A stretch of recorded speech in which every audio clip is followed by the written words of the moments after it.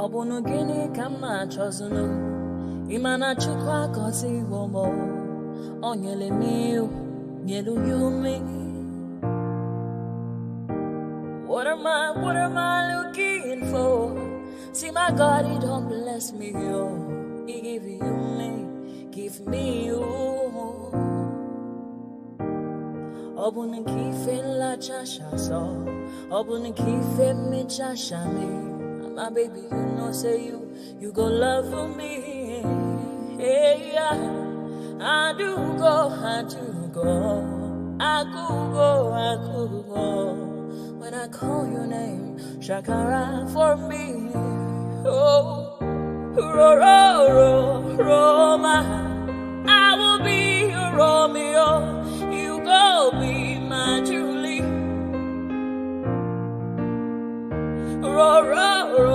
Roma, I will be your Romeo. You will be my Julia. Oh, give me your love and I'll go run away. Show me your love and I'll go use you play. Carry me, go me, I go follow you away. Follow you, they go. Maka Munagi, me and you. Okwa Munagi, my baby and me. Me and you, Aqua Monagi, my baby. Obuzi kife la chasha so, Obuni kife la chasha me. My baby, you know, say you go love me. I do go. I could go. When I call your name, Shakara for me. Oh, Roma, I will be your Romeo. You go be my Julie. Yeah, Roma, I will be your Romeo. You will be my Julia. Oh, Roma, I will be your Romeo. You will be my Juliet.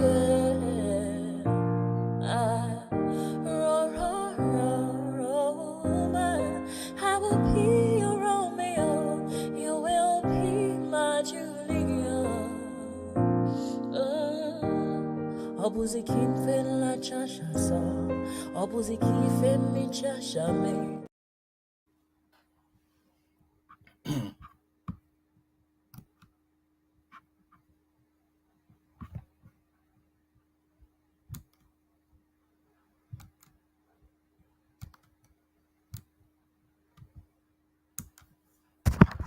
All right. Can anyone hear me?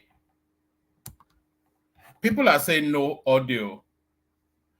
So yes, Choma, you are saying no audio. One Nigeria is saying I'm hearing loud and clear. So which one is it? So indicate to me if you can hear me. Can you hear me? One Nigeria. Oh, all right. Okay, so we're back to the intro. Choma, maybe you need to bring your computer from on mute. So let's start all over again. Good to see you all, by the way. An epic session in the walk-in, so in progress. So stay there.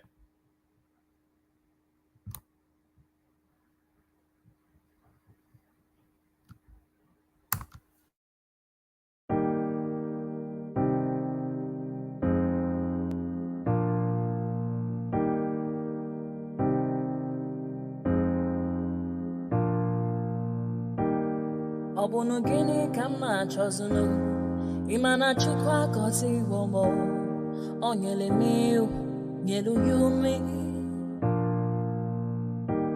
What am I looking for? See my God, he don't bless me, yo. He give me you. Obunu kife la chasha so Obunu kife mi chasha me. My baby, you know, say you go love for me. Hey, yeah. I do go. I could go. When I call your name, Shakara for me. Oh, Roma, I will be your Romeo, you go be my Julie.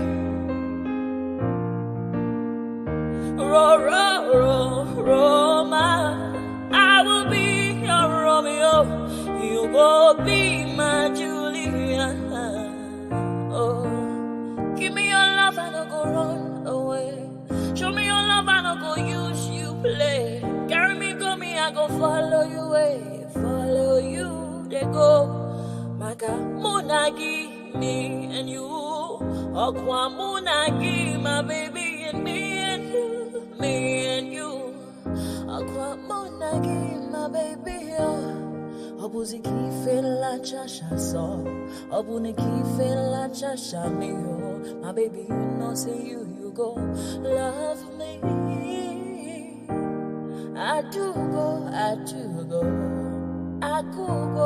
could go. When I call your name, Shakara for me. Oh, Roma, I will be your Romeo. You go be my Julie. Yeah, Roma, I will be your Romeo.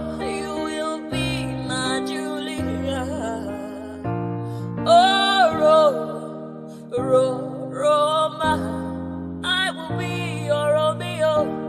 You will be my Juliet.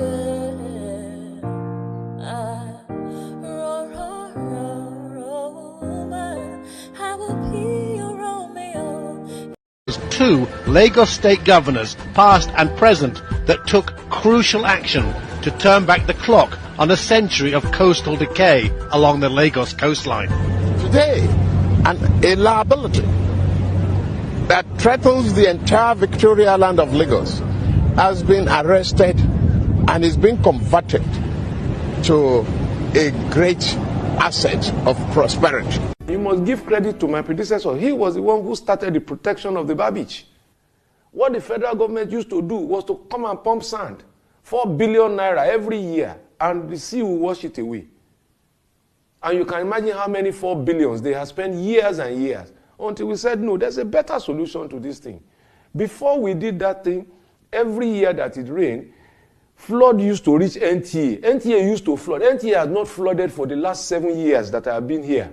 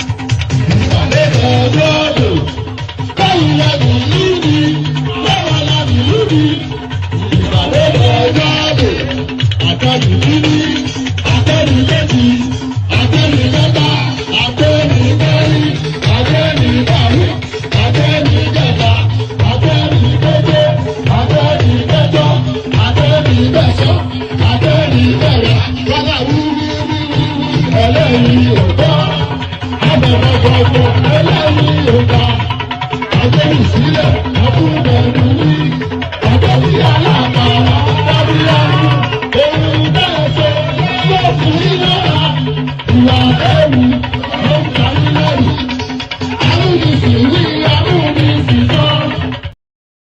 Ẹ̀jẹ̀ mi ni ẹ kí n gbọ́, àkọ́bí ewé ayò, ewé tún méje, ìtún ló ní ọ̀tún ẹ̀ ṣe, ìfà ló ní kan fà ẹ̀ mọ́ra, àìbínú gbogbo àtàrẹ, gbogbo méjì ọkà bàbà, gbogbo mẹ́ta ọkà wáṣẹ́, orí ló túmọ̀ ẹ̀dùn, gbogbo ọ̀nà ní túmọ̀ ẹsẹ̀. Akọni ìmọ̀ tú ìmọ̀ ọjọ́, ìmọ̀ èmi ni wọn kì í dálẹ̀. Bọ́bá lọ mẹ́lẹ́mọ́, wá fi jó ẹlẹ́mọ́. Akọni bọ́bá lọ gbé fèrè, wá fi jó ẹrùkù. Bọ́wọ́ wọn bá tẹ̀ mí, wá fi jó aláre. Àwọn mẹ́tẹ̀ẹ̀ta parapọ̀. Wọ́n wá jọ ń pẹ́ mọ́, ẹ̀ẹ́mọ́ olóko jẹ. Wọ́n pa Akíntọ́lá, Akíntọ́lá ọmọ Ògún. Wọ́n pa Ìyọ̀dà, ọmọ Àtàlàbọ̀bà. Àkọ́bí wọ́n pa Jíṣà Tádádé, ọmọ ọba Ìjẹ̀bú Mèrè. Aṣíwájú odò gbólùkẹrẹ, ajagun lólòdì ọ̀run. Tó o bá ṣe pé tìyẹ, tó o bá ṣe pé tìyẹ, lọ́ bá ń darí jọ wí. Àgbèrò ni kún gbọ́wọ́, ọ̀bọ ti ṣìgìdì bá gbé, àbẹ́tì ló máa ń gbé, àyàn ti ìlàyàn ewúrẹ́. Ọlọ́run dákun má padà lẹ́yìn ẹ, kó má gbàgbé ọ̀rọ̀ tẹ́. Aṣíwájú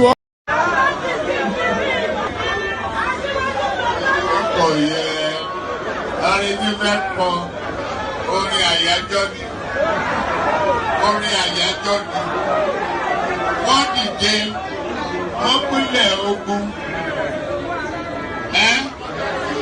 oyin tí mo rí ká bá mi wá yẹn dà ká ní kó bá mi wá.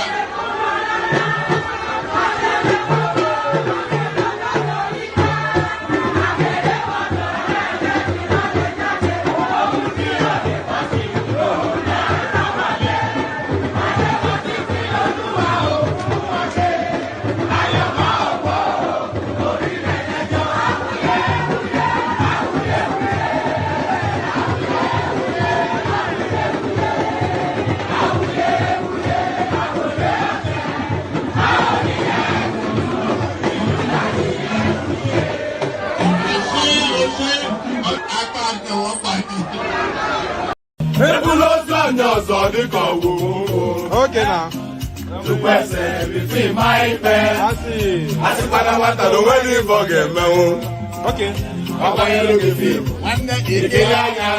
Mama musi na nwa metogo kwa. Aka na nwa mujelumba. Owe butike. Aka nilu ne butilo wane mu. Asa me wanke ya diba kwa ya chokwa. Ayandaba.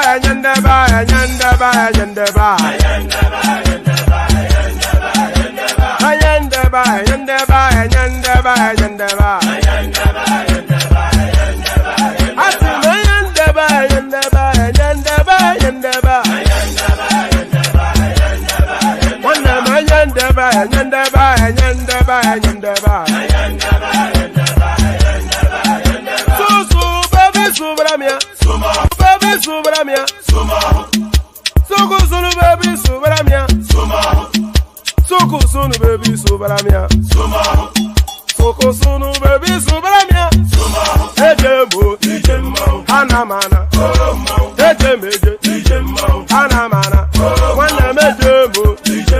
Anamu, Karatuba Dodri Chukuma, Tukutuba Dodri, the Mawu, Karatuba Dodri Chukuma, Tukutuba Dodri, the Mawu, Obodo Jisike Nubo Seruna, Oyibo. It is everyone, be free,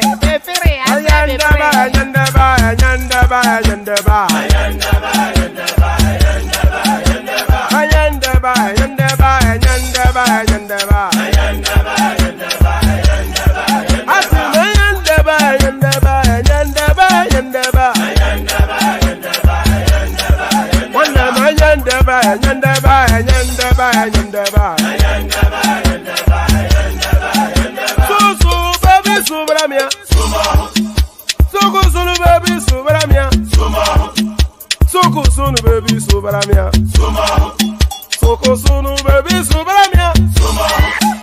Ladies and gentlemen, sometimes you just have to act like you are drunk, like you are crazy.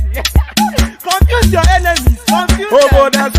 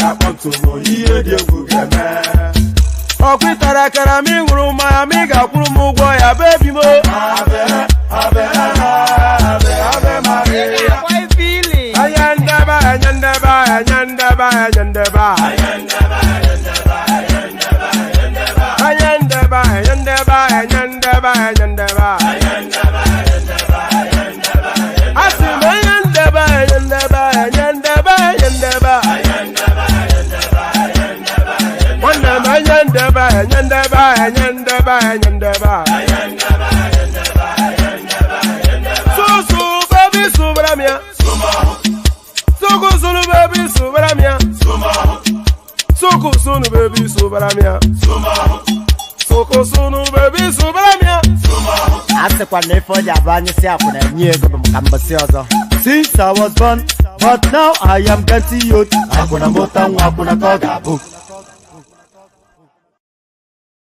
And there it is right there. So there it is right there. Apologies for the background noise, by the way. Just the only way that my wife permits me to do these sessions is for me to keep it completely out of the house. So she throws me into the conservatory, which is a very busy part of the house. You have the washing machine and all manners of funky things going on just right around me. So if you're hearing a little bit of background noise, it's because I'm thrown out of the house, so I'm able to do this. So good day to you. Como estás, señor, señorita, señora, and como estás, pequeña. So good day to you, ladies and gentlemen, boys and girls. So there it is right there. You see, I'm multilingual. Who said that I'm not multilingual? I even speak a little bit of Yoruba, I'll have you know. Karo ojire, ìpàdé wa bí rebi, you know. So you know that's your inflection. No, we always are. They call it Estruan language. I'm sure you've heard Estruan English. It's it inflects in different. Anyway, let me leave all that. Good day to you. Good to be in your company. And how are you? So that's just the sum total of it all. So good day to you. Good to see one Nigeria trying to pretend as though he understands Spanish. Good day to see you. Good day to you. Good to see you. And how are you? So always a delight to be in your company. I'm even more delighted when you click on the like button. So you should be doing that as soon as I'm calling it out. You should really be doing that as a matter of routine, but do that as I'm calling it out now. So click on the like button. So click on that. Subscribe if you haven't done that already. Do that as well. These are for reasons of YouTube algorithm. You all know why people ask you to do those things. So do them for those nice and cozy reasons. Click on like, click on subscribe. And then if you want to come and join me on the screen, click on the hyperlink that says StreamYard. That pops you into a studio space. As soon as I finish delivering the body of the talking point, I'll let you onto the screen, invite your thoughts. So there's nothing complicated about it. Click on like, click on subscribe, click on the hyperlink that says StreamYard if you want to come join me. And then the dollar sign at the bottom of the comment section. Click on that and use that to donate towards the platform. We have the anticipation of a minimum of 5 super chats in the course of every session. But don't do a derisory amount, or it's better you don't do it at all than to do some sort of derisory amount that's just going to annoy people. So don't be an annoyance. If you want to do it properly. But a minimum of 5 super chats, the anticipation. Like, share, subscribe. Click on the hyperlink that says StreamYard and super chat to the 5 platforms. So 5 instructions there for you to be going on with. So 5 instructions there for you to be going on with. Let's just kick it off. Just a raft of so many things to discuss and all heavy-hitting news. So it's just a funny thing. In some instances, we struggle to find you anything that will engage, and in other instances, there's just an abundance of it you have to sieve through to bring what you feel is most pertinent. But this is what I have sieved as being the most pertinent, the most engaging. So let's dive rather straight into it. Just as soon as I take a sip of water.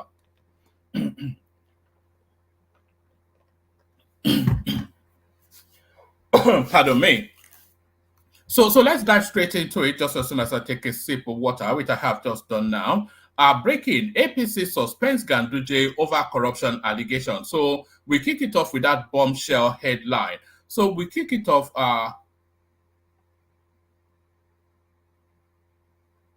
All right. Okay. So I just saw a headline there. So we kick it off with that bombshell headline. But really, is this really just for the cameras? Because it is not today, as we say in Nigeria, that Ganduje suddenly became a corrupt politician. Ganduje was corrupt long before he was appointed as the APC chairman.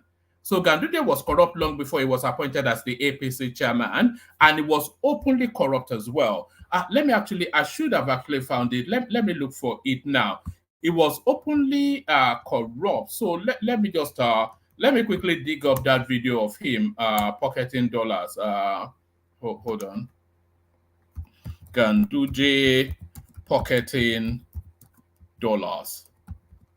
So he was openly corrupt long before he was appointed to the APC chairman. Let me show you this. You all remember this clip, of course. This is Ganduje pocketing dollars in some sort of bribery scandal. So let's also. So he was openly corrupt long before he was appointed to the APC chairman. So what has happened now to make them suddenly suspend him? So there is Ganduje right there. We've all seen this clip. It came out about 5-6 years ago with the guy pocketing dollars into his babariga. So let's just see. That's the Ganduje. I don't quite know why they've put a logo over it. But that's Ganduje. We've all seen, so there he is right there. So there he is right there collecting the dollars. And there he is talking it away. So there he is taking the dollars. So let's go back to that headline. Yes, so APC suspends Ganduje over corruption allegations. So now let's see if there's anything else. Because of course, it's under heavy pressure from the Kaduna State Governor incumbent at the moment. So that certainly was propelled this. The All Progressive Congress, APC, has suspended Abdullahi Ganduje, the former governor of Kano State. Ganduje, the All Progressive Congress, APC, has suspended Abdullahi Ganduje, the former governor of Kano State. Ganduje is the current national chairman of the ruling party. Ganduje's suspension was communicated by Hilaru Gwanzo, the legal advisor to Tawankin Tofa, local government area of Kano State. Addressing journalists in Kano State on Monday, Gwanzo cited allegations of bribery against Ganduje leveled by the Kano State government as the reason for the suspension. So if we pause it there for a moment, don't make any mistake that it's been suspended at the ward level, therefore that means nothing. If you cast your mind back to what happened to Adams Oshiomhole, this was how it started as well. And this was what happened to, by the way, Donyo Okupe as well. When they want to get rid of these chairmen, they always suspend them first at the ward level, and then they are never to be seen again. Addressing journalists in Kano State, Gwanzo cited allegations of bribery against Ganduje leveled by the Kano State government as the reason for the suspension. We decided to suspend Dr. Ganduje from the party due to the seriousness of the allegations against him, Gwanzo stated. According to the ward APC leaders, the suspension is effective from Monday, the 15th of April, 2024, until Ganduje clears himself from the allegation. So I'm not quite sure because nothing really seriously has changed. So this has to be read as a political move, by the way, because nothing really seriously has changed. There is no new thing that has come into the mix to have led to this. So Ganduje was always under investigation for corruption in Kano State. He has been for months and weeks and years. So he was always under investigation, but I think a member of his family was actually arrested a couple of days ago, but still is still under investigation on allegations of corruption. So there's nothing proven yet. So why has it now been suspended at this particular time? So you have to read politics into that. There is no other reading outside of politics into that. So let's take that from the top again.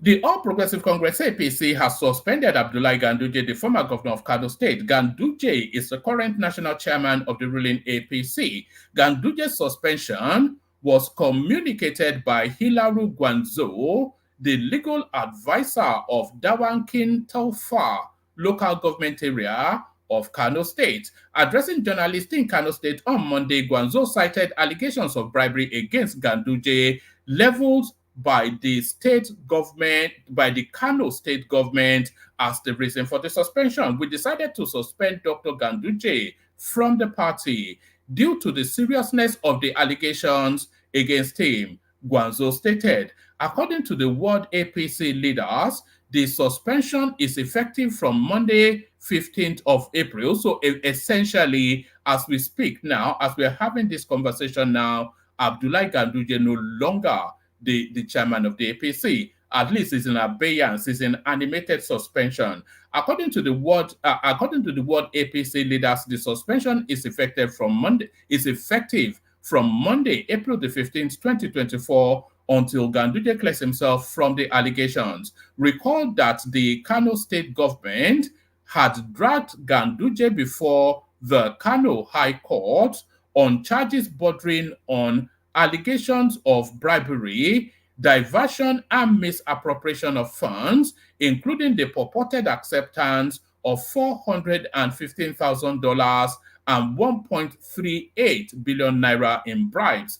The Kano State Attorney General and Commissioner of Justice, Haruna Dederi, said Ganduje will be arraigned alongside his wife, son, and 5 others. The accused individuals, as listed in the writ summons, include Abdullahi Umar Ganduje, Hafsat Umar, Abubakar Bawuro, Umar Abdullahi Umar, Jibrila Mohammed, Lamash Properties, etc. So it goes on to list, but really the main person they are targeting, of course, Abdullahi Ganduje. So there it is right there. The dollar pocketing governor is about to pocket a prison term. Hold on.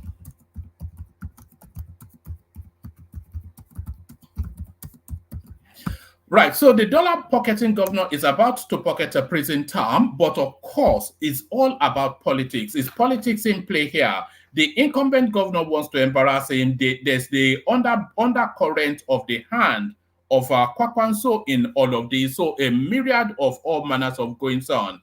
So hopefully, if we have an assembled panel, they will unravel what is going on there for us. So an assembled and that's your hint, by the way, to hop on. So let's have some people coming on to take on the conversation.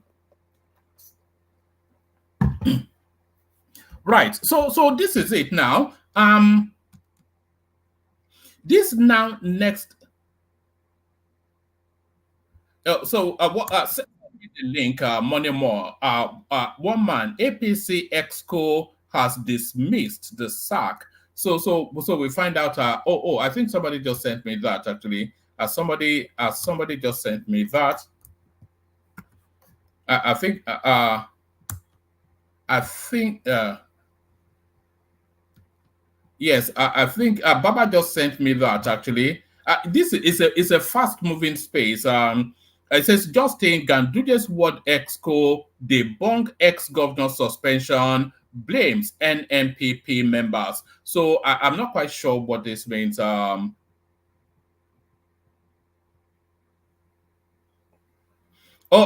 right, we have to go with the fact that he has been suspended until we have full and firm confirmation that that is not the case. Tinubu government has brought Tinubu government has brought back fuel subsidy and is even paying more than Tinubu's government has brought back fuel subsidy and is even paying more, but many Nigerians don't know. So L had no fury like a woman's corn, is what they used to say, or L had no fury. I think we have Alexander Gomez.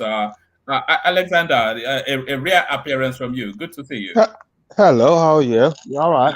I'm good. I'm good. Always better for your company. What's going on? I hear your weather's getting better in England. Is it true? It is true. We actually went out in t-shirts today. Oh, fantastic. Yes. Well, I just wanted to call in to say hello. It's been a while. I have about 5 minutes to spare, and I wanted to call in to say, look, you guys are doing a good job. I like the way you guys are dialoguing. It's not one directional. People have their opinions, sometimes right, sometimes kind of warped, but people are freely allowed to express themselves. And I like that. So that's why I called. And I also called to acknowledge the wonder that my brother, Yemi Cardoso, has been performing. It's exceptional stuff, isn't it? Yeah. You know that the Naira was the best performing currency in April globally. Fantastic. These people have not seen nothing yet, or they'll see magic from these people. Magic. Well, let the Lagos boy do what the Lagos boys are best known for. Aria aside, we're just very competent people, and we're there to prove to the nation that, yeah, we might be Lagos boys, we might be showy, but we have reasons to be showy. So that's just that. And that includes you too, because you're a Lagos boy too. You always say, oh, you're, but you're a Lagos. When you open your mouth, what comes out of your mouth is Lagos diction. That's what comes out of your mouth. Well, there it is from Oregon inflection. Well, exactly. But what are you making of the goings on? Your older schoolmate and mine, Godwin Emefiele. He looks as though that guy might well. No, he was my junior. He was my junior. Yes. Yeah. No, I think he should rot in jail. Like I said on Rudolph's platform yesterday, and you kind of challenged me a little bit. I don't know where that was coming from. No, you know, I've been saying that Emefiele is the richest black man. I thought maybe you heard me say it, but no. Yes, no. Nobody is as rich as that guy. Yeah, he's stupendously wealthy, albeit in the crooked manner, but he is stupendously wealthy. But a lot of Nigerians who have his wealth are not genuine in the way they acquire their wealth. So, but he should rot in jail. The way I'm seeing it, if this continues the way it is, this man's just going to have a major heart problem and give up, because this is way too much. They leave him, they pick him up. They leave him, they pick him up. Presently, I think he's giving up. Do you think certain people want him dead? You know, I'm not sure. I won't be surprised if that guy mysteriously passes on sometime this year, because he knows so many secrets, so many people he can implicate. You know, so many people would rather not see him alive. Yeah, like they say in America, I think Buhari pushed him under the bus. I think that I don't know how such a brilliant guy, crooked, yes, but brilliant, whatever way you look at it. I don't know why he came back to Nigeria. I don't know what he thought was going to happen. What I think happened was, I think he had a meeting with Buhari and the president, where the president guaranteed him that nothing was going to happen to him, but it was just a false promise he was given. Because I don't know why he came back. If he knew he did so much atrocities as a central bank governor, I don't know why he came back to Nigeria. But I don't know. Do you not think it's arrogance? I think he's not. No, by his very nature, he's not an arrogant. This is someone I used to know very well. He's not an arrogant person. I think he was just reassured that, don't worry, we give you amnesty, just come back and we look past you. But I think they lied to him. He was trying to run away when they caught him, So I don't know, but I think other people should go down too, not only him. I think that Attorney General should definitely go down. He's as corrupt as Emefiele. No, that's the one space that still strikes me as curious. Why it's not being picked up? But then, do you remember? Just as the Buhari administration were packing their bags to leave, he quietly married one of Buhari's daughters. Yes. So yes. I think he's packed his immunity under Buhari's name. No, I don't think he's in the country. I don't think he's in the country. I think the people that really stole money under Buhari, I think they fled. I think they left with Buhari. Because Buhari left Nigeria overnight. He just took on a plane and just got out, said, I don't want to have anything to do. Just don't I don't want to be involved in it. I've done my 8 years. Don't call me into any things that you guys are doing. And he left quietly. But I think when he was leaving on that private jet, he took along with him a lot of people who had stolen money. I don't think that man, the Attorney General, ex-Attorney General, is in that. They would have picked him up. But I don't think he's in Nigeria. That's why. They stole a lot of money. That's why people are going through what they're going through today. Someone said, I think it's a record stealing. Yes, I don't think anybody has stolen as much as they did. They just stole everything. Yeah, I heard someone said one of the most impressive or one of the saddest statements I've ever heard, saying that only in Nigeria do we use money to buy money. And that was Emefiele. You use your money to buy money. It's amazing. Emefiele, no. I'm sorry that I'm associated with him because we went through the same educational system. But this guy was the pits, man. I can't believe that I've been shouting it from day one. Emefiele destroyed Nigeria. Now the only reason why he did it was because he knew he was working for people who didn't know their left from their right, bunch of nincompoops and illiterates. So he was just playing them. I don't even think Buhari knew he was as corrupt as it has appeared right now. They knew he was thinning a little bit, I'm sure, but they don't know that it was to this extent. He's given back $4.5 billion. And that's just that's still chicken change to him. Yes, and that's the tip of the iceberg. Yeah. That's the tip of the iceberg. There's still more coming. Every time they pick him up, he'll release another billion. His wife disappeared. His brother disappeared. Another person I'd like them to go. It will never happen, of course. Is Buhari's wife? She probably stole as much as Emefiele. No, they won't pick those northerners. They won't pick those northerners. They won't pick them. But we have two Nigerias. We have the northern part of Nigeria, and when they have the southern part of Nigeria, and 9 times out of 10, the Mutums in the north, they have amnesty. So they're not going to. I mean, what happened to the accountant general? Nobody's talking about the accountant general. He stole a lot of money too. He's in court though. He's in court. Oh, is he? I didn't know that. Yeah, he is. Oh, okay. So that's that. And well, man, thank you for having me. I just wanted to call in to say hello to everybody, and we're proud of you. You're doing a good job. I must say, your command of the English language excites me sometimes. Okay, so God bless you. All right, all right, Brian. Thank you. So that's Alexander Gomez, the Chief Executive Officer of the One Man Went to More platform. So that's a gene up, pat on the back cameo appearance by the CEO. So back to the news. Tinubu government brought back fuel subsidy and is even paying more, but many Nigerians don't know. So I was saying, hell had no fury like a woman's cunt. That's the phrase. But hell had even greater fury than a woman's cunt when a politician is cunt. So the little man from Kaduna State, he's about to blow up the government. Tinubu government has brought back fuel subsidy and is even paying more, but many Nigerians don't know. So it's the mini-me from Kaduna State. Former Kaduna State Governor Nasir El-Rufai has declared that President Bola Tinubu has restored the fuel subsidy regime, but many Nigerians don't know. So, I've heard a lot of people say these sort of things. I've heard a lot of people say this sort of things, but you have to look at the numbers sometimes to check the. It's a bit like when they were telling us the Zane Madueke that she stole about $50 billion or something, which is the equivalent of the country's economy over 2 years. So there was no possibility of that ever being the case. So sometimes you have to look at the numbers. If the government has introduced fuel subsidy and even pay more, as El Rufai is saying, then where are they getting the money from?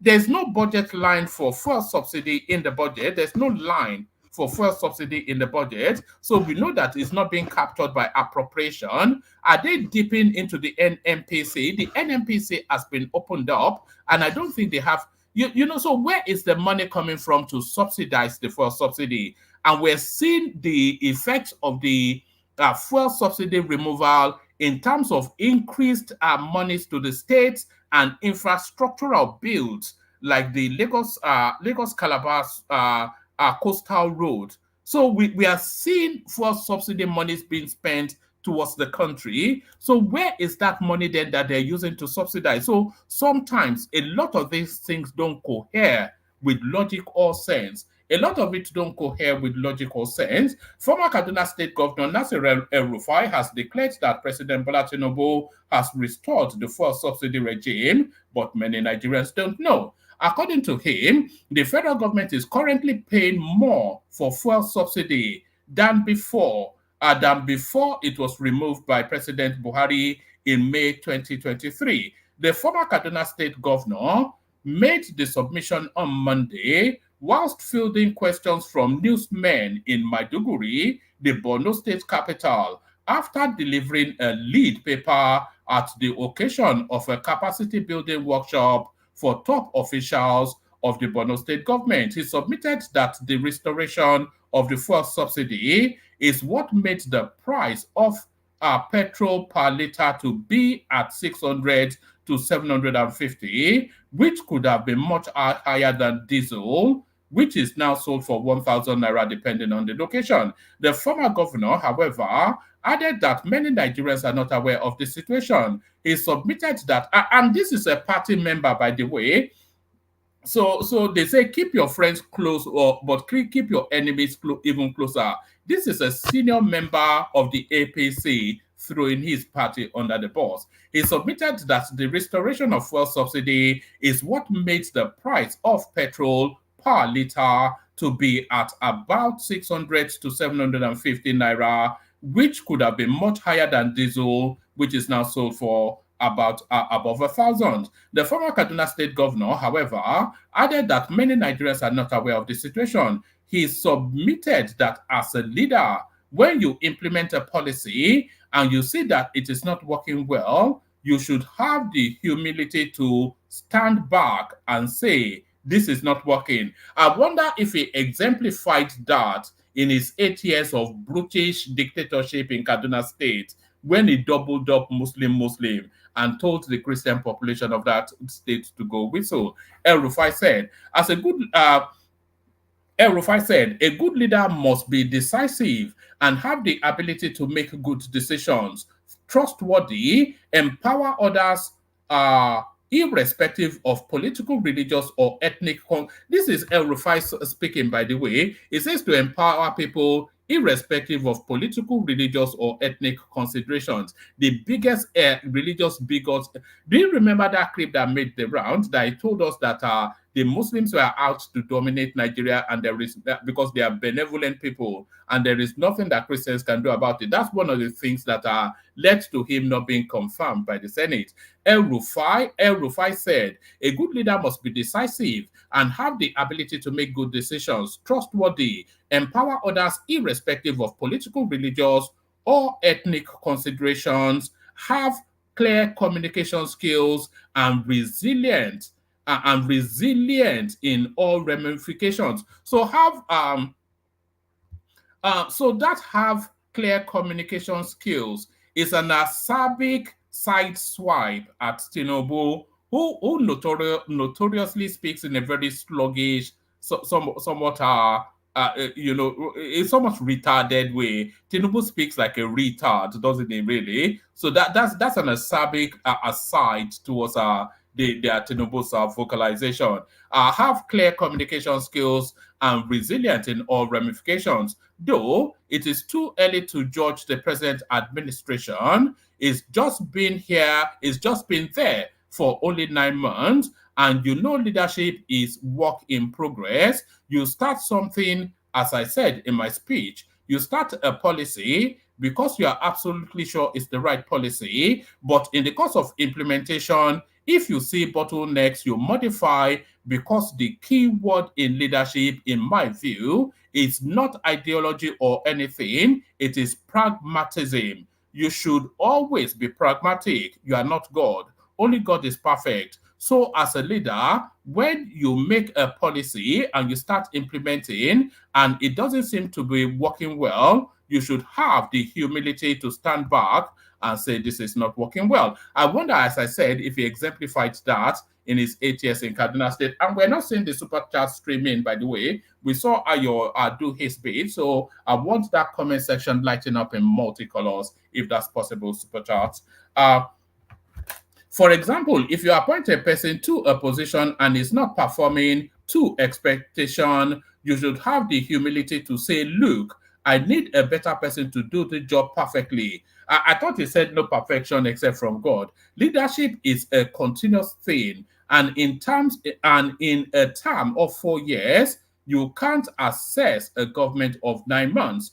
But as I also said earlier during my presentation, the removal of fuel subsidy by the present administration is another good policy by President Tinubu. I have always supported withdrawal of fuel subsidy. But as you can see, in the course of implementation, so this is where he sticks the knife in. But as you can see, in the course of implementation, the government has now realized that the subsidy has to be back. Because right now we are paying a lot. Of money, amounting to trillions of naira, for subsidy, even more than before, because the impact has been seen, and the packages of the support that will reduce the impact have not been effective in reducing the impact, and so the federal government has to backpedal by subsidizing petrol. So there is a Rufai right there then telling us that the subsidy is telling us not only as it, the only thing is, where is the subsidy coming from? So it's not captured in the budget, as I said. So really it points then to the NNPC to say, are they subsidizing? But the thing is, the NNPC has now been formulated into a limited liability company. So it doesn't have that back passage government entry anymore, because it's not accountable to shareholders. So where is that money that is being used for this subsidy that Minimi from Kaduna State is talking about? Where is it coming from? Many people don't know this. If they want to know whether there is fuel subsidy or not, they should compare the prices of petrol and diesel per liter. This is because under normal circumstances, petrol is supposed to be more expensive than diesel. As it is, diesel is above 1,000 naira, whilst petrol stood at about 600 per liter. So we are still subsidizing for fuel in Nigeria. So there is some veracity to that logic, because of course there's not sharp enough a movement in the price of petrol. There's been consistency, which is to tell you that it's been supported in some form. But is it to the degree that that El Rufai is talking about? That's the wider question. PDP crisis, northern groups reject article, endorse Wike as party leader. So you know that the PDP are going through their. And by the way, let me send. Hold on. Yeah, good to see you, Ken. Let me send the link to the studio. We need the studio populated so the conversation can take place. And we need the super chats coming in as well. So now, some of you may or may not know that the PDP they are going through their convention at the moment. They're having whatever NEC meeting to determine then who's going to be the chairman of that party. So there are two camps within the PDP, as you know. There is the Wike camp, and then there is the Atiku Abubakar camp. So now, however, whichever direction that party follows, whoever wins through between the Wike camp and the Atiku Abubakar. Actually, let me switch on the camera to explain this.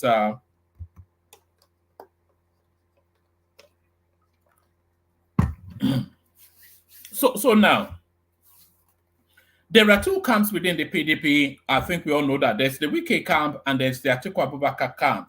The PDP are now going through a process to elect a chairman. We all know that as well. So the chairman can either come from the sway of the Atiku Abubakar space, or they can come from the gush of the Yemson Wike space. So it's either that lilt or this tilt. So it's a lilt or tilt. So whichever direction it tilts to, it tells you then the sort of politics that PDP are going to play going forward. If the Wike camp, if the Atiku Abubakar camp, if they get hold of the PDP chairmanship, then that is to tell you then that the PDP are going to launch a full onslaught on the 2027 election. That is to tell you that they're going to go all out for the 2027 election. That is if the Atiku Abubakar camp, if they get the chairmanship position, are going their way. If the chairmanship position goes to the direction of the Yemson Wike camp, then that is to tell you then that the PDP are playing a long game, because Wike is not going to campaign against Tinubu in 2027. But once Tinubu completes his administration or his 8 years, all better off.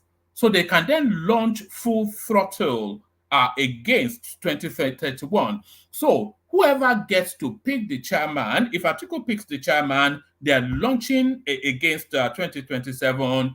And if Wike picks the chairman, then they are playing the long game towards 2031. So that's my reading of that particular goings on. But let me give you the readout.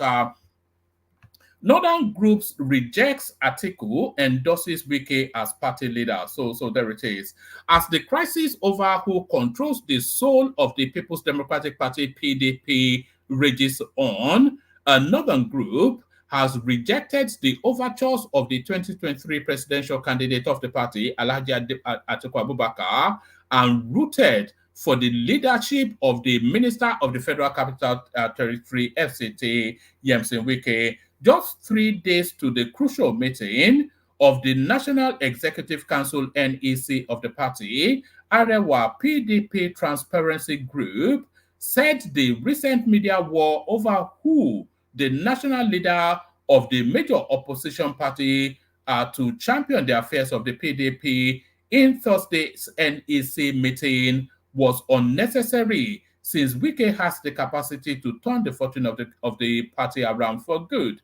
A statement by Honorable Haruna Bature, national chairman of Arewa PDP Transparency Group, on Monday, said, "Leadership means care, concern, and responsibility. It is not self-serving, not periodic or spontaneous." So self-serving, periodic, or spontaneous. So those are all traditional digs at Atiku Abubakar, who disappears in the fallow years only to appear in the time of harvest. So that is a harvest politician, a fair weather politician. A statement by Honorable Haruna Bature, national chairman of Arewa PDP Transparency Group, on Monday said, "Leadership means care, concern, and responsibility. It is not self-serving, not periodic, and not spontaneous. The PDP is the biggest opposition party in Africa. The PDP, as the biggest opposition party in Africa, has suffered a lot of leadership crises, which resulted in its loss of power at the national level from 2015 till date. These crises are largely self-inflicted due to insensitivity, lack of political vision, lack of care, concern, and respect for the vision of the founding fathers of the party and for the yearning and aspirations of the Nigerian citizenry. Charity, they say, begins at home. A party whose leadership cannot take care of its own and showing good leadership definitely cannot take care of Nigeria or offer good leadership. We wish to particularly bring to the attention of the leadership of the party that the fears by some PDP leaders about His Excellency Chief Barrister E.N. Wike's appointment in the APC government is born out of jealousy.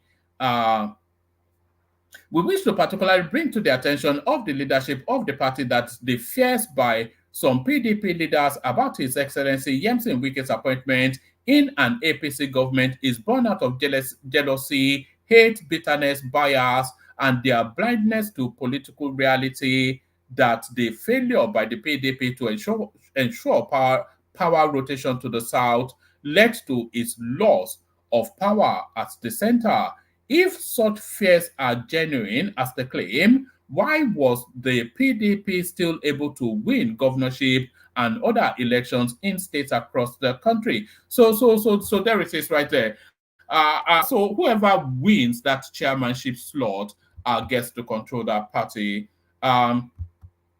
Let me bring you this. This one has nothing to do with politics, but this one is been talked about all over social media. So it's the narrative of this woman who went on the pulpit to give testimony of her educational achievements and then was summarily embarrassed by the pastor to the point that she had to bring out her certificate to prove that she's who she claims to be. I was shattered and disgraced. Woman accused of giving false testimony by Pastor Eneche at Dumina's church opens up. So a lot of you are following that storyline. So we'll bring it only as the headline. We won't necessarily do the readout, but if anybody wants to talk about that, then we'll open it up a bit more. El Rufai, federal government now paying more for fuel subsidy, but many Nigerians don't know. I think we've already done that.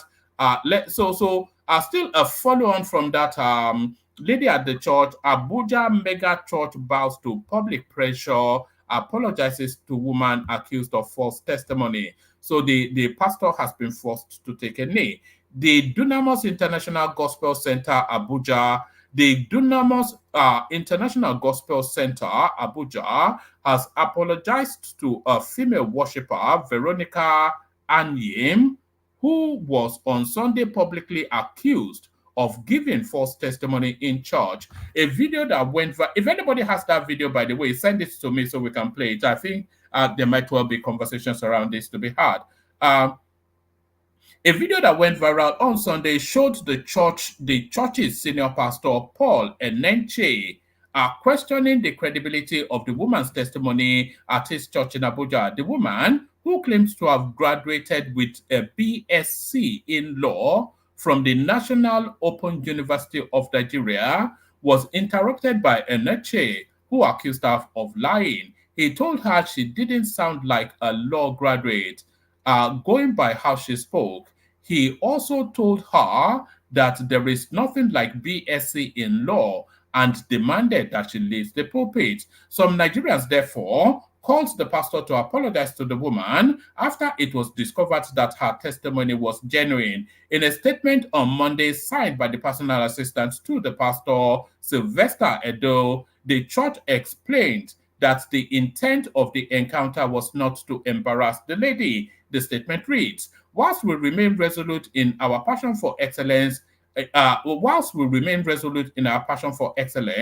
intolerance of mediocrity and falsehood, we wish to reiterate the fact that no harm or hurt was ever intended by the senior pastor against Miss Ayem Veronica. The senior pastor feels deeply concerned and had already reached out to her.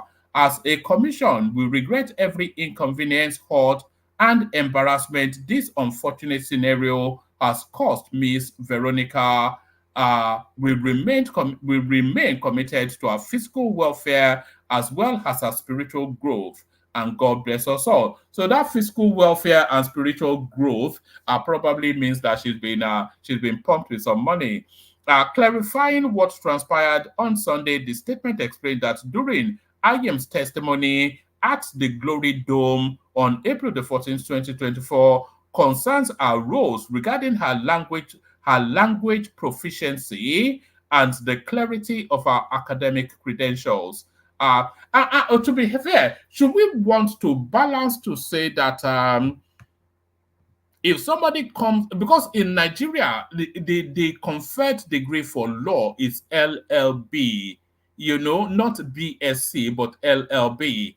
And there should be, maybe not proficiency, but certainly you have to have a level of competence in the English language as a law graduate. So if those two spaces are not manifesting, was the pastor right to call her out for that she's making it up? She couldn't really speak English, and she didn't even know what certificate she has, saying she has a BSc in law.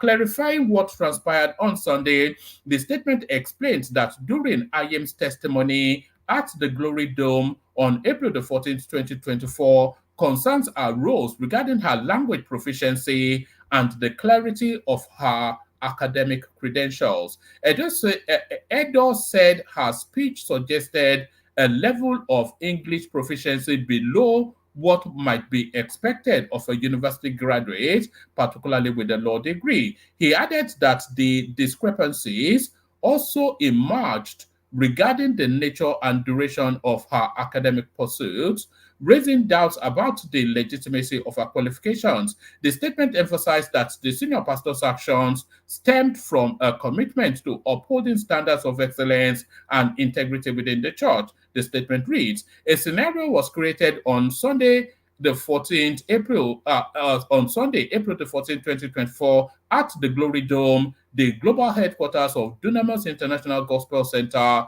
where Miss Veronica came out to testify of how God helped her graduate from university, thus making her the first person to attain that feat. That's FEAT. Before you start questioning my credentials as well, in her family. These were the immediate triggers from this said scenario. First, listening to the testifier's expressions as it borders on basic spoken English conveys the impression that the minimum standard expectation of a graduate, especially a graduate of law, was not met. Second, stating that she studied law for 10 years begged the question of what her degree actually was. Third, she was unable to state exactly what the correct degree for law, which is LLB. Rather, she said it was a BSc in law, which is largely unknown as a law degree in Nigeria and possibly globally. This prompted the senior pastor, doctor, where is he a PhD doctor or a conferred doctorate, an honorary doctorate, because we need to be questioning him too. This prompted the senior pastor, Dr. Paul Eneche, to stop the testimony immediately as a product of a lie. However, relief came when it was later confirmed that she actually graduated from a university. It must be pointed out clearly here that embarrassing the testifier publicly with the attendant public frenzy was never intended. Whatever happened was under the spur of the moment. According to the statement, the action of the senior pastor was rather based on his and the church's aversion to seeming mediocrity and an appearance of untruth. So they still that's what they call a qualified apology. Sorry, but not really. That's what that sounds like. So sorry, but not really, but that's what that sounds like. So let me play you this now. This one now is a clap back to our Southeastern brethren. If this was happening in a Southeastern dominated space, of course, the whole of the internet would have blown up. Ongoing removal of illegal properties built on the drainage channel along System 1 midstream, Odo, Ayilaro, Ojota, Ogudu, Reach. So these are still people's properties being demolished, but thankfully it's not the Southeastern. So this just goes quietly as just an administrative stuff. So these are people's properties being destroyed. Imagine if this belonged to Uchenna or Emeka, the whole of the internet would have blown up. So there it is right there. It's nothing personal, it's just business. At 33.2% under Tinubu, Nigeria's inflation hits highest rate since 1996. So this is Tinubu squeezing the life out of every person within that country. I'll give you only about 3 paragraphs of this. For the 10th consecutive time since President Bola Tinubu assumed office in May 2023, Nigeria's headline inflation rose to 33.2% in March 2024. Additional findings show that the inflation rate is the highest the country has recorded since March 1996. Tinubu, upon his assumption into office, met the inflation rate at 22.41. The new figures show that the president's policies have increased the rate by 10.79% within his first 10 months in office.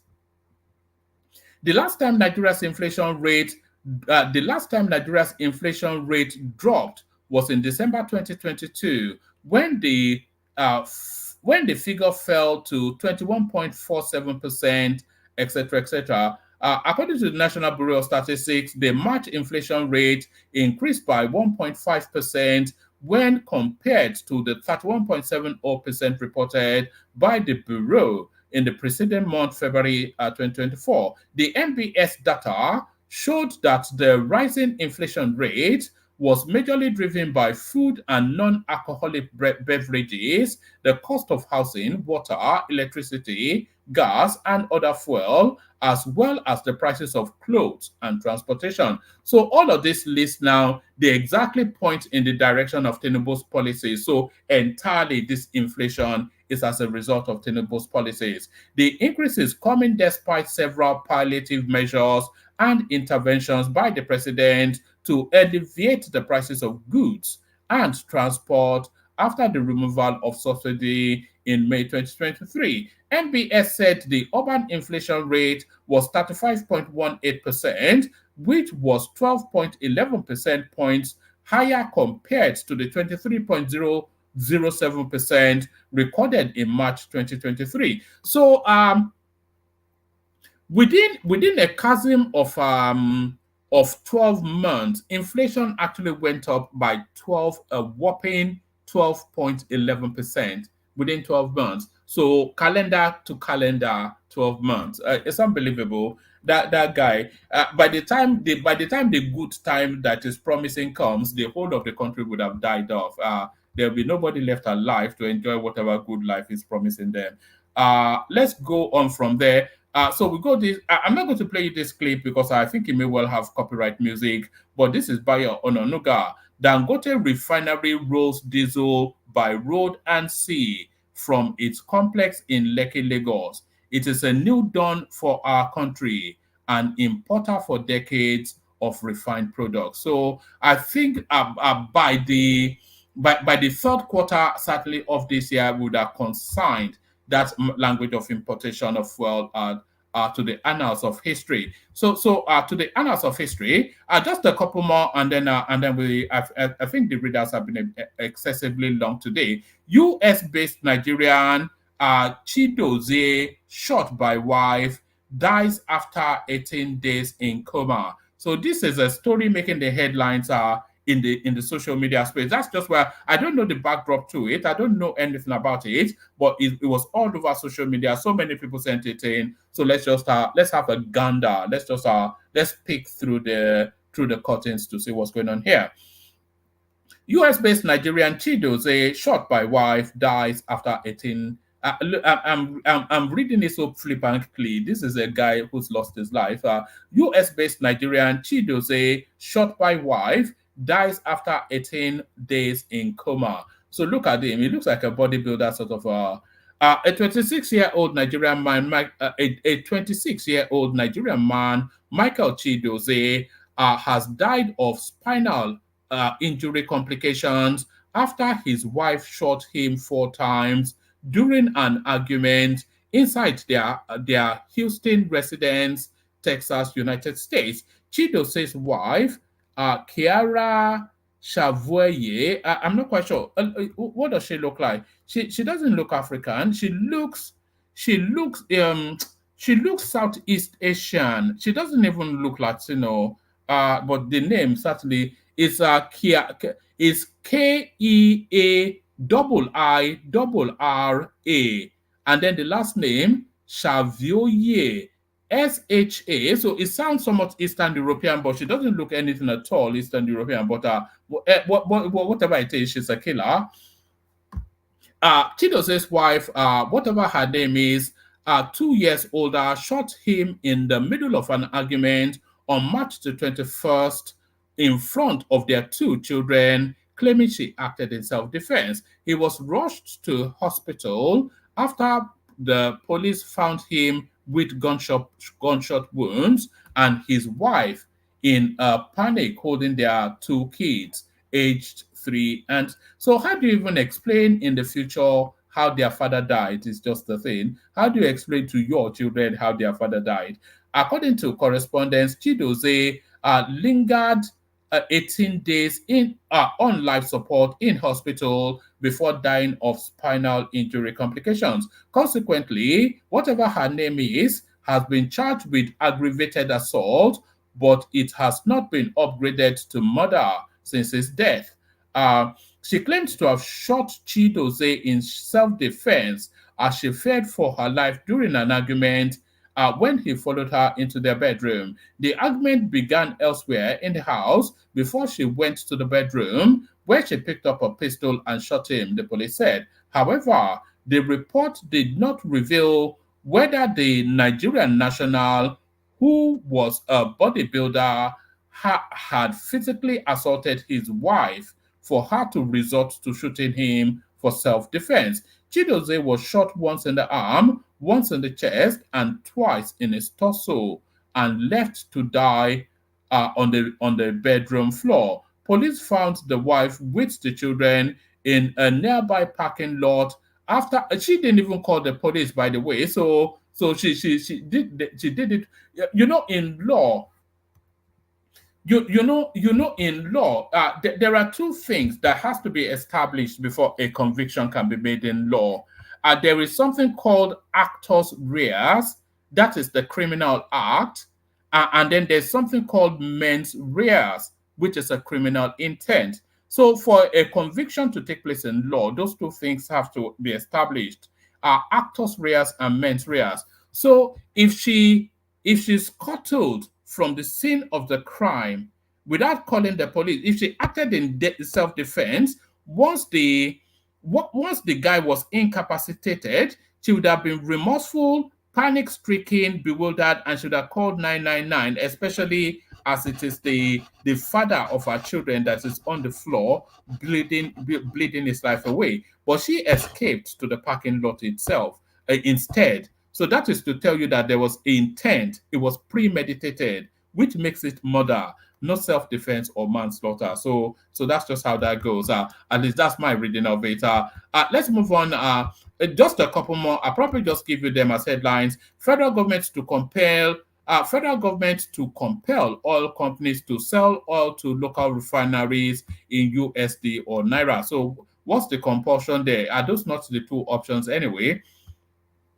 The federal government, through the Nigeria Upstream Petrol Regulatory whatever, has introduced new regulations requiring its oil producers to sell crude to local refineries in a move to reduce the country's dependency on imported refined products. The new regulation mandates that all oil companies in Nigeria must supply crude to domestic refineries that are unable to procure it locally.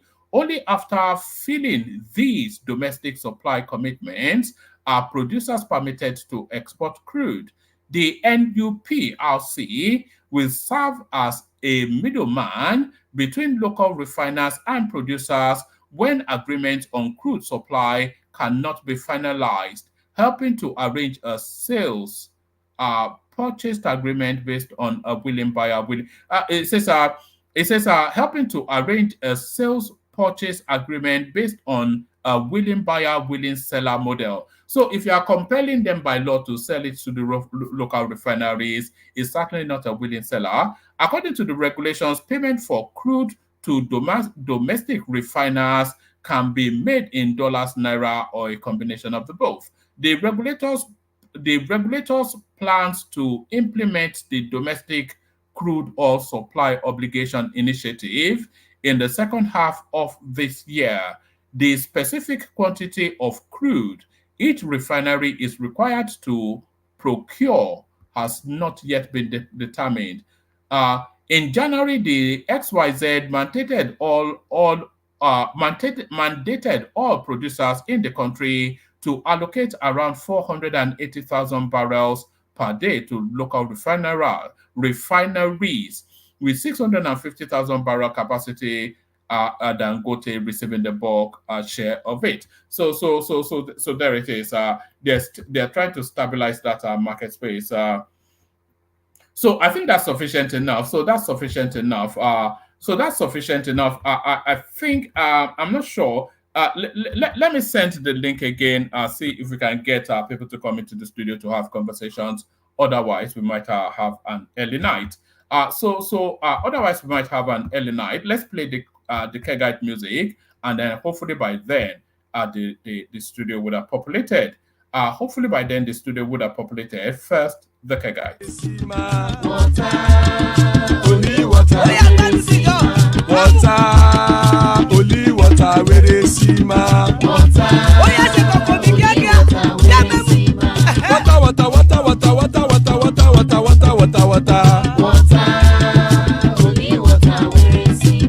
Hapa o naido.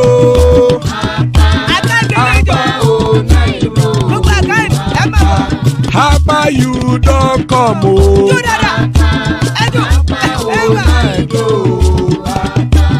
Hapa o naido.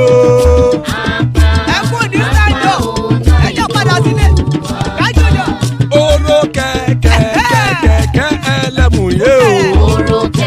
Ide shodi ya kekere elemu re o. Bobby master kekere elemu re o. Chifu Failati kekere elemu re o. Eruku lele elemu de. Eruku lele egbe elemu dodo jare o. Eruku lele Ghana ti de ẹgbẹ́ bọ́dí o. Ọmọ ẹlẹ́yẹ ẹyẹ o ó dilé o. Odúyẹ̀lá ẹyẹ o ó dilé o. Petrosonama ẹyẹ o ó dilé o. Petrosodunke ẹyẹ rẹ̀ ó dilé o. Ẹlẹ́kọ̀ ọ̀run mú ìní o.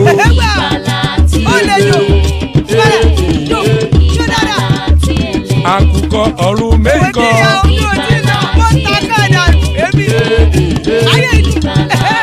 Ikú kò ní ríwà gbéṣe o.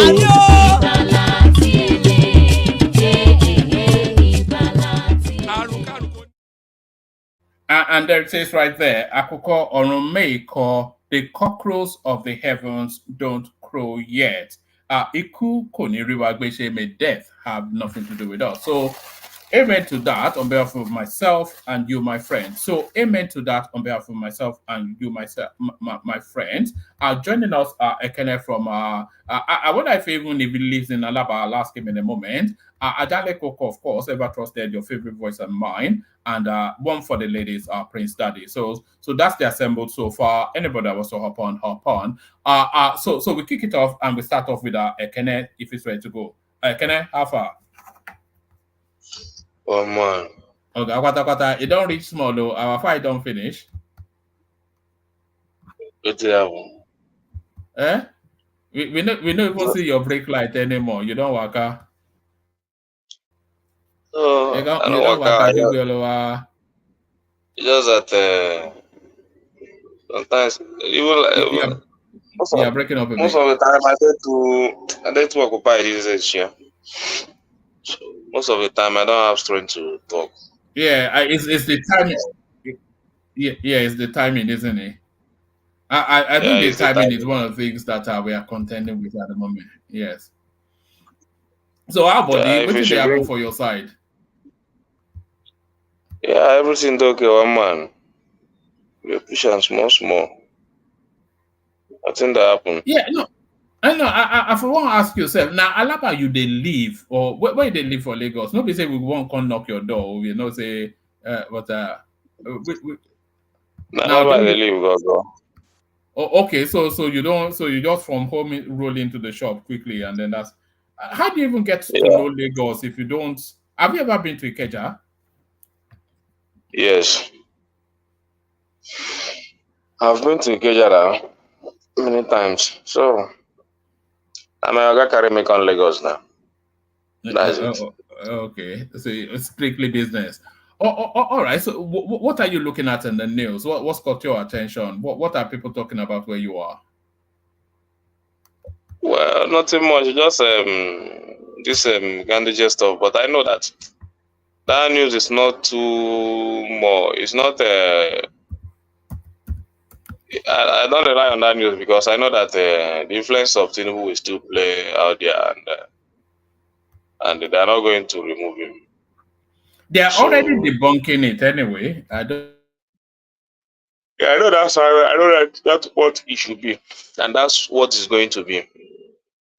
So Gandola, everybody knows he's a criminal, but the party he is also is a party that if you are ready to play along with them, your sins will be forgiven. So that is it. According to So, Oshiomole. yeah, according to Shomora, and what we know is many it has happened now. Many people. If I remember my brother entered there, they cancel his debt in Amcom. So what else? That's APC for you. Come and let your sins be forgiven. That's what they do. So and this Rufai stuff, what Elufai is trying to expose is what we already know, except people that don't want to know it or who don't want to know what is happening in Nigeria. Yeah, so what Elufai said is what we already know. We know that the government is paying subsidy.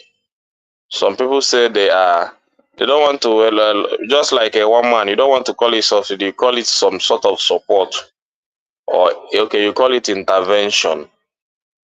But I don't know what's the meaning of intervention. Why is El Rufai saying it? I don't know if there's subsidy or not, because the government has not told us that there's subsidy. But why is El Rufai saying it is the question. He's a senior member of the APC. So is it a declaration of war on the party, on Tinubu? Is this what we're saying? That's what it is. That's what it is. It's a declaration of war. You can't just call it. Let me tell you, Rufai is the reason why Tinubu is the president of Nigeria. Forget this Ganduje stuff. Ganduje, nobody listen to him. He's a criminal. Even though you know the role he played, starting from the time of that new currency, how he took Buhari to court, and how they stood together to support this Bola Ahmed Tinubu. So, and at the end of the day, you disgrace him in the house concerning giving him a minister. So that's the issue. And you don't expect him to be happy. You understand? And Yeah, but nothing obliges Tinubu to make him a minister. You know. yeah, nothing. But other people that he made a minister, what obliged him to do that? Just like Matawale and what are their capacity? What obliged him for him to appoint those ones? So those things that oblige them, and you know what? That's political settlement. I think if you're talking about political settlement, Erufai should be the first person to be settled in Tinubu's governance. So even though he couldn't deliver his state to Bola Ahmed Tinubu, because a lot of people from Kaduna State lost confidence in him, and he didn't make a good governor. in Kaduna State. But today, the reason why he's fighting back is the betrayal that APC has done to him by not giving him a minister. And I think he's out there to contest in 2027 against Bola Ahmed Tinubu. And he's now playing his game, trying to say things. I heard Dele Farotimi on some space talking about how El Rufai is reaching out to Peter Obi. Yeah, that discussion is ongoing for me, but I don't think it will work out. Can you speak up a bit? Your voice is a bit low, but carry on. Yeah, that discussion is ongoing, but I don't think it's going to work out. That's what I know. So, but they really want it to work, but it's not. Even the Farotimi said in that discussion that if such thing happen, he's not going to support it. So, Obi, I don't know. And I don't think he's going to like. But why would Dele Farotimi not support it? For Peter Obi to stand any chance, it needs a northern running mate. And not only does it need we saw the disaster with Dati Abed, so it needs a strong big name as well. And you don't get any stronger or bigger than El Rufai. So they should be begging him rather than why would he not support it? It's just ridiculous, isn't it? It's the character of Rufai. A lot of people don't like his character. Yeah, and what Rufai would do with Obi is just to use Obi influence to sell himself to the South, because he knows that he cannot win an election in the South. You understand? So the only thing that, and for me, I don't see any need for that alliance. Rufai himself, even in Kaduna State, the people of Kaduna didn't vote. Even the candidate is candidate. Then the presidential election, what was he able to offer? PDP won the state. Obi still did well in Kaduna State, even without his support. So, what is he bringing in the table? I don't know. I don't see much. I don't see much that he's going to bring in the table. He's bringing a big Fulani name to the table. Well, I don't think so. A lot of people has lost confidence in him.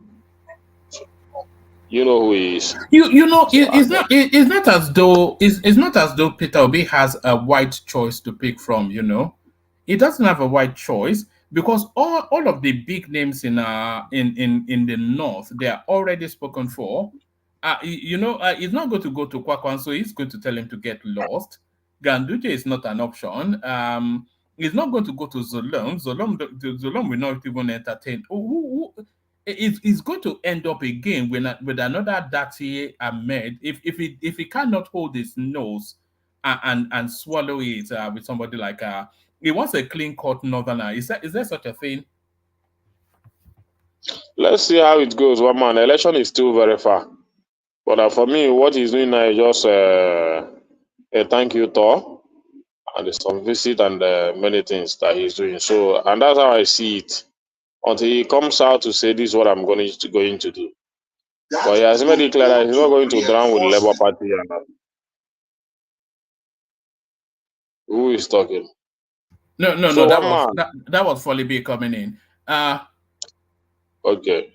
So another thing is that the dollar that is reducing, but it's not affecting in the price of goods and services in Nigeria today.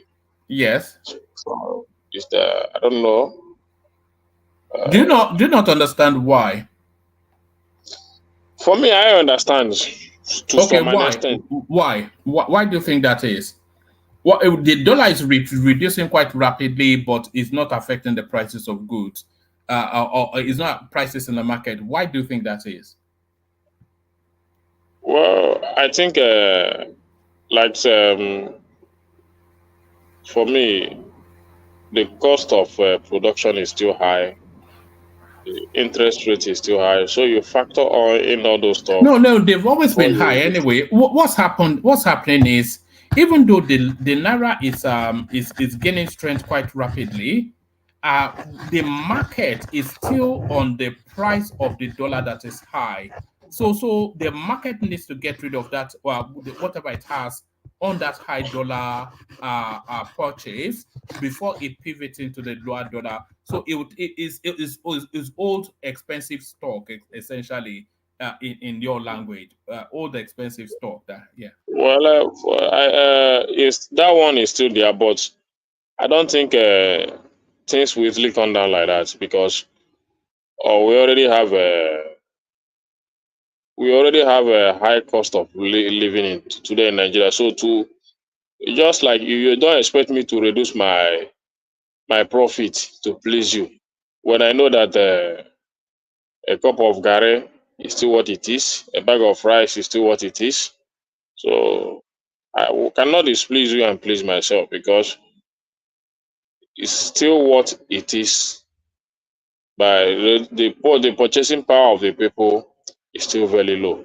So we have not tackled the major issue that we need to tackle to get things done. You see our inflation rate today is about 3.20%, still very high. So what's the effect? Those things have not come in place. The price of commodity is not linear. The physical side of our policy is not doing well. It's just some monetary policies that Cardoso is doing. So, but the physical side of it, nobody is talking about it. Nobody is discussing about it. No policy to back it up. So, you don't just rush to policy, because the way I see it is that Cardoso is essentially a trailblazer. So he's doing all this raft of policies to rescue and steady and stabilize the naira, and that has to play to some level of consistency before policy backs it up.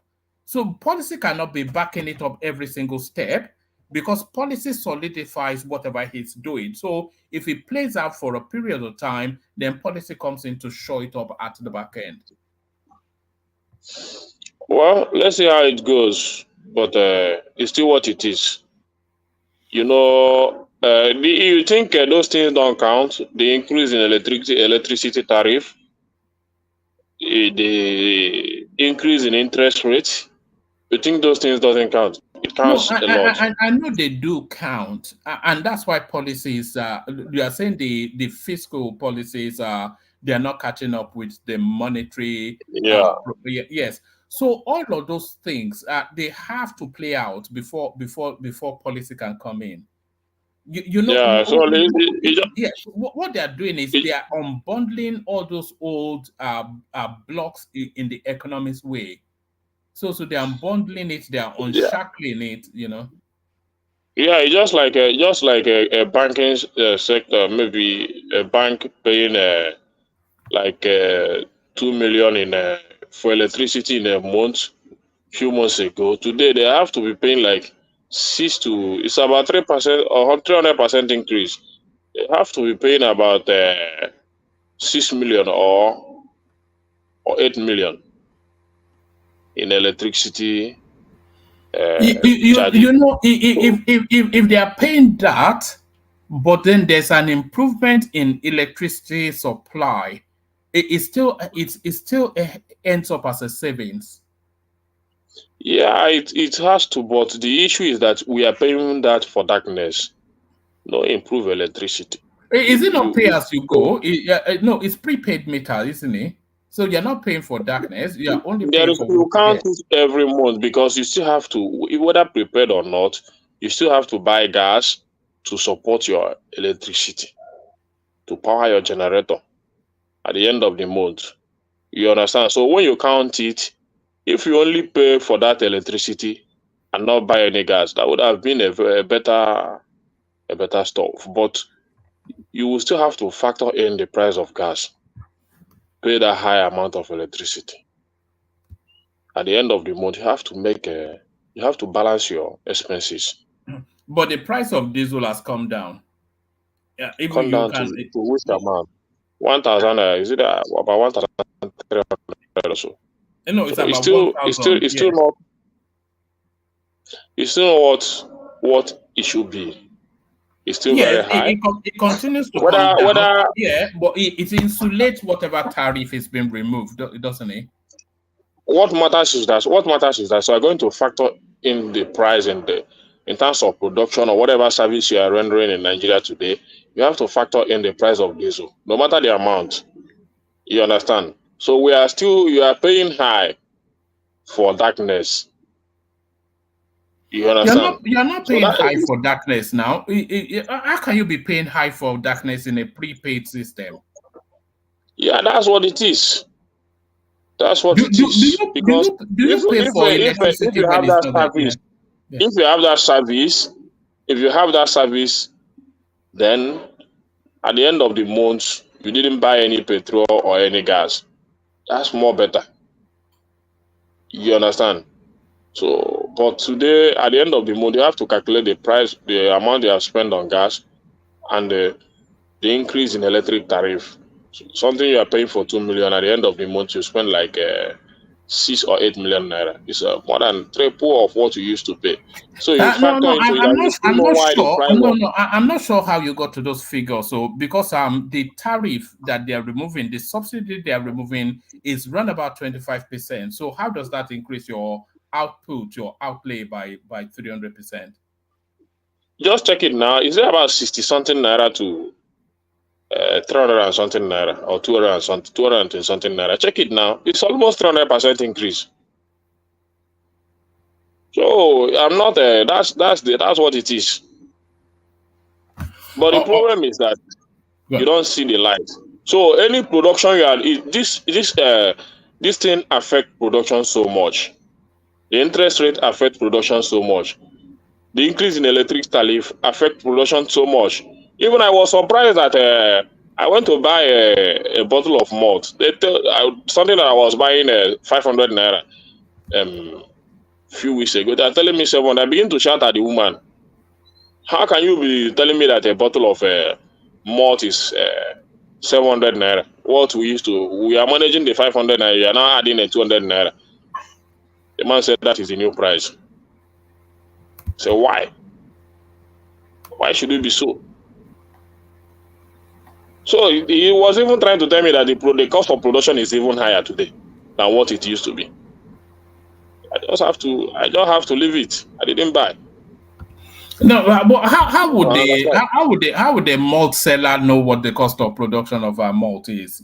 Is he a malt manufacturer? That's Sabina, but for me, those things are in play. You cannot just wave it away.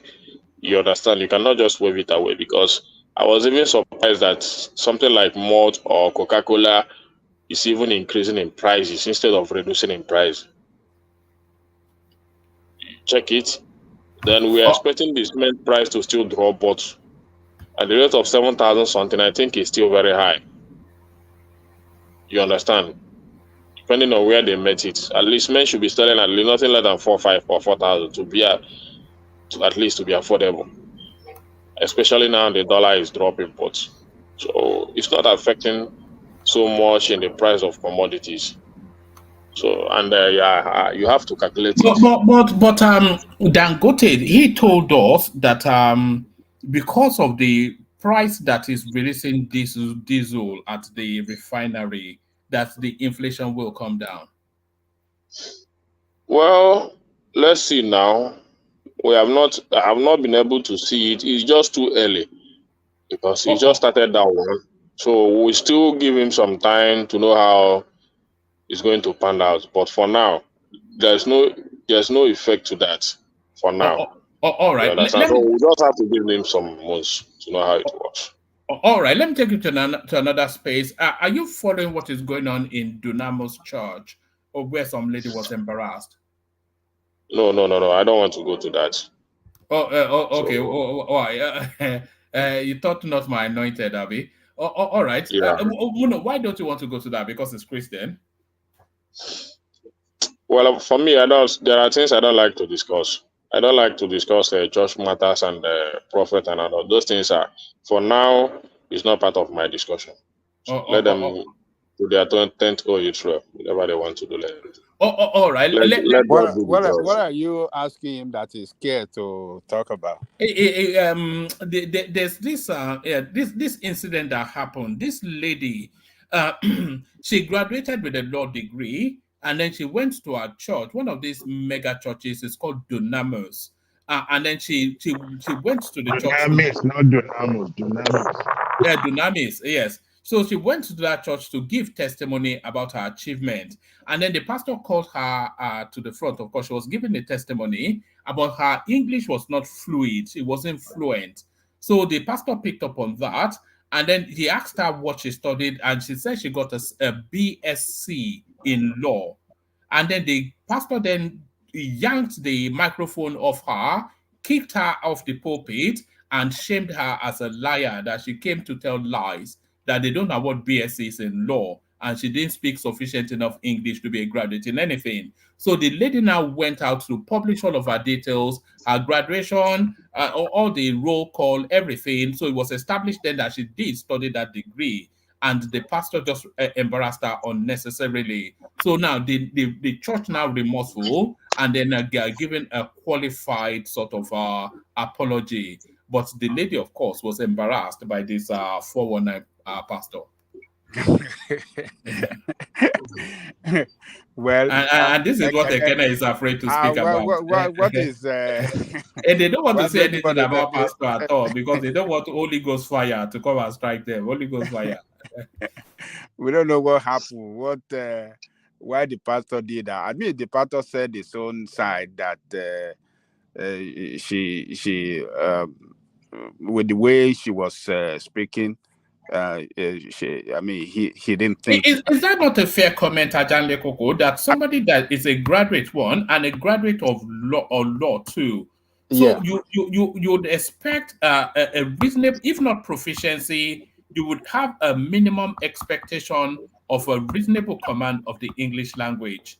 Is that not an? Is that the? I don't like that guy, even that pastor. I think he's just a crook. But I don't think it's wrong to jump to that. You are calling what the degree, and you are saying it's BSc. What the pastor need to do is to show us the video of when that lady was speaking to justify her. Yes, if somebody can send it to my Instagram, I think it's circulating out there. Yeah. If we can see that video, that'll be able to tell us the better the better side of the story as to why the pastor reacted in that manner. I mean, pastor is a human being. He is not. No. Hold on 1 second. Yeah. What did you say? President, I was trying to chip in to say that it is not a place of a pastor to set her straight. She was given, I watched the video. She was given a testimony. Even let's just assume that she was lying. It wasn't the place of the pastor or the church to correct whatever achievement she must have recorded in her life, because she wasn't eloquent, because she was, your connection is very poor. I think it's outside. Yes. Kind of windy. But I somewhat agree with that. Dewale, all he needed to say was, "God bless you, my daughter," and move on quickly, but not shame her and publicly. Yeah, Prince. Yeah, to second Dewale's. I was going to speak to that point. To Agalekoko. Yeah, there's no justification playing the video or not. There's no justification. See, this Nigerian pastors, they are a set of human beings that lack humility in their highest form. They have a zero humility, because all their followers treat them like gods. They're like mini gods. I mean, there was no reason. See, in society, and depending on the position that a person holds in a society, that's the way you have to behave. But I think the pastor has come out to apologize. The church has come out to apologize. Yeah, he can apologize. And the lady said that he's not angry with the pastor. That the man of God still remains his pastor. Yeah, I'm sticking to a larger problem. So I'm I not think, talking and I about it. think that at that junction, that matter is settled. So any It's of not It's settled. any McKenna is comment? not settled. Hold on, It's settled to Ekele, you. hold on. Let's praise praise. It is settled to you. It's not settled. I'm talking to a larger point here. Yeah, you talking about this instance, Praise which is Daddy. fine. Touch You said not it's my not anointed. settled. Now, yeah, touch not my anointed. Carry on, Praise praise. Daddy said it's not settled. Praise. It's not settled. You want to You're talking about this you want to instance. fight The for the lady says lady, right? okay that she move on, but to my point again, Sorry, Prince. Sorry, Prince. I don't think Prince is necessarily fighting for that lady, but he's speaking to a wider point of the excesses of this pastor, sir. Karen Prince. I agree yeah, with him. Yeah. exactly to that point. They lack humility. I mean, you can't verify. Well, yeah, she can't speak good English or whatever. Okay, but as a pastor, no, there's some kind of character or attitude you have to display to the public, not to be phony, but it's something you have to cultivate, like the fruit of the spirit. These people don't have it. They're so arrogant, and that's why Christ said at the end of the day, in the last day, they will come to Christ and say, "What? I did this. I healed people. I opened the blind eye. I healed the lame." And Christ will say, "Get out of here. I don't know you." This is to the point. These people, they're too arrogant. Praise Daddy. You remember there Yeah, was a time Bishop Oyedepo slapped somebody in his church, right? I heard. You Yeah, remember? Yeah, he yeah. actually slapped one of, I don't remember whether it was for miracle or something. So what gives these people the authority over their approach? It's like And they were like, they you were, the dish. Adewale, the connection is very poor. oh my goodness. Because I'm taking a walk with my little one, that's why. Anyway, Yes, we can continue hear being her in the background. yeah, go ahead. She's having the best. Go ahead. Yes, hold on, Rational Mind. Let Prince start the land, and then you come after him, Prince. Oh yeah. So yeah, I was just gonna just make that point. These people they're becoming unbecoming, slapping people, talking down on people, and this is not what you expect from a pastor, a shepherd of the sheep. This is not what they're supposed to do. You have to show humility. You don't have to embarrass somebody in front of a large congregation and the rest of the world. What are you trying to gain? Because somebody can't speak up proper English, they determine that she didn't qualify. Well, she could be, for all you know, she could be a very good administrator as an attorney, working in the back office, drafting, intellectual property laws. How did she secure the degree without proficiency in English? Oh, woman, come on now. Because Not everybody speaks. that's the backbone of a law degree. But okay. Let me tell you. There are a lot of Asian people. Okay, these Asians, when they have to, the diction or pronunciation or when they speak English may not be the best. Nonetheless, I've spoke. I mean, I know plenty of Asian people that speak perfect English, anyways. But my point here is that there are some that don't. But nonetheless, these people are master of the English language. One man, master. They write. You can't find one single error in the sentences or the narrative. They are that good. But when you speak to them, like this person can be an attorney, can be this and that. That's all garbage. That lady we're talking about, she probably speaks a perfect Yoruba or Hausa or Igbo language. What is wrong with that? Yeah, she does have maybe a great command of the English language. Yeah, but that's not the language of law now. Yeah, the Yoruba now, so that's not the language of law. Well, my point is that just like the Asian person, particularly in Nigeria. Yes. Well, my point here is that just like the Asian person, they are a master of English, but they may not be able to speak that language fluently as a native speaker. And again, regardless of how bad the lady's English is, right?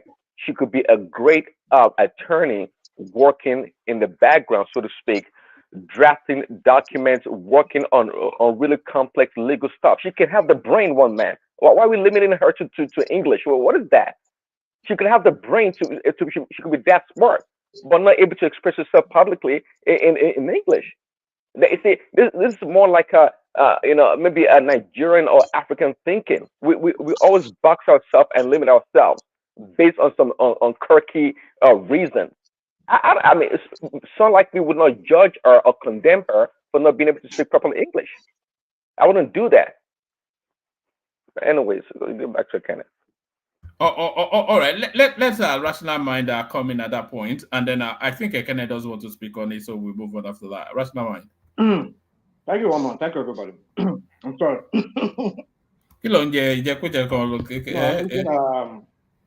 Banana and granite.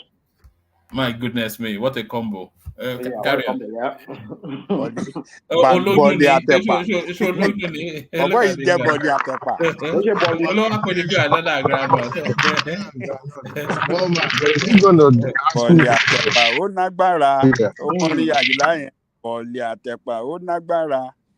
Yeah, which is Boli and Ekpa, but it's just a banana, small banana and Ekpa. Anyways, yeah. So I think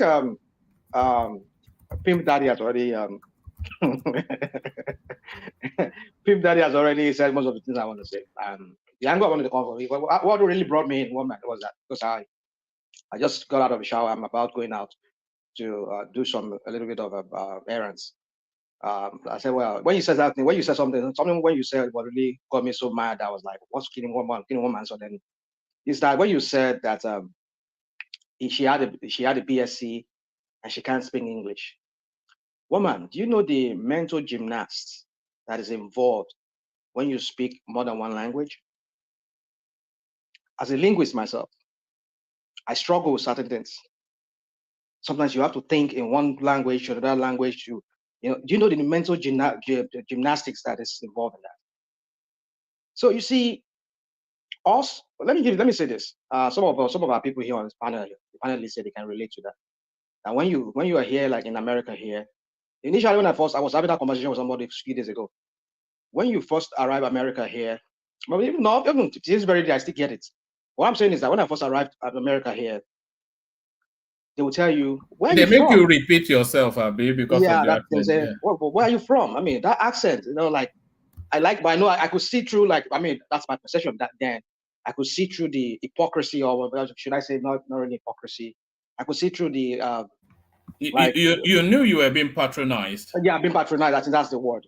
Yeah. So now they're not being sincere. They're just trying to where's that accent from? Blah blah blah. I got mad. I was like, what are you talking about? I mean, like, I speak. I mean, I was raised on Queen's English. I speak British English. That's what I was raised to speak in Nigeria, where I'm from. Is it the crappy people speaking here? You think that's English? Blah blah blah. I go back and forth with them on that, but over time, I come to realize that maybe some of them were really sincere. Out of curiosity, some of them will ask that question, and they will talk about where are you from. I mean, even within the United States here, we have New York accents, we have New Jersey accent, we have Oregon accent, we have Californian accent, we have Washingtonian accent. So people can tell where you're from, even from the southern part of United States here. It's a very kind of way they speak, like in Texas and maybe Alabama, all those places. So when I even see themselves, they patronize themselves. They ask themselves. I come to understand that no, it's not really. Most of them is not because they just want to patronize you.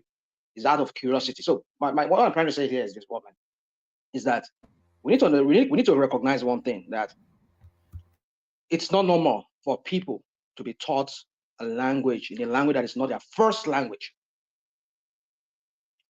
Case study, Nigeria. Rational Mind. If you take a law degree in Nigeria, you know there's something called mooting. No, it's something they do in law. Okay. I think it's MOOTING, mooting. Okay. So when you are studying law, you do all this. It's like practice something adversarial something as part of the course of study. So one student takes the defense. So they do mooting. They do they do submissions. It's very. Mooting you're talking about, is it orally done? Is it for them to hear you? It's already done. It's okay. As though you simulate a court environment. How can you have a law degree without not proficiency but efficiency in English? Proficiency is different. You say proficiency, but efficiency, you like Fanika Yode, something like Falano, You can't. How can you have a law degree without? I don't know the context of what. And then she said she has a BSc in law. In what degree? What was the degree? Is it third in degree? law? In Fourth law. degree? Have you patronized judge and been lawyer before? I don't know. I don't know. So that thing that you're saying now, if you have patronized them before, you understand that what you're saying is not really. There are a lot of lawyers that they are not that fluent when it comes to this French English of a thing. So there are a lot of. I mean, one thing is some people have phobia for public abuse. When you see them, in a public place like that, sometimes they fumble. They say things that they themselves will be embarrassed after they've launched the performance. So it's possible. Not every lawyer go to court. There are a lot of areas that you can specialize. Are you using Bluetooth? Yeah. All right. I think that may be it. Let me see if I can fix it from here. There's no, don't worry. I will soon take it off. Don't worry. I'm close to it. It is something that Kaizo showed me just the last time.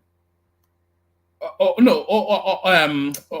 mute for a moment. Let me see if I can do something here. Hold on. Okay. Well, I'm home now, so it's gonna be quite. All right. Okay. Okay. Yeah. So I think we lost Kenneth. So yeah, but no, I don't accept that you have a law degree and you don't have an efficient use of the English language. I'm on board with you, one man. Yes, I'm on board with you. Let me say this. I think. Is he going to be speaking pidgin to the judge? Is that what it is? So, but George, that's how we see the matter.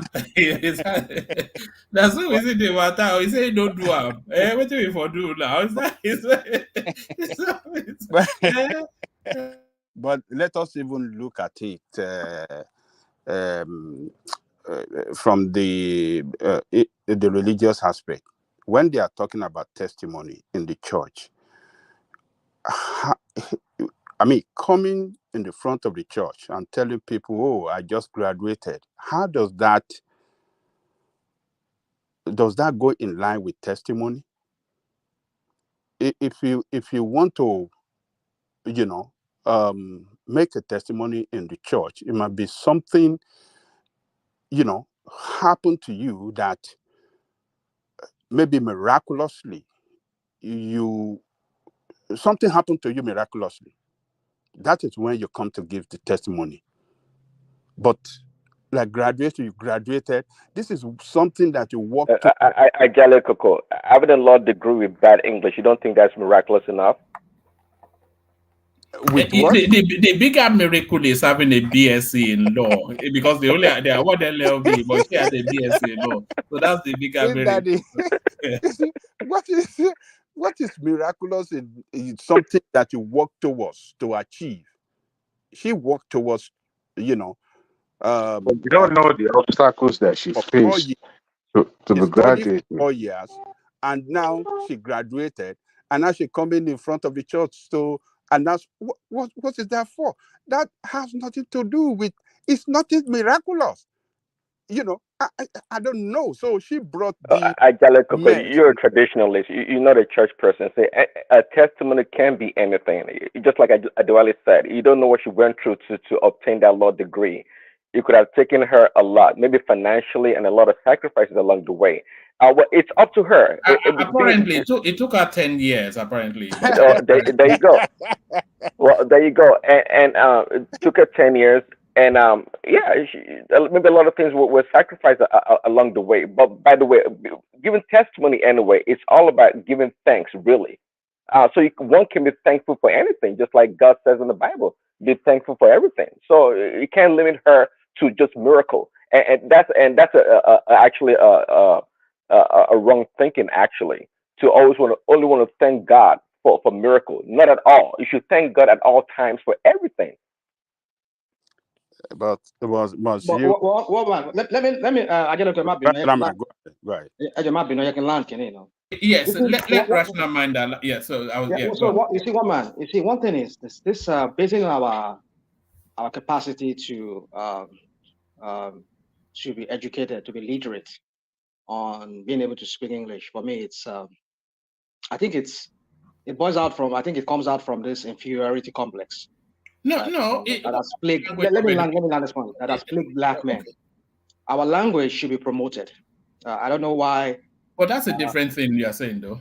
No, well, what I'm saying is this: we need to commend people when they make effort. As somebody who has taught languages to kids, to students, I can tell you that firsthand, the complexity around language learning and teaching. In a country where we speak many diverse languages like Nigeria, of course, this person you're talking about I understand what you're saying. Some people are very good at. We all learn. I mean, I've been taught language to people. I've seen different kids, different students learn at different rates. I don't have all the details as to this situation, but it's just because when we promote English as the basis for being literate, for being educated. It kind of let me use your word. It jars me. It kind of like what is wrong with us? Why this inferiority complex? I mean, we see the Germans. Go to Europe. I mean, we know the former Yugoslavia. I mean, they have like almost 4, 5. I mean, 4, 3 countries. In they have 4. No, just one second. Let him land because he's been trying to land. Let him land it. Yeah. So we have these countries where they have to go their separate ways, and they all talk to the Slovaks. They talk to their own language. The Czech, they talk to their own language. Germans, I mean, all these countries, they all talk to the Lithuanians. They talk to their own language. I mean, why can't we promote what we have? I mean, I don't get it. When people go to hoops and different lands to learn, to be taught or learn a skill or learn some kind of thing or achieve, I mean, I get a degree in a different language that is different from their mother tongue, and we want to criticize them based on that. I understand that we all speak as an official language in Nigeria, but we have our own different dialect that after school, we go to our homes. The majority of our times is within our people that speaks not English language. Maybe you only use it for learning, maybe in school. And maybe sometimes when you interact with people within your neighborhood. But at home, where you sleep, when you interact with your brothers, sisters, mom and brother, you speak, no doubt, most times, either Yoruba, Igbo, or so that in itself, it brings in that complexity of trying to like learn that language, which is the English language. So what I'm trying to say is this: let's not put people down because they cannot speak English. I believe people can speak their own mother tongue in itself. That should count as being literate, as being educated. I can tell you, my mom can write Yoruba from anywhere. I learned Yoruba from my mom. She has, I mean, she taught me we used to have, when I was growing up as a child, she has one Yoruba written story book. Not how she wrote it. She bought it and then she would read it to me way back then. That's how I learned Yoruba. So what I'm trying to say is like, it is what we have, we should be promoting. This English, I don't get it. It's for me, it's. I mean, what's his name? Prince Daddy just said to you now that there's some Asians when they come from Asia for the first time to America here. Look at the way they speak English. But with time, they get good at it. They can even write perfect English, even more than even the Americans here who are very born and where all their generations have been here in America. So, woman, let's not. I'm not saying this. But Prince Daddy is making wrong analogy now. In Nigeria, when you graduated as a lawyer, you are expected to be very good in speaking English. Okay, let me ask a question. Hold on. The educational system is English from and also she is coming from an English speaking country. She's not an Asian. She's not migrating. She's not migrating into the language. Is it not an English speaking? Sorry, Ajane Koko. Is it not an English speaking country? So that analogy is wrong because the Asians they are coming from a different language. Let me ask you guys. Let me ask you two of you. Let me ask you a question. Have you sat down with native speaker? I mean, when I mean native speaker, when I mean native speaker, I mean like Americans that were born here, raised here, and you that is from Nigeria. Who was maybe most part of your life, or maybe early part of your life is okay. Let me just say, I mean, some of us who came here, maybe some people that came here when they were like in their 30s, 20s. And can you compare the level of your proficiency in English to somebody who is from here? without having to grope for words sometimes. No. I think you are conflating proficiency with Okay. grammar. Are you conflating proficiency with grammar? What does proficiency entails? It's lucidity and fluidity. Oh, come on, woman. Lucidity and fluidity. So if you are lucid and if you are fluid, does that mean you have a good grasp of vocabulary? Isn't it? No. It means you have a natural flow for the language. No. You see, that is the thing. You just want to look at a definition from a point of view of being the definition. When you are lucid, you flow. It means you have a good grasp of the language. You know yes, what vocabulary but not grammar, use. though. Not grammar. It's all included. It's all grammar and everything. It's all included in proficiency, being able to speak the language, proficiently speak the language. So I don't know what you're talking about. The thing is this. I'm just saying. I just want you to understand that there's a mental gymnastics that is involved in language learning. No. That mental gymnastics only comes in if you are crossing over. English is not a crossover language in Nigeria. It's a crossover language. One man, that's the point you're not getting. It's a crossover language because people have their own mother tongue. You speak Yoruba, you speak Igbo, you speak Hausa, you speak even before you speak English. But every Nigerian speaks English from birth. No, not everybody. Not every Nigerian. Not every Nigerian. And that is all right. Sorry. Yeah. Land and then let Dewale come in. But the issue is this: a rational mind. Look, a lawyer is expected to speak simple and correct English. You don't have to be, not too much grammar that will, speaking too much grammar that will portray you as a person that is proficient in English speaking, but at least simple and correct English. And I think that is what she failed to do when she was addressing the church, and that got the pastor hungry. That what kind of mess is this? You consider yourself a lawyer and you can't speak simple and correct English. What nonsense is this? Just get out of here, man. Just get out of here.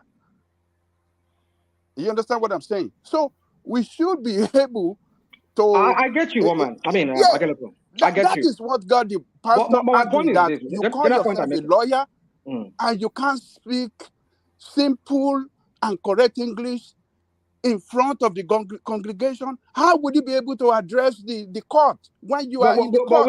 We're too quick to judge. Hold on. Somebody. We're too quick to judge. You see, that's what I'm saying. Let's not be too quick to judge people, because like Prince Daddy said earlier, some people have phobia for public speaking. I know they're very. A lawyer has phobia for public speaking. A lawyer. That's the thing. You're a lawyer. Listen. No. Let me say something to you. You see, this is it. If you listen to, what are you people defending? Come on. Can I she was corrected by the pastor. No, can I chip this in? Can I put this in? You see. One thing you need to understand is that there's a size of crowd that you can speak. If you're in a courtroom where you just have very manageable size people, maybe like 20 people. Some people does not have. I've seen people who are very eloquent, who speaks in public speaking, but when they saw like thousands of crowds of people looking at them, they just lost it. They lost it. They can't even speak articulately, or even put their word out there articulately and speak in a way they are known to be able to speak. There's a technique to public speaking that somebody once said. Yeah, there's a technique. So that's what I'm saying. You need to understand You imagine the audience naked. That's what they said you should do. Imagine the audience. That is it. Not everybody understands all the same, because some people they just. You see, let's not overflog this matter, woman. The thing is this: I just don't want us to promote English as the only basis. They should shut that school down that gave her a degree when she can speak English. You're your man now. I've seen many lawyers. Can I say this now? In Oyo State, there, I know so many lawyers who went to University of Ibadan, who are from Oyo, this Ibadan axis, where Bishop and all of you are here that from Oyo, you are from. Toban so English you will see that Yoruba accent in their Yeah, English. boys, you're talking about different accents. now. Call answer now. No, Hold hold on. But at least speak even at then, you could even still poke holes into some of the way they are speaking. There's something wrong with the grammar. That's the point. Okay, all right. Let me not argue with you guys. I know you guys have the point. All right. What I'm saying is, let's not put down our promote English over our language. That's what I'm saying. No, but we are not. Though. We are not. Though we are just having the expectation that a lawyer should have some competence in the English language. But Dewale, you wanted to come in. Dewale, have we lost Dewale in the noise? Okay, while we're waiting for Dewale, what about to Angelico? I've heard about people studying or that study computer science in Nigeria without ever having to work or learn on the computer to that degree of their computer science degree. What would you say about such people? I think that was back in the days that what you are referencing to happened. It doesn't happen now. When you see people that study computer science, I mean, in the school, I think they are provided with this computer to work on and stuff like that, and even they have other. I mean, from their own personal effort, they can do a lot of things. So. So you guys are painting a rosy picture, really. Like even the medical school in Nigeria or other disciplines, like they have all the tools, all the equipment, and all the necessary resources to be the best work class graduates. I disagree. Okay, and by the way, one man, I don't believe that all attorneys or lawyers have the ability to speak publicly. That's a farce. That cannot be true. They should be, though. I mean, no. That should not be the case. Not everybody have that same talent. The best public speakers are not attorneys. They're actually not attorneys. The best public speakers are just public speakers. They just have that talent, the knack for it. But you tell me because you're an attorney, you have a command of public speaking? Not at all. There hasn't been that many attorneys that I'm impressed with when it comes to public speaking, quite frankly. How would you be able to present your case? How would you be able to defend? How would you be able to present your position in the court as a lawyer when you cannot speak good English? I mean, how are you able to do it? You guys are talking about Nigerian maybe system you're talking about. I've heard it said that the best attorneys do not go to courts. I heard it said, if you're such a good attorney, you're supposed to avoid the court system and to be able to settle with your client. And also, when you go to court, you're not going there to impress the judge, unless he's just going to kick you out or dismiss you. You're going there to present your case and save time by being practical and technical in your submission to the judge, because the judge is an equal in that degree to understand what you're talking about. So it's not about show off. It's about presentation. Go there and say the right things to get a judge, to look into the case. So lawyers are not good public speakers. I'm sorry. From my point of view, I don't think so. I know. All right. We have a clip of the lady. So let's play the clip of the lady, and then maybe we have Dewale to pick it up. And they are appreciative of God. So your name and what God did for you. Praise the Lord. Above only, I want to appreciate God for my life and my family. And I want to thank God for using mommy and daddy for our sake. It all happened that I was trying to school in National Open University. Before I came to this dunamis, there's a lot of things that is happening in my life and my family. From my father's side and my mother's side, nobody's a graduate.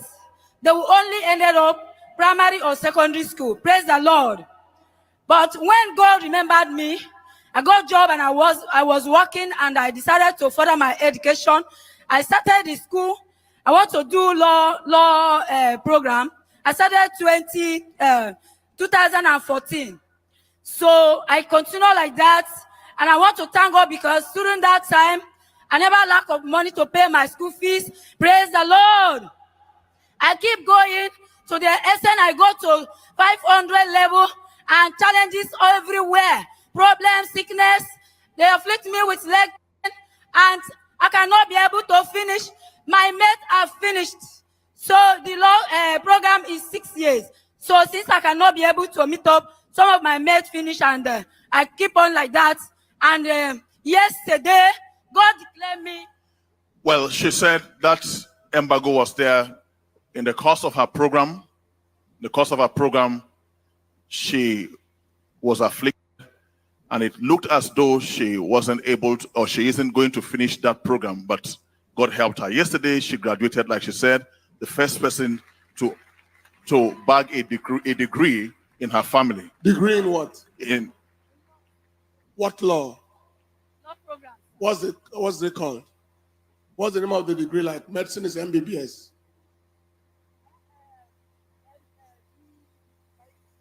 Give her the mic. What kind of degree is it? My medicine is MBBS. BSc, sir. BSc in law, sir. So the testimony is a lie. There is nothing like BSc in law. You either have LLB or BL. It's a lie. The testimony is a lie. Please go back to your seat. So that one man. That was it. That is one man. Now, so that was it. You can't lie. You can't lie before the people of God. You can't lie before the people. It's a God that help me. You know. Guys. No. You see, this is what we're doing here. She brought this shame on herself. Listen. No. And nature brought the shame on himself. That's what I'm saying. Somebody shame on himself. The man asked her twice, and she mentioned BSc twice. The lady was nervous. She was nervous. And by the way, she spoke well. By the way, I didn't see anything wrong with the damn English she spoke. What was wrong with it again? What's wrong with that English? Yeah, what's wrong? What's wrong with that English? No, it is not nervous.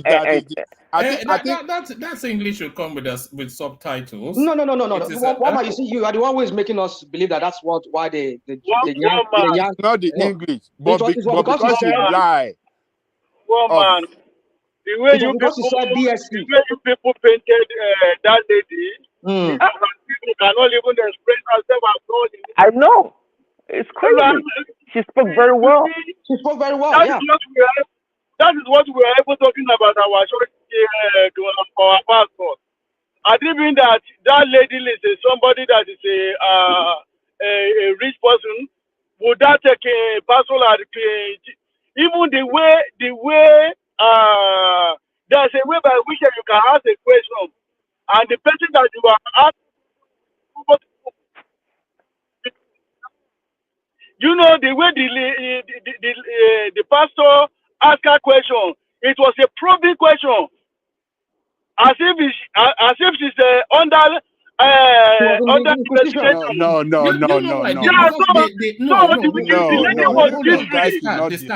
Hold on. The pastor had to intervene because she was unconvincing. She wasn't. And then hold on. The pastor said, "What did you study?" Like in medicine, they get blah blah blah. I'm not quite sure what it said. Yes. And then in engineering, you get whatever it is. In doctorate, so he already prepped her up and then gave her the thinking time to tell him what she got. And then she said BSc, and then he invited her to repeat it again because, of course, he had indicated that there was an error in what she said, and then she repeated exactly the same thing. She was a Scooby-Doo being all over the place. But Open University, hold on one man. Go to the Open University website. I think they give BSc in law. They give that, yeah. Their kind of educational qualification that they give, the award, is quite different from the normal, because they call it National Open University. So they don't give normal, they don't award sometimes. You know, some of their degrees they award is so ridiculous sometimes, but it's still, yeah. So I won't say she's lying if she has a BSc in law, because I know National Open University has some ridiculous kind of degree that they award to people that go to them. Apart from that, there is a BSc in law and there is a LLB. Yeah. Yeah, So I think so. BSc it is in law, they specialize on different parts of, apart from the legal, they also go into the contract, economics and every other. It's only LLB that are legal, that basically they did not involve any other discipline, any other courses other than the law. So there is a BSc and there is a LLB. And one thing I want to, there's something that I want I want you to also appreciate is this lady is coming from a background of uneducated people. Now, and they have limitations in their family, and she struggled that no matter her limitations that she's doing, she wants to break the deal. So, you should. The pastor supposed to appreciate. You know, the I'm so upset right now. No, the way pastor, I'm really mad with that pastor. Yeah, I'm so upset right now. The way the pastor treated her, it was so unfair. No, hold on the star. I think other voices want to come in, so just hold it for 1 microsecond. Yeah, Prince. Okay. You know, that pastor acted so terribly. I mean, it was just uncalled for what he did. He was arrogant in the way that he.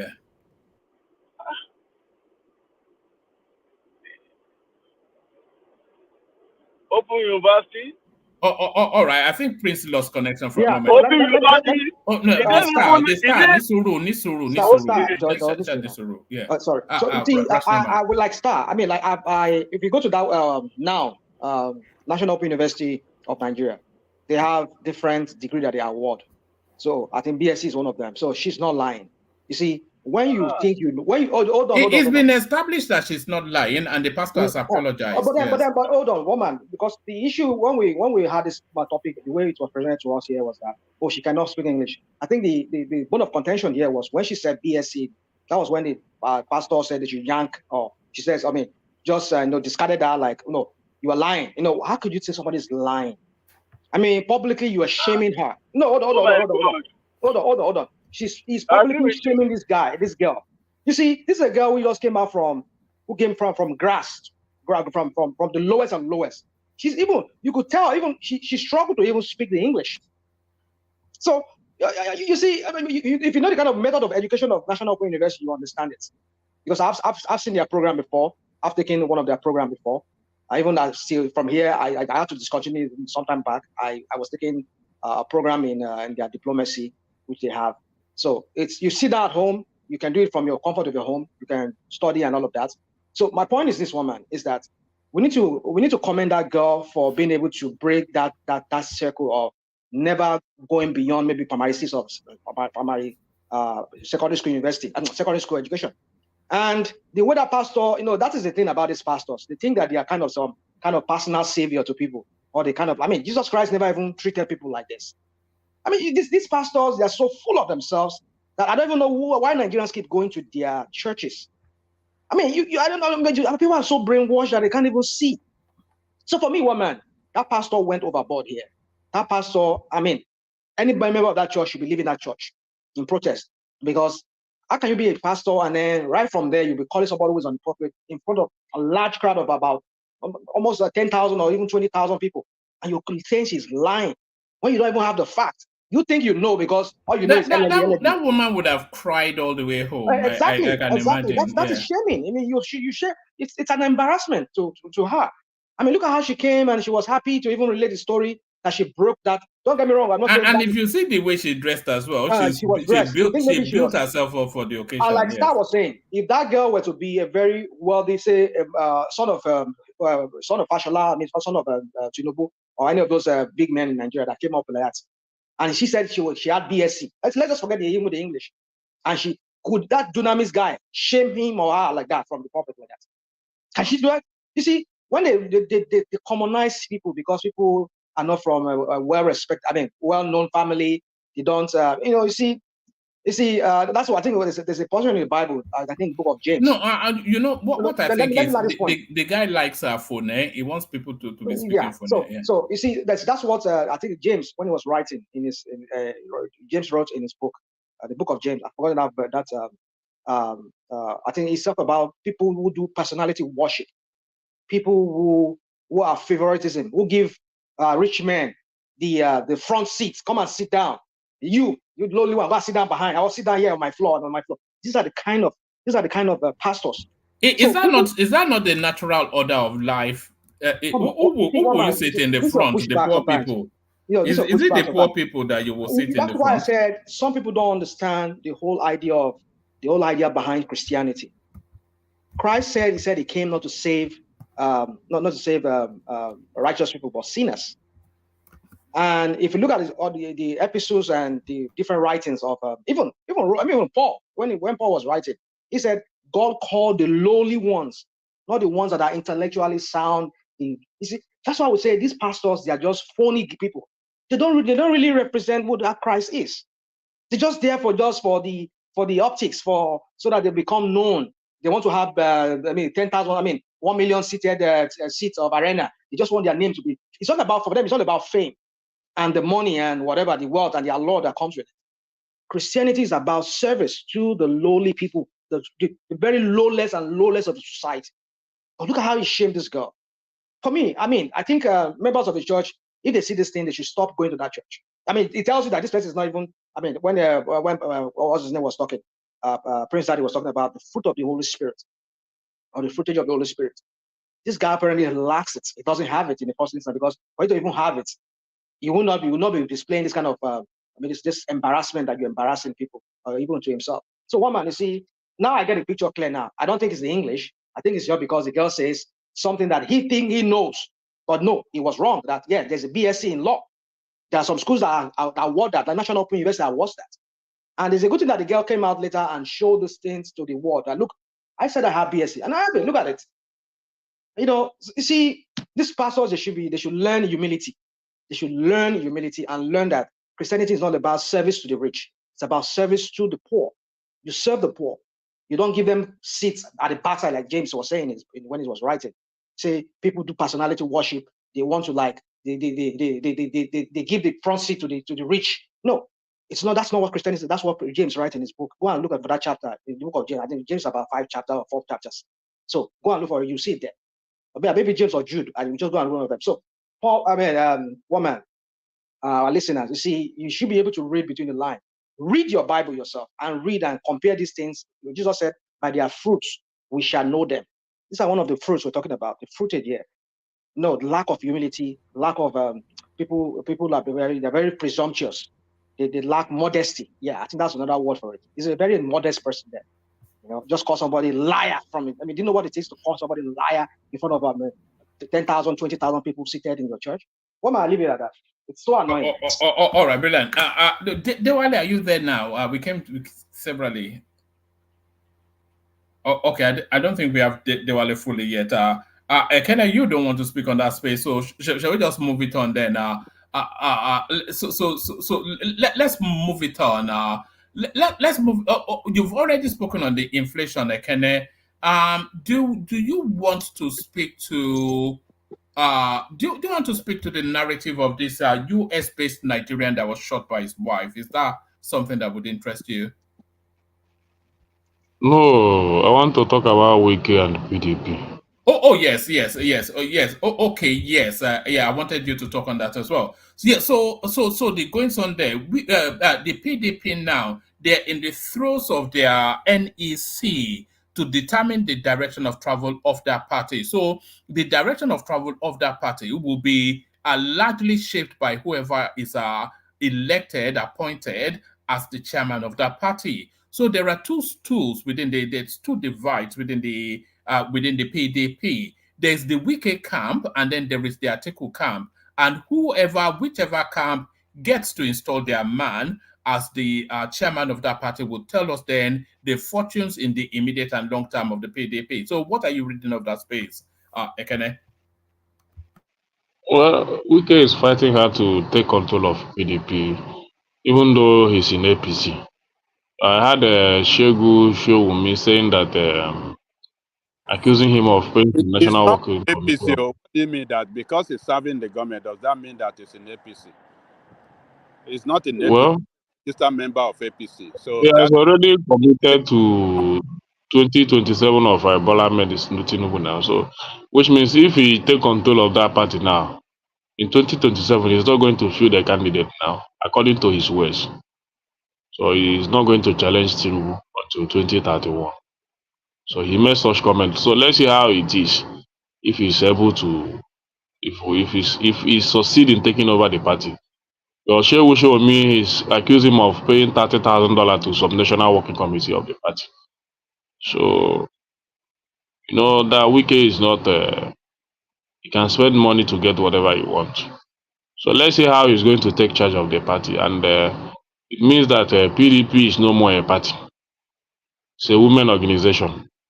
So they have shot themselves in the foot, and it will be very difficult for them to. Do you disagree with that strategy?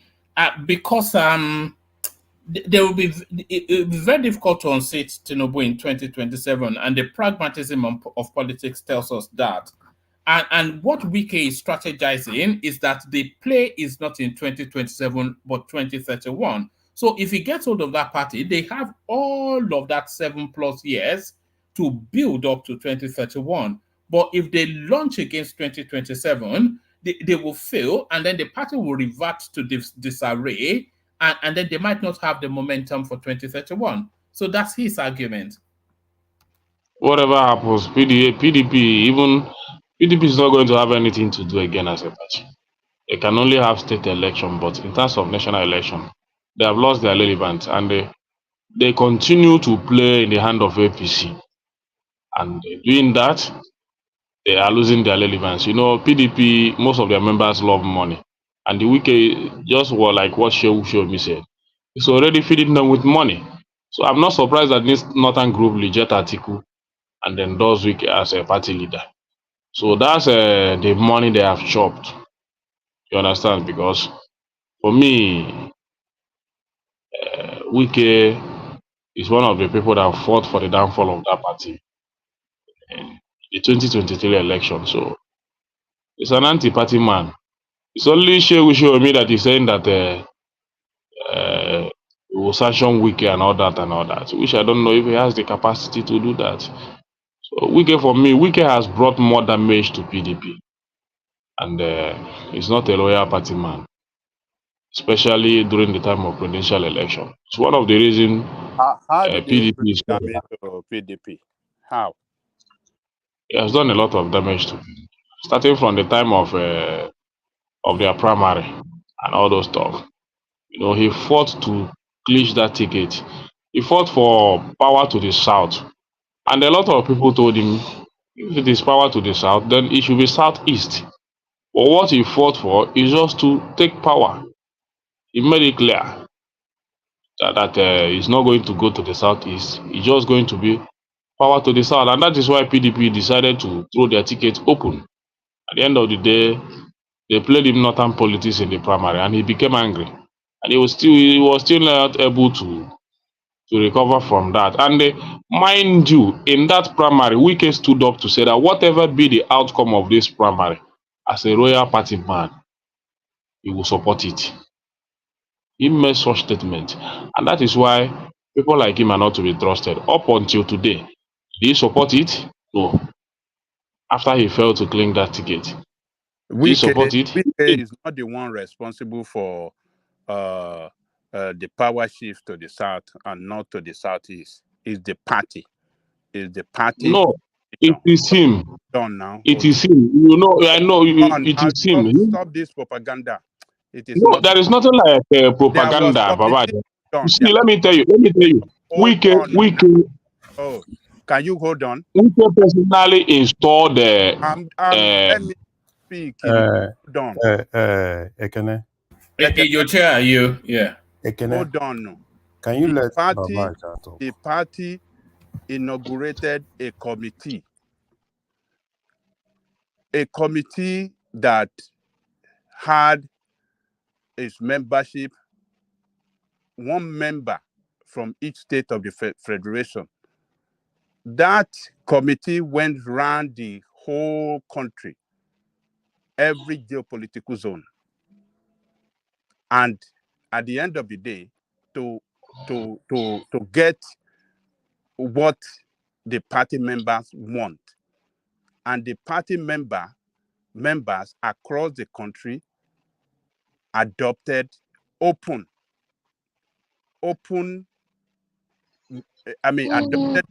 that presidency should open to every part of Nigeria and not,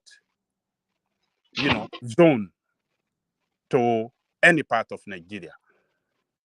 So, and that decision was made before they start selling the form to everybody. Obi agreed with that. He bought the form. Everybody agreed. They bought the form for nomination. So it's not Wike's decision. So don't say this. What you are saying is wrong. Well, yeah. Well, Babaja, you have made your point, but I still disagree with you. The reason being that Wike has been a powerful force in PDP. If you look very well, yeah, Wike has done some good to PDP, but the damage he has done to PDP is more than the good he's done.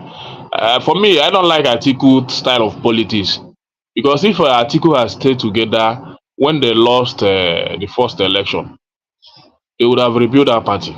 But what Atiku does is go back to Dubai, come back whenever he wants, pick the ticket, and it got a lot of people angry. You see, and they have Atiku. Somebody like Wike has supported somebody like Tambuwa in many times to get the support. But at the end of the day, if you know the role Wike played in PDP, all the role he played is to get 2023 ticket.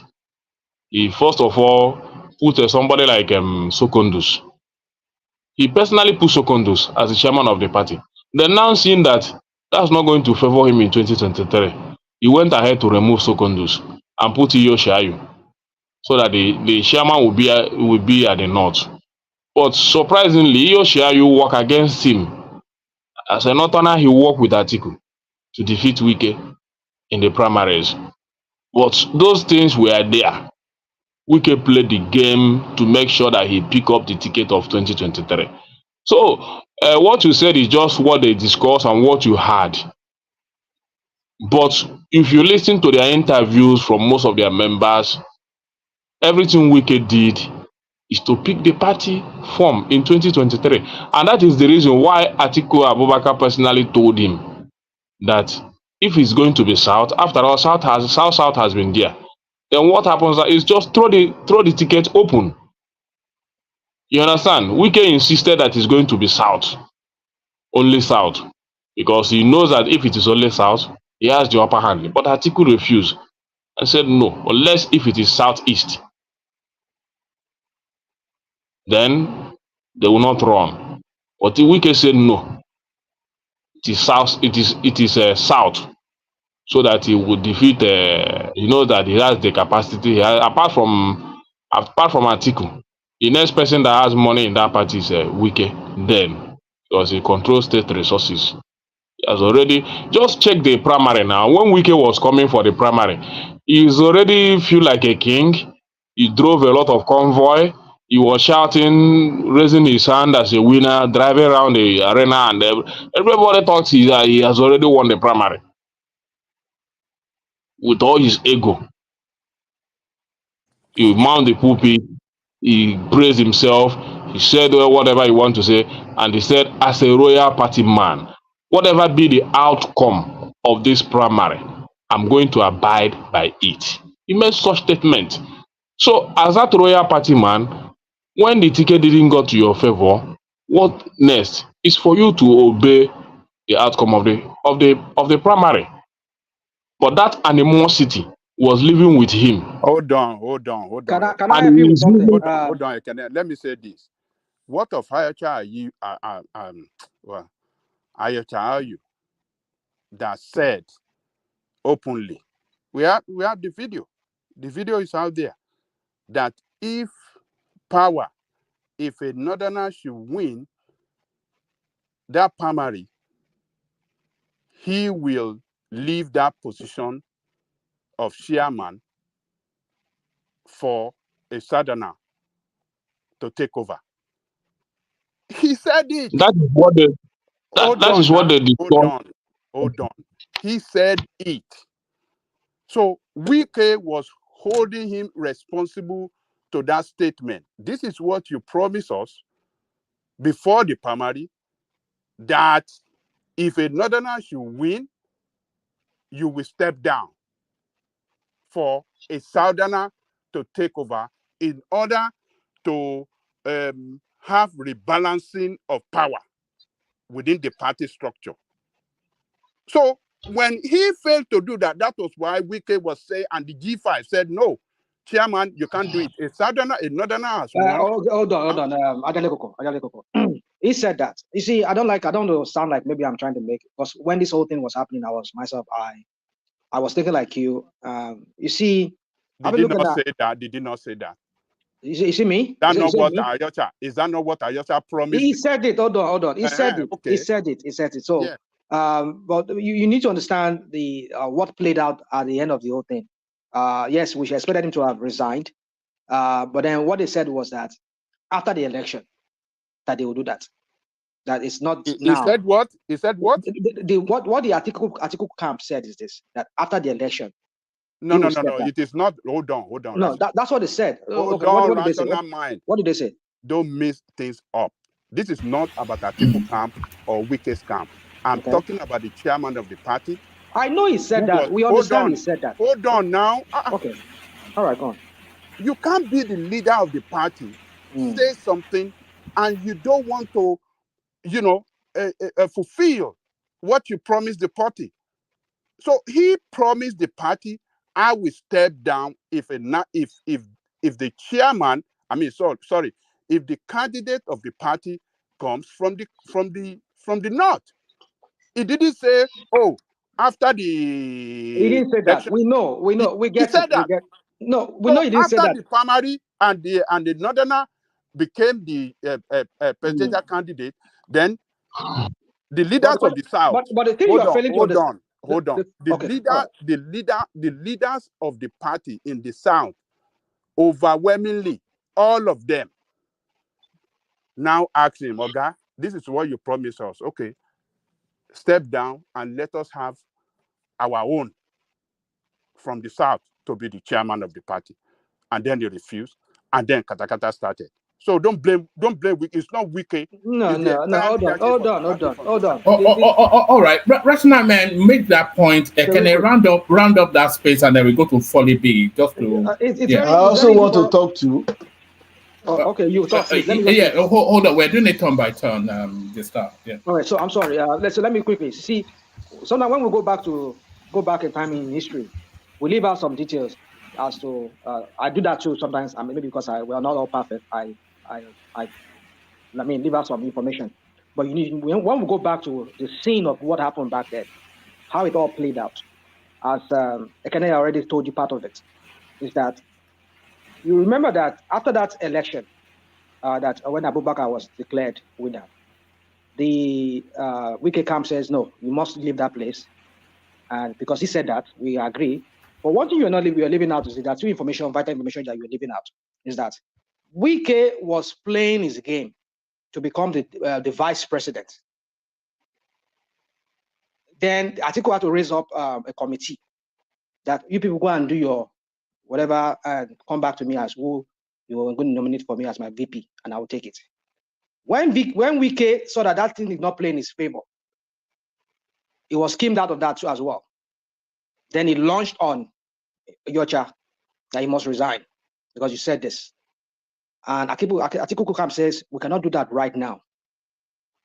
That's what he said. Of course, he said that. I agree with you, but he said that, no, Atiku Kukam says, no, we cannot let you resign now because it's going to tilt the whole arrangement for the election. So maybe after the election, you will resign. But Wike said, no, we want it now. So you see, I understand Wike's politics here. But you see, the thing is this for me is that these politicians, they are people who lack principles and moral principles or whatever principle you want to call it. Because this is the same guy who said, I would not, I will stand by whoever win this election. So why did he even, why did he keep his own side of the bargain? Because what they said with them was that he will resign, but let this election be over first, because we don't want to do another convention in the middle of an election for a presidential election. So when the election is over, he would resign. We'll make him resign. And when Wike now started working against them, okay, they said, okay, well, of course, it's not going to resign then if you want to work against us. So you see, Wike cannot eat his cake and have it. You cannot eat your cake and have it. So Wike politics is say, you see, Wike, all of them were in PDP. You're mixing things, Rational man. You are mixing. All right, gentlemen, we must move on at some point. Hold on, one man. Yeah. The position of chairman is different from the position of vice president or president. The chairman is who control the party. You understand? And he promised fulfill it. The game that Atiku them were playing, you thought that the Wikes them, they stupid that time. You thought the Southerner are stupid. This winner take all politics doesn't work in a party that, have the structure across the country. Winner takes all Northerner. Look, the structure of the party then, the Northerner was the chairman, the president from the north. Most of the strategic positions were from the north. And that is why the Southern leaders, including Wike, saying that, no, we can't have, we must have rebalancing of power within the party. And you are all saying that, oh, it's Wike ambition. No, it doesn't work like that. Tinubu said the same thing too. When he saw Buhari trying to frustrate him, he said, look, Emilokan, if you want to play that dangerous game, I will fight it to the end. That is the way the game is played. It's politics. So it is not Wike. You guys should not blame Wike. It is for rebalancing of power between the South and the North that the leaders you're not, okay, of the okay, party... All right, we have to move on. We have to move on. Let me make a conclusion. Yeah, in a short summary. For me, I think that Wike arrogance is what destroyed PDP, because even the Secondus, he's the one that appointed him. Iyoshiayu, just is it not few months to his appointment, he's now wanting his resignation because he didn't get his ambition again. You understand? For me, that's the arrogance of Wike. And that arrogance is why PDP is where it is today. And the PDP should not give him that chance again if they really want to succeed as a party. The point is clear. Whether Iyoshiayu say he was going to resign or whatsoever, because you know what plays out there. So because of Atiku to succeed, he has to agree on that agreement. Wike has wanted all the lifetime, his ambition is to that 2023 ticket. He has played along, removing chairman, putting in chairman, you put in your Iyoshiayu, a month or 2 months you install him as a chairman, you want to remove him again. Now you the waka come for PDP, not only you there for PDP. What kind of ambition is that? He's a very greedy fellow. And that's what I'm trying to say. I'm not saying that Iyoshiayu didn't say what he said, but his own greediness is too much in a party that is not only him, that has leaders in the north, leaders from the southeast, leaders from south-south, leaders from southwest, and every part of the country. You want to be, only your decision must be obeyed in the party, every given opportunity. You want to say, this is what happened in PDP. And people in PDP begin to fear you. They couldn't make proper decision for the property to grow because they have Wike. And I still blame PDP. And they still allowing it. Today is going about bribing the National Working Committee, put in anywhere in the party, to make sure that they stand by him, for him to still take charge of PDP. What is he looking in PDP again? He's already a minister. Why not concentrate in his ministerial position? So he still he's still not showing that ambition. Too much ambition is not good. And Wike has too much ambition in him. And he's a greedy fellow. He's playing out. You install the share, you install Secondus. Some few months you remove him. You install the Iyoshiayu. Because you didn't get the ticket, you said Iyoshiayu should resign. Few months. Who does that? In a party. Not only you there for PDP. All right. So for me, People allowing Wike to destroy PDP because of his personal ambition is the people that I blame. And he will continue to do that. And in doing that, PDP will continue to crumble. And that's what I have to say. All right, brilliant, excellent. So thank you, Ekene, for that. So gentlemen, we're going to do 8 minutes monologue just to get around the voices quickly. So with the 8-minute monologues, interjections are allowed, but only if you feel it absolutely necessary. Only so that we get to the voices a lot quicker because our people have been hanging around. So we do it in this order. We go to Folly B, and then we go to we're going to. I thought we had Dewale has dropped. So we go to Folly B, we go to Prince Daddy, and then we go to Larry. Just by the because Folly B is in Nigeria. Hopefully still there. Folly, show you. I'm a Folly. Alpha. Oh, the dark reveal this on it. Eh? Báwo ni kí ló ń ṣe láàrin òru yìí pẹ̀lú àwọn àgbàdo I just woke up. Well, so talk to us. I mean, what is foremost in your thoughts in the politics of the day? Actually, in fact, I think is Showore back, by the way? Is he back in the country? No, he's not yet back. He's still in the US. It's still in the US. All right. So I mean, the headlines that we have, the Ganduje being suspended, or has he? We're still not clear on that. El-Rufai running against the government, telling us that Tinubu is paying even more in subsidy. And then this Dunamis church that embarrassed somebody and had to apologize. And then the record inflation that so the highest since 1996. So either that or anything else that takes your interest. 8-minute monologue from you. All right. I think let me start from the inflation stuff, and then it's not actually new to us. It's not something we believe is is that we will not face. From the onset, we all know this will happen. Even Tinubu himself know what is going to happen about it. But the problem is, I think I was listening to a particular one of my brother here when he's talking about the dollar coming down, and yet inflation still at where it is, which is the truth. I'm not sure the dollar can actually have anything to do with the price of things in the markets, because even if dollar come down from now to the next 6 months, okay, I'm not seeing anything. I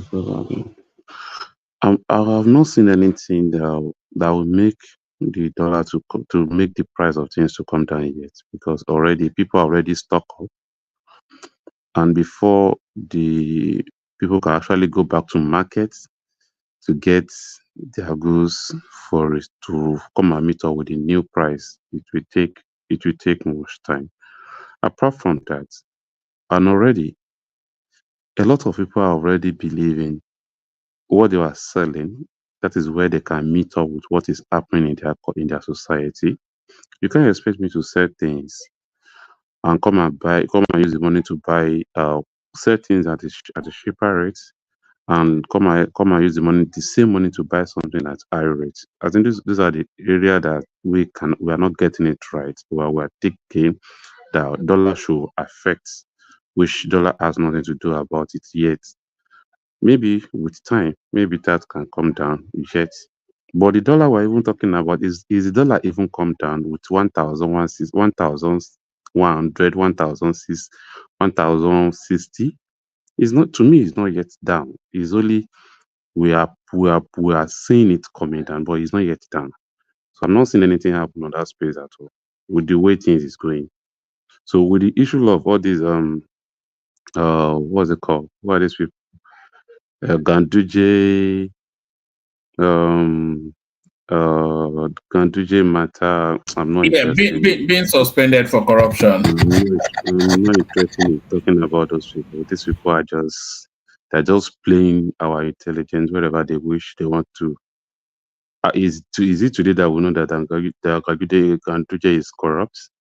Have we not talked about that before? Before he even win the next governor of his state, the second time in his state.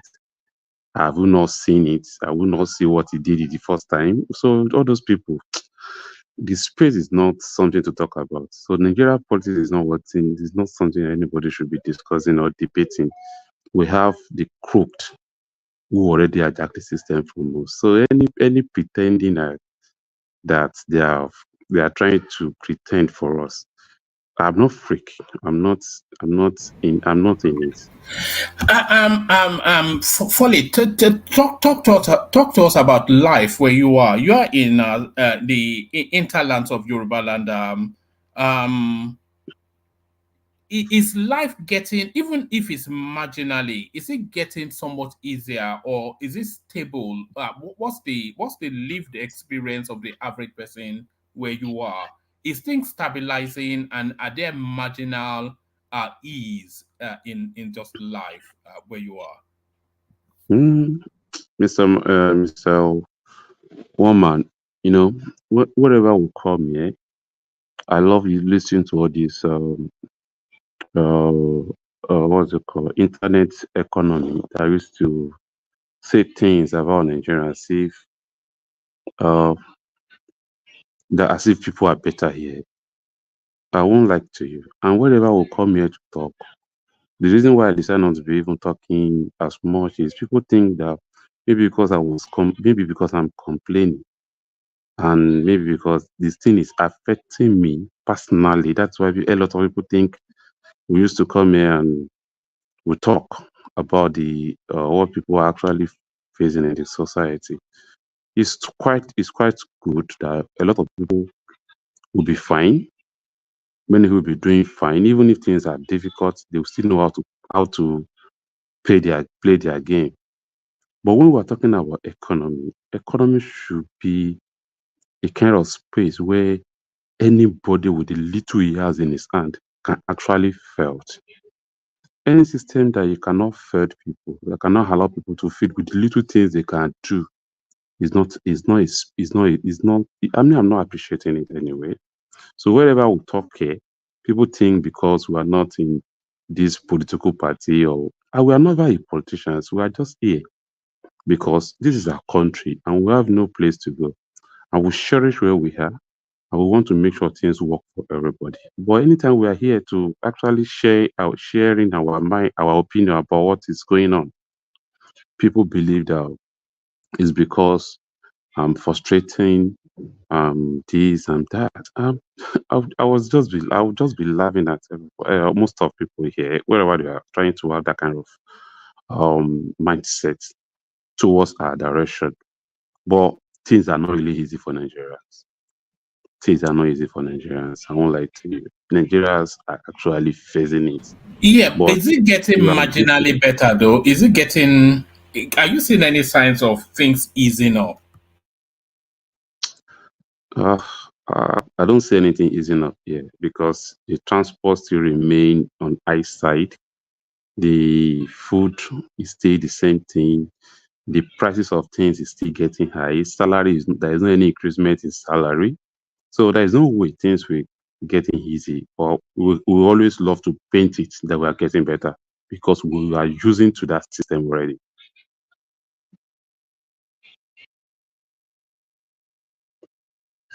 All right. Do we still have you? Yeah, I'm here. Yes. Okay. Are you following then the goings on in Dunamis, the church Yeah, that time? yes. I think I was actually falling about what happened in that space as well. You are pausing quite. Are you there? Can anyone still hear me? Yeah, I can hear you. What's going on? Yes, there's a heavy pause from Folly. Volley, okay. Yeah, maybe we come back. It's internet. Yes, yeah, it's the connection, I suspect. Yeah. All right. Well, let's go on to Prince Daddy then. So Since he's actually speaking. Folly, we lost you for a bit. okay. I said the pastor in questions. I'm not sure it is his first. All right, and I think his system finally gave up. So Prince Daddy, you're up next. Prince. All right, woman, can you hear me? Yes, perfectly. Carry on. All right. So just free flow at it, or you don't have to even talk to the talking points or whatever is foremost in your thoughts. Okay. Hello, everyone. Like, share, and subscribe, and love the show. What is there to talk about? The kind of school that he actually attend is all these open university of a thing. These are the people that would just go to school, go and write exam to pass. They are not going to school to go and add any value with themselves. They only go to school to go and write exam. So it's not new. But this is their own thing. With church, we don't like talking about church. Church as society. And there he is again. He's gone again. So sorry, Prince, you have to take the floor. I think Folly is in a kitty, so you can imagine. Yeah, he doesn't even know when it dips out. Yes, I bet you he's still talking now. Thinking, right. I'm talking to my friends. On carry on now, Prince. Yeah. Well, I guess wrap up on the comment about this nature guy. The guy behaved like a charlatan. Go ahead, Foley. Yeah. So it's just a system. Is it a systematic fail that is coming out, that we are now seeing how routine the system is? That what actually caused whatever is happening now. I've not. Maybe the pastor was surprised. That why would you be a law student, a graduate law student, and you are speaking this kind of the way you speak? And to be sincere, the lady is actually a graduate. Foley, if you can hear me, Foley, did you listen to the lady? I mean, how bad was her English or her diction or pronunciation? Was it really bad for the pastor to have come out like that to her?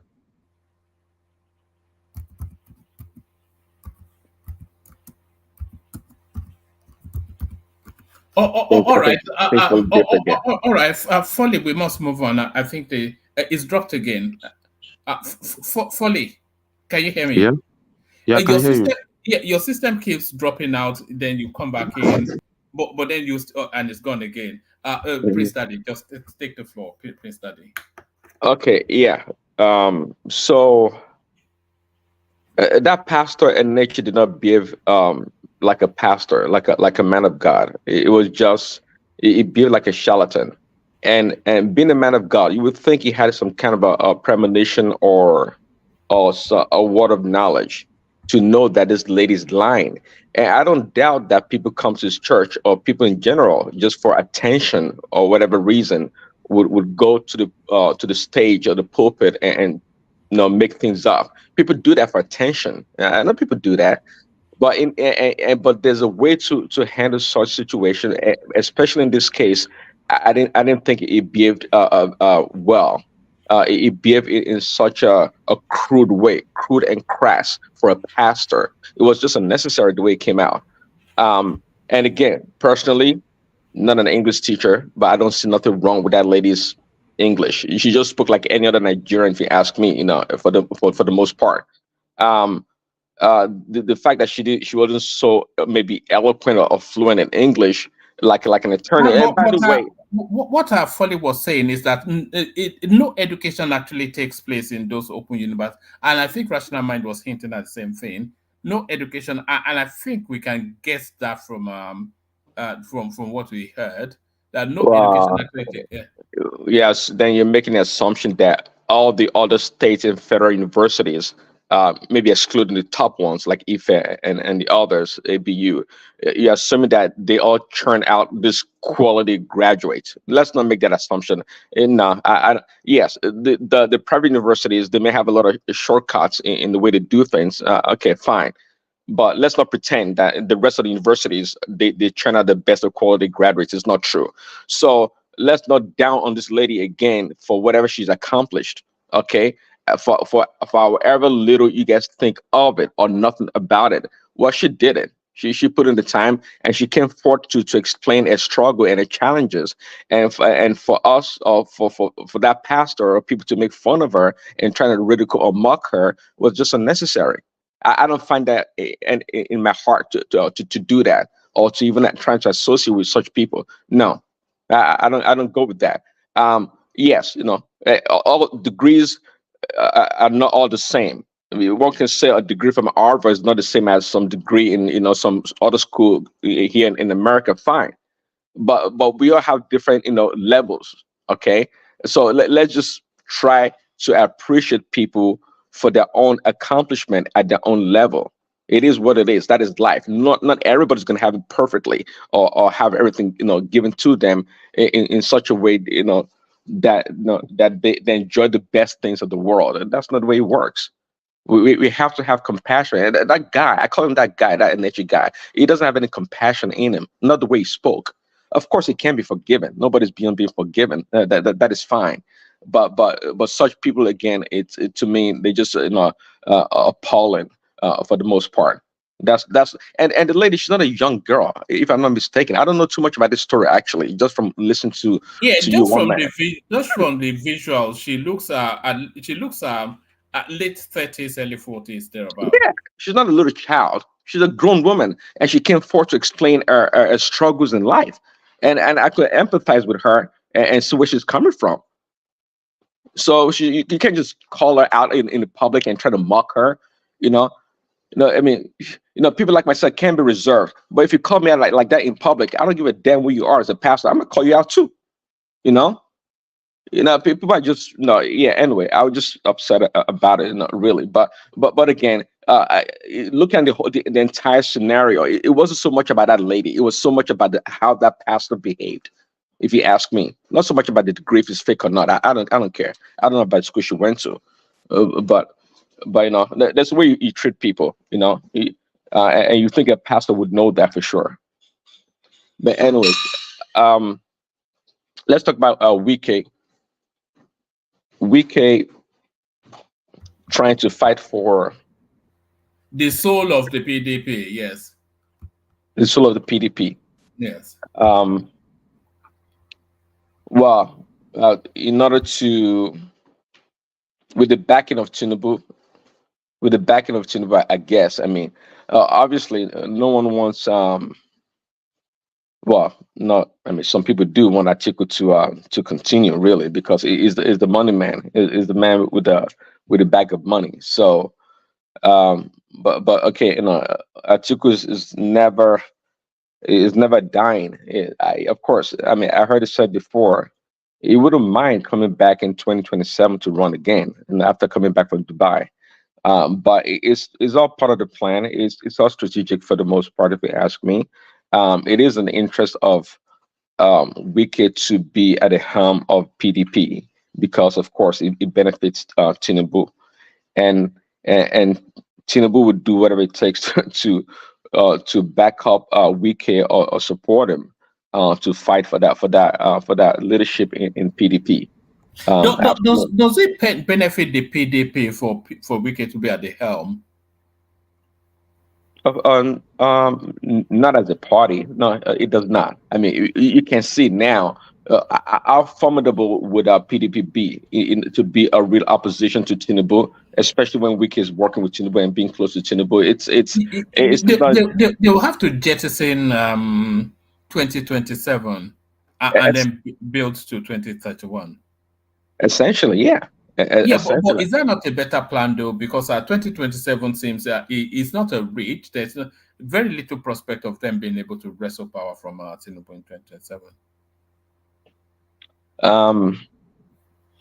Well, with the present configuration, yeah, perhaps not. But I mean, I don't know. It's the gentleman you had on your show not too long ago is a Shobawale, right?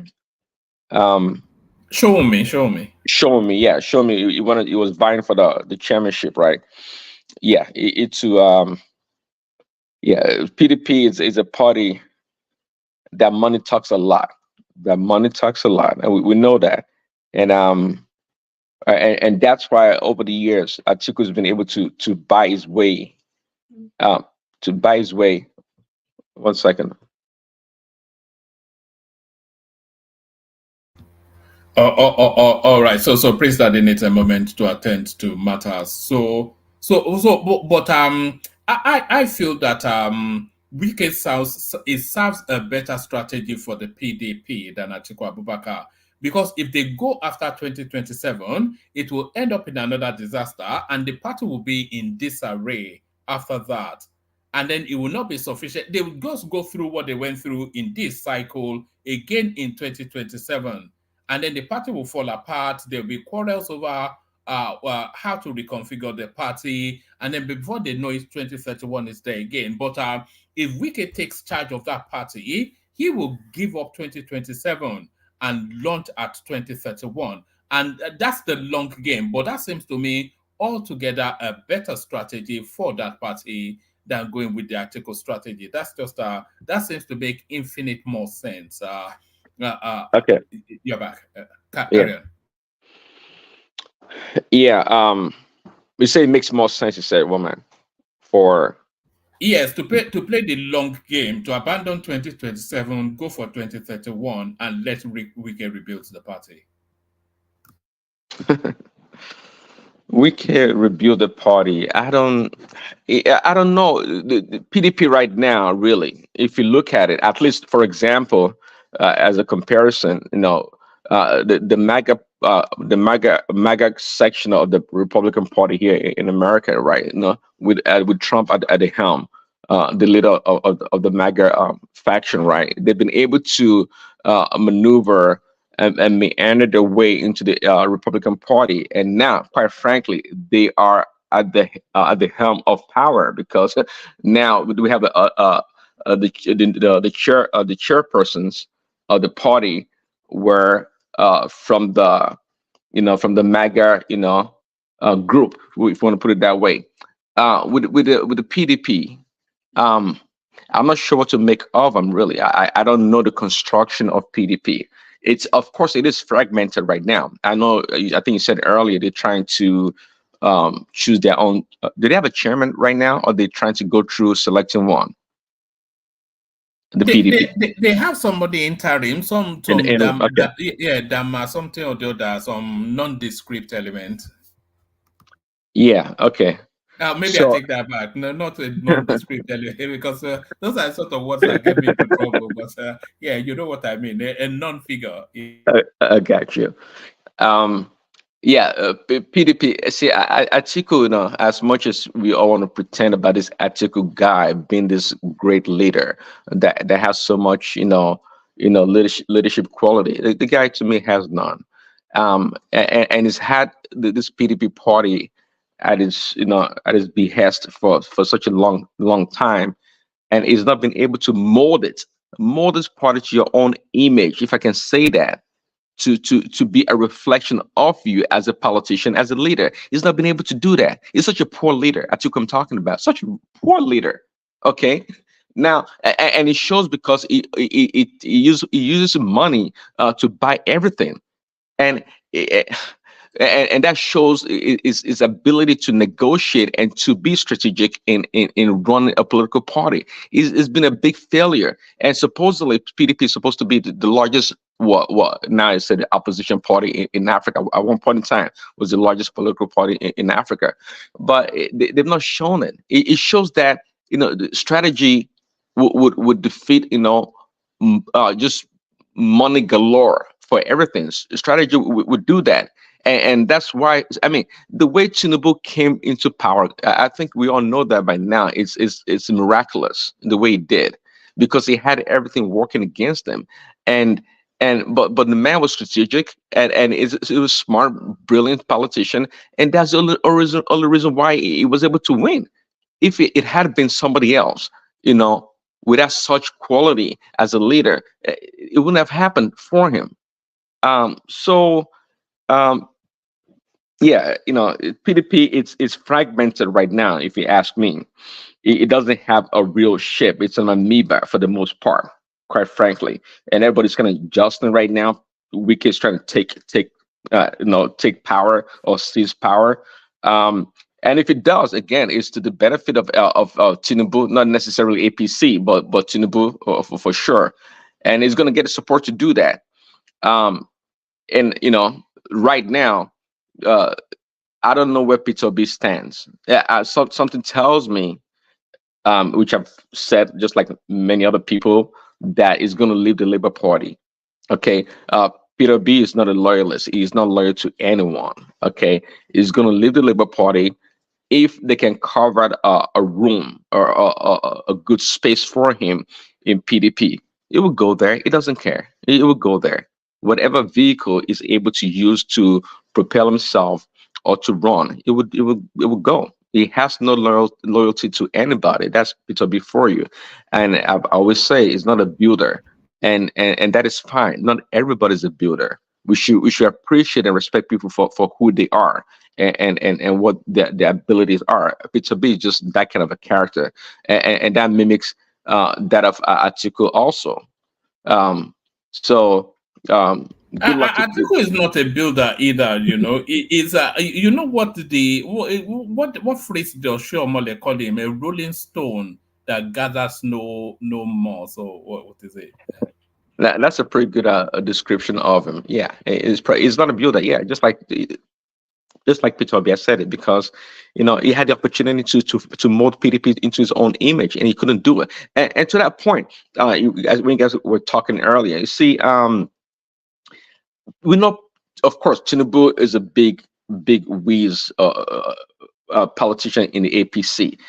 Tinubu does not own APC. We all know that from even what happened in the last election. Of course, when you are in the party, you try to get a momentum, build critical mass, and be the person that things default to, or that call the big shots. But even that, it shows that you don't control the party. Look at what happened to El Rufai. I think, quite frankly, Tinubu wouldn't mind El Rufai being the minister of power or whatever. But obviously, there was some internal opposition to that. Okay, and if Tinubu had his way, he probably would have called the bluff or just do whatever he wanted to do with El Rufai, but he couldn't do that. Okay, as a leader, it tells you, if you know when people are smart, you know when to push your power or push the limit of your power, and when to draw back or resist. And that's when you know you have a good leader, a really smart leader, a wise one, in the person like Tinubu. And yeah, Tinubu doesn't control everything in APC. It does not. Of course, he has a lot of power and influence. It doesn't control everything. So to think El Rufai, and whatever El Rufai is doing right now, I think you said he's trying to align possibly with Peter Obi. Yes, I heard Dele Farotimi speculating to that. He was saying that he's reaching out to Peter Obi. I would like to see that happen, because that will pretty much end the Peter Obi something or the other. Imagine El Rufai and Peter Obi. It's just only in Nigeria. Can you imagine that? Well, at least Ekene called it right. Ekene was right. He said no. That was a bad combination. Ekene can see through it. He said no. It's not going to be a good combination, and if anything, it's going to erode Peter Obi's legitimacy, Peter Obi's influence somewhat. And because El Rufai is a strong character. I mean, El Rufai is not anybody's second fiddle. He is not he doesn't see himself as a second fiddle. Oh, never. The man from of course he does. He sees himself as a prominent leader in his own right, in every way, shape, or form. And so Peter B, it's that combination is not going to work. It can't work. It can't handle Erufai. And quite frankly, I think we know Erufai doesn't think much of Peter B at all. He does not. But they can align just for political expediency. That's about it. But who do you think because Peter Obi necessarily has to get a running mate from the north, and then we saw what disaster that Ibaba made that was. So if he's going to stand any realistic chance, not that he stands any chance in cats in hell, but if he's going to stand any chance at all, he has to be a big hitter from the north. And all the big hitters from the north, they are off the El Rufai ill, kind of a bit damaged, a bit smelly with a rough past. Yeah, well, I don't know a big hitter from the north. Who that could be? I mean, we have the names, but do they really want to align with Peter B? I don't know. No, I don't know of anyone. Well, I mean, we still have a few years ahead of us. I mean, who knows? Who knows what the combination could be? Do you think the Peter B? Do you think the trajectory? Do you think it will sustain till this time next year or mid next year? Is momentum? Yes. All this high octane verbosiousness around him. Do you think he can sustain for? Because it's a long live to. Can he carry this all the way through the 3 years up to the election? Does this bouncing up and down, making noise, constituting a nuisance to time and space? Can he sustain it?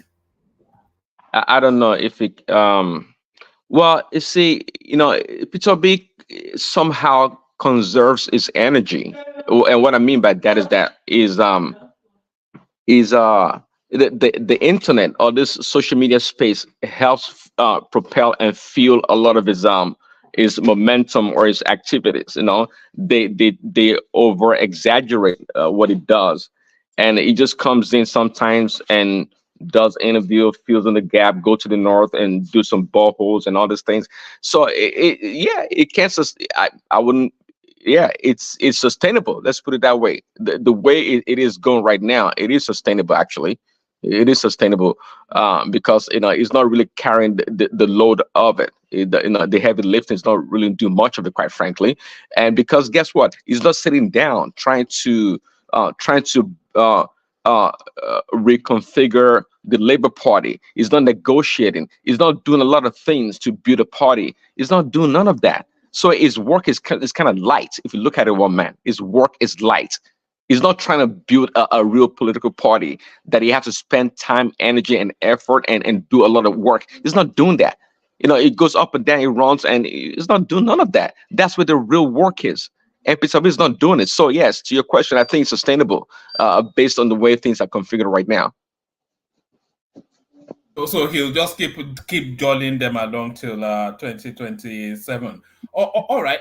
Let me take you to one more space, Prince, and then we'll go on from you. I think we'll go to Larry. I'm not sure if you have any interest in this. US-based Nigerian Chidozie, shot by wife, dies after 18 days in coma. So this is a story that was high on the headlines, but I'm not quite sure if it reached you.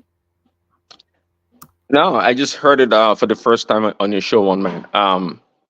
Unfortunate. It's an unfortunate situation. I don't know much about it. Who knows? It sounds like a domestic violence kind of a thing, obviously, to pull a gun out and shot the husband, a man in front of his children. That's horrible. I mean that's just a nightmare. That's kill that man. No, he killed 3 people. She killed 3 people. Because I said she didn't just kill that man. She killed 3 people because those children now. It would take some heavy therapy to get them over that, if it's possible. Yeah, that's what. Yeah, exactly. I agree with you to your point. Yeah, that's what I'm saying. It just like you put on. It's Yeah, it's a nightmare. I can only feel for those children. I mean, what would become of them psychologically in the future? It's just terrible. It's terrible, and you know, sometimes that's why we pray, one man, because sometimes you can't control every situation. Who knows? You know, such situations are almost sometimes unavoidable when a couple or people get into an argument, and you know, something just leads to another thing, and you know, our ego takes over, and you know, it gets crazy. But you know, it's a sad story, and he said, what, 26 or 24-year-old a young man. It's a sad story, and I wish the, you know, the family, the children well, and the rest of the family, quite frankly.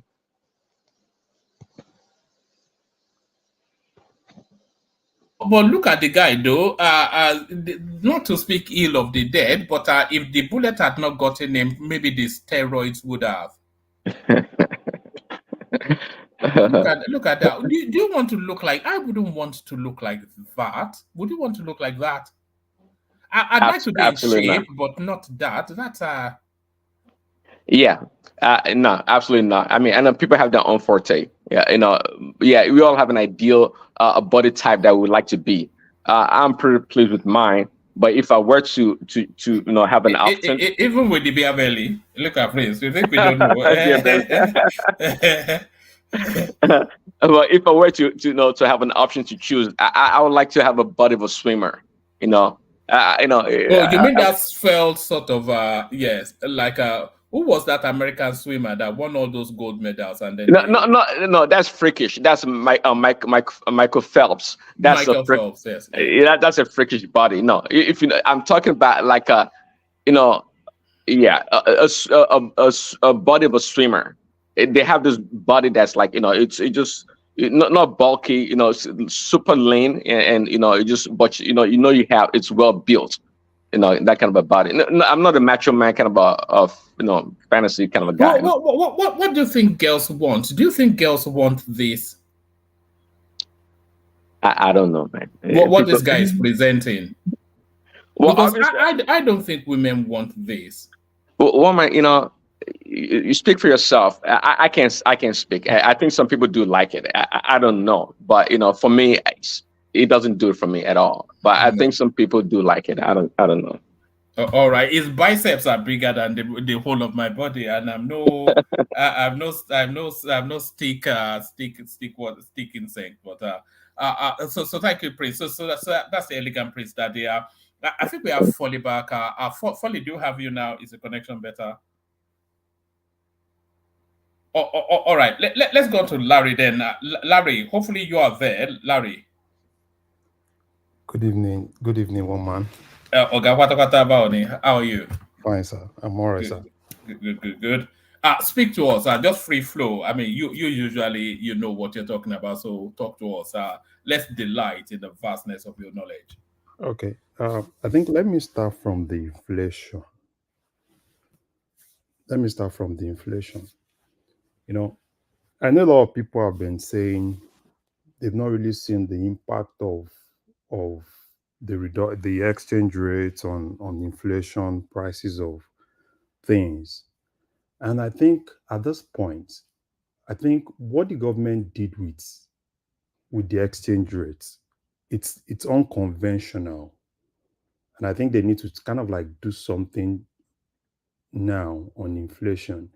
Because if you look at the whole thing that they did, right, they first started with the conventional way, trying to like make kind of like looking for an equilibrium and looking at Nigerian factor, right? A lot of things were really at play. So they were not really dealing with some of those things. And at the end of the day, they saw that no, demand and supply was not going to make it work. Then what did they do? They started looking at the other things, other variables. And those other variables was able to help them stem it down. So, and I think they need to do the same thing now.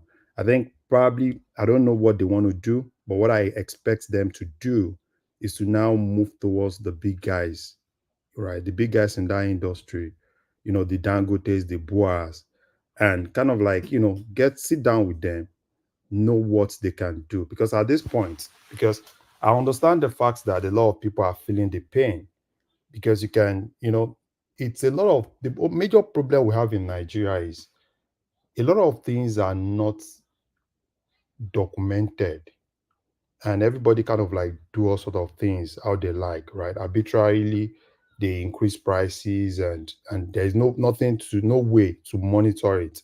So, but be it as it may, I think at this point, what government needs to do is to talk to the big guys in that industry. At least let them know what it costs them to get each of those products to the retailer in the market.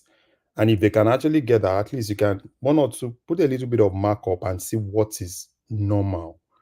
Then if they want to come into that space, because you can't just come in and people are saying regulation, you can't come in to regulate. Larry, I think they're asking you to speak up a bit. It says, Larry, more volume, please. So, yeah, carry on. Okay, can you hear me now? Yes, I think that's slightly better. Carry on. Okay, yeah. So, sorry, I'm sorry. So I was actually saying what government needs to do, because I know a lot of people are kind of like complaining now because they've not really seen the impact of the exchange rate stability on the prices of goods and every other thing in the markets. And I think at this point, I don't know what the government is planning, but what I think is that at this point, they need to now sit down with the key players in the industry, sit down with Dangote, sit down with Boa, because obviously, if you look at least Dangote and Boa are presently in Nigeria, they control at least 40% of household things in that country. So at least let's look at what exactly is the cost price and what exactly does it cost for them to get it to the retailers in the market, and put a little bit of markup and see what is actually normal in that market. So if they are able to do that, because at this point they need to look for unconventional way of handling this. They can't just leave everything to like, it's going to normalize. It won't normalize. Would that not be interfering with free enterprise? No. It's not. It's interfering with free enterprise if they've not been able to sit down with the guys that are supplying those things. If they just go arbitrarily to the market and start saying they want to regulate. Because the major thing they need to do now is, if you can sit down with Dangote, take for instance now, Dangote brings out sugar, Dangote brings out spaghetti, Dangote brings out a lot of things. And if they are able to factor the transportation and everything, what exactly does it cost for it to get to market? Take for instance, now let's look at spaghetti. If spaghetti costs, let's say like 400 to get to that woman in the market, and put a little bit of markup, probably that woman should be selling at probably 430, 450, right? And eventually, if Dangote is able to let us understand and make it public that this is what it actually costs for it to get to that woman, and if that woman is now eventually selling that thing for 700, obviously, then you know that something is wrong. Because at this point, the only problem we have in Nigeria is there is no data, and everything, people kind of like sell things, unlike what we have probably in the US or somewhere else. At least you can, at least particular minimum, you can know what is being sold in Walmart or probably what is being sold in some other places. But it's not like that in Nigeria. So at this point, I think what government needs to do, right, is to talk to these guys, even if they need to subsidize a little bit, right, of this, they need to come in, because you can't be talking of, because most people, right, that buy things, we talk about dollars, the most people that really understand all this dollar thing are people that are on the internet. An average person in Nigeria wants to go to the market and see the impact of, kind of like buy things cheaper, because obviously things are not cheap. And I don't know how government is going to do it, because my projection is that in May, inflation is going to increase after May, because I'm expecting them to announce the new minimum wage. And with that, that's also going to increase the inflation. So they need to do everything they need to do now, from now till May. They need to use whatever they want to do, right? Use the normal artificial way, how they did it. You can see that the Bureau de Change guys are crying now. They started crying now, right? Because it's that business is not booming again. So I'm not saying they should just go and start saying, oh, go arbitrarily to the market. No, you need to first know what exactly does it cost that person. Even if they said they had stock, right? Obviously, whatever stock you have, maximum probably like 2 weeks, that stock, you should be able to, like, get that stock out. So that's what I think personally, what the government needs to do now. And it's not something they can just sit down, because if they sit down, things are really going to get out of hand. Because after May, if they are not able to tackle this inflation, after May, and there is, they announce the new minimum wage, it's going to get out of hand. And that is the same mistake they did with the exchange rate. They announced it, they didn't do the right thing, things got out of hand, and they were trying to use every econometrics to bring it back. So that's what I think in that aspect. Hopefully, if they're able to do the right thing, people will start seeing it gradually, right? At least gradually, and they just crash the market. Obviously, it's going to be a win-win situation for the woman in the market to get an average profit, not that exorbitant profit at the detriment of the people they are selling to. All right, brilliant. What politics do you think El-Rufai is playing? He's telling us now that not only has fuel subsidy not been removed, they are actually paying more in subsidy than the previous administration. So is this a case of sour grapes, or what's going on there? What's his politics? So for El-Rufai is just playing the politics of relevance. Relevance or bitterness or both? No. He wants to be relevant. That's just the truth, right? Because I don't see El-Rufai pulling any string. El-Rufai is just going to be another Kwankwaso. Because presently in Kaduna State, because if you want to really have that capacity to control things in the north, you need to have that call, as in that followership. And I don't say El-Rufai. If you put El-Rufai today and put Kwankwaso today, Kwankwaso will beat El-Rufai hands down. And even in Kaduna that El-Rufai is coming from, El-Rufai and the governor are not on the same page, right? So what I think El-Rufai is trying to do, you see, this normal, I want to be relevant. Even him himself, he knows. So now, on the issue of subsidy, do you think he wants to be relevant, or do you think he's smarting from the way that he was, because he was mistreated? We have to. Do you consider he was badly handled by Tinubu? One man. Because he did a lot. He removed El-Rufai, Tinubu will not be president. They stabbed him in the back, and he's not willing to take it. See, one man, let me tell you something. Everything is politics. Everything is politics. It will be dangerous. People that actually advised Tinubu against El-Rufai, they knew what El-Rufai could do. Can you hear me? Can you hear me? Yeah, we can hear you. Go ahead. Go ahead. So people that actually advised Tinubu against El-Rufai, they knew what El-Rufai could do. El-Rufai likes power, right? If El-Rufai had been in that government, El-Rufai would try to be one of the probably the most powerful minister. And I'm telling you, if El-Rufai has that power and capacity, El-Rufai is going to stab Tinubu in the back in 2027, no doubt. So sometimes when you are playing this politics, right, you have to play this politics smartly. El-Rufai, you see, most of all these northern guys, and that's exactly someone like El-Rufai. All El-Rufai needs is that power and the capacity to be able to like push things. If you've been looking at El-Rufai, probably if you've been monitoring El-Rufai's politics, El-Rufai politics is this guy that proves to be loyal, right? Gets closer, is able to like control a lot of power, and thereafter he comes out in his full with his kind of like full self. From Atiku, remember El-Rufai versus Atiku, this loyal guy that is always kneeling down, kind of like playing this loyalty, and thereafter he becomes popular, and then he brings his true self. He did the same thing with Buhari, this loyal man that sometimes you kind of like look at El-Rufai, it's always loyal, he greets him, kneel down as if, El-Rufai is everything. At the end of the day, what actually happened? So for Tinubu knows him.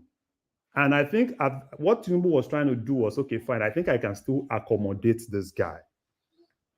But along the line, probably when they look at one or two things, right, they felt, okay, Tinubu might not really be able to accommodate that guy. Because look at now, Nerufai in Tinubu's government, a Wike in Tinubu's government, you know, it's not going to be easy. Well, they've been able to manage Wike though, and as big as El Rufai's ego is, yeah, you can't say it's bigger than Wike's ego. You know, there's an element. Do you remember a time that El Rufai went to Lagos to go and confront the Tinubu space, and he made some rather unguarded comments? There's a theory that they set him up to flog him for that unguarded. No, they didn't. They didn't. I think a lot of things happened after the election. A lot of things happened after the election. I think El-Rufai made some move. And that move was, I think most people that worked against El-Rufai were basically Ribadu and the vice president. Those are the two people that kind of like worked against El-Rufai. So, you see, this politics, there's a lot of things that we don't know from outside that a lot of these guys actually have access to, right? They have access to meetings, they have access to one or two gimmicks and everything.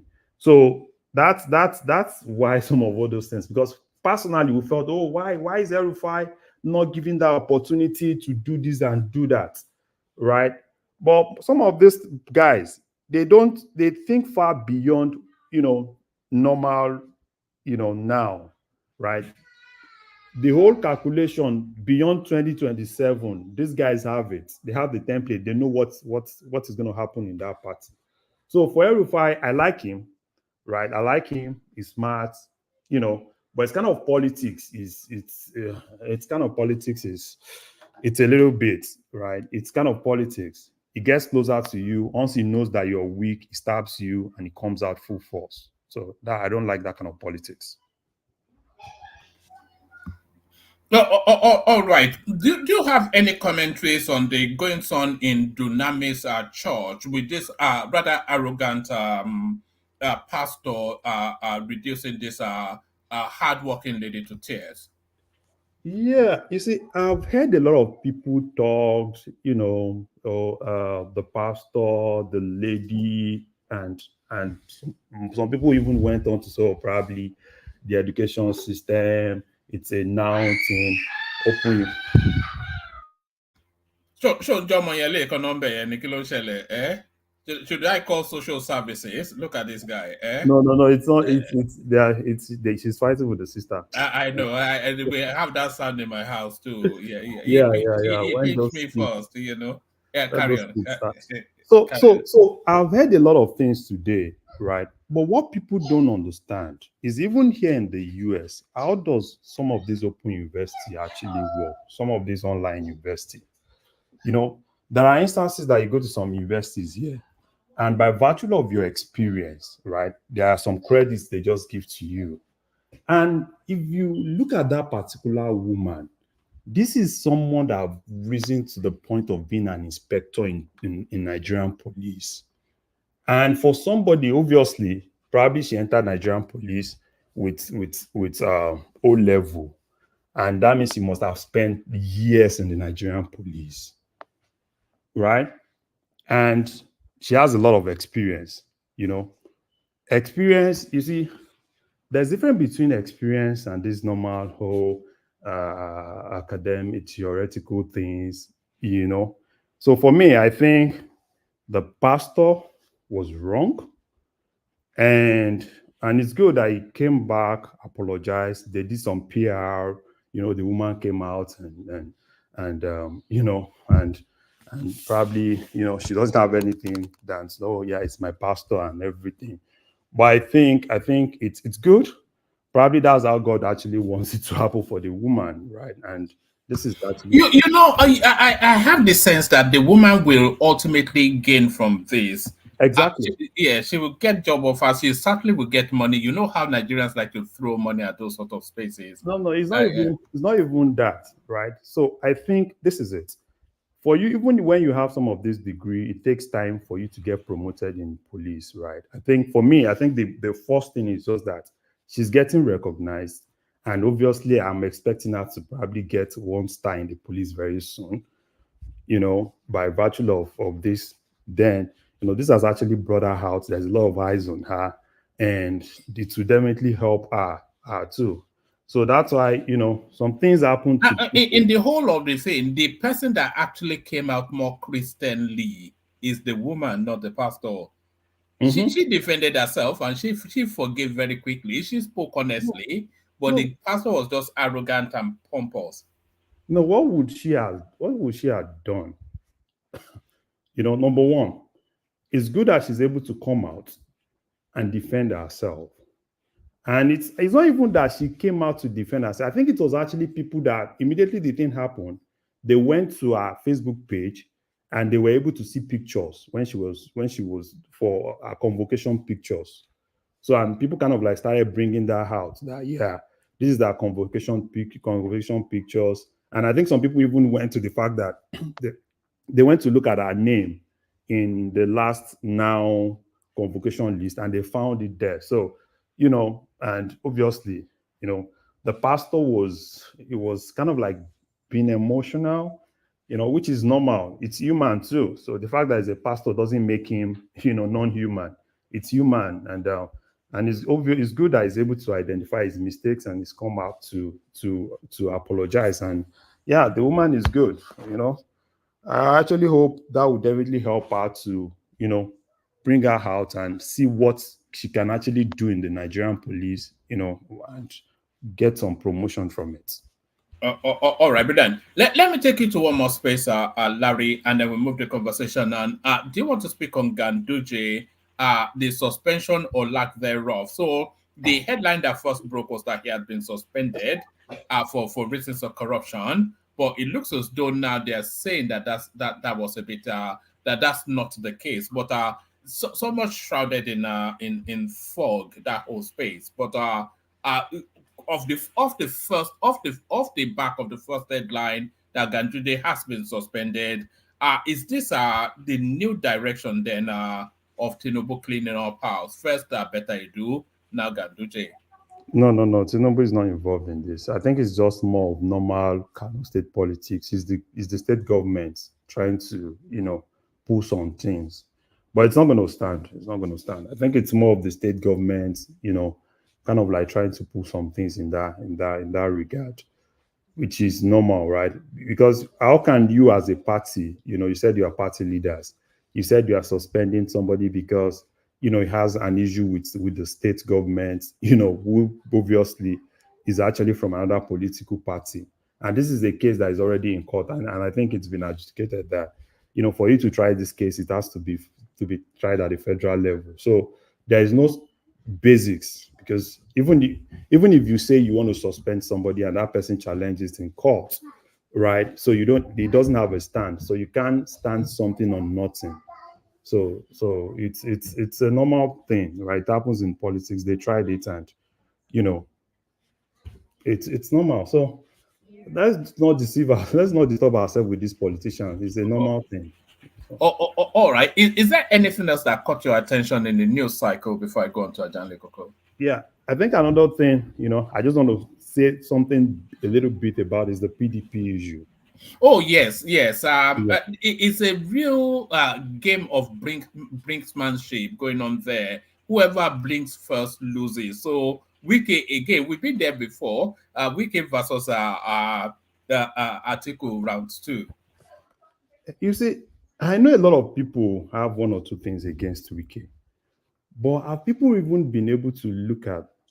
A lot of people are not happy with Atiku taking hold of that party, because the way Atiku handles that party is more like, it's I can always get ticket anytime. And if they're not able to take Atiku out, right, PDP is just going to die a natural death. It's using the party as like some sort of booty call, isn't it? Yeah. Anytime it needs. He believes any day, anytime. I'll go to Dubai and come back probably in 2026. I can always do one or two things. I'll get the party ticket, and a lot of people, particularly the PDP governors, right? So if you see a lot of them, everybody just think it's Wike. It's not Wike. A lot of PDP governors really want to get that party out of Atiku's hand. A lot of them, even in the north, Bauchi state governor and a lot of other governors, they really want to get that party out of Atiku's hand. Because they want to have, obviously, the governors definitely want to be those people that will definitely take ownership of the party. But Atiku is, Atiku's game, and a lot of people think they are looking at Wike's direction. What I'm seeing in this Atiku issue, number one, I'm looking at this Bauchi governor. I'm seeing Sheyi Makinde's hand, and I'm seeing some other people's hand. Because if they don't get that party out of Atiku's hand, Atiku is still going to come back in 2027. He still wants to contest. And obviously, he doesn't have a chance. Unless PDP is able to purge itself out of some of all these characters, Atiku and Wike and kind of like go back to the drawing board and see what they can actually do differently.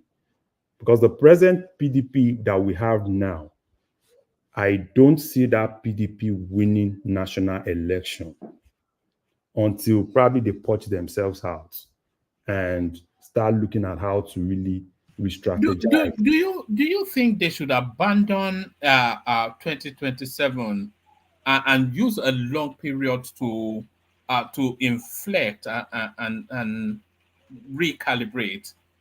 Because I don't think they stand a chance in 2027. So why even put in any real? Of course, just show up for keepsake. But do you get what I mean? That their place should be really 2031, not 2030. No, I won't write them off. I won't write them off for 2027. Now, it's a function of one or two things. It's a function of how Tinubu is able to manage the Nigerian economy. It's a function of how Tinubu is able to manage the northern politics. So 2027 is still far. So a lot of things are still going to, if they can, number one, if they can actually get themselves, purge themselves, take ownership of the party, leave these individuals, some characters that will come back in, Dino Melaya and the likes of them that will come back in 2026, purge themselves out of those people. Now start looking at how to really rebuild the party. So if they can start now, rebuild the party and look at what Tinubu is doing. If Tinubu doesn't get it right?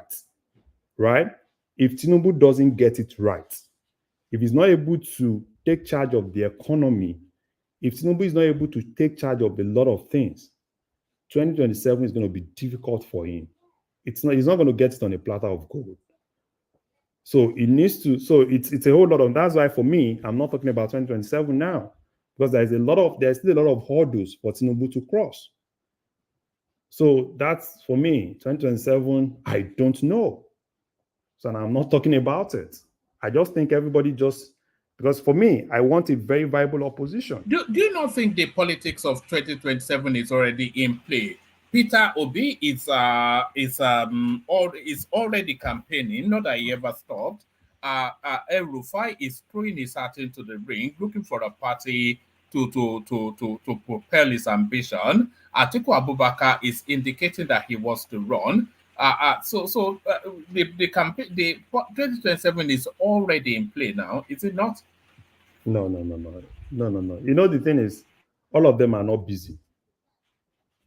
When people are not busy, they tend to look for one or two things.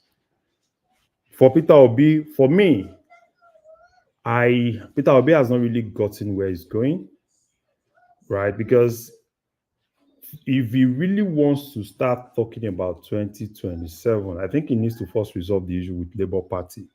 But I don't think he's interested in resolving that issue, which means that if he's going to leave Labour Party, he's going to start looking for another platform, right? And that platform, and if he doesn't get that platform now, probably people are still advising him that he can get that platform in like 2026, or then he still needs to now push that platform into people's hearts, and it's a whole lot of things.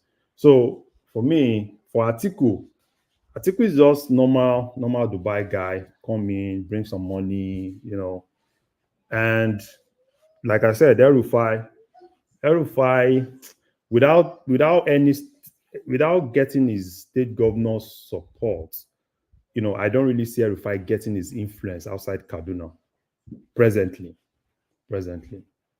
So everybody is still, it's a normal thing, politics when people are not really busy, they start thinking of 2027. It's not even 2027 now because a lot of things are still going to unfold in 2025. A lot of things are still going to unfold. So whatever anybody is doing now, it's just a normal, I'm trying to see what I can do. But who do you think is going to superintend the? Do you think it's still going to be Mahmoud Yakubu? Because I think they might actually be flouting constitutional provisions. I'm not sure that. Is it not the provision that an INEC chairman cannot serve more than 2 cycles of elections, and he's serving? Is this his 3rd one now? No. I'm not sure. I'm not sure it's his 3rd one. I think it's still his 2nd one. I think if Mahmoud Yakubu leaves and Tinubu picks there is game over, isn't he? He's not going to pick anybody that is not going to make him win now. Oh well, let's wait till then. Let's wait till then. Let's wait till then and see. Because obviously, I see Tinubu picking someone from the south to be our next chairman. Because I think we've had 2 people from the north, right? From Jega to Mahmoud. So, and probably if anybody replacing Mahmoud will definitely be someone from the south, and that's going to still raise a lot of things, right? A lot of debates, a lot of eyebrows. So, yeah, it's normal politics, it's normal politics. But let's wait till we get there. I don't know what they have in their mind, and well, let's wait till we get there. Hopefully, we're still going to be here to discuss it. All right, that's excellent. Know that we will be. So thank you. So thank you, Larry. Stay with us. Let's go from you to Ajale Koko, see if he's ready. Ajale Koko. All right, we do. I think Ajale Koko will be in the fridge. Let's go to Kulata. Kulata. Hey, one man. Your avatar, man. What's going on there? I'm an obedient fan. Look at that. A new Nigeria is possible. A new Nigeria is possible, but are we even already getting? They keep saying they want a new Nigeria. We're getting a new Nigeria with the raft of policy changes and infrastructural bold moves that we're seeing. We are already getting the new Nigeria. Well, it depends. What makes you say we're already getting a new Nigeria? Because they are putting in policies that for the first time makes the country actually look like a serious country. I'm talking about the moves of Cardoso. And the Jim Obazie mandate is to go into the financial system to identify the corruption, yes, but the loopholes so that can be plugged. Everything is being streamlined to follow an automated sequence of processes. So that there's so much excellence going on there. And then the infrastructural development, the rapid rate at which Mahi is traversing the country, the security situation, we can see a visible, significant reduction in incidents. So the whole thing is just coming together. And then Dangote rolling out, everything looking good. The future looks bright. A new Nigeria. A new Nigeria is not only possible, it is already here. Well,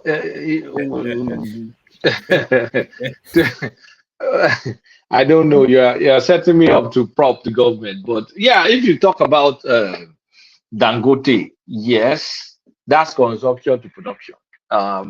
We're talking about CBN. I said CBN. We're talking about local supply of crude from the PIB bill. That's a new Nigeria. Essentially, as of today, as far as the capacity for Dangote's refinery, we've essentially stopped importing diesel. That's a big deal. And I want to believe if we use naphtha, what's the name of that heavy oil? We don't need to import that too. And jet fuel, we won't need to import jet fuel. So with a matter of time, petrol, even though we may bring the crude from America or whatever, but at the end of the day, we'll export some, which will make us dollars. We're adding value. We're finally adding value to what's it called?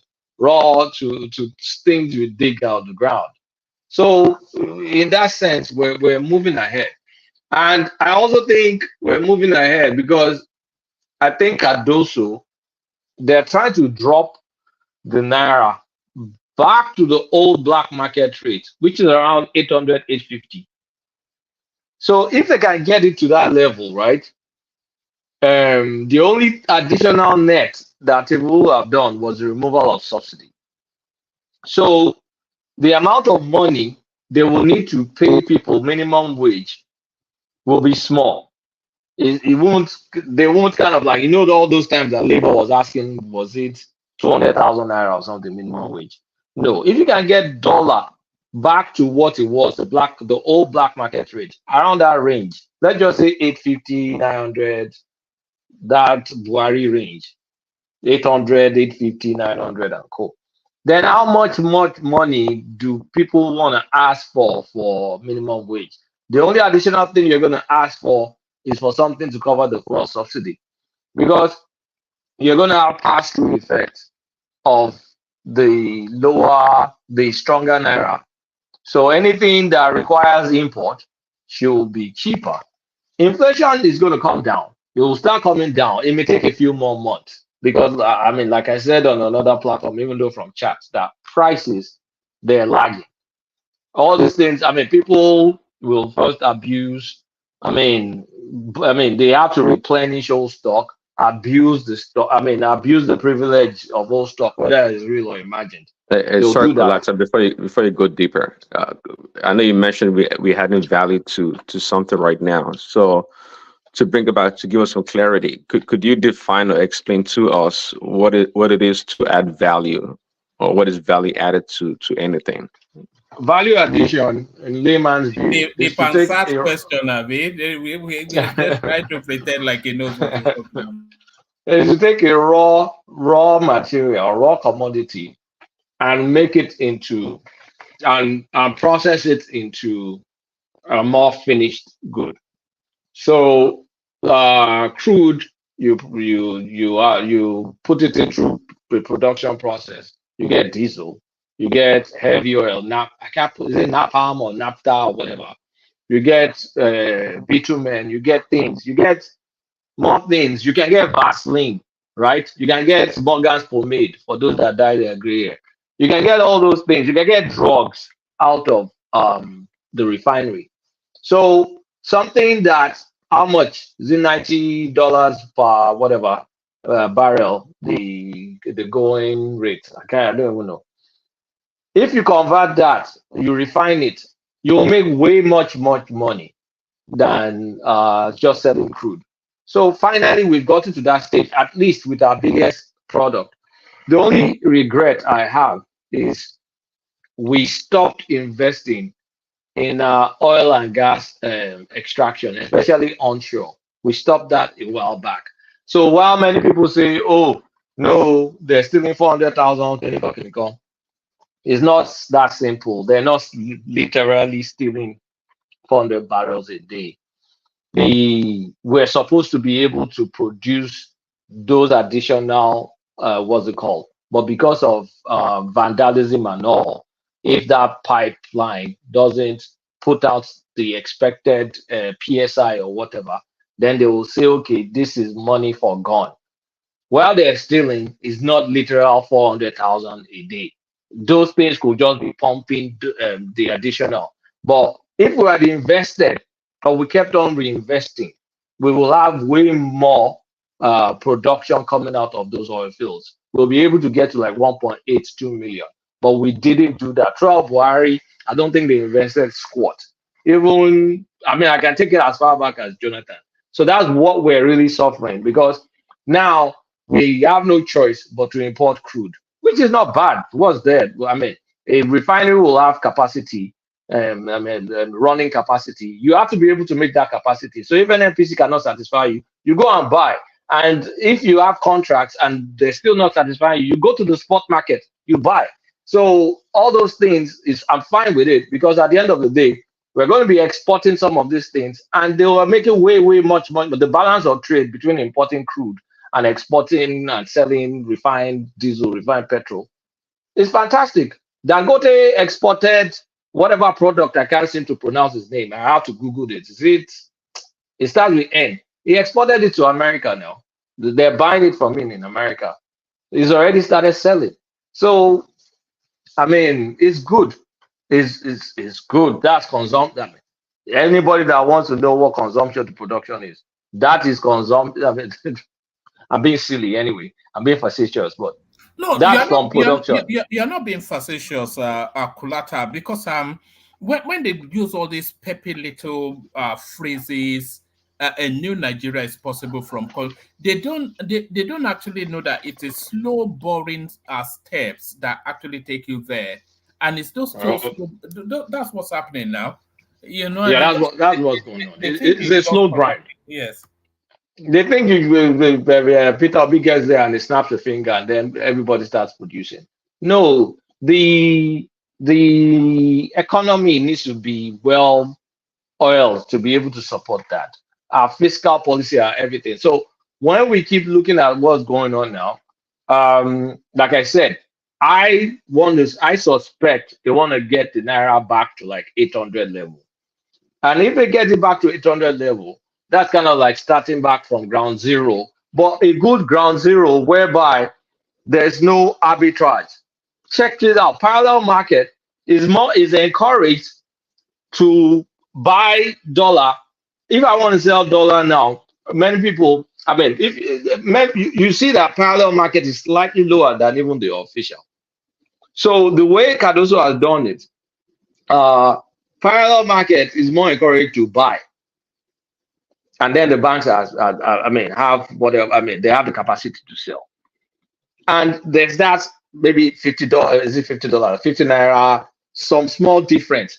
And the what is fantastic about this managed float is the amount of money they use to maintain this rate. It's not a lot. It's really not a lot. They're giving $10,000 to BDCs. How much is Eloni at the end of the day? It's not, it's not significant chunk. People saw that time that the reserve dip. They said, they were using the reserve to do this. No, that's not true. They used the reserve to pay the 4 trillion ways and means that Tinubu borrowed last year. They used it to service, they paid back CBN. So for the ways and means, they basically they were not supposed to, they were not supposed to take any out. So things are looking, things are looking up. But it's, of course, there's still some challenges. But they're looking up on a more solid footing is more the point. And that's what I'm saying, that sustainable footing. Yes, that's the new Nigeria, isn't it? Sustainable footing. That's the new Nigeria, because while subsidy is gone, is back, if we can get Naira back to 800 or something, then government will not be paying any subsidy anymore. The reason right now is because we've devalued the Naira so much. And we need to get our mentality of fixed prices. That doesn't exist like anywhere in the world. You live in the UK, I live in the US. Is there any such thing as petrol price? I can wake up and know what the petrol price will be. Of course not. I have to go to the gas station and see what the price is. We Nigerians, we've been spoiled with that, somehow that the price must not change. The price just needs to stay. Like, where in the world does that happen? I don't know a country that is not heavily subsidized. Maybe they don't know what to do with money, that they'll be having fixed prices. So I get why they had to start subsidizing petrol again, because the shock was too much. And what El Rufai said is true. When you look at the actual Naira amount, if you look at the Naira amount, The amount of subsidy they're paying is higher than under Buhari, but relatively, if you look at the value of the naira, it's lower. But when you look at when you look at it in absolute terms, yes, the subsidy naira getting paid is way higher than what Buhari is getting paid. But if they can bring the naira down, if they keep on bringing it down, it's going to get to a point where they won't be subsidizing anything. But at that point in time, please release the brakes. Let the price move with the market. You can let the price move the market and say, okay, I will peg it at some point, meaning I will intervene at some point. But which is what they're doing, but don't let that intervention just go for multiple months and months. Let it go up and down like it is. You can ease it a bit so it's not too much of a burden. But we just can't have this single fixed price. Look at diesel now. Diesel is not single fixed price now.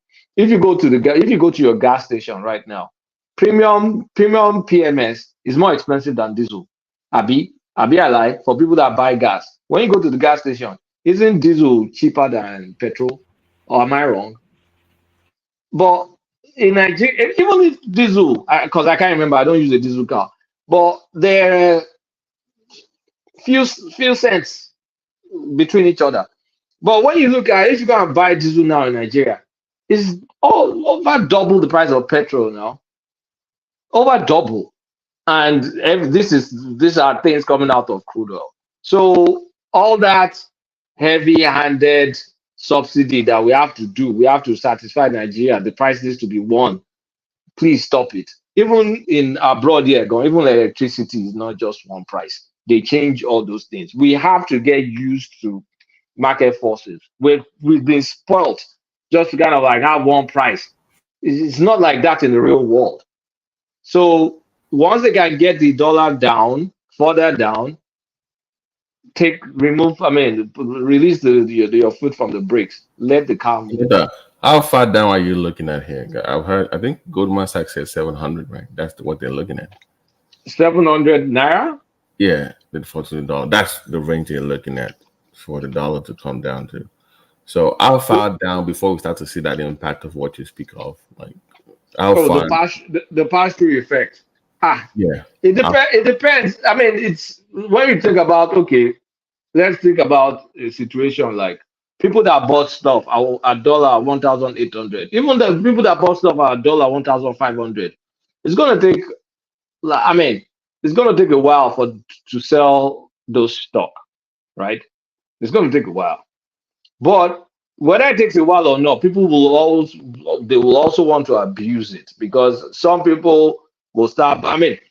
This is not a good time, honestly speaking, because it keeps going down. Yeah, so but the reason I asked that question is because months ago on this platform during the campaign, we discussed is it pricing board or something like that, where they kind of watch all these things. Pricing board for commodity board.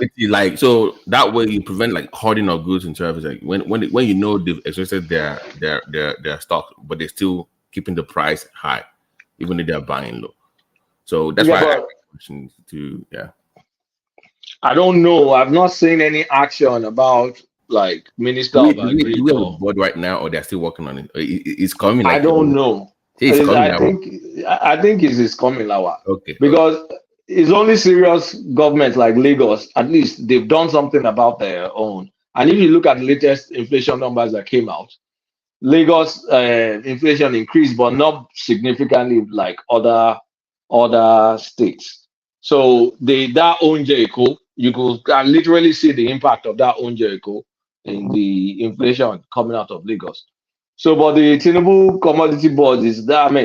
I think we're still is coming, because not all ministers are performing. Like even Cardoso is just a superstar. Everything we're saying now is because of some of the things Buhari laid out before, and Adeyemi Cardoso. The rest, you still have slim pickings of people doing good thing or the other. But I don't want this to be a lamentation fest. I've been doing that too much. But if that naira gets that 800 and it stays there, I mean, let's say back and forth between 800 to 950. We get that through next year. I mean, by towards the end of the year, prices will come down. I mean, because the only sustainable cost push that we're getting is going to come from expensive petrol. Diesel that is used to power generators, used to drive trucks. Diesel has been diesel. It's been removed for a while. So really, the only sort of damage to people's pocket that you can say Tinubu will cause, I mean, if we can get the dollar down, it's just petrol subsidy. And the what's it called? The effect, I mean, the ways and means that got printed 20-something trillion. Hopefully, we'll keep mopping up those by open market operation with the high interest rates that CBN has done. Maybe they will jack up interest rates further, which will further increase FPIs, people that are bringing in money for fixed sort of investment. Another thing that can happen is, I think I mentioned this before, if America lowers their interest rate, people that want like fixed income investment, they will move to the countries like Nigeria will be more attractive because we'll probably increase our interest rate. And we probably have capacity to ride that out for multiple times before we finally contain inflation. But I think we should start looking at prices coming down, small, starting from the next 3 months.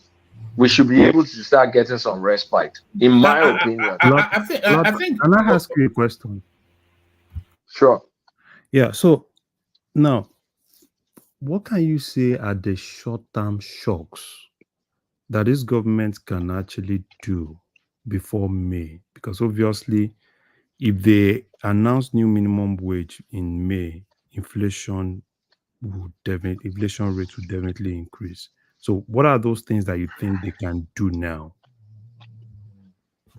Well, whatever they do, whatever intervention they do is still going to cause inflation. But what they can do is that distribution of money that is backed up by NIN. They can do that. They can kind of like give some stimulus checks to people, right? And another thing they can do, whatever agency is supposed to be whatever agency that's supposed to be responsible for prices or price controls, they can deploy things out to go and shake up the market to see people that are gouging the system, right? So, but those are not significant. I mean, the latter one is not that significant. The former one requires them to be prepared because they can't keep doing the distributing cash the way they used to do that in Buhari, because we know they were just stealing that. So if they say, okay, NIN, go to bank, or is it NIN or BVN? I think it's NIN. If it's NIN, go and get BVN. I think you can mix the two together now. I don't even know. I don't live in Nigeria. Say go to bank, you will receive your stipend. And then they give stipend while they still work on getting this thing down. Because I think what will be this major justification if we can get dollar back to the black market under Buhari? So how much minimum wage should I increase it by? Because the only thing that kind of like increased on you is just the subsidy. So should I now double your minimum wage? No, because I got the dollar back to where it was. So the only other thing is just subsidy. So I can give you a 25% bump or whatever. You can say, okay, how much? I mean, you can't really say that because petrol is supposed to be fluctuating in price. But let's just say you calculate an amount and say, okay, this is your living wage adjustment. Of course, that really applies to government workers. Minimum wage means nothing to the general economy. So while you stimulate government workers, it will have multiplier effect. Yes, we get it. But the majority of the population will even not feel that bump of minimum wage, because a lot of states will not be able to pay it. It's just going to be federal government, Lagos, and maybe maybe Port Harcourt and a few other states that will be able to quickly do it. So even though that inflation may not be too much, And then we're going to look at, okay, so which one carries weight more? Because we have both what's called demand pull from the 23 trillion, which hopefully the increased MPR rate, interest rate, is supposed to curb. Then we have the cost push, which is mainly pass-through cost from increasing transportation cost. And I don't even know where we're going to put the insecurity.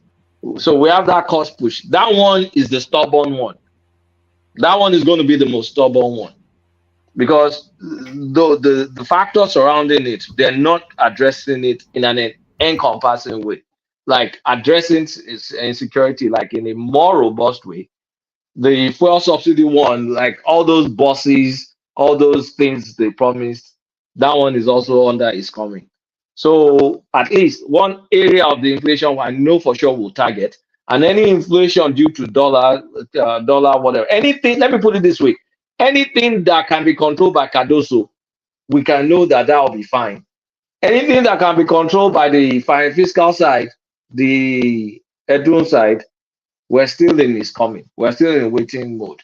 Because the tax reforms, they've announced stuff, they've been doing this. We need to now get action. Like, where's the bill? Where's the bill to pass to kind of like unify? I mean, they said they're going to unify, simplify the taxes, make it less than 10. So where's the bill? Where's the bill? Is it in the House? Where is it? What reading? When are they going to do something about that? So that's kind of like the fiscal side. Also on the fiscal side, let's even look at that. Zeta's friend, Anete, that minister of what's her minister of that fine woman, trade and investment. I mean, we need to see some action from our side, like serious action. So I think anybody but Cardoso, they're lagging behind, in my opinion. It's now time. There are two things that need to happen. Fiscal side needs to catch up. Law enforcement needs to catch up too. Even though I feel at this point in time, law enforcement is probably even doing better than fiscal side, because a lot of all this stuff we're talking about, EFCC's action, enforcement and all, will go a long way. Because we've, to an extent, we've kind of like curtailed, or we're curtailing spurious demand for FX. And we're encouraging people that want to have it to come and invest in it in Nigeria. That's good. But from the fiscal side, right, what are we doing to get things moving? And another area that they can do, they may try and, I've said it before, I think it's time Tinubu picks some winners. It needs to create a new set of billionaires with private jets that will invest, that will get things moving. It happened under Obasanjo.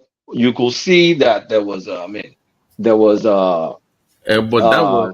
oil and gas and telecom. So which sector are we looking at here? What's wrong with the gas sector? No. I'm saying. What about even solid minerals? That space remains on top. I can still do oil and gas is fine, but what about other sectors to create this billionaire? One man just mentioned one now, solid minerals. Yeah, so what about that? What about even power? That one, I agree. That would be a multi-billionaires in dollars if they get it right. There's so many areas that if they have to do it in power, it'll be bogged down in a legal mesh. Remember, they've handed out all these licenses to all these portfolio people. Power sector, man. I was arguing in my university, my university group today, that all this discourse, a lot of them are only busy. They're owing money. Why don't you make the bank? Because this before now, on this platform now, we give a solution to that problem. Let the bank take over. Why don't you let Amcon take over some of them? They're only basic. Many of them don't have, I mean, they're insolvent. So there's opportunity. There are opportunities. There are different areas where there are opportunities. Some people, you can even give some people tourism. You can give, there's so many things now that we can do. We're creative people now. So they need to give access to productive Nigerians, people that can do, people really that can do. And don't let the government want to do everything. Tinubu can make his own one or two there too. That's fine. But at least get people there. So I'm expecting more action from the fiscal side. Cardoso has been, I mean, what he has. And another thing, look at how many people that Tinubu has taken money out of their pocket. All those BDC runs, all those say take dollar here 300, go and sell it 800. Gone. Even subsidy, while we're still paying subsidy, it's not like bo subsidy where everybody and his dog were going to get subsidy payment. This is more like an NNPC, Trifigura, Vitor, and all those trading companies is part of their deal. It's not like general now. And those are kind of like in billions of dollars. But those are going to Swiss trading companies, some Nigerian trading companies and all whatnot.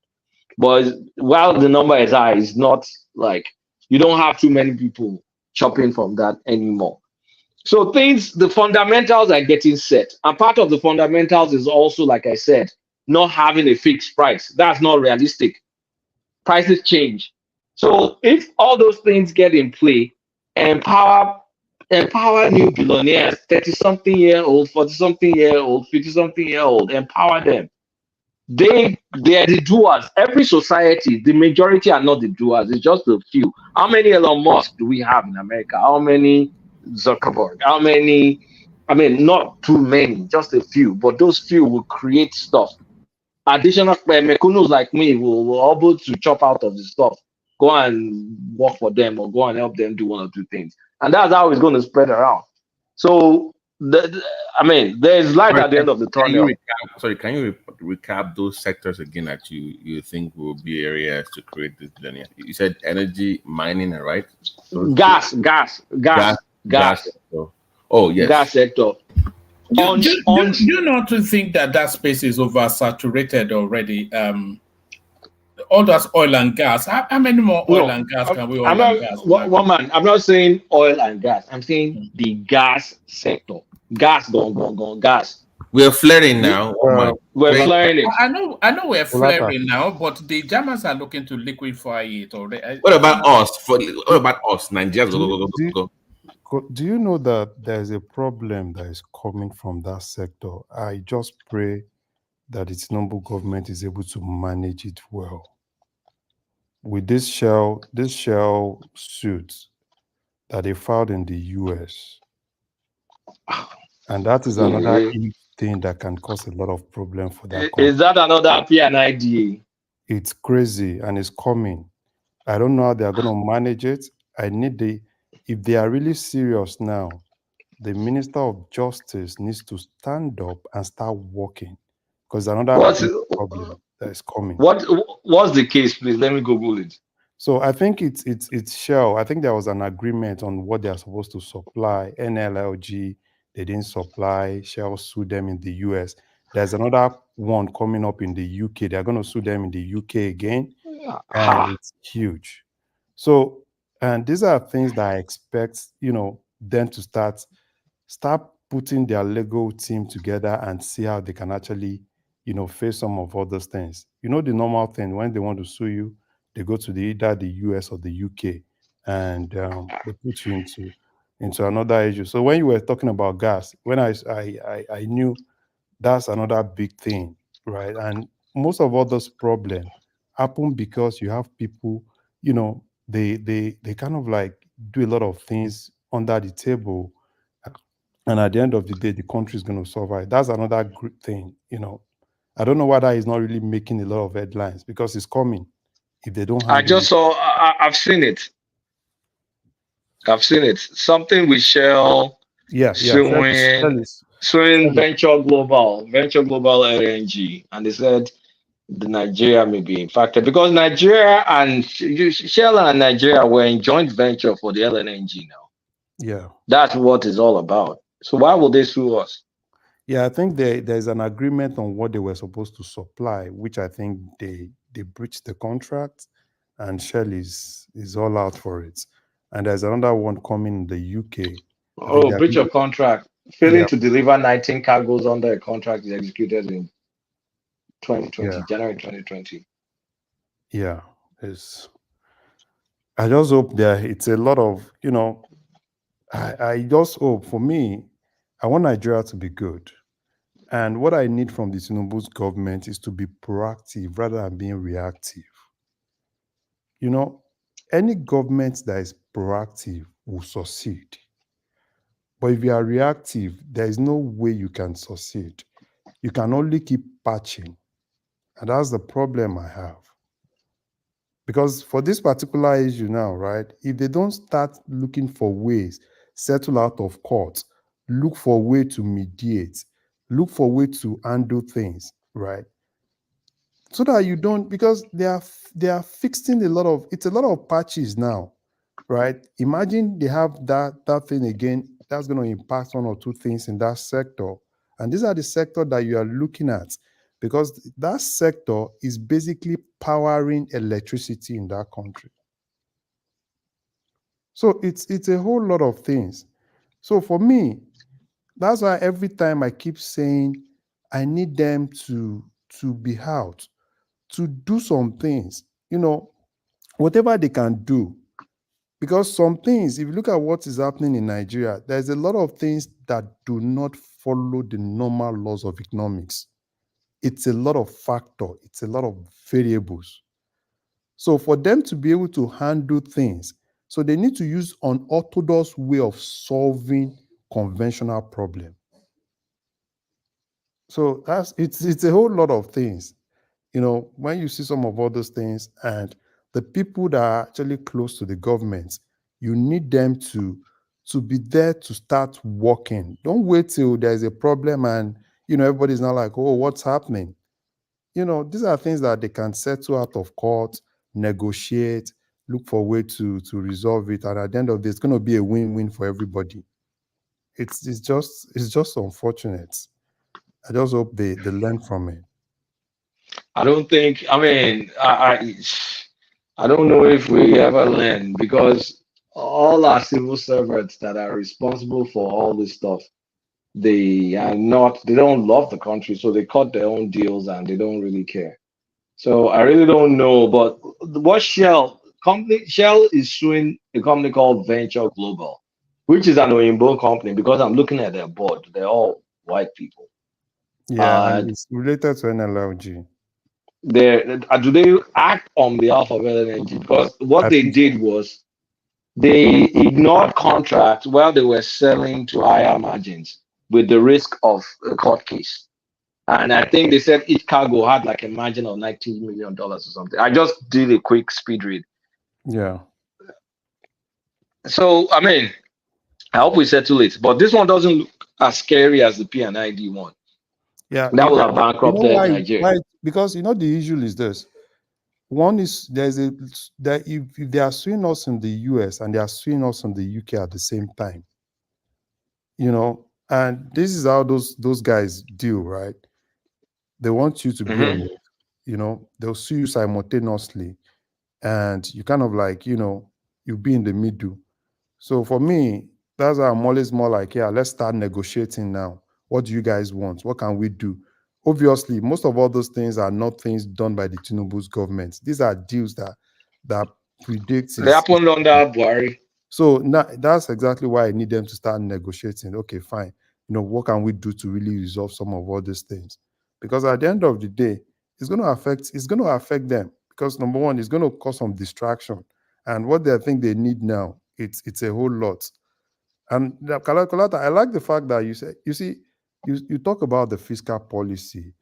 But for me, I think there is just more of the approach, right?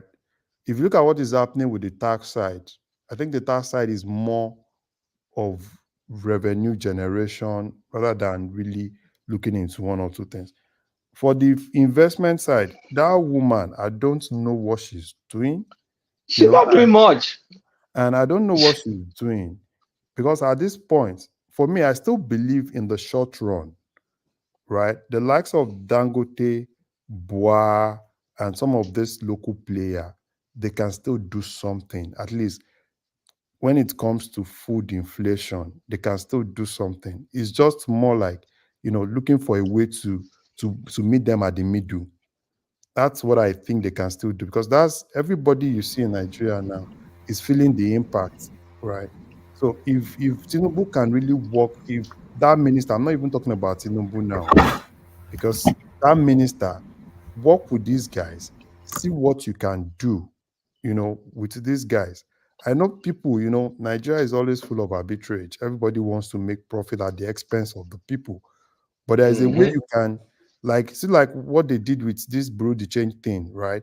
They were able to cut those guys off, and the guys are now the ones complaining. So go there, look for something in the middle, meet them in the middle. At the end of the day, everybody will kind of like say, yeah, I need to, instead of waiting for that big margin, they want to sell at the lower margin, at least for them to break even. And at the end of the day, it's going to be a win-win situation for everybody, which I think they need to do now. At least. But the thing is, if you like, those guys are kind of like the market makers. So definitely you have to give them access into something for them to kind of like intervene that way. Because yes, they can set prices and it will have a ripple effect throughout the economy. For example, cement. Both of them can dictate how much they're going to sell cement in Nigeria, for sure. Lafarge will follow suit. Dangote can determine how much sugar price is going to be in that country. Spaghetti, noodles, whatever else is selling. It's a whole lot. It's a whole lot. So if you want to subsidize those guys, subsidize them. I don't care. Yeah, but don't you have to get some kind of board involved in this regulation of this prices? I mean, they will at least have a say in it. No. The issue is this. If you look at what is really coming from those guys, right? All they need is just little margin, right? If you can meet them at the middle, get their cost, and just let them put that little margin. These guys, with that little margin, they can still survive. But the problem is, you can't do that now. You said that earlier on. You can't go into a private company and force price on them. No, I'm not saying force. That's why I said if they what he's saying is, like, in America we call it consumer protection, right? You will make your margin but reasonable profit, where you don't gouge your. But that's not the model that Tinubu is using now. What he's doing is that's the reason why I was asking. The economy in the air and say that's the reason why I was asking, because I was reading this article earlier. I was just by the vice president talking about February this year they were going to launch the consumer board thing. That's the reason why I was asking Kay earlier about maybe he's heard anything about that board. Because I'm like, what did they announce that they're going to launch it? No. Let me find it. The article said in February they were going to launch it. So I'm like, who are the members? Let me send that to one man so you can put it up. So because I really want to know who's going to be on that board. That's okay. Go ahead, sorry. So one man, right? You see, it's something that it's normal even here in the US. So we are not really saying don't make profits. There's a way government can actually work with those guys where they can make a reasonable margin. And that reasonable margin, and if you ask those guys, they will tell you, oh, this is how much you're selling, and we don't know how much it gets to those guys. So at least if they can be able to work with those guys to get that point that it gets to those guys in the market, then it's easier, right? Because obviously, if take for instance now, if Dangote is from factory, spaghetti, for instance, if spaghetti costs from factory 400, and for it to get to those guys, it's more like probably it costs like 450. So are you telling me that if Dangote makes that open, and if everybody gets to know what it costs, and somebody is selling that spaghetti for 700, because now we don't even have the data, we don't even know what everybody does what he wants.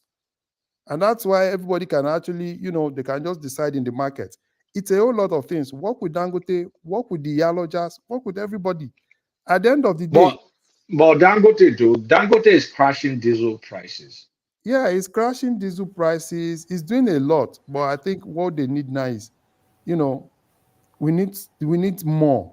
You understand? I apologize. Let me just read a few things here. You remember there was a court case in Lagos where somebody sued for increase in prices, and the federal court ruled that the government by February 7 has to fix the price of goods and services, including petroleum products, within 7 days. That was in February. That was actually a court ruling in regards to that board has to come around. So that was a court ruling, not political will. Court actually said that they have to set up a board to regulate, to fix prices of goods and petroleum products. One man, I put the link. But I saw that headline. I didn't read it. That's Right, kind of like it's a useless court ruling. How can courts be saying? That one I don't know. I don't. This time I'm asking the question. Like I don't know how far are we on that one. Is it constitutional to even mandate people to do that? And if they're going to bring up a board, well, they're going to have any LLC. It's not going to, but I'm going to assume some kind of price control. So how does that judgment come into effect? You know. How do you even enforce it? Yes. How do you enforce it? Do you make the government pay subsidy or not? What does that? Is a meaningless. I don't even know how they can actually enforce that judgment, though. But you know, they just have to look for what I think they can do. That's why I'm more like I'm interested in those big guys, because those big guys, they control a lot of things. And if those big guys decide today that okay, fine, we just want to make a little profit and we can do something. Those guys can do something. No, there is a lot they can do. And another thing that is driving price in Nigeria, custom needs to review their rates, because I'm not sure they've reviewed. I think presently, I'm not sure they've reviewed their rates, bring it down based on the current exchange rates. Because that's is 1.2 something now. It's still higher than the current one. Yeah. So they need to get down, you know, a little bit, even if it's going to be a little bit below the official price. Because that's another thing. You know, if they can do that, that's also going to have some effects, you know, on things that are actually coming. So it's a whole lot of things that they need to do. You know, there's a lot of gaps. So they just need to, you know, start looking, you know, small wins. What they need now is those small wins. Those small wins will definitely have impact. Wins from the custom, you know, reducing that price. Talk with those guys, see ways you can actually do it. If you need to subsidize, for me, if you need to subsidize the likes of Dangote, subsidize them and let that have some effect. Because obviously the common man on the street is only interested in the price of what they buy. So those are the ways that government can actually come in. You don't just go in and say, we want to fix price, but let's sit down and meet on the table. Tell me what I can do, because obviously this is going to have some effect on people. So if they can do that, so I don't have a problem with that. I'm not against subsidy, but I just want subsidy to be tailored to where it will definitely have a lot of impact on the people. All right, Larry. Let me bail out. Go to bed, especially seeing that nobody has super chatted apart from Mayo. So that's giving me the hump. No, I'm only joking. But I was waiting for my co-hosts to turn up. But a bit like London buses, you wait for hours and then two turn up at the same time. So Thomas and Mike here now, so that gives me the window to bail out. So thank everyone. See you tomorrow. Also, Thomas, Kulata has the floor still.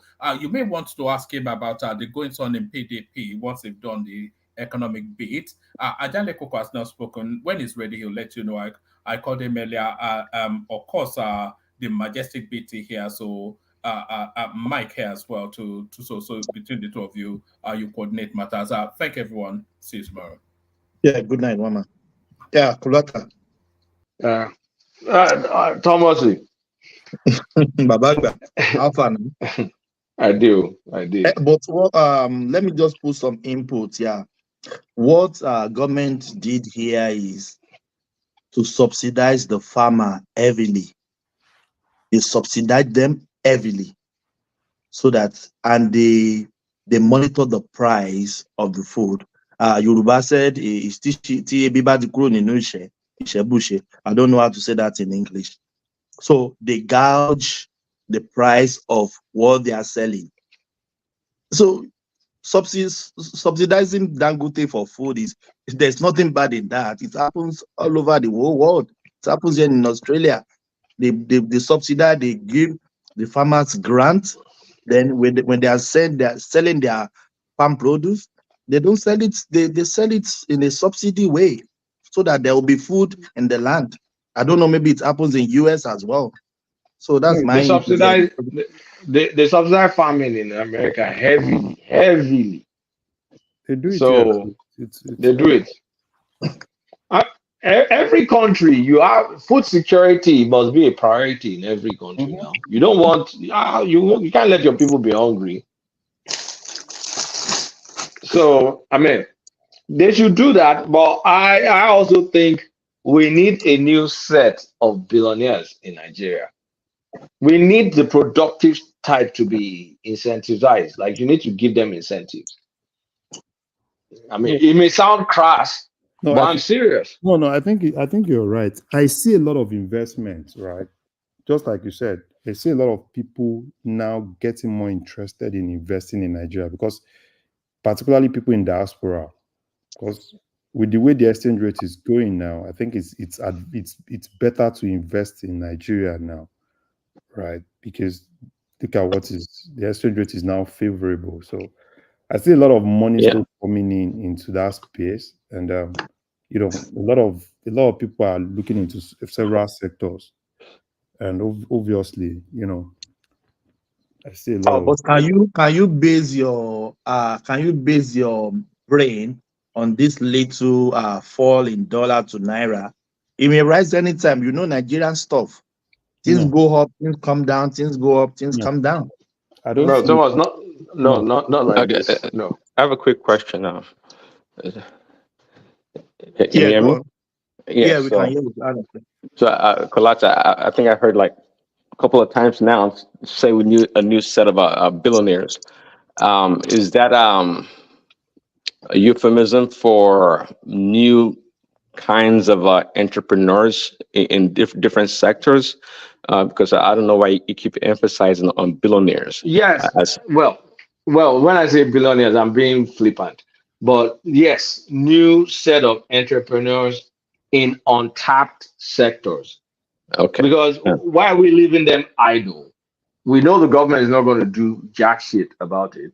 So why don't you empower people that can actually do something about it and create the opportunities? And once the opportunity is created, then the economy follows. Like, I mean, God created smart people or resourceful people for a reason. So if they deploy them, the market will move. I just want expansion, right? Not just sitting in the same thing, doing the same things, and then we're just wallowing and wasting resources away. But in what sector are you looking after? Thomas, like I said, gas sector, even mining sector, agriculture concept, tourism concept, what you really call it? Even gather people to be doing call center, before robots take over all that part. That area is there.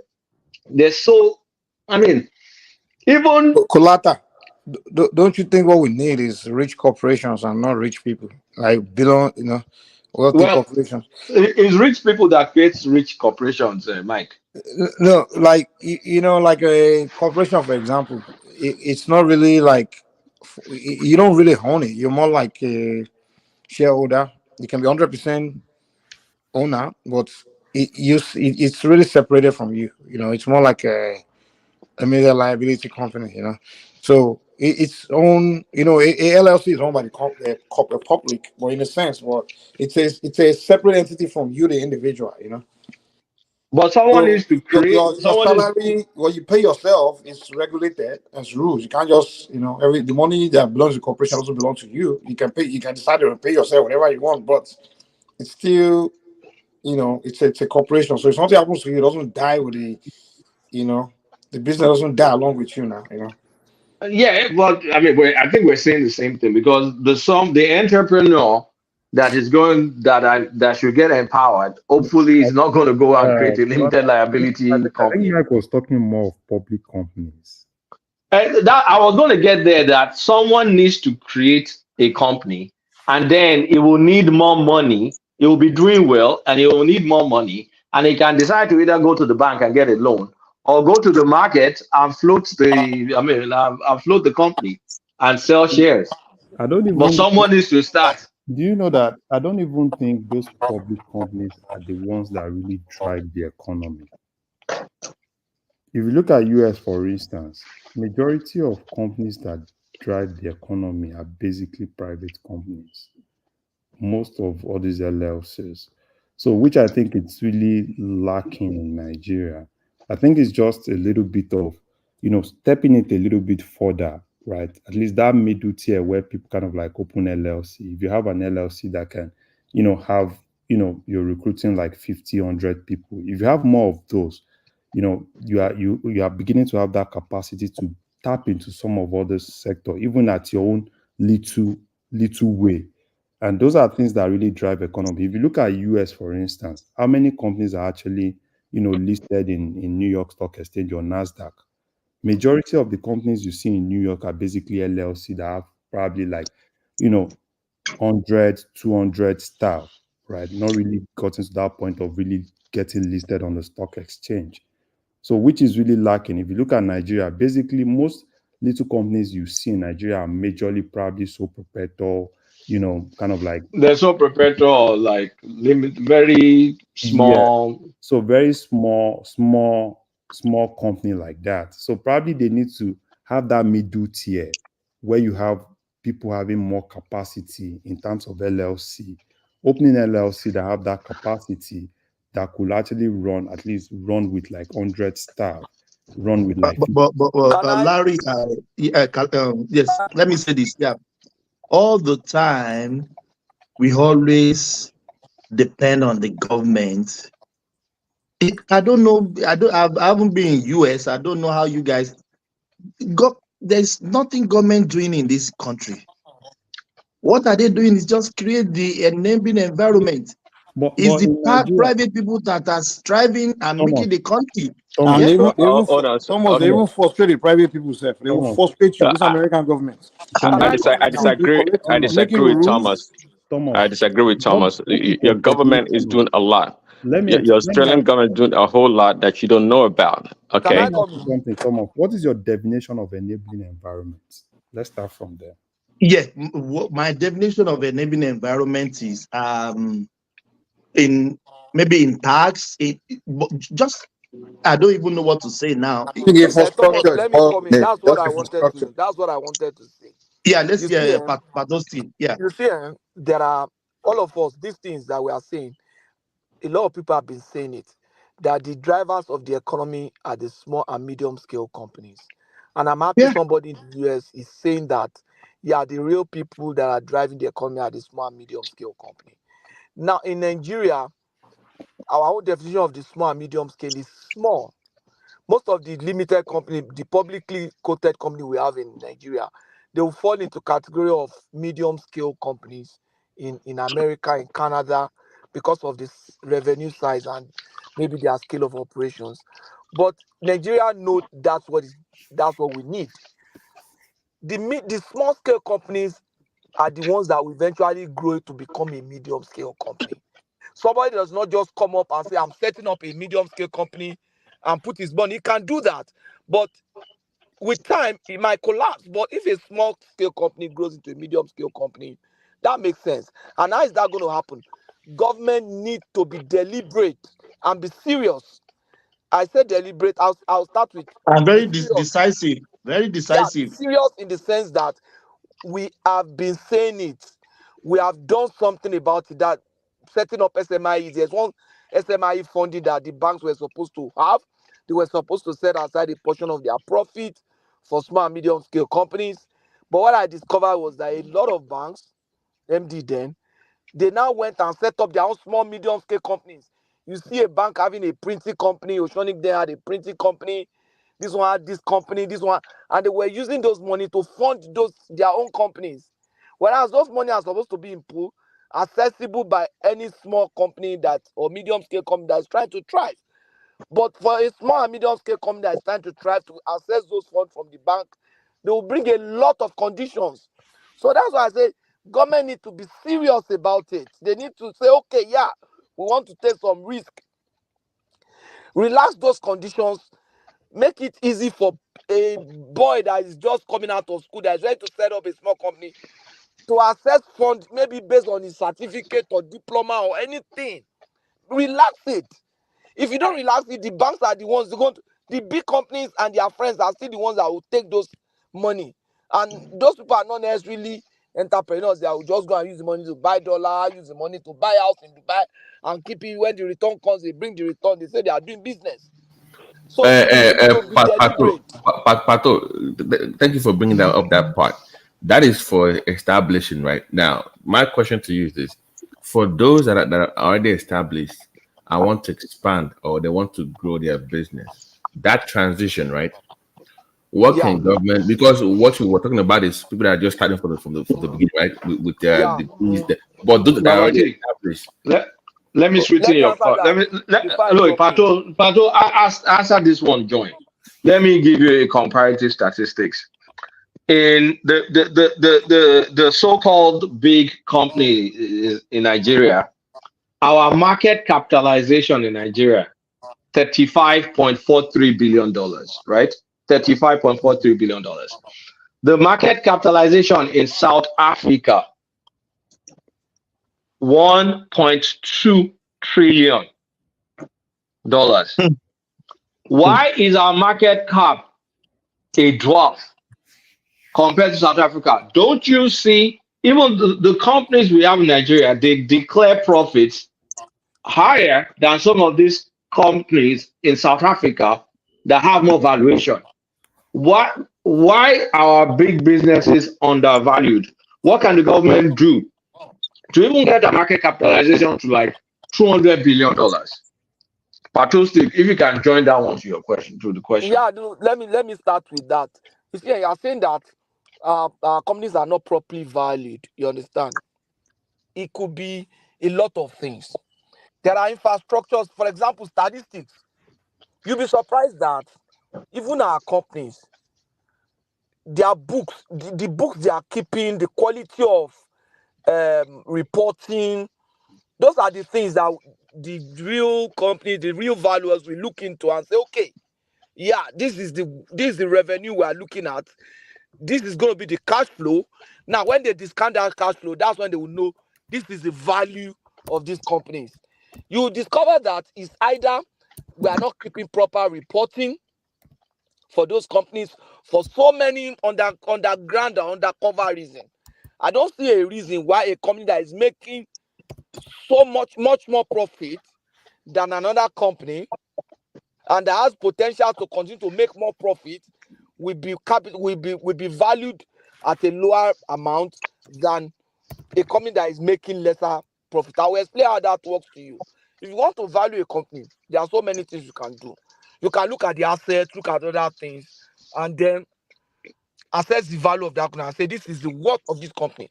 But the real meaningful one is to look at future cash flow, net cash flow from operation. Yeah. You understand? Maybe in another, you look at 10 years cash flow. Let me just say something so that it will support what you're saying. One of the problem of Nigerian companies in terms of reporting is the mode of reporting, financial reporting in Nigeria. If you look at that South Africa that you're saying, now, South Africa started reporting based on IFRS in 1995. And in Nigeria, I think IFRS in Nigeria started more in 2012, right? So there is a lot of lapses that's been in terms of reporting in Nigeria. So which is in most cases, even when you're valuing a lot of things in Nigeria, particularly most of all those public companies, you have a lot of issues with it. So I think in terms of being undervalued, I don't really think a lot of Nigerian companies are really undervalued. I think they are kind of like getting their true value. And a lot of us think, the way we look at it probably a lot of things that we're looking at. But if you look deeply into their accounts of some of these companies based on IFRS standard, you end up seeing that that's the true value of some of this company. And that's why I support, kind of like injecting more into into them and kind of like working more on their capitalization. Whatever it could actually be probably requirements, probably standards that are being set, for them to start looking at them having access to other inflow, and some of the big guys like divesting diluting some of their shares and letting more people come in. If that is what is really going to But happen. let me ask you one question. Don't you think that people are saying, okay, we should put structures in place? Now, why not look at the soft infrastructures? Soft infrastructures like ensuring the framework for reporting is IFRS, No, ensuring. that's what I just said.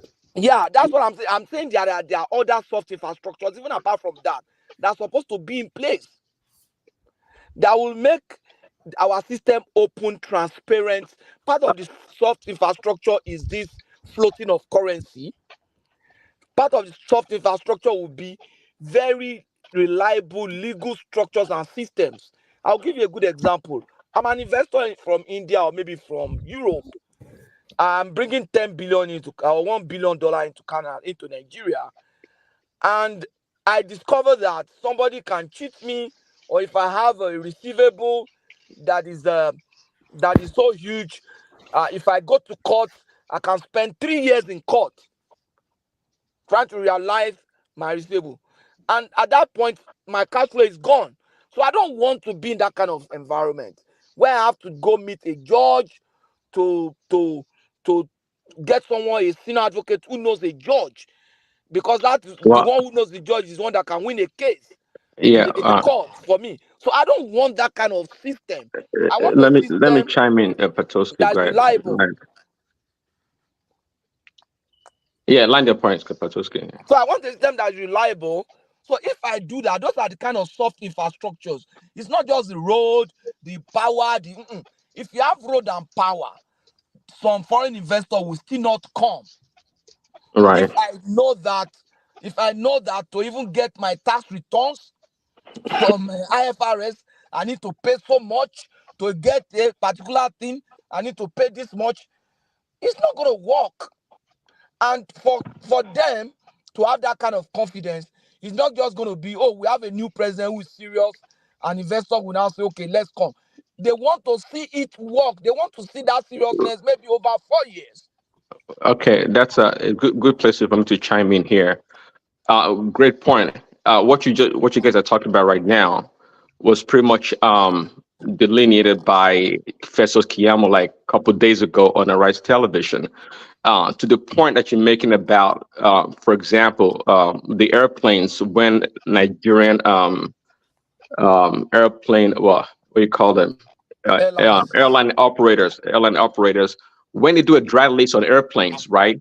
And they get the planes into Nigeria, because of the legal framework or structure in Nigeria, these companies or these owners, they collude with the legal system that prevents these foreign companies from being able to pretty much repossess the airplane because they're not meeting their financial obligations on these assets.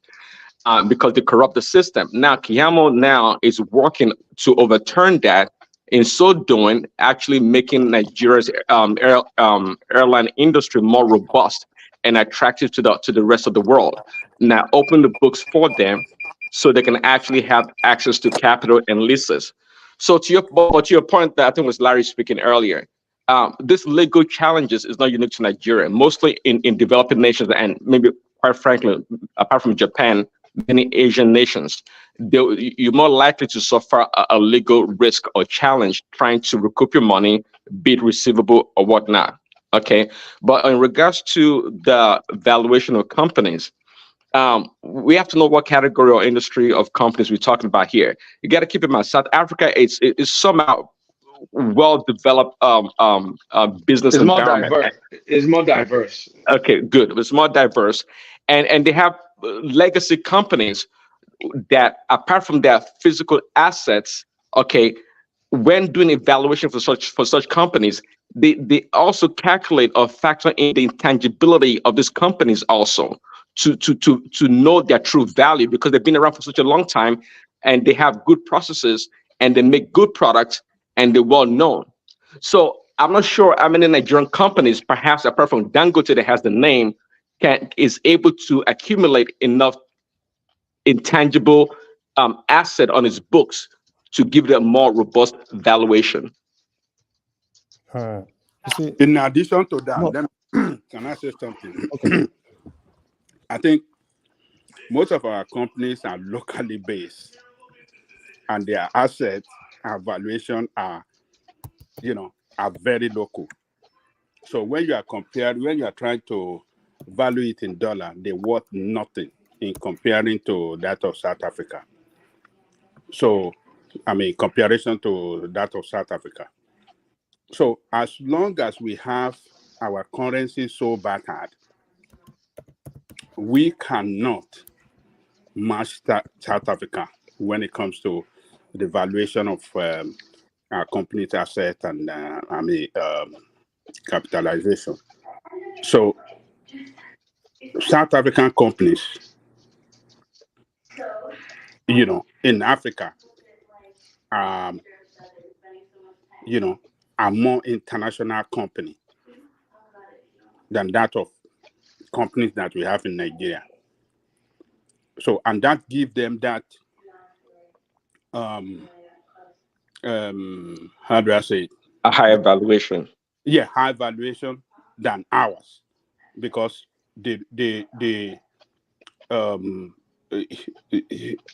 are more of their asset. You can value them in dollars because you value them more in dollars than that of Nigerian companies that are locally based. Look at MTN, for example. They are in many places around the world, and they rank as the, sometimes ago, I think they are the number one, number one company in Nigeria. But actually, Coco, if MTN, the kind of performance that MTN is doing in Nigeria in terms of profits, if they are making the exact same number, the exact same amount of profit, and they are located in America, do you know the billions of dollars that they will, value MTN? It will be exponential. They will be so rich. They will be like AT&T. Yeah. I've been now. Yes. We are our own company, except Glow, that is maybe it's in West Ghana or Republic of Benin. I have a simple answer for it. I think it's because Oyinbos don't participate like that in Nigerian stock markets. Our companies are just too local. They are not. They are not. They want nothing. They are not competing in the world. But I disagree. The profit that is declared, if you go and declare that same profit in another country, but even change, just convert from naira to dollar, they will value those companies anyhow. Are they hiding the real profit, or what is it really? No, I'm even saying even the declared profits, right? Because you look at some companies in America, zero profitability. Of course, they look at future potential, one thing or the other, market share, this can you call. But what I'm saying is, you look at the company like GTB, it's so small, and you look at a company like Access Bank that is so big, they have almost the same kind of profits. So GTB is a very profitable company, very nimble company. The valuation should be high. But I just think we're undervalued, maybe because we're a black country. So how does government come into? It's like a board that does evaluations, like a stock exchange. I don't know, but I think America. I think that's an opportunity. They value your company and then they put it on the listing, right? So we can buy. I think in terms of that valuation, everything still boils down to your financial thoughts. But Larry, I'm talking about financials now. Like, just carry GTP financials, convert it to dollar, match it to take it to America. Look at how much they're going to value it in the stock market. Or But take it to South Africa. you Look know, at how much they're going to value it. another thing is in terms of those companies too. One thing I don't know is how much they even invest in infrastructure. Infrastructure in this case is not just, it's not just the buildings, right? Take for instance now, I don't see any reason why those guys will not be able to invest in. There's a lot of things to invest in because take for instance now, the data they actually have, most of those companies, when dollar was really, really going up, a lot of them started looking for how to domicile some of the things they have. A lot of them that had a lot of things doing with AWS, doing with Google, they started looking at other ways. I think what Nigerian companies, all those companies need to do is to now start looking at how to, invest more in infrastructure, data infrastructure, domicile or some of all those things. Because most of the expenses they spend, most of their expenses goes into some of all those things. And some of those all those things they, what they pay to AWS, pay to Google, pay to all those people, right? So and we can actually have something of such, something similar in Nigeria. Well, It the does AWS serves even companies as large as Netflix and many other big companies. AWS as how do we put it? They build a critical mass to be able to offer their services at a Yeah, at a decent. they have an availability zone in South Africa. So, but whatever it is, Nigerian companies are making money in naira, and they are paying AWS in dollars. So there's a lot of things. Okay, hold on. Is it Larry? Right, Larry? Yes. Okay. Are you saying they're paying so much that they should rather be they should localize this services in Nigeria, or I mean, is it the Yeah. cost factor you're talking about, or what is I'm it? talking about it's part of it, the cost factor, right? And those are things that are eating into a lot of their revenue. Because if you don't Well, but localize, what about the argument? I mean, I'm thinking I don't know the real numbers, but the argument that see AWS offer its services at such a attractive price point that taking on such ventures may not be even profitable and maybe risky for these companies. no, it's not as cheap as you think. It's a sector I'm actually into. It's cheaper for people, it's cheaper for you if you're in the US, right? But it's not cheap for those companies in Nigeria.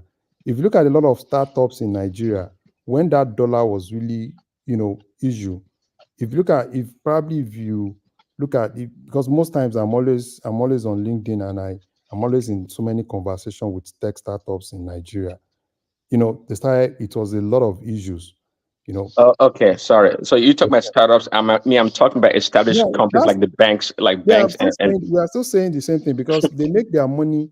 These are companies that make their money in naira, and services in AWS are going to be paid in dollars. So there is no, even if it's cheap, right? It's cheap. It's cheap for people that make that make money in dollars. So it's not even cheap for okay. them. It's not like their AWS is not going to say because your currency, has been undervalued, we are going to reduce how much The you're price. going to pay for S3, how much you're going to pay Of for course not, and that's why ACC. I'm making the point. Just like you say, if you know better, then that is fine. But I'm Yeah, making the yeah, point yeah. that even the weakness of the naira, that the price point of AWS services is so attractive that is to me is not such a it shouldn't be a big burden for those that procure their services. That's my point. That's what I'm saying.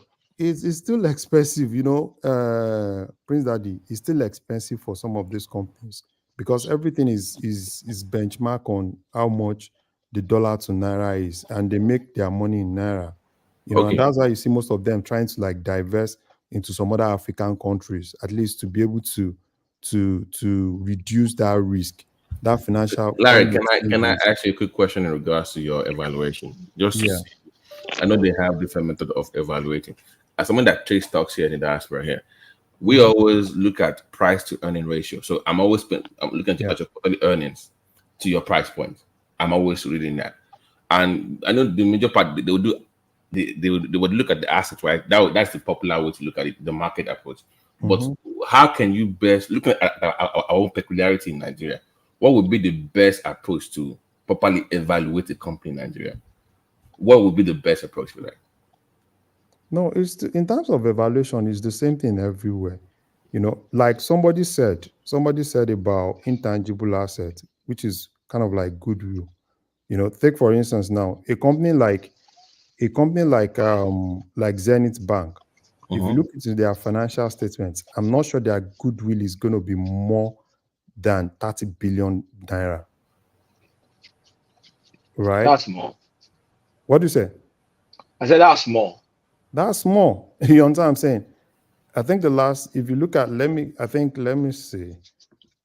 Last year, I think 2023 intangible asset, I think it was something around 25 billion naira, you know, for Zenith Bank, and as big as Zenith Bank is. So it's a whole lot of things, you know, that they put together into some of all those things. Yes. Let me chime in real quick. Depending on the company, right? Okay, an easy one with Dangote. Now, if I were to evaluate evaluation of the company in Nigeria, usually it's going to be more heavily asset based, but also the market share. Dangote, for example, I'm not sure it controls 60% or more of the cement industry. That'd be a good one. The market share that the company controls, you know, it's a good way to look at their future cash flow. Okay, and of that company. Okay, Prince, I apologize. Am I reading this right? Yeah, Access you're Bank's, right. hold on. Access Bank is valued at almost $30 billion. Is that true? 30 billion. Dollars. No, Babati. No. Nah. Ooh, that's a lot. I don't think that's true. Babati, our entire market cap is 30 something billion. No, this is Google. Maybe I'm wrong because I'm like, really? It says maybe it's access. naira. No. It says in dollars. No, how is that possible? Let me put the link in there so you can read it. I was like, really? I'm not. Okay, just maybe go ahead. Access Bank Holdings and the whole thing. Yeah. Even everything. It can't be okay. $30 billion. Okay. Let me quickly answer Babati's question. He said, how do you think we should value in Nigeria? It depends on the company. For example, price earning ratio will be applicable if the companies are listed, or if you have a similar company that is right. listed. Yeah. Okay. So you can be able to know, right. This company is listed, it has a price in the stock market. That's the market value, and then we can start doing the calculation, and then work back to the value of the shares, and then look at the number of shares listed, and then come to the total value of the company. But if the company is not listed, you can look for a similar company. Sorry, Patoski. I think you said it earlier. In a place that we don't trust their numbers and their accounting principles or their methods, even the price to earning ratio, I mean, I won't feel comfortable doing it in Nigeria. God bless you. That's why we need to be more. That's the reason why our capital market needs to be more transparent. Remember, I asked earlier that are they hiding anything? I was asking Kay that earlier that are we even sure the numbers are accurate? Like, are they hiding anything? But by the way, no, they are public now. Okay, hold on, guys. I put the link in the private chat that says $28.8 billion as of 2 years ago. I've checked it, Babati. It's 636 billion. This is on their webpage now. This is from their website. I'm looking at Market Watch. It's 636. This is what they said. This is their own Babati. I'm only asking the question. This is what they said on their own bank website. Babati is not even up to $1 billion. It's 636 billion naira. No, I think what Babati is saying is what Access Bank reported. On their own, look at the link now. On their own bank website, is what they say. You see why the regulatory body need to sanction them. So you see this disparity here, Coletta. What are they talking about? Even Bloomberg has them at 659. So how can you then trust that data? That's the reason why I was asking, can you even trust the earnings? Exactly. Because are they hiding anything? You can't trust them. Because they go match now. The market. That's what it means.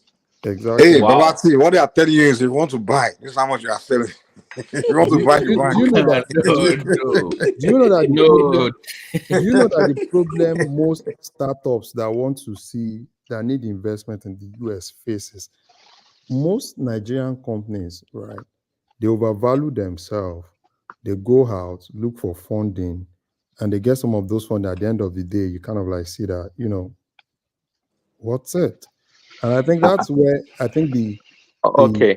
regulators kind of like ICANN, work with CBN and kind of like bring a very solid standard out with the IFRS, and so that at least we can have some decorum in that aspect. What everybody just does is once Okay, everybody, you said that earlier. You said the Nigerian companies are undervalued. Now you said they go outside, they're overvalued. Now, who is giving them that? Is that an independent evaluation or that's what they valuation or tell them. what? Okay, look at what we've just seen now. I think, Prince Adi, I'm the one that said, in my opinion, they're undervalued. Okay, that's my own stand. It's So when they go continue. outside and give those misrepresentation of value and everything. yeah, Is that's what what they they have do done now. in collaborations with maybe their auditors, you understand? Mhm. And they take their books out there, and they are misrepresenting the country because people will But say, Pato, 1 billion difference is one thing, but this is almost 30-1 now. it's Yeah, take what manipulative now. now. Manipulative. Babati, That's what they are are you doing. sure you read the right thing? No, Look at he's right now. He's okay. not the link I in the put the chat now. hold on, Larry.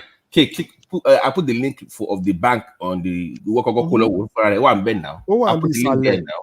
If you go to the, you That is see what they are saying 28.3 on their billion. own page now. I don't know. Maybe they're talking about the assets. I don't even know. That doesn't even make sense too. Over to but now I don't know. I don't know. You know the bank is not only Nigeria. They're spread all over the world. Is it Access or is it Zenith? Yeah. No, Access Access. I didn't know. I know Zenith is in. They're kind of They are international. everywhere. That's the reason I'm asking just to No, clarify here. Access is trying to be everywhere, but don't So, just okay, go the one you take that 1 billion is this for Nigeria only or they are everything? Well, I just went to Bloomberg to see the what's it called market. So I think this is coming just from Nigerian stock this is probably just only coming from Nigerian stock exchange. Okay. So it doesn't. But I'm looking at Access Holdings PLC, which I believe Access Bank is under because this is their holding company. They're selling 18 naira 55. So cheap. Okay, 18 naira I think 55. Babati, I've seen it. Yeah. So you see, I've seen it. on their own web page, they say they are worth that much. That their assets is total $28.8 billion. $billion. Yes. So I was right. I said it's assets. That's not the market cap. That's not the value of the market cap. That's just the asset. It's what they have done is they look at all the loans. For a bank, the loans are the assets. Those assets are funded with your own equity and then with liabilities. Liabilities for banks are all the depositors' money. So when they say their asset is worth 28 billion, what they are saying is all the loans we have given out, various loans that we have given out is worth 28 billion. That's what they are saying. But they plus have plus the building, plus the building and other stuff that they have. And other investments, maybe they have investments somewhere, they have maybe commercial papers. So everything is that's the amount of everything that they have. It's possible for them to have that because they take deposits now. But if you have that much, how is your market cap that low compared to what you have out? Exactly. That is a lot now. I mean, it's possible. If your market capitalization, if for example, your net asset, which is eventually your equity, which is relatively what you have in the market, is a function of your assets. It's either funded with your equity, and it's funded with your equity and your liability. I am not, Pato. I'm not arguing with you. I'm saying 1 to 30 is just. That means that the return on asset is very low. That's what it means. That means the company is not doing very well. For $30 billion. You understand? If for example, you have this much asset, your capitalization is low. Some things can be responsible. if you are utilizing the asset, you have very good asset utilization, you are supposed to generate sufficient returns. It's either when you generated those returns, you just plowed it back, you just gave it to shareholders and as dividends. So you are not keeping money in the system, in the business to increase your equity, which will consequently increase your So, capitalization. So I don't know how often they essentially, declare dividends, but I mean, if they don't declare dividends and they have this Well, much assets, that means they are not getting no return. Patrick, their price to earnings ratio is 2.34. That is Okay. clearly undervalued. So that's my question again. Is that on purpose, or you see what I'm getting at here, Clotter? You see what I'm getting at here? No, You guys are getting to my original point that we are under. I mean, our market cap no. is It means anyway. that the asset utilization price to earning. The issue is that this asset that they are having now, 20 point something billion. Look at their asset. Look at their profit. Look at their profit to asset ratio. Well, when you look at asset, not that stuff that they're declaring, something billion. I'm not seeing that in their balance sheet though. So it's probably, I don't It's going to know. I be mean, there. If you look at their risk assets, maybe all No, the it's gonna total be there. loans. let me Looking look. at I'm looking. Let me look. what is the total loan? Something is not matching somewhere. That's what I'm saying. No. I think that Something is off. Something seems no, it's not off. off. It's not off. Look at their I don't have that book here. I don't have it here. I'm just trying to I find would it. not be comfortable, Pato. If this was on the stock exchange, I would not be. I'm not going to invest in this kind of company if it was listed in America. I'm not going to put my money. I'm sorry. I wouldn't do it. Larry, Because it am I looks like wrong? the return. No, you're not wrong. I would It looks not like do the it. Come return on on, it's asset is too. low, I'm not Abi. going to do it. well, but let's say is Access Bank traded? In Nigeria. In Nigeria, It's traded maybe in Nigeria. Nigeria. Yeah, so Okay. So the market cap is essentially their stock, right? There's the outstanding stock out there and the price of the stock. It could be that high, depending on the price of the stock, right? The stock is I think the stock is 18 naira 55 kobo. That's it. Their stock is less than Yeah, 10 cents now. they must have a trillion shares out there. You can't tell me you are what 30 billion and you're 18 naira whatever. Come on, that's not. That's what I'm saying. They have their market cap, trillions of shares out there. Their market cap is literally like $500 million. Dollar. Let's just say 12. If you use 1,200, So that like asset is not that. What I'm trying to tell you guys are, for a bank, that asset is not likely to be wrong because their asset includes all the loans they have given out. Right. They give out loans to oil companies for all those. So the asset but it's also their liability and plus whatever the retained earnings they have. The assets, traditional, typical accounting.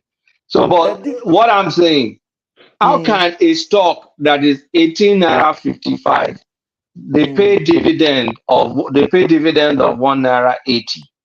Their P to E ratio is 2.34, which means they're undervalued. They have a yield of 11%. This thing, something is not. Something ain't right. Right. That's why we said there should be Nigeria, I go like this. Nigeria. Security Exchange Commission need to start working well so that we are showing the world what is happening. We're showing the world this is the way we are. A lot of things we just bandit figure out. For example, look at our population. Oh, we are 200 million. I don't think we're up to that. The same thing is what our companies are doing. The same thing is what you understand. We just do things in a way that is funny, and they come to have implications on us. We need to be deliberate. We need to be more open. We need to let the world see. For me, investing in banks in Nigeria, it's not really. Let it get there. Let it get what we're saying. Don't mind It's not, like, just. for me, I still think there's a lot of shady deals. Those big guys, those big guys, in that sector. There's still a lot of shady deals. You know, I don't want to speak ill of the dead, the Wigues. You know, there's a lot of things that is happening in that place, and they kind of like reported, you know, it's a whole lot of things, you know, from the audit firm that audits the accounts, you know, to the guys, right, to the internal auditor, to the external, everything. Well, newsflash, Larry. I tell you, the banks in Nigeria, they're not any different than the banks in the United States. Word. Well, but Prince Daddy, what is the United States. You're right. Look at all this stuff Wells Fargo was doing. You're totally right. Yeah. But one thing that is helping United States is the fact that they can fake the funk that they have transparency and they have economy. It basically is a transparency game. So the price of corruption. Let me just land this point. I think the price of corruption is undervaluing our equities by as much as 100 times, because I don't see why our equities that are listed. I want to think we should be around $200-300 billion. And if we can have $200-300 billion in our equities, do you know the liquidity that will be in that country? Kulata, let me ask you, whenever, can you tell me any time that you heard that Security Exchange Commission or regulatory body sanctioned any audit firm in Nigeria, maybe Pricewater? When we say that people like Peter will be the head of SEC at some point in time. do you think they will have the balls? Do you think they will have Did I lie? Shebi was head of SEC when Buhari first entered. Jonathan put him there. I'm not lying now. Kulata, they see those guys in those big companies and they can never go wrong. So anytime those people audit, I will say, this is even audited by KPMG. I'm telling you. Well, again, Patoski newsflash again. The same thing happens in the United States. How was it possible for Bernie Madoff to swindle investors over $50 to $60 billion, and the SEC and all the auditors until it was caught was getting a rating on all of his portfolios and investment. And that happened. Prince Daddy, have you heard of Nigerian SEC go after anybody? Catching anybody?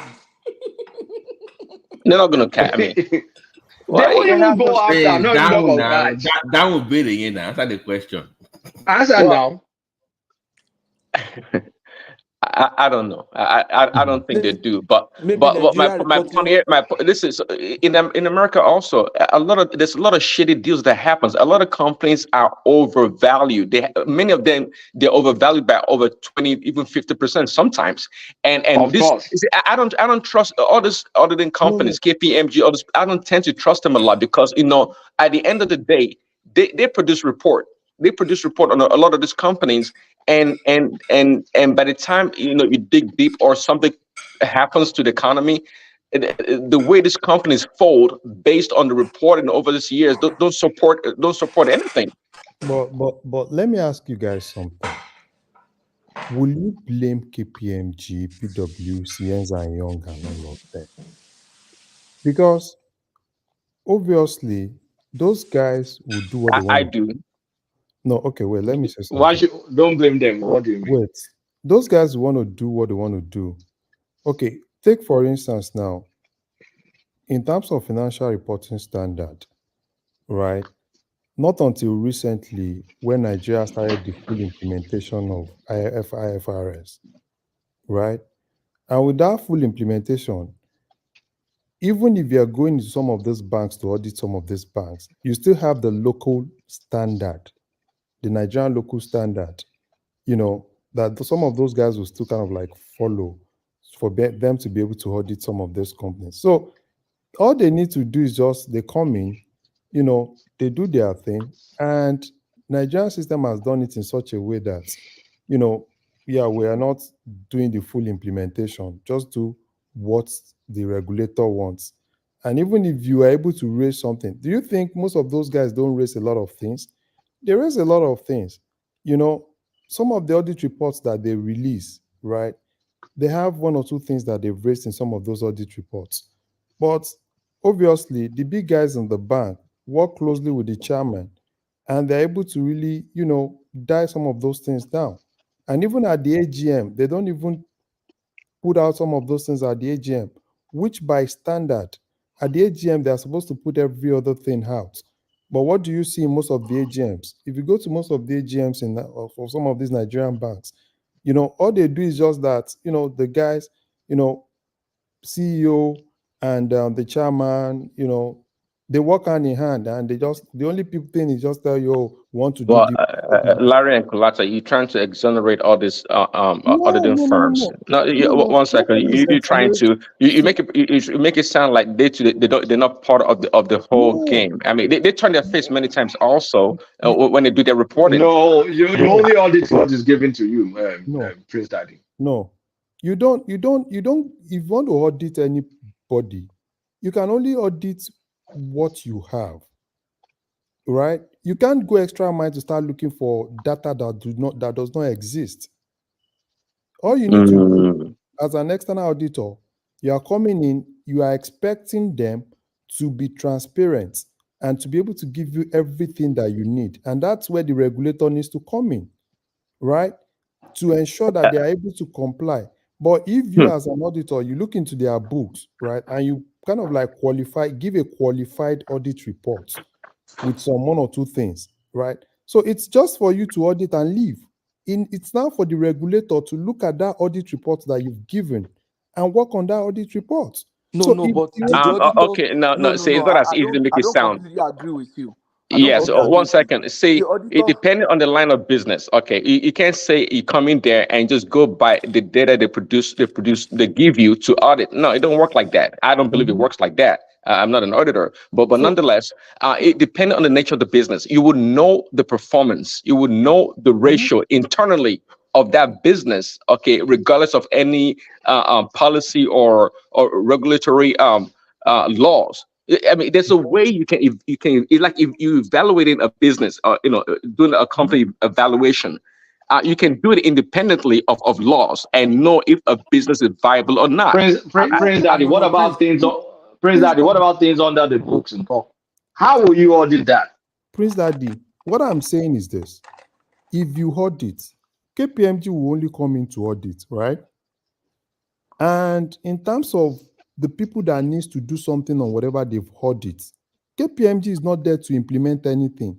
Their own is just to come and audit, and they give a qualified report if they want to give a qualified report.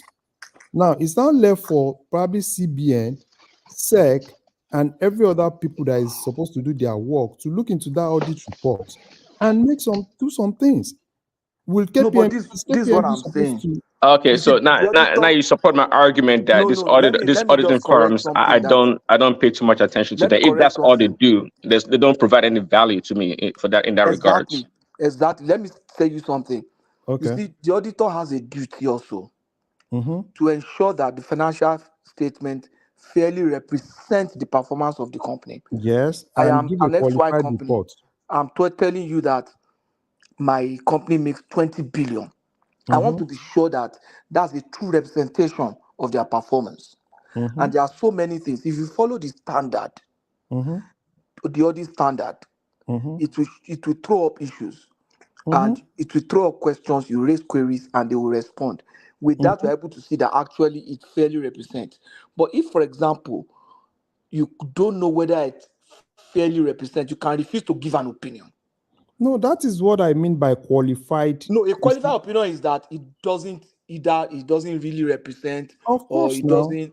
But if you can decide to say we are not expressing an opinion. No, if you are or giving we don't an have audit sufficient report, information to give if you are there are giving so an many audit report, ways. is that you give an audit report that is qualified, which means that it doesn't represent the true picture of what you've actually. No, what I'm saying is that I can give to more than it's not either qualified or unqualified. You can also have an audit report that does not express an opinion. The auditor is saying, look here.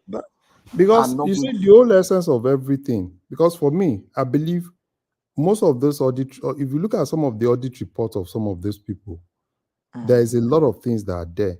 But what most of those banks do, because they have their highs in CBN, they have their highs in SEC. And that's why obviously every day I'm always more like, some of all these bank guys, Nigeria coming get to the problem. CBN You know, governor. the man who was chairman of a bank in Nigeria was the president of SEC.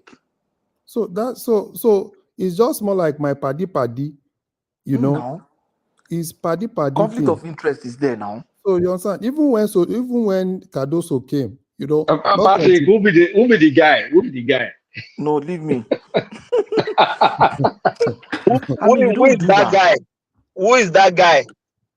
Is it that there are no people in Nigeria? Obi Tell now, us and the now, man Patoski. Obi, and the man took it. He's supposed to say, no, I don't want to take it. I have a major investment in a bank that is listed in this market. I was the chairman of the bank recently. You just get out of it. Patoski, on Rudolph some days ago, he was even proud of it. He Oh was my saying God. it Oh my emphatically. He God. was proud The of guy, it. I think knowledge is power, actually. Somebody, the way he was so proud of putting his state money in He was proud of in it. a This brewery, 2 days So, in a so, ago. brewery so, where he so, has his so family Pato, business. You guys are kept on and quiet, so this will be a back. Pato, quick question right there. So, when a governor, because by the way, FYI, it was not the only one doing it at that time. Where was the agency in government to check that, to say, listen, you cannot do that, or that is illegal? Go after him. Where were those bodies in Nigeria at the time for somebody to move government assets You mean why the agency in government is not saying that? The issue is that the man who is the head of that agency in government, he must have used the lobby of the governors to become the head of that agency. Pato, the man the man is, look at this. I committed a crime, right? I come on TV to confess to the crime that I committed myself openly, and yet nothing happens to you. But once you Come on confess now. it's no longer a crime. People want to think of crime as things you do at night, middle of the night. But when you say it casually, nobody puts two and two together to think that this is a massive conflict of interest. But in law, you just did it to yourself, and you openly confessed to it. He put his company, he put his state money. Another problem of accounting practice in Nigeria, I think, is more of a deliberate effort, particularly by the people in public service to really bring down accounting profession in Nigeria. And everything started with the first thing they did, they went in for ICANN, right? They were able to destabilize the ICANN. And immediately they were able to do that, ICANN lost its voice. And how? How do you think they did that? Okay, yeah, they did that with Annan. Do you know the politics they did with ICANN versus Annan? No, it's like that everywhere now. In UK, you have two accounting bodies. No. In Canada, you have 2, 3 like that. Do you know what? You know why I said that? It's normal for you to have different ones. But when you have the other one, right? If had it been all of them are following the normal standard, right? Strictly IFRS, without no government, no government interference. But what most people, because at that time, you remember, if you look at most of the public accountants, they saw ICANN as more of, they are so stringent, their rules, their everything. And the cheapest thing to do is to set another thing for them to be able to checkmate ICANN. And No, it along was the line, ICANN that created that problem for themselves. I don't think so. I'll give you a reason. I'll tell you why. When we Why were do you writing think so? ICANN in Nigeria, if you have double star, you have passed, you do 5 papers or 4 papers, you have passed all the 3 papers you've done. You have double star in one, you fill everything. No, that was before. They changed it. That was how it started. Now I'm telling you, when we were writing ICANN, it was like that. That was how it started. And then people stopped writing ICANN. They'll go to write ACCA or go and write this one in UK. You understand? Because if you pass, they will record it as you have passed, which you have actually passed. So those civil servants were like, This one is easy to pass. It's not as if it's substandard, though in another case it was substandard. But Yeah, I understand. Pastor C, give me 1 sec, please. But we are saying all those things. You guys are narrating the right thing to do. The people in the government, they are not doing the right thing. And we are saying Nigeria is going to be better, it's going to be prosperous. Are we just saying those things in our dream? Because these people, they know what to do. They travel abroad. Most of them school abroad. They know what is the capacity in where they school. They live abroad for years. For decades. Dreams do become reality. I hope you know that, right? Babati, we are even saying that Nigeria will be better. We are not saying it will be good. You understand? Because Nigeria is in a war state now.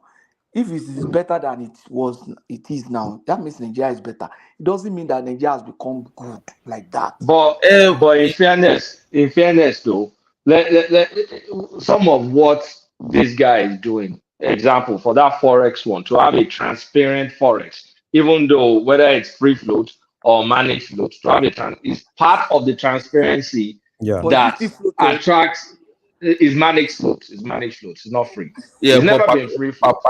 This is my point. At least it's managed float. Managed float. My point is, to Pato's point of being better, at least let me have some benchmarks to look forward to, so I know when you get to that level, okay, this is what you want to achieve at A, B, C. I can follow you now. I can follow see, now small. If we have a transparent CBN, transparent market, the next thing is respect rule of law as far as respecting of contract.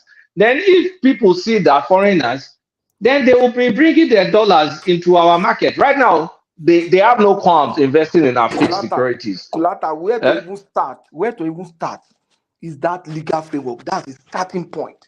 Because if you don't have that structure and that legal framework, if you want to ensure transparency, if somebody violates your transparency, how are you going to enforce the law against that person? So you need to put those laws in place. And Nigeria has sufficient laws, but we need serious people that can enforce it. I'll give you a good example. So let's say something. Bob is in jail now. Yeah, I saw somebody spray money on Davido's pen. Davido was not put in jail. I saw another person spray money. They are not put in jail, but Bobrisky is in jail.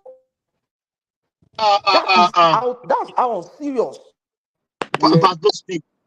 I'm sorry for cutting. I've been trying to. We need to bring that. That's how serious. The law that cannot put the company, the president behind the MD of the company of the president behind the dock. That's not a law now. Do you understand what I'm saying? Are you still hearing me? Yes. Can you hear me? Okay. Hello. Thomas, we can hear you. Yeah, you can hear me. That's bring me to Kulata, you've been away for maybe a week or some days. Let's make like a comic relief. We've been too technical early. Yeah. What do you think about the Bobrisky jail time and arrest, everything? What do you think? That's to Kulata. You haven't make any comments on that. Let me save him. K is a corporate guy, like he always is. A corporate guy. He does not get involved in those. Which corporate? No, that is don't worse now. I'm not saying he's a corporate guy. That's what he does. Honestly, I didn't think about Bobrisky because who cares? I mean, they just wanted to send a message to curtail the number of transgender and the cross-dressers that we have in Nigeria. Because, it's not because of spraying money now. Everybody sprayed money. When I went to Nigeria, I sprayed money on my own mom. Is anybody going to arrest me? You should be going to arrest me. Kimano open yami, yato be me, the Chris. Not the Chris. Which kind of stupid law? Yes, American. Know the number of your house. You will be rendition to Nigeria. I spray my mama. Ghana the only person where I spray. I no go spray my mama in the crease. I So want I to see mean, so diplomatic tussle between America and Nigeria. America will be claiming that no, Kulata is an American. This law you can't defend this law. You know, I will say, oh, this is guy from Malaysia. We have to punish him. So you think they are just making him an scapegoat? There's nothing about money motivating. no, it's just scapegoating now. You can't. I mean, looking for way guy get punish him since now. People are looking for something to catch. They I think that's the only reason they went after him. It's because of his population. Okay, guys, listen. What really happened is let me say this, Kolata. That means in previous session that we had, that means that Nigeria still, we are not going anywhere. That is the double standard. The only prosecutor they don't like now. The only prosecutor they don't like. You guys have been saying they don't but you guys, you know one thing, we're very lucky, sha. I hope nobody's listening to me, but in Ghana, Ghana wants to pass anti-rainbow law. And because Ghana attracts all these diaspora and dudu, they attract all these diaspora dudu. That was a mistake. The parliament or is it Senate or whatever they have there, they passed the law. So is now for president to sign the law. He sign. And what will happen today? What will happen today? The money where Ghana is supposed to settle, basically. I mean, they won't borrow their money. Say because of this law, then that thing fall through. Ghana go default. Wow. Because they consider this law. So Nigeria does not want that same attention. That's why they don't want to. That's why they just use the normal him breaking the law. They didn't go after him because of. Babati, do you know the next thing they did? Now they've been able to make us know that Bob man. What the year why we? Not year now. What that he publicize it? Claim now. No, also pay at a point. Also pay on to yo. So that guy is a joker, man. She prosthetic loan. Alaye package Sale. We could see your chairman come back. Kò tí yọ wọ́n sọ pé ó wà intact. Chairman ẹ sì dúró dáadáa.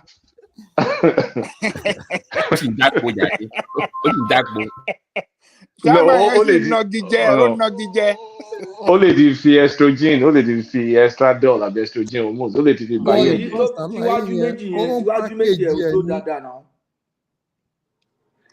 Bàbá yẹn kàn fi àwọn èèyàn make owó gbà yẹn níbẹ̀ yẹn nìyẹn náà. That guy is a smart guy. He's just doing all those things to make money. Ó náà sọ pé òun make owó ni náà ó sọ. Bóyá máa convert tó bá dé tó bá máa lo 6 months. Ṣebí James Brown ti bẹ̀rẹ̀ ó ti lọ́kùnrin lòun bá ó ti ń wọṣọ ọkùnrin báyìí. James Brown àbí kí lorúkọ. Ẹ̀rù ti ń bà. Ìwọ ló ti wọṣọ ọkùnrin báyìí ó ti lọ́kùnrin lòun. James Brown. Mọ James Brown ajalè kòkó ó bẹ báyìí. James Brown ti kú ti pẹ́. Ìdáni ìkàdékẹ́lá James Brown. Ẹ jẹ́ kí pa ilé kan. Ó ní bọ̀bọ̀ kan. Bọ̀bọ̀ yẹn ní to be a man is not easy. Now why did you think Bobrisky left us? Bó ti rí pé nǹkan favour obìnrin náà. That's why Bobrisky if you say but that guy is a genius. So I mean, the way he dresses and he'll find you a lot of women now. That guy is a genius, man. Let's just give it to him. I don't go find man. The beauty, Pato. You don't have to, Pato. But you better know it. Fine too. Celebrity to John Kola. Yeah, funny points. Yeah, funny points. Ṣé boy yẹn ò fight ju tó di kilo. Me or more. I don't know. Marco Bible. Answer the question. No. Ó fàájì tó tó lọ náà. No. Ó But, fi Ìyábọ̀ jó lọ. but there's a push for it in our culture, but we must be very careful with the international press media, because it's the face of that right now. Back in the day, it was daily. Back in the day, if you know who they released in the 90s, but it's now the face of that movement now, and it has a large international media community following. So if you go after him that way, you get that CNN attention in your country, and we don't want that right now. We don't need that. So what the commercial ni pé they go just tell am for where he dey say alaye farabalẹ̀. No, I'm very sure. Probably, them telling him to plead guilty. Larry, the man will be out in maybe 1 or 2. He pleaded guilty now. Yeah, he pleaded guilty. So everything is, they will not tell and say, bros. But ibo no ma fi ṣe detention ọkùnrin ni àbí detention. Ọkùnrin lọ fi sí mẹ́. Ọkùnrin lọ fi sí. Listen, kò lè lo 6 months in, they will release him very early just to warn him. They will let him go very soon. It's not going to spend time like that. Òfin wa ò ní mí nìyẹn náà. Are you surprised? Nǹkan tó ṣẹlẹ̀ ni pé ó máa lo go use am o. Really? Àwọn èèyàn wà after it now. He go use am. He go use am. He go use am. By the time tó bá máa fi dé, everything ti normalize. Everybody ti bẹ̀rẹ̀ sí ní máa ṣe normal. Ara balẹ̀ àbí? Oh. Insane for you to see anybody coming out to shake, everybody going to sá wọlé. Gbogbo àwọn upcoming ló ti sá wọlé. Upcoming billboard ló ti sá wọlé. James Brown, one idiot. Gbogbo wọn ti sá wọlé. James Brown ti bẹ̀rẹ̀ sí ní wọ ṣòkòtò àtọkùnrin pa ó ti jù padà. So it's a whole lot. Alaye gan ti gba kámú. Sorry guys, what do you think about that Biola Onitiore, that woman? Let's move on. Remy, let's not do that. Let's not do It's for a lot of people who are against her. So many people in Yoruba. Nobody I knew she was a fraud. She came to our movement in a World Congress. Now we knew she was a fraud. Now once you remember when we were doing that petition, once she removed that counter, I knew she was a fraud. I told them, like, how can you remove counter from a petition? And I say we have 4 million but we knew she was fake for years ago. So I don't even talk about it. No, they cash out. Babati, they cash out for that this thing though. No. Larry, my own approach is different. Everybody knows my approach is very different. Since I cannot where is that woman? Is that woman in the US or UK? No, she's in Nigeria or something. No, she's not in Nigeria. She's a fraud. My own approach is very different from what you see online. I've always said the best way to go about the solution of Nigeria, which is the peaceful way, is the way our elders want it to be. You get your regional government first, then you leave. That's the peaceful way to dissolve Nigeria. So when you hear your bad elders discussing regional government, the end game is to leave the country, but they won't tell you that in public. I'm telling you right now. That's why don't you guys just be upfront and approach the government formally? You want to leave? What's all these dancing around and what's all that? Because Mike, listen. Because it will be very bloody. That's just the reality. It won't be bloody. No. There's nothing wrong informally proposing something on the floor with your senator, your leadership, your governor, whatever. Propose it. No one will shoot you for proposing, and then we'll see how they say no. But no one in Nigerian history has ever brought a succession division issue on the formally to the federal government. Even Ojukwu didn't bring it up. Ojukwu did not bring it up in Aburi. He didn't bring it up at all. He just declared and started war. So what is so difficult? If you want to leave a country, try it. No one will come and shoot you. I'm telling you what has been in work from the Awolowo days. The approach of the Yoruba elders is what I follow. No, that's I don't understand all that. But what I'm saying is me, but they believe that is step by step is a more peaceful way of going about it without leading. Bro, the most peaceful way is your lawmakers of the Southwest come together and your government. They are not useful. Hold on. What is not peaceful about that? Go to the Senate floor, approach the federal government and say, okay, we want to negotiate existing Nigeria. Is that a crime? I mean, your leadership should be the one to push this. When she want on entity from nowhere, that no, that's irrelevant, inconsequential. We just come and say, I want to pay Nobody your people. buys Come on now. no, Only nobody go on buys. the person, you don't No. get any mandate. We Like I just said go before, lead us out of the country. But see, so those Yeah. people they arrested, is Nigeria charging them for treason? Is Baba with them? Baba is not with them now. So what am I? I don't. I can tell you. I you know I that's listened to I those can't people speak today. to once this woman abused him. I wanted to take over the movement of the old defunct world I government. really pity. I really That pity. was the end of me even I listening was to. listening to the interview today, and I pity those people. You know, that woman was just basically taken advantage of. But if you have a brain, you should have not seen that from afar now. I'm telling you, surprising. one young lady was more like, yeah, she was looking for a job. She doesn't have a job. And then you're Larry, listen to me. Doing work against the fund. She came to the Zoom meeting that we had, and she was very rude to everybody. And I'm like, this is not it. Who is this one? Only Yawabiolani. From where to where? Yawabiola. Yeah, I'm like, who is buying this fraud? Who is? So I knew she was a fraud for almost 3 years. Now, which Yawabiola? How many Yawabiola you gone? So, like I said, my own approach is regional government first. This is the line of the elders of the Yoruba. That's where I am at. Now you can disagree with that approach, but for me, I want to go through that for a peaceful decision of the country. So, ODT or no TD, I'm not into that. That woman no be juju they use for those people because no opportunist in now. But why will you know? Somebody told you go and wear one uniform and carry gun and you are, I don't know. Larry, once you leave Ibadan, once you go to Okeho, I want be. No, I think they said she took all of them from Igbo.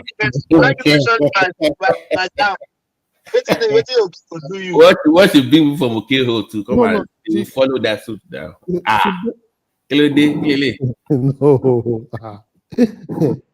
But I dreams waiting happen now. Wait, Diwali. It is who put this on. No, but I dreams never reach like this. But maybe in 6 months now, so but I dreams go be like. About 6 months, yeah, it's okay, but hopefully. No, he go dey normal now. Idris will go just he go come back as Idris. But he makes more money. I hear say they put down for male seller. Now he's a male now, so why would they? One lobe. Sure, me get one. No, they say they go the guide them. They say they go the guide that protect them. Yeah, this smell. That guy finished himself. He said he told the judge, I'm a male. I said, no, yes, I'm a male. No, what were you expecting? Because I know he can't say what now. Because the judge will have actually requested for examination, and it will be they will find out that it's actually a male, so he knows now. But hold on. Why are they asking him is a male?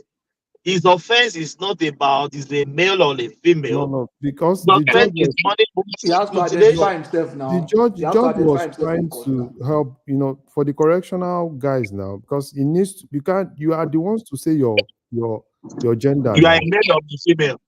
Yes, you have to at least identify what do you identify as? And he said he's a male. Even if he had said he's kind of like a female or something, they will still evaluate, because for him to go, they need to evaluate to know exactly what he is, to know where he needs to go. What do you mean by evaluate? What are they going to evaluate? Okay, now you think so. Now, when he gets to the correctional center, for them to know where to put him, they will put, if you are a female, they will carry you with one female. Go check him now. Where you go put her?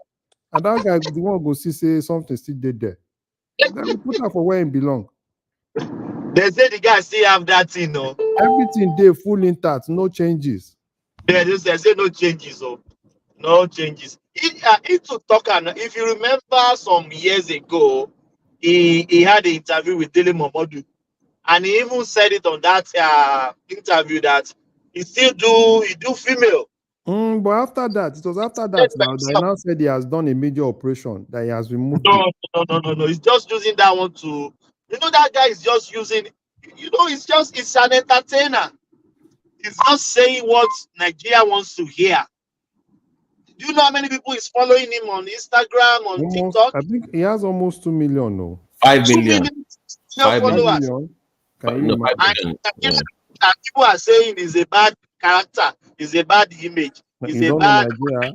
Don't you know that's what Nigeria like? And I'm very sure his follower will be most Nigerians. No. Most Nigerians. And Nigerians now. But Larry Thomas, Kola Adunade and Adebayo's son, they've all starred in movies where they played a female role, like they were just like a female in those roles. Jalili, right?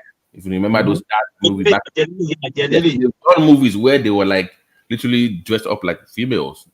They put on a dress, using the American context. But that's a female. Yeah. That's what they do for the living. No. They were literally portraying like a female character, like a caricature of a female, some sort of on TV or on tape. So that is, I mean, maybe the new Nollywood now. That's maybe we should get used to that. See more of these funny characters on camera, but I don't pay attention too much to it anyway. It's not a serious issue for me. Just don't make it a global or newsworthy storyline or CNN. I never pay attention to him. Is what my rancor is the double standard. That's just it. I don't care about Bobrisky. They can jail him for 10 years. I don't care. But just the double standard. I've saw case. No, Thomas, you're not listening. Thomas, hold on, you're not listening. If you listen, people said that we all know the reason is dead is not because of whatever he did with the cash. We know that. It's just to save Nigeria from the attention from CNN. That's the reason. So if you know that as a fact, why are you bothered? You know why they really took him in. It's not because of the Sorry. Can you look at it like this? Do you think the government can actually negotiate with that guy for that guy to be locked up? With who? With Bobrisky. You can negotiate with him how? Beyond 6 months or why? Negotiate with him to plead guilty for him to be locked up. Really? Why do you think that? Because I was not really expecting him to plead guilty. Negotiate for him to plead guilty so that I can do what? Yeah. Larry. Oh, plead though. Eh? He was still going to go anyway. You think they care about what he has to say? No, to plead guilty to plead guilty. I'm trying to get you. Yeah, the genesis of all those things was number one. Larry, wait, they have him on tape. What do you mean? Not plead or not? No, but wait. I think we are missing the point here. Yeah, please, can you clarify, Larry? The case for which he went there and to which he's pleading guilty has nothing to do with his gender. No, everything for him to have gone there, everything was towards this money spraying and all those things. Right? That's the point. He was one that took him there. So if he's pleading guilty to that, he's pleading guilty to that money spraying. Yes. Yeah. So for me, because I don't know the lawyer he has, because I was not even expecting that lawyer to have actually advised him to plead guilty. No. Let me tell you. To spread the money now. Why would he plead guilty? They have him on tape, Larry. They have a tape now. You have it on video. Now. So you know my issue. You know my issue now is that now legally he has declared his own status as a guy. So if he goes out now and represents as himself or herself as something else, they can arrest him. And that's what's going to happen. Just watch. They have him on record. He has an affidavit or a declaration in the court to a judge that he's a male. So if he goes out now and he keeps dressing and doing what he's doing, they'll just arrest him and say, I don't think they can. They can't arrest him for dressing. They can't arrest him for dressing. They will arrest him. The law. No. They can't arrest him. No. They can't arrest him for dressing. They can't arrest him. No. They can't arrest him. That They can't arrest him for dressing as a female. As a female, no. Except they go back to National Assembly to put that in. The only thing they can arrest him for is probably, is in this kind of like amorous in this relationship, and it's obvious that probably is that they can actually have something. Do you know that when this police guy actually came, he said the same thing? So I don't think dressing as a female, right, in as much as, it still is within his fundamental human rights. Larry, hold on. Do you think if he could have been arrested for that dressing, they would have arrested him long time ago? They would have. No, there's no law to back that. But there's no law. Nigeria, they will not. They didn't want guys, I want to No. ask you a question. You know that this guy used to use a lot of medication because of some simple surgery he has done. Now that he's in prison, are they going to let him continue to have those medicine or something like that? Remy, he has a right to take his medicine. If his prescription for whatever he did, he has a right to take his medicine. You can't say he's in prison. If it's Because prescribed I think he medication, did some simple surgery to yeah, correct. hormonal, whatever, yeah. Oh my God.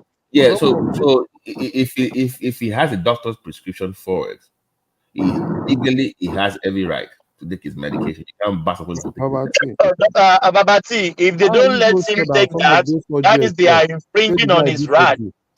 He can sue them for that. Yeah, they are infringing on his right. If he has you guys think you're in the Western Nigeria is the Western world.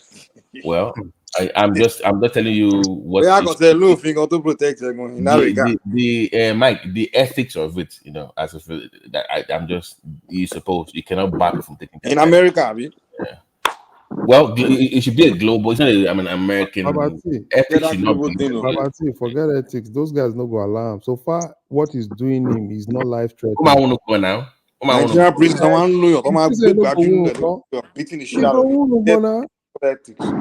I think they deliberately put him in a kind of separate male cell with maybe one person. Come on, love one don't bear. Come on, love one don't No, they did not put him into that where this adding crowd. I'm at 40 years. They didn't put him in that place. So I give my voice. Hello, again. No, they didn't put him in that kind of hardened criminal. Maybe they just put him in one or two people cell. No,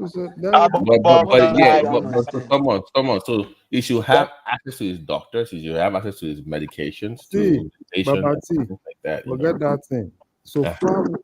So you guys, no, Larry. Why are you encouraging? Come on, it's not fair. I'm telling you the reality of that place called Nigeria and things that they will do. So you think, okay, cosmetic, I want to have my cosmetic this and that. Immediately the guy identified as a male. You see all these cosmetic, this thing, cosmetic, that. The only thing that will allow them to, those guys for him to bring a doctor is probably he's sick or probably has any life-threatening issue. I think before he will go out of the jail, the plastic rubber in his breast, everything will fall down. Come on,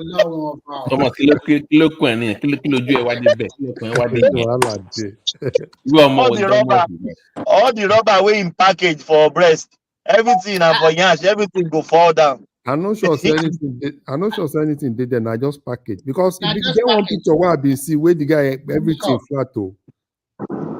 Everything flat? No.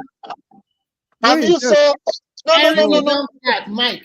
No. Have you saw one picture that he almost nude himself? He just covered his nipples. Which one? Bobrisky now. For where you see that one? Larry, is it online now? Larry, what show you now? I see one for EFCC where he wear black where he wear black jalabia. So everything was flat. Where everything No, he was covering. He wear jalabia now. I see one where everything they flat for front. That guy everything they flat for front. Really? Forget that thing. That guy they package that thing. Package. Larry, do you know why? Because years ago on Thomas, they sell fake front and back, Thomas, and you look at the picture. I Yeah, mean, they're selling you now. can't tell. You can buy it on Prince, Alibaba.com. no, Prince, hold on, Prince. The one I saw years ago was on this famous American gossip blog, Media Takeout. So they had Bobrisky there when he did the breast thing. He was on a bed covering his nipple like this, and he had the whole thing out. So I don't know when he removed it, but that was on Media Takeout like two years ago, maybe. Yeah. And he even said that he went to Dubai to do the surgery, something like that. Babati. Yeah. I even saw his pictures. He was almost nude. Yeah, the man,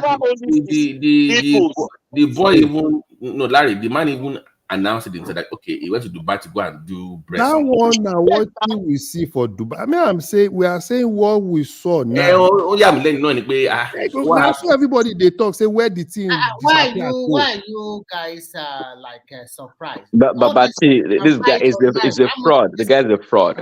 Everybody's now saying where the front disappear and go. Everything you want is there already now. Just buy it and put it there, and people will think it's real, and it's not really real. So the guy is using silicon. Thomas, this is why go. She on your door fair near begin to buy.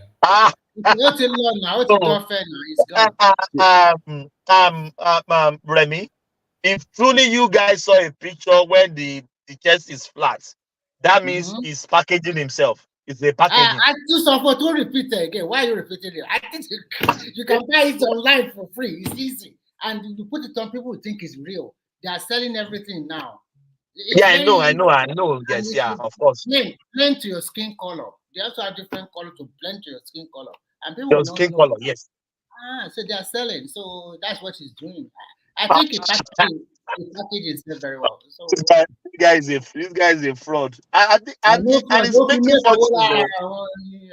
He's making fortunes. The guy now, is let me making ask you, 5 million followers. Do you know how much the Facebook will be paying? Monthly, we'll be getting close to 2 to 3 million naira from all those social media handles.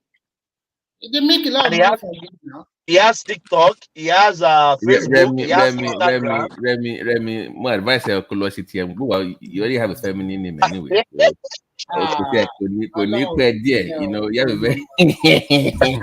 I'm sure that if I stand beside you, I'm even more muscular than you. Remy, to converse anything, there will not be anything of name now. Remy will be Remy now. Thomas, Remy will be Remy still now. No, I expect an appeal. No. But for the guy making fortune through that, I respect him for that.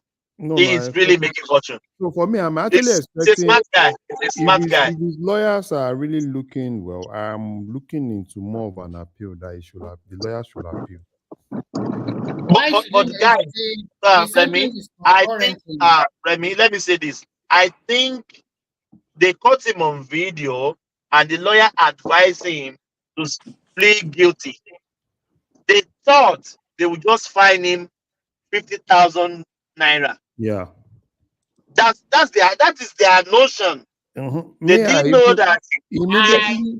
I think there is more to it. I think they want to use it to curtail that kind of thing in the Nigeria. Do you know? Immediately I saw who the judge was. One way or the other, but it's a way to stop that kind of thing. For me, immediately I saw who the judge was, I knew Bobrisky was not going to go scot-free. Immediately I saw. But what do you guys think about the actors and the actresses? They always mingle with this guy. They invited him to a party. One of them just run away. Nobody caught. Okay, wait. High level prostitution is also involved. Okay, Thomas, all these your top actresses. Yeah. What would you have expected them to do? Just to go to the court and give him some solidarity. How? Solidarity for what? For what? Solidarity. Thomas. I'm not saying they should be shouting. If any of them try it, hey, wow, no, that person is finished. Well, but that is not a crime It's Thomas, not a Thomas, crime. there's one thing. Nobody can charge you for that. There's one Thomas, thing. all these people you are talking about, what do they sell? Brand. Yes. What do they sell? Do they have anything they sell than their brand? So you think if anybody... But before his arrest, hear me out. Before his arrest, some of them are identifying themselves with him. With him or with her? Which one? Anyone, with him or with her. They identified. They invited him to their party. They invited him to their Owambe. They even sold a female attire to Bobrisky. Thomas, they are just using it to cruise on their social media. Of course, now. If They know this guy, people Thomas. continue to troop into their video, they make more So money. now use and dump. Of Use and course, dump. now. That's it. But for now, It's so a I normal think thing that now. You are talking I know. about a When Bobrisky it that come out, has... you can go and sit down. You are talking about a Bobrisky that has 5 million followers. Yes, it's a lot of money. That 5 million follower will fetch him nothing less than 2 million every month. So Larry, we went from talking about banking system and fraud to Bob Risky. This is what we It was Thomas now. Thomas is the one anchoring. No, I we are want too, to ask Patrick. I want to ask we are Patrick. too technical in that place. We've talked a lot in that sector. Shame on Let's Thomas. get Shame on coming Thomas. the list. Is Patrick still there? I think Patrick is not here. No, I'm here. Okay, I will throw it to Patrick is everybody. here. Yeah. So Patrick, the question I want to ask is I very think simple. Thomas loves Bobrisky. Yes, so it's also he or she process. You don't know. Thomas, get worried. But No. Ajale Goko. My whole Every life day, every time, you just want to open that Bobrisky. Ajale Goko. You should know where I'm coming from. Would love, we would don't love know the where thing. you're coming from, man. Only Joe, what is yo? No. Ajale Goko. My own is the double standard. If they are arresting Bobrisky, they should arrest Kolata too. Kolata should spray more. So different, right? If they can arrest Bobrisky, Kolata should be arrested. Kurata is an American. You can arrest an American over such things. So, arrest Nigeria. Nobody even want to spend money anyhow. Agbo Wasiu recently. They are spraying on the recently the tray on the carton. They are spraying on the carton now. Just they're not on the one by one. And if you want to do bondu, they do the bondu.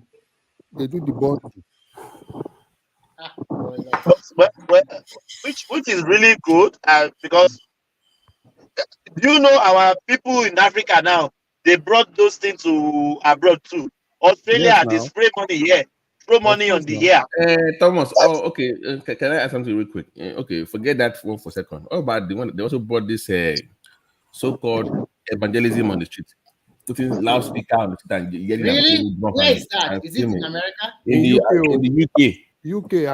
They put a whole church on the street in the public area with speakers and drums Oh my God! No, I think there's an issue with that. Babati, let me just answer. That was embarrassing, man. Patoski, come on, you can't defend that now. No, wait now. They take you mean they take loudspeaker to the street and they no, they were in a public space. They had loudspeaker, but they also bought their drum set from church and their guitar and keyboard. I think they are wrong, but I think what they are trying to do is that you know that in UK and in France now, on Fridays Muslims close the road. They just put their mats and pray. Well, do you know what happened last Friday? It's happening in UK and France now. So the Christians are saying that has to stop, and if the UK government is not doing anything, then they will bring their drums and be blasting on the streets. Wow. So that's why close the road. Yeah. In France, forget it. You will think you are in Dubai. They close the road. Wow. They close the road. France accept everything no, it doesn't happen like that here.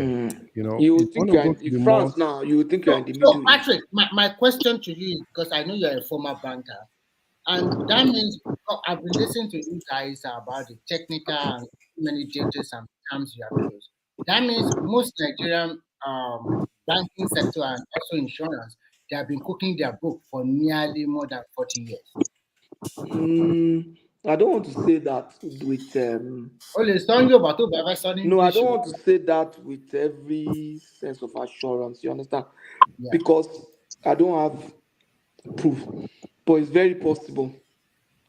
It's very possible, and people have not been penalized. People have not. They are not being questioned why certain things are certain way. I'll give you a good example. Look at during that capitalization. Mm-hmm. Some people started working towards it now. Started working towards it. They started building their preparing themselves. If they know they are going to go into the public very soon, maybe they are even in public already, but they want to go to the market Mm-hmm. with an issue. Maybe they want to have an issue in the market. They want to start working on their books, tidying up, which is okay, but Mm-hmm. they go far by maybe tweaking things and stuff like that. So I blame the regulatory authority because they are the ones that are supposed to know what to Exactly. do. But you see, in the regulatory system of Nigeria, there are no checks and balances. There are no checks there because the CBN governor is probably a political appointee. Yeah. The And what about yeah the Security and Exchange Commission? What about their yeah own the decision? president of SEC is a political appointee. You understand? The NSC president is a political appointee. All those kind of things. They are not professionals. Then too, they are they have interests. If, for Yes. example, a Dangote, I'm not saying that's what he's doing. A Dangote or one of these big people, they want to make sure they have a mouth in who becomes the sec. Okay, let me give you a good example of what I don't happens. think we can fault them for that because The you bank, as a the bank's business, MD, bankers committee, Nigerian bankers committee, yes, want to be the one appointing central bank governor. That is wrong. yeah, that is wrong. I That's think that is wrong. the problem we have about putting MFLA there because MFLA have deep interest in the banking sector, and Yeah. then That you was now the need to problem with okay, that was the yes, problem with Sanusi. it's just like Sanusi was not the candidate of the bankers committee. what about Cardoso now? Cardoso is not a candidate of bankers committee. He's the candidate of the president. You understand? But you also have vested interest in the banking sector because I learned that. Yeah, Mm, yeah, Remy, you see, yeah, but yeah, for kind of. But I mean, it's just what it is. To for me, Cardoso, a CBN governor is not necessarily supposed to be a former banker, but a very good economist. you see for Very good Cardoso, economist. I think when for Cardoso first started, right, he doesn't have that. I think he doesn't want to go against these guys. I think it was when things went south, Mm-hmm. Yes. right, that he doesn't have any choice than to go against these guys. They started bringing a lot of all these policies and everything. So, and even Cardoso himself, because he doesn't have any choice. They know, Cardoso know where the problem is coming from. So, and it's good now that he's now facing some of these guys. And even the guys themselves, they don't have a choice. They just have to Uh, abide by uh, what he wants to do. Opatowski, what of competency? Is he competent? Yeah, I I think that's think what he is. we're looking So far, so good. I think he is.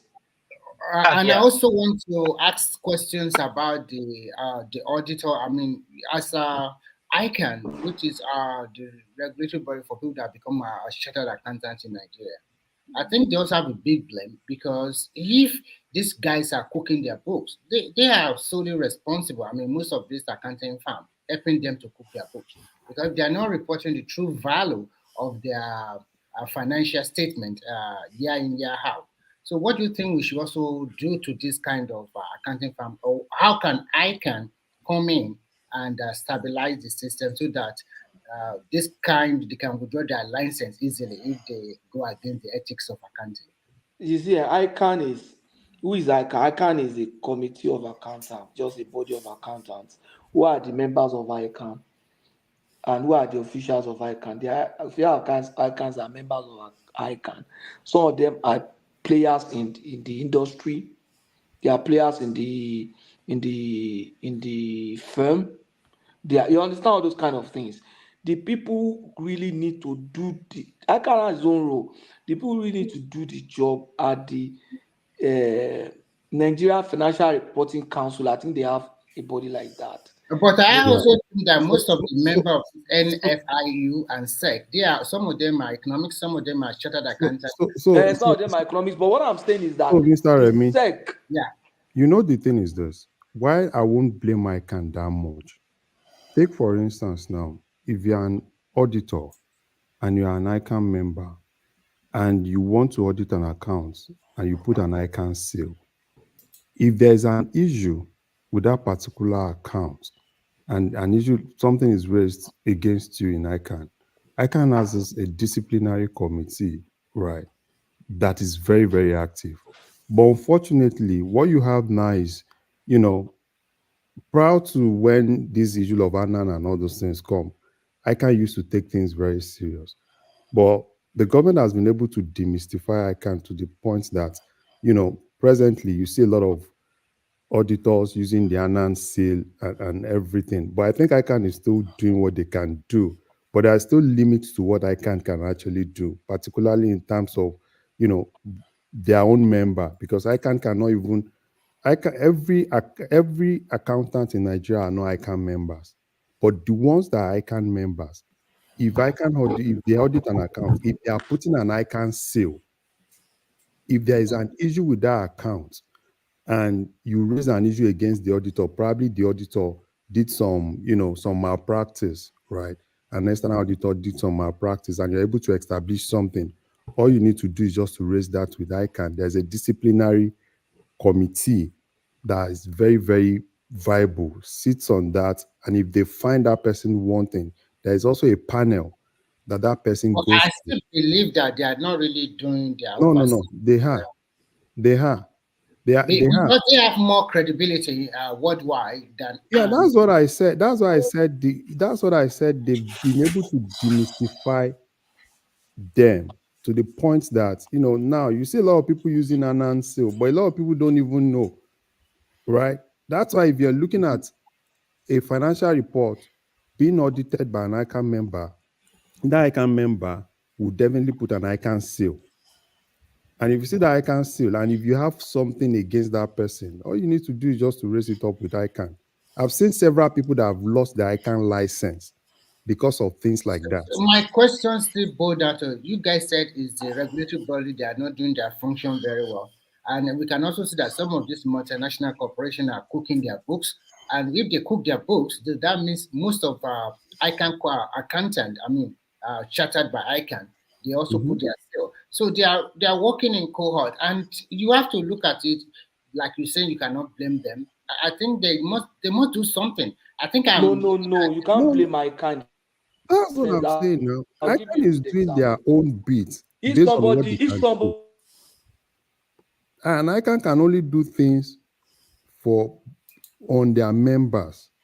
Yeah, that's what I'm saying. That I don't know. Like what you just discussed here today for nearly 2 or 3 hours with Colata within the three of you and other guys. It clearly shows that some of these multinational corporations, their book does not tally. There is a lot of discrepancies in what they are pushing outside there, and who is helping them to audit their book every year before the regulatory bodies check it. So you are putting the blame on the regulatory body, but you are not talking about those people that help them cook their book. So I don't know. That's where the dilemma is for me. Now, the thing is this. Take, for instance, now, if you're a shareholder in some of all those banks, and you have some evidence to tell you that probably these people have actually cooked their books, right? So it's always easy for you to kind of like raise that even with the external auditor. But what happened in most cases is that some of all these people, they come in, give an audit report, that's well qualified, that states everything. By the end of the day, right, you see, these people just have a way of, they just have a way of killing some of all these things. That you yourself, that you are a shareholder, you don't even know what's even happening. And that's what I see in most cases. So, because if you can actually, like, if you're a shareholder and you know that you can actually, with what you've seen, and you have clear evidence that states that probably the audit report has been compromised, all you need to do is just to raise it up against that audit firm. And in most cases, if it's not all these multinationals or probably some, Because when you consider the profit after taxation they declare and the dividend they give to their shareholders, and then you now equate it to their share, their stock price, it's really surprising with that kind of a huge amount of profit, and then your share price still like 18 naira. I don't understand it. Can I say something? I don't know why a shareholder will go and report their own company knowing that their share is going to plummet. That is a conflict of interest, for one. And I think earlier on they were saying something about, I forgot to say hi to everybody. Greetings, everyone on the panel, chat, and the viewers. Yeah, they were saying something about evaluation of our companies, that's the value of our companies. I'm not sure that is surprising. When you're in the country, sometimes you find that the property prices in different areas are valued differently because of the value of that area. And clearly, Nigerian economy is not exactly, and the environment is not valued. So the value, even if same type of company exists in another country, will have higher value than the Nigerian institution. So that, for me, that one is not too surprising. What is a little bit surprising for me during the conversation I've been listening to so far is that I heard someone, I think there was a discussion going on about how the rules were meant to be followed and people need to enforce the rules and all that. And then the next minute, everybody was talking about how they are breaking the rules and nobody should hold them accountable. I really found that very interesting. And I feel like we as a people have to make our peace with the fact that either we want rule of law or we don't want it. Nigeria, they want selective justice. When they fix their own narrative, then they want justice. When they don't like something, they go against. Yeah, it's a bit of a worrying trend, especially with our generation, because we always thought that the older generation are the ones that have that problem. And not just our generation, you guys are considered somewhat above the average when it comes to political awareness. And I'm hearing it here. That is shocking because what are they? There's no hope for the others then if you guys are doing the same thing within how many minutes of each other. Because sooner or later you have to realize that the level you are is quite relatively high of our awareness, and you have to take yourself seriously. You can't just be swinging both ways and expect your country will never get better. And I don't know whether you guys love your families or your children. I'm sure you do. If you love them so much, you better want your country to get better, because this life we are living overseas and everything, I don't know about you. I prefer to be in Nigeria. So I really think that we have to, like me, what do you think about what Sulaiman, what's his name? Is he prophet or pastor Sulaiman, whatever they call that guy? How he's criticizing Nigerians for when the currency was bad. I mean, they were talking, and then when his thing is dropping, they kept quiet. It's like it's not like they're happy that things was going bad. When things start going better, they kept quiet. So, I mean, what do you think about that? I think it depends on the quarter you are talking to now. To be fair, Nigerians are not exactly very good at praising things when things are getting better. They don't notice it. They always think that everything is bad. Most they want that things to be bad. No, I think some people want the current administration to fail. That's a given. Exactly. Some of them. Say that again. Some people want this current administration to fail now. Oh God! Forefathers, can you be more specific about these people? No, it cuts across. It cuts across these in regions and. Well, we know a group of people. We know a group of people that. You have Northerners. There are Northerners out there that are complaining, and I think Tinubu was raining. They are complaining. No, please. They are complaining for him to do better. Some people just want him to fail regardless anything. No. So some of them are not complaining. Don't compare. Let me explain what I'm saying. I'm not going to tell you what you like to hear. Let me tell you what I know. Some people from the south is one of the things they say, that they will keep quiet and leave everything. They're not going to protest. They're not going to do anything. So that is not complaining. That's saying Let's see what happens. No, we Whether are not this asking goes who's well. complaining. We are talking about people that want him to fail, that want things to fail.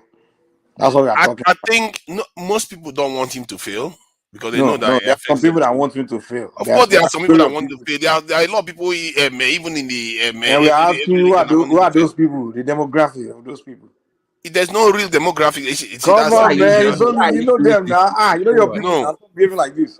you are just being this prejudice. You see, your prejudice, this Yoruba supremacist, this your He's prejudice. going He's not going ethnic to let you now. see Mike, who straight. are his No, people? because Who are that's his what you are doing. people? That's what he's doing. Mike, He's not seeing straight. who are his Forefather, people? can you take, Mention now. let, Say it to his face. Who uh, are his people? Forefather Forefather, is even their host. He I'm owes not. them a I'm not. lot yeah, now. no, You no, see, no. what he's doing now. You see what he's doing. Guys, wait, Forefather. I also know You people know, that he hosts every when weekend. they ask you this question before fathers, you always avoid it. They always ask you, where are you from in Nigeria? You never answer that question. You always like you're afraid of telling them where you're from in Why would Nigeria. I be afraid? I'm not afraid. I just feel like But it's when they irrelevant. ask you, you never answer when they ask you that question. You never Yeah, answer because it's that question. irrelevant. I think it's He's irrelevant, from I he's know, from but but he's Rivers It's scared of only State. saying, He's relevant from Rivers State. to He's a riverine tribalists. person. It's only relevant to people that care about tribe stuff. I know where you're from, but you've said it before. But I know on that side, you shy away from saying it why again. do people care about where to and I don't know why they're always asking. Like, to me, They're always asking because it's completely the guy from irrelevant the to me. south side. That's what they matter. He says The on the truth south is side. that From That's the what they south matters. south. Why do they From have the to know south south. exactly which pinpoint village or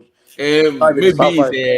Igbo, maybe it has some, so maybe it has it in It's from the different. south side, man. it's Yeah, the way maybe people think. it's People just like to associate you I with know, just be somewhere. backbone, just play along. But that said, we all know some people want the current They want to administration. go after his village. That's why, after his tribe. And sometimes it's without reason. And the reason why the people we are criticizing, we do exhibit that same trait. That's why it's self-awareness. Because some of all these people, they actually want the country to work well, but they don't want Tinubu to succeed. How is that supposed to work? It's contradictory.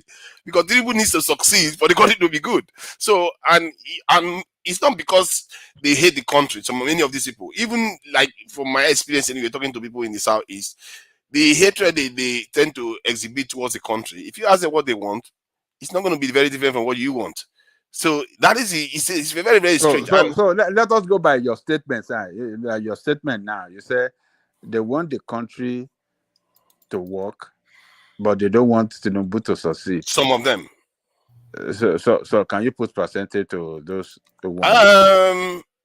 Okay, if you're an obedient supporter, you'll say 70% of them Come want on, Tinubu it to means fail. 90 something. No, it's not up to you. Don't know there are various types. So there are various I haven't types. even met one. I can agree with you 100%. Am I not obedient? I don't want So to.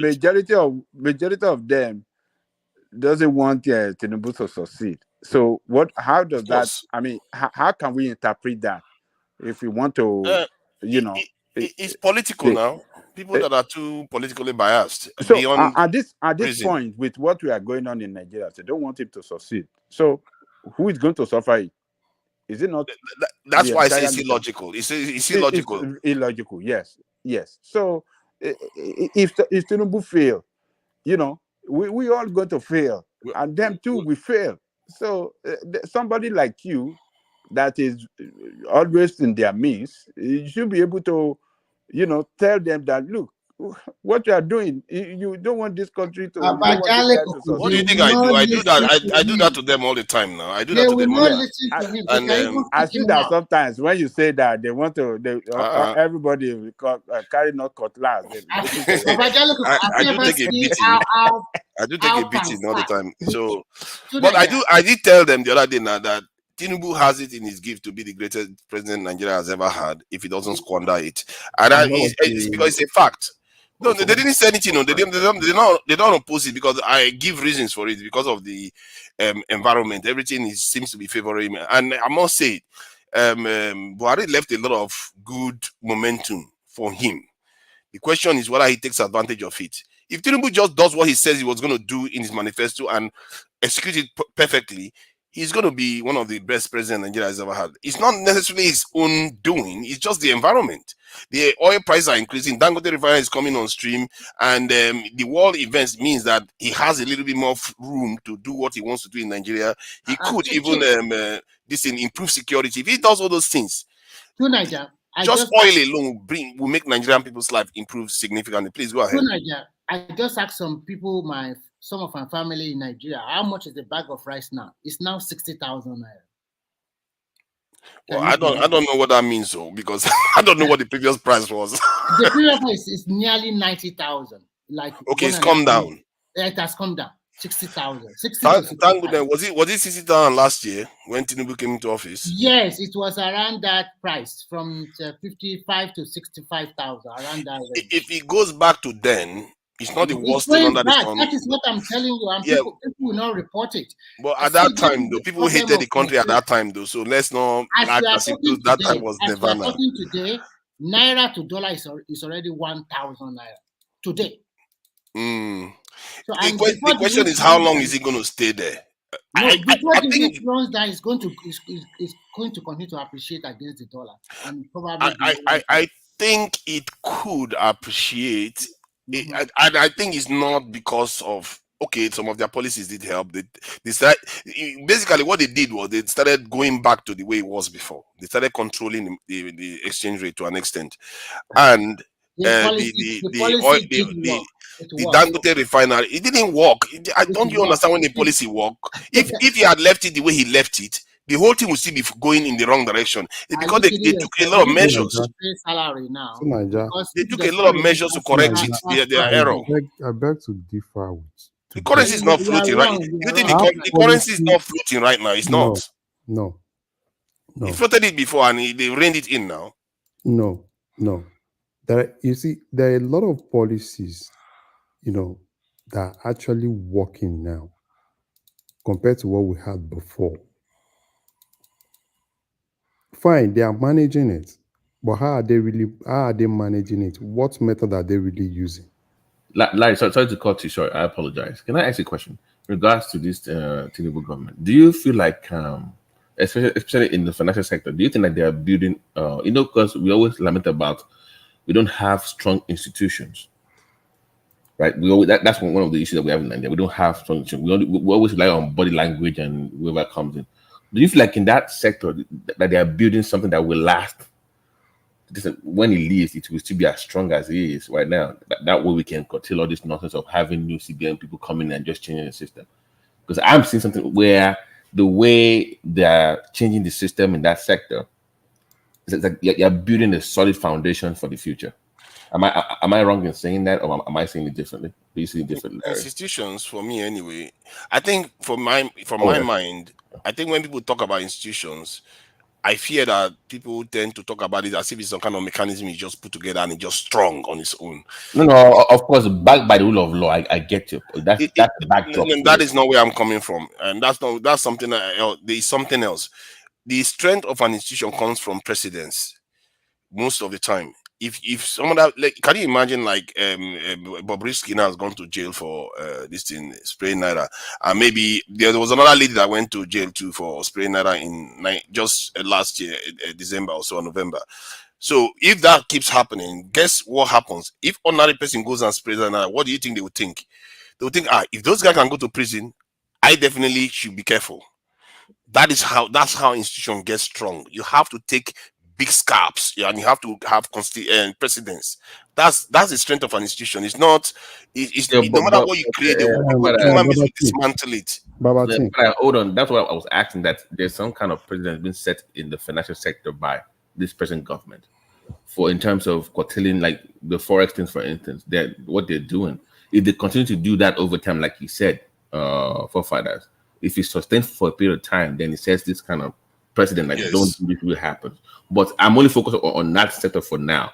Yeah, Babati, in terms of that institution, one thing I think this government has actually done is financial transparency within that sector. There's a lot of things that are crude in that sector, and I think they are trying to sanitize that sector. Now, most of the transactions you see now, they are bringing a lot of transaction into the formal realm, and they're having a lot of things from NFIU to EFCC to the bank. So within that financial system value chain, we are seeing a lot of transparency along that line. And which means that, for instance, now if you call any bureau de change, now that you want to do any big volume of Forex, none of them will collect it from you. Because prior to this time, it's always normal, right? Call one of those guys in Wuse zone 4. Hey, far, alpha, I won't do this, I won't do this. Ask them, call them now. None of them will collect it from you. That's how transparent it's been now. Because every transaction they do now is now going into the normal formal sector that is being tracked and is being traced, and it's easier for it to be traced. Why do we have US, right? Why do you have a very good institution financially in the US? It's because there is financial transparency within the financial values chain. If you're doing a transaction, big volume of transaction through the banks, right? It's not just the bank that will know, right? Every agency that is supposed to know is supposed to know. I think it's sorry. I think we have to be careful when we start saying just because you can track things makes it okay. If you are running a capitalist system, and I really hope we start understanding the nature of these animals. A capitalist system favors the elites. They don't have to even be corrupt to have advantages that we describe as corruption today. They can make it legal. That's how they do it in the West.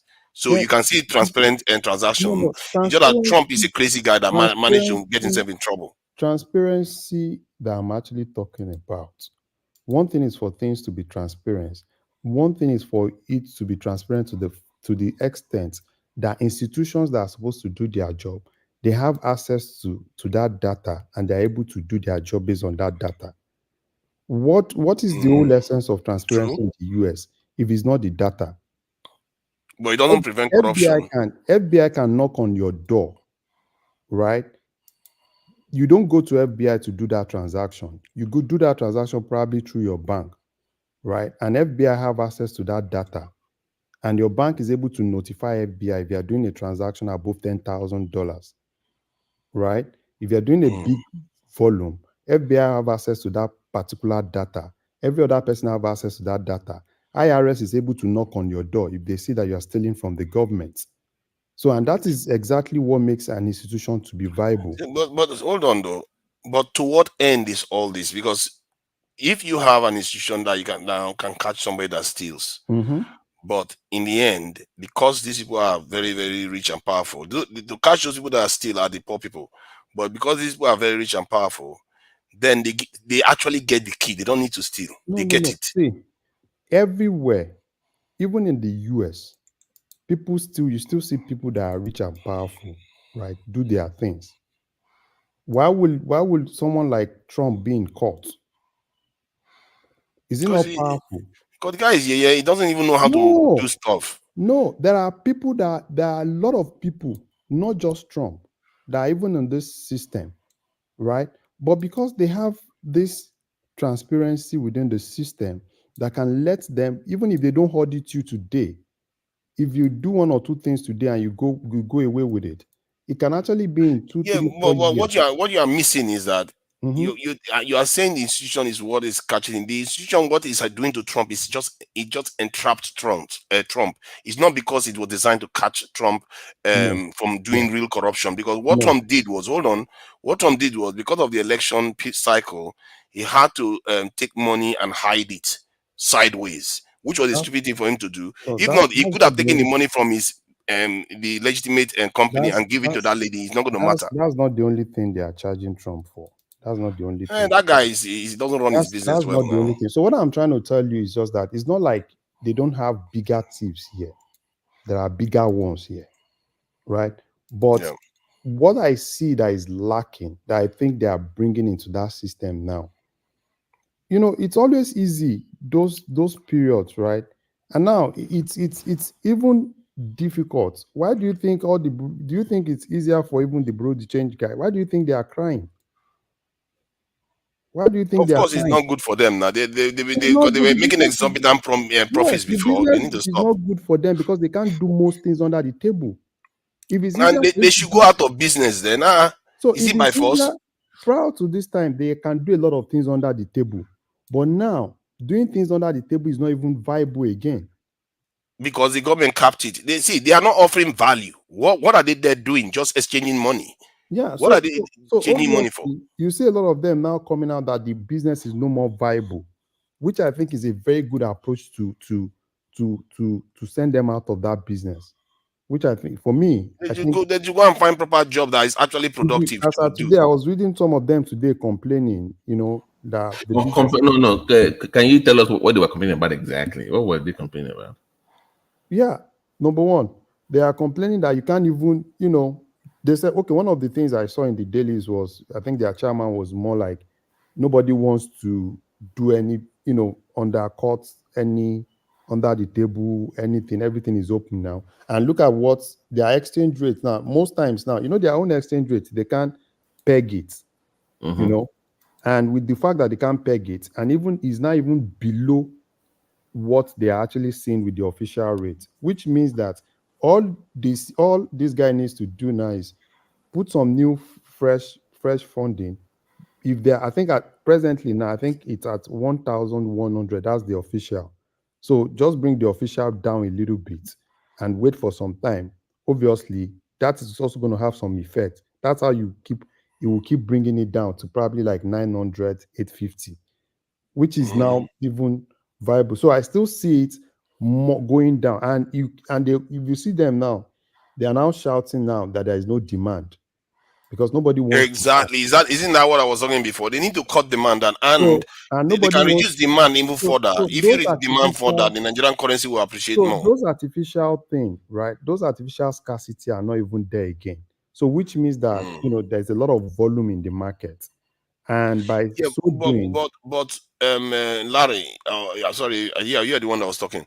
See, yeah, what they've done is that when the current president came into office, they created that chaos. And can you imagine somebody that just bought Nigerian currency, that bought dollars? How many this thing years ago? That's how many months ago? Today they would have made almost 50% profit or so just because of the trade they've done.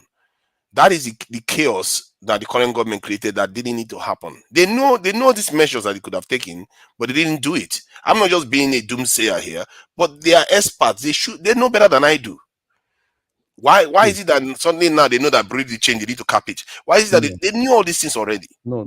The thing is this: A lot of people have made a killing. You can't stand something on nothing. Why do you think they are now doing all those things they are doing? Because they have liquid to do it. Because all You have these to things, know when you're getting con. all People have these things made they are doing billions too from the also Nigerian come with currency some. in No, the wait, last couple of months. wait now. All these things they are doing also come with some costs, right? As at that time, I can tell you, as at that time, they don't have that liquid to be able to do it. But with what they are doing now, they are injecting liquid into that market. And at the same time, every other person that have caused that artificial scarcity are now bringing that their own out, so supply is coming from the flow of supply is coming from different pipes. So one is coming from what this guy is giving, what Cardoso is giving to the $10,000 that is given to the Bureau de Change guys. Another flow is coming from those ones that people have kept, and people are now bringing it out. And now, and with the fact that nobody is even, you can't even go that you want to go and buy dollar when you know that it's going to go drop tomorrow. Will you go and Yeah, buy? but hold on. See, let me explain to you. If I was the one, I wanted to con Nigeria. How I will come in is I know all these measures that I need to discourage the use of dollars and makes dollar available in the economy, but I will just come float it because we have insider knowledge. Because even American politicians have been caught doing this sort of stuff.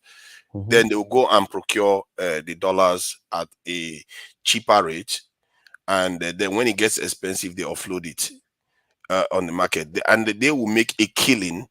And I really hope that somebody actually tracks the people around the power structure in Nigeria during this period. They don't need to steal from the coffers of the federal government, but what they've done, they can steal billions without you even picking up on it, just from the fluctuation of the currency. And that is what I'm concerned about. They are basically digging a hole and covering it and say we should thank them for it. So how? Because if you are in a system and you know where the price is going, you can buy and sell the way you see fit, because you know what you're going to do to bring the price down or make the stuff more So let me expensive ask again. you, who is going to buy and sell? The ones that have insider knowledge that know that let's say you know you are going to buy the dollar at a certain rate during the time when there was a crisis, then later on you can sell it on another rate, or the naira vice versa. If you know you're going to make profits and you know where the direction is heading, you can take advantage of that chaos. No, And that is what they do. They do that in America. They do that in many places. What makes us think that it doesn't happen in Nigeria? No. It's not like, you see, this issue of the direction that it was actually going. It's not. I don't think it's actually like that. You see, to me, it is simple. no. That's why I know they know. No. Nobody. I don't think it's actually like that. They know the direction is going. No, I don't think it's actually. How can they not know? You are underestimating their knowledge. How can they not know? You see, a lot of all those things. It's not just the me and you just go and buy dollar and keep. A lot of multinationals, a lot of banks. You see, some of another thing I think Cardoso did was some of the banks were even reporting foreign exchange differentials as profits. Mm-hmm. Right? Which is not supposed to be done. So, which means that most of the banks were just basically doing the same thing, buying the dollars, keeping it, having some differentials, putting that differentials as part of their profits in their books. They are making money. That's what I'm saying. A lot of people made money that's from what I'm is saying. So happening. that's why I said policies, right? Transparencies, policy directions, standing with some of those policies. These are the things that are actually happening now. Now we are No, I think what really happened back then was that the banks were making artificial scarcity of the dollar. Yes, now that's why they're All the having that central bank. differentials that That they are is what reporting they as are. I mean, profit. sorry, commercial banks. Yes. Because they were having the dollar, they were not releasing it. I think Buhari was a little bit shy of going after the Bureau de change people. No, because, it's not Buhari. It's Emefiele that's supposed to do his job, but Emefiele was using all those Bureau de he has to go after a lot of northern to do interests. round tripping. He has to go against a lot of northern people that do money exchange. It is not against. He's a crooked man. He's a crook. He's a corrupt man. He was making money. It has been like that forever. It has been like that forever. This is not the first time. Been like that. What are you talking about? Nigerians have been selling money on the street for decades. Wait, let me ask you is something. it normal? Are they not still selling for more than 4 decades since I was? Of course, it's not normal. Why? But why didn't they stop it? Obasanjo didn't stop it. Wait, now Obasanjo didn't stop it. Emefiele did this. Trying to justify Emefiele by saying no. I don't like the idea that you some people the way you see things is always through lens of tribe. But it's your own opinion. They are the ones feeling like that now. They have their own opinion too. No, but his excuse. Did you hear him hold his own guy accountable? The guys are in office now. To Niger. It's very quick to go after Emefiele. Emefiele is for Niger's village. That's what talking about. I don't like when people do this thing. He remained quiet when we're talking about the current one. Then he suddenly went after Emefiele. What is this guy talking about? When the defending Tinubu guy, no, I'm not defending anybody. As Emefiele not committed criminal act. Yeah, have you convicted him of it? Look at this guy. He's waiting for him to be convicted before he can. So tonight, I think the way he will talk sometimes, I don't understand it. If he was a Yoruba man, you will be saying exactly. Why are you making about tribe? Why are you making about tribe? Because you are just like the people. Don't get emotional. There's nothing we accuse Emefiele of doing that he didn't do. Because you are just like the people I know before now. That I host on Sundays. How is it tribal mentioning? We mentioned Emefiele. I calling it tribal. Are you kidding me? No, because you know why I'm saying that? Because what he's accusing? Because it's from your village. That's why. Can you know? Okay, it's from my village. No, but hold on. Let me make my point. Hold on. Because nobody. No. Because what is accusing Emefiele of? Hold on, please. People before Emefiele did it. Hold on, for fathers. Nobody brought tribe into the argument. I did. You did. Why? Yeah. Because he remained quiet until he wants to go after Emefiele. What is this guy saying now? Can I say something? It is tribal to mention about And I've had, I know, Eh? I've had you do that several times. When you are talking, you tend to Look pretend at as this if guy. it's not alone Emefiele. Other groups too. If it was Igbo people Emefiele and is on all these things, or Agbo. Northerners, you pretend as if it doesn't What affect is them. this guy talking When I it am about comes so to now? Yoruba, disappointed you in try you. to And protect them. you, You forefathers, all do it. You all do it forefathers, Father, forefathers, why are from you the doing, east. forefathers. You man? all do the same. Do you know what's funny? Because when you first came on the platform tonight, you condemned the very thing you're doing right now. That was the first thing you said. You said the tribal. Then you're not the one doing the same thing. No, I'm accusing him of doing it. I'm not the one doing What it. am I doing? What am I doing? The first thing I said, Because the first that is not statement I made, consistent. hold on. The first statement I made was against the banks. I said the bank was making artificial scarcity of the dollar. And that was the reason why you see dollars against naira was the disparity between them. I mean, the exchange rate was too huge, you know. And Okay, and the so next time, if this CBN fails, would you blame the hold on No, CBN now now, let head him or land hold now. on, Don't shift the argument. Man. Don't hold move on. goalposts. no? I feel It's like taking too long to explain. I no, can't it's not Hold taking too understand. long. on. I'm Ah, lying. Philip, boy, you say buy for. Why are you so emotional Get to over the this point. Emefiele now? I do that all the time. Get to You the don't point. want Emefiele to go to jail? No, I Eh? think I don't You have don't, any Emefiele is his you uncle. don't want I your just, you don't want your brother to go to jail. I don't just like it, and Eh? that's why people don't like me on the other panels. I don't like when What people have I play this said game. now that is I see you don't even tribal? hear yourself. But To carry Niger, on. I will to shed light on why I'm reacting the Niger, way I'm can I reacting. just ask Carry you on. one? Can I just We'll ask? let Papa Jali go land quick now. Let's let him land. Okay. So, like I said, the first statement I made was that the bank was making artificial scarcity. They were having that dollars in their vault, over 7 billion that the bank were holding that did not release to the public. They were supposed to sell that thing, but they didn't sell it. They were holding it because they were doing round tripping. So, and then after that, I mentioned, you said, oh, they have been doing it, this. I said, Emefiele is the one that's supposed to come out with policy to make it impossible for the banks to have so much money and not release it to the public. And then you started with, why tribal or Emefiele? Look, what this guy has done now, Cardoso, what he has done now, policy after policy, measures after measure that this guy has taken is what is responsible for the performance of the Naira. Oh my He instructed the banks, the central bank, to release all the money, to sell off God. all their dollars. And Thank those you. that could not, and if they were unable to sell off all the dollars, they should release it. They will return it Yeah, to the central the bank. point has been made now. Hold on now, let me land. They should return it to the central bank. And make it that they shouldn't hold on to any dollars, any dollar they couldn't sell in a day cannot be kept in their vault. Everything must go back to central bank. And as a result of this, and it limited the amount that the what do you call it? Bureau change can have on a daily basis.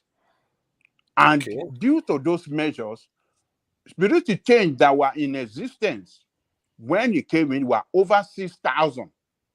A lot of them have been wiped out because they can't cope with this policy. They are less than 1,000 now. They are just more than, not more than 1,000 from 6,000 plus.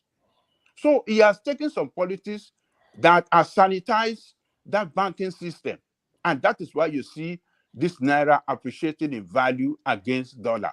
I'm not saying that we have got there yet, because to me, when they came into government, it was 600 plus. So now it's 1,100.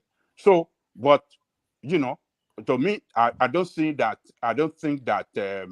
until when it's go down to 600. That is what, or below 600. That's where I can say, oh, they are performing. But as of today, I think so far he has taken some measures, some policies that it looks like it's working, and it might get us to the promised land. So it's not. I'm not after Emefiele for tribal district, but I'm just saying Emefiele destroyed that system.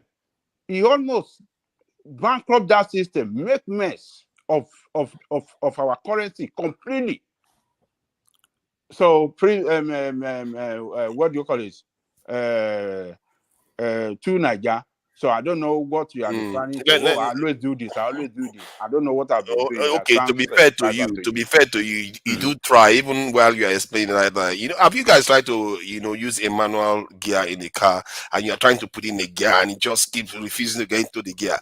I felt like your brain was doing that. Hold on now. Hold on now.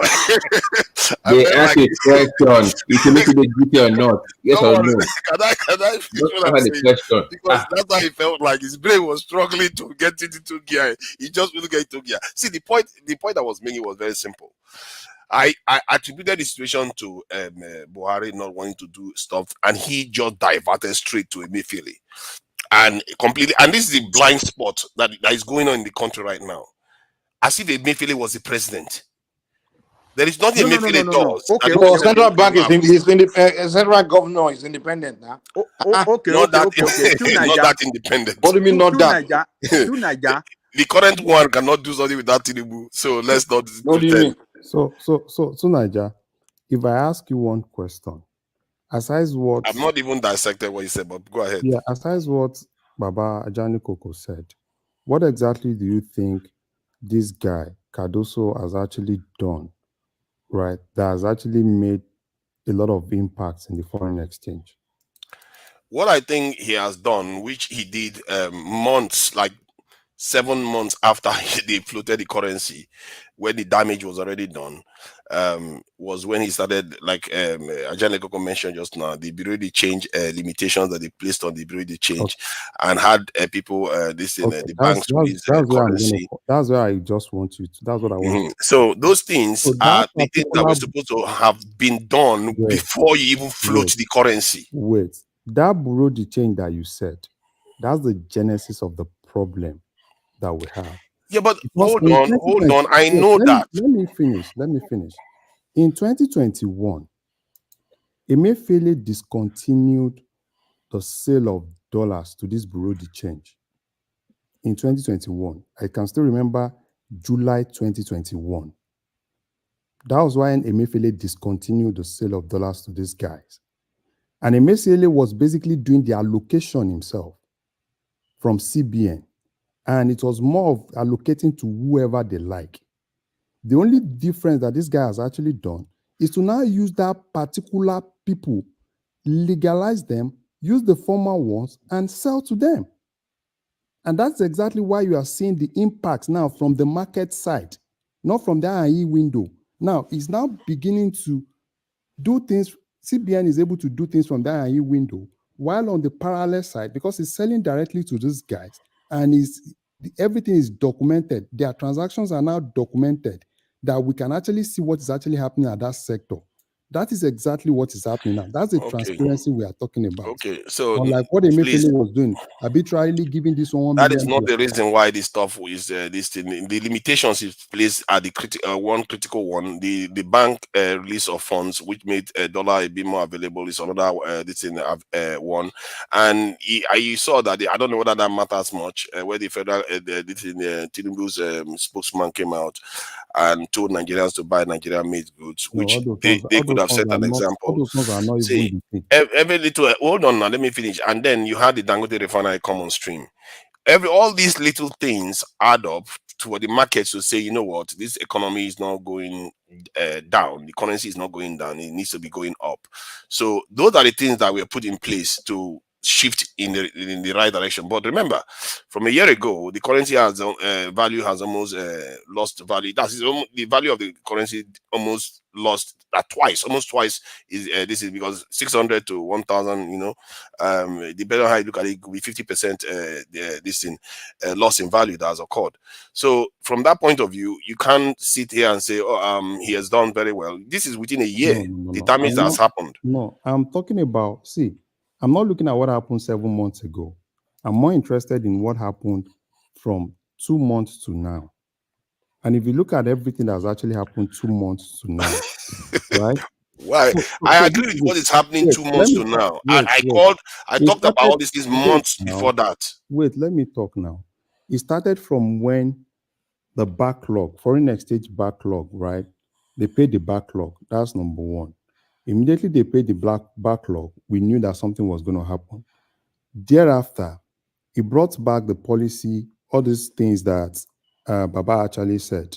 And after that, he started selling to these guys. Have you noticed that immediately the first one he did, selling to some of those guys, after some days, we started seeing the effects. Now, the last one that he sold, right? I think the last one he sold at 1,000. It's not only one item that is causing it. You're just making it look like all this that he did is just what caused it. Otherwise, the currency would have gone back to where it was all before. those ones you are saying from that other sector, they are not short-term effects now. You are talking about Dangote. You are talking about when the yes, Dangote because that's how people set price for currency. That's how people have currency now. Dangote started selling this when? Because people start having confidence in your economy. The value of economy starts increasing in value. About confidence. For confidence is not confidence that will definitely drive anything. You can have people are not going to be dumping the naira the way they even if it's 5% reduction, dumping of the naira. Dangote until Dangote started selling something now. Every other thing is just okay. It's just probably Dangote will sell. Dangote has not even started selling petrol. He Dangote doesn't have to. Don't you understand how these things work? Wait now. You are talking about. If it was you, that's what you would do if you're a businessman. If you see an economy doing better, you are going to want to invest in more in that economy or not pull your resources out of the economy. No businessman, right, will base anything on expected profits. Businessman will always base things on what he sees now, what he sells now, what he gets now. All those ones are expected. Do you think as a businessman, I will now base my profit on expected profits? No. You are making my point. No, confidence that you said is based on expected profits. I'm expecting that probably if Dangote starts selling, things will stabilize.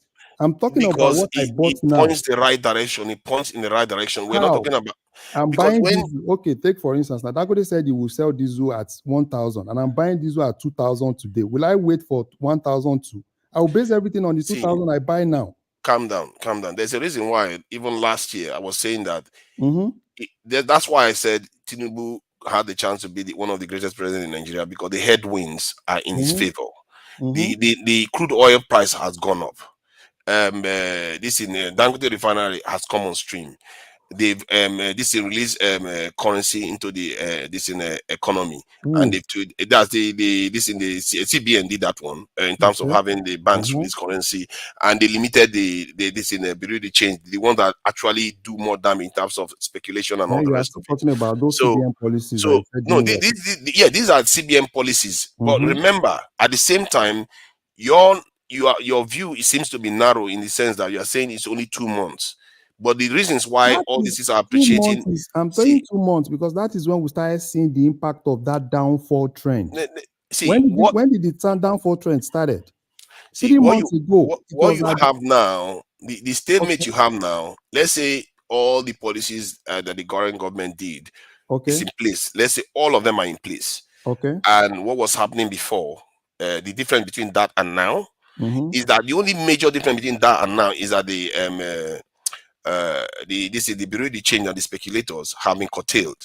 But in terms of the value of the currency, it remains stable. It remains stable. So it's not that different. It's less than the Nigerian currency has lost value. Give you a hint. What will happen when Dangote starts selling? When Dangote starts selling, now it's going to even make it drop more because at that point we are not going to be needing because major. I know that we are all in agreement on that. Yes, now. So that's why I said Dangote has not even come on board now. Anything Dangote is not what is driving foreign exchange now. Anything Dangote. We are still expecting anything Dangote probably in like 2 Why months. you are thanking somebody for? It's like do you know what you are doing? Like you What am I had. doing? Let me tell you what you are Yeah. doing. I saw you on the road and you have $5,000 in your pocket. Okay. Then I told you, hi, this guy, I have this business that I wanted to do, Mm-hmm. and just give me this $5,000. I'm going to use it to do something for you. Mm-hmm. And then you gave me the $5,000. Then I come back to you. I told you I've lost everything. And you're like, oh my God, I don't die. Then I told you, oh no, don't worry. I found this in $2,500. Take, Mm-hmm. and you started thanking me for giving you $2,500. That's basically what you're doing now. You know what is difficult for me is the fact that you're saying, oh, probably because people have hope that Dangote will start selling. That is what is driving foreign exchange. No, it's not the only thing. I also give credit to the And part me, that they I'm are telling doing. you that is not even a factor. That Dangote will start selling is not a factor that is driving foreign exchange. Because those ones are just still in, probably we felt Dangote will start selling by so time. It doesn't have any impact on the foreign What does that exchange mean? now. Nigeria, Nigeria owns 20% of Dangote. That's Forget foreign about that exchange. until Dangote starts selling and we're able to see that It's we the stop direction. Is the direction is No. pointing. The question you have asked to Nigeria is this: if those policies the CBN put in place does not have a positive impact. He has said it. He said those policies are not the driver. It's not working. Oh my God, you are not hearing me. See, this is what I mean by how you listen to me with tribal ears. No. The first thing you said, wait. I just told you that it The was first possible thing you because said, even I was we were asking for those telling things. we were telling you about the policies. You came here. You said those policies are not. That we were talking about those policies. That those policies were not the key things. And Babajale Koko tried to outline each of the No. policies You to didn't even let me you. address Ajale Koko's statement. Wait. You didn't even let me go after No, Ajale Koko. But he it's all tried right. to Ajale Koko outline is each of my the man. policies to you. And now, me, am asking you which other policies? You said probably it's Dangote, is this, is that. And we are telling you that policy that you said But probably you are not Dangote hearing me. I and said all those things. what the CBN did in the last 3 months, 2 to 3 months, was positive things that helped the economy. But it didn't need to happen they didn't need to flow the currency before they did this thing. They could have done it at the same time. How will they do that? And I'm asking you, where would they get the liquids to do what you wanted them to do then? Because the liquid that they got, where did they steal the liquid that they got to do it? Oh God. Did they steal it? How did they want them to get the liquid? What do you No. call liquid? Did they Hold on. steal it? To Niger, look, let me tell you, the liquid that this guy is talking about. Central Bank took some action, or let me say some measure. You know that NNPC used to get their own this thing directly to them when they sell crude to outside world. They manage the the revenue comes to NNPC account. You know that one of those things that Cardoso did is that NNPC cannot get that money directly anymore. Any sales, the proceed must come to central bank. So that enables them to get a lot of forex in that they were using to settle all those backlog. How do I say it? Debt, The debt. the debt, and all the rest. And then another thing is that since the president has stopped, what do you call it? What do you call this thing? The subsidy. Okay. So you see that a lot of money being spent for importation of crude,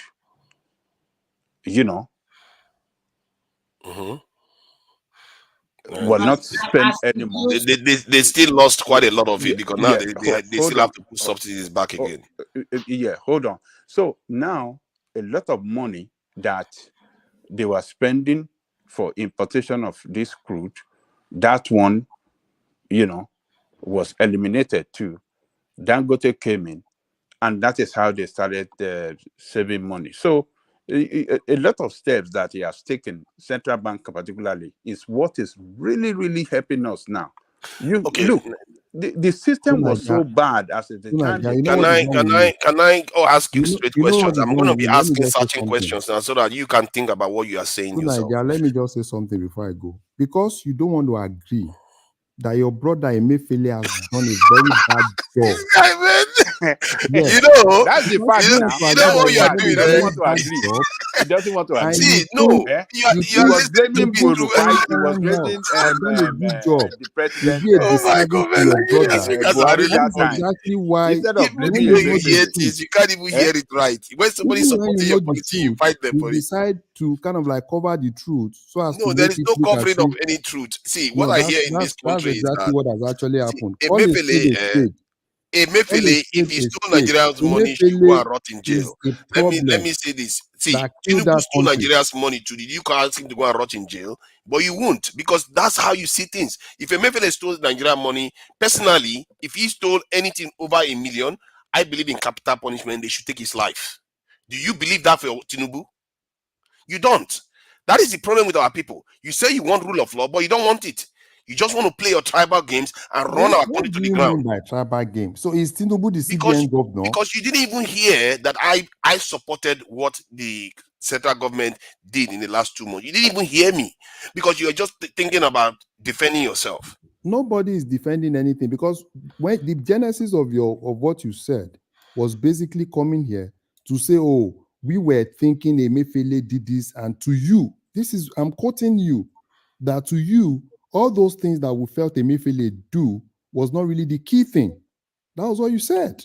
Yeah, it wasn't the key. Yeah, that was what you Because said. let me explain what I said. Because what Emefiele met when he was there, what they had exchange, this Ibiridi change. They were all over the place. You go to airport everywhere, you see them everywhere. Before he came, Obasanjo, Abacha, So, all of them, they hold were on, always there. hold on. He met it, and he saw that the way that they were operating was injurious to the system, and he could not take measure against it in order to, Okay. you know, Now let me finish what I was saying. I was trying to finish my make that. explanation. So don't cut me short. You've already explained your case on this matter. No, because No. Let me finish what I'm This saying. You're not going to let me justification. talk. Hold I on, just started talking and you no. shut me off What you are again. doing, You don't know. You is don't want me to clear. show you. You don't want me to. You don't want me to. This is. You see. You don't What want you me are to doing show now, people that what you are I doing, want to what expose what the you are doing bias is very that you are clear showing. now. You That see now. You see you, now. you, Okay, you hold see on. Now what you let are me trying to expose the do. bias. Now let me expose the bias No, because we have to be consistent. We have to be okay, consistent. Let land. me Then explode. we come Thank you. after you. Thank you. Okay, land. Thank you. Yes, you are welcome to come after me. Land. So when Emefiele, that's what he meant, and what he did was where I started from was that Buhari probably didn't want to go after his fellow, the way Nigerians think, fellow Hausa men that are selling all this money. He probably didn't want to go after them the way Tinubu is doing, and so that's why maybe he didn't do it. And the next thing he did was he went after Emefiele because of that exchange rate issue. But what I was saying was that Emefiele met it there. He didn't change that part. And to be frank, what Emefiele was doing was capping in Nigerian currency officially, while in the black market they were selling it. This thing, it was losing this thing the value from the point of view they are selling it more expensive. However, the headwinds during that time in that economy, there was no Dangote in the horizon. Oil prices had crashed in that horizon, and there was also COVID-19 in that same period we are talking about. So the idea that you are attributing everything that happened in our economy to Dangote, this in Emefiele's policy is a little bit unfair, to say the least. Because this is why I always say you have to ask yourself, to what end is all these things that are happening? Just because this guy is shuffling the paper here, there, and there, and the Nigerian currency has just depreciated by almost 100%, and we just say, oh, it's okay, he's doing very well as long as he just improved by about What did 50% they in the say he was last. shuffling? What did they say he was shuffling? He was shuffling this in the current. See, let me show you what he just did. Let me distill down What what he was just he did. shuffling? What was Hold he on shuffling? now. Let me distill down. Just paying off the outstanding money that we owe other people is not a reason for the currency to appreciate. It's not. That's not the reason why your currency will appreciate, because you paid your debt. That's not. Otherwise, American currency will be dead. The reason is now. That's why I always say, to what end? So just because this is my problem with some people, the only you highlighted those things. Hold on, let me finish my point. The only reason why you highlighted that point, because you think that's the reason why. Oh, let me finish my point now. The only reason why you highlighted that point is because you thought that is the reason why the currency appreciated. The reason why the currency appreciated, one, is because they took money from the bureau de change that normally used to go to them. That gap, that speculation gap, this current government closed it in the last couple of months. That they closed it, so the bureau de change people are not making a lot of money, and they put them out of business. Those who are useless to the economy, and they should have gotten rid of them a long time ago. We had a discussion here about it some time ago, and some people were just defending them, say, "Oh, they are not the reason that we need more dollars in the economy. That's the reason." But now they got rid of them. Well, guess what just happened? So this is what I'm saying, and what he's just done now. The currency now, by getting rid of them, the value of the currency has stabilized to an extent, because the speculation is not as high, what do you mean by and the getting rid demand. of them? Hold What do on, you mean by he got getting rid rid of of them? those people that are left to speculate with the Nigerian currency, and they keep increasing Are it we because not still, are we not using bureau de change now? we are using it, but they are not making as much profit from the point of view of the Yeah, currency. because they are not making as much Hold profit, on, because we are beginning to use them now. and if you think about it too, if you ask the same question, to what end? In that case, the effect they had, I'm not even sure is that significant in terms of the effect it has on the economy.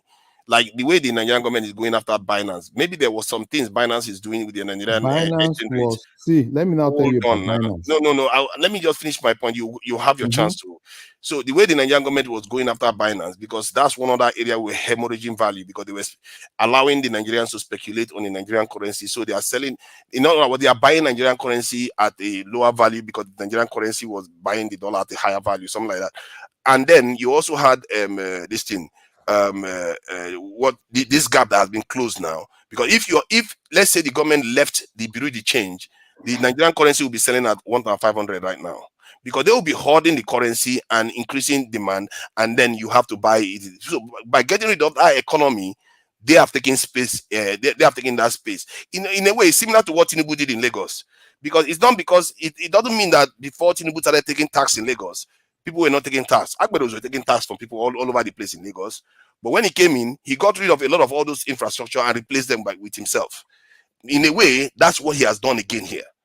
So so what has changed now? The deck hasn't changed that much. The value of the currency is only appreciating further. Remember, it just stabilized because he got rid of some people. The currency is going to appreciate. It will appreciate further, and I believe there are things he can do to make it appreciate further. He can discourage the use of the dollar. One of the ways you can discourage the use of the dollar is to start making Nigerians manufacture and stop importing useless stuff that is not useful to the economy. If you are importing toothpick, stupid bottles that you don't need to, when Nigerians can manufacture it, put tariff on it, so that it will cost more to import those things. And then when you import it, take the extra money that you get from the tariff, use it to sponsor local manufacturing. And guess what? The demand for the dollar will drop, and the Nigerian currency He has will increase in started value. discouraging dollar now. He has started discouraging the Yes, use I of saw dollar. that too. I saw that too. People.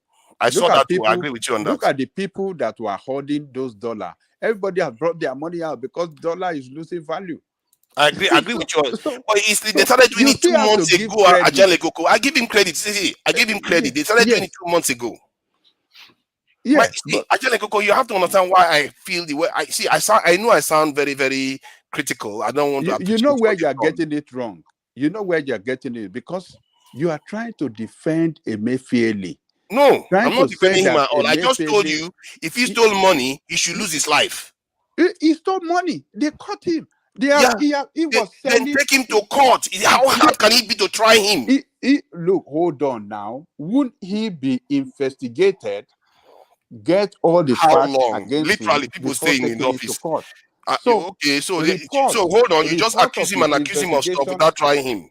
Okay, Look, fine. no, they have not. Look, You just assume he's stolen, but the investigation hasn't been completed. You know, they set up a panel to investigate his account. So they have investigated him. They caught him in so many deals. The way he was selling Then why money have to they not some. convicted him of those things? Hold on now. So it's Tinubu that will convict him. Is it not They the same have to court take him that to he is court. in now? But they've not even taken him to court to be tried, so that people can hear from his own What are you side. saying now?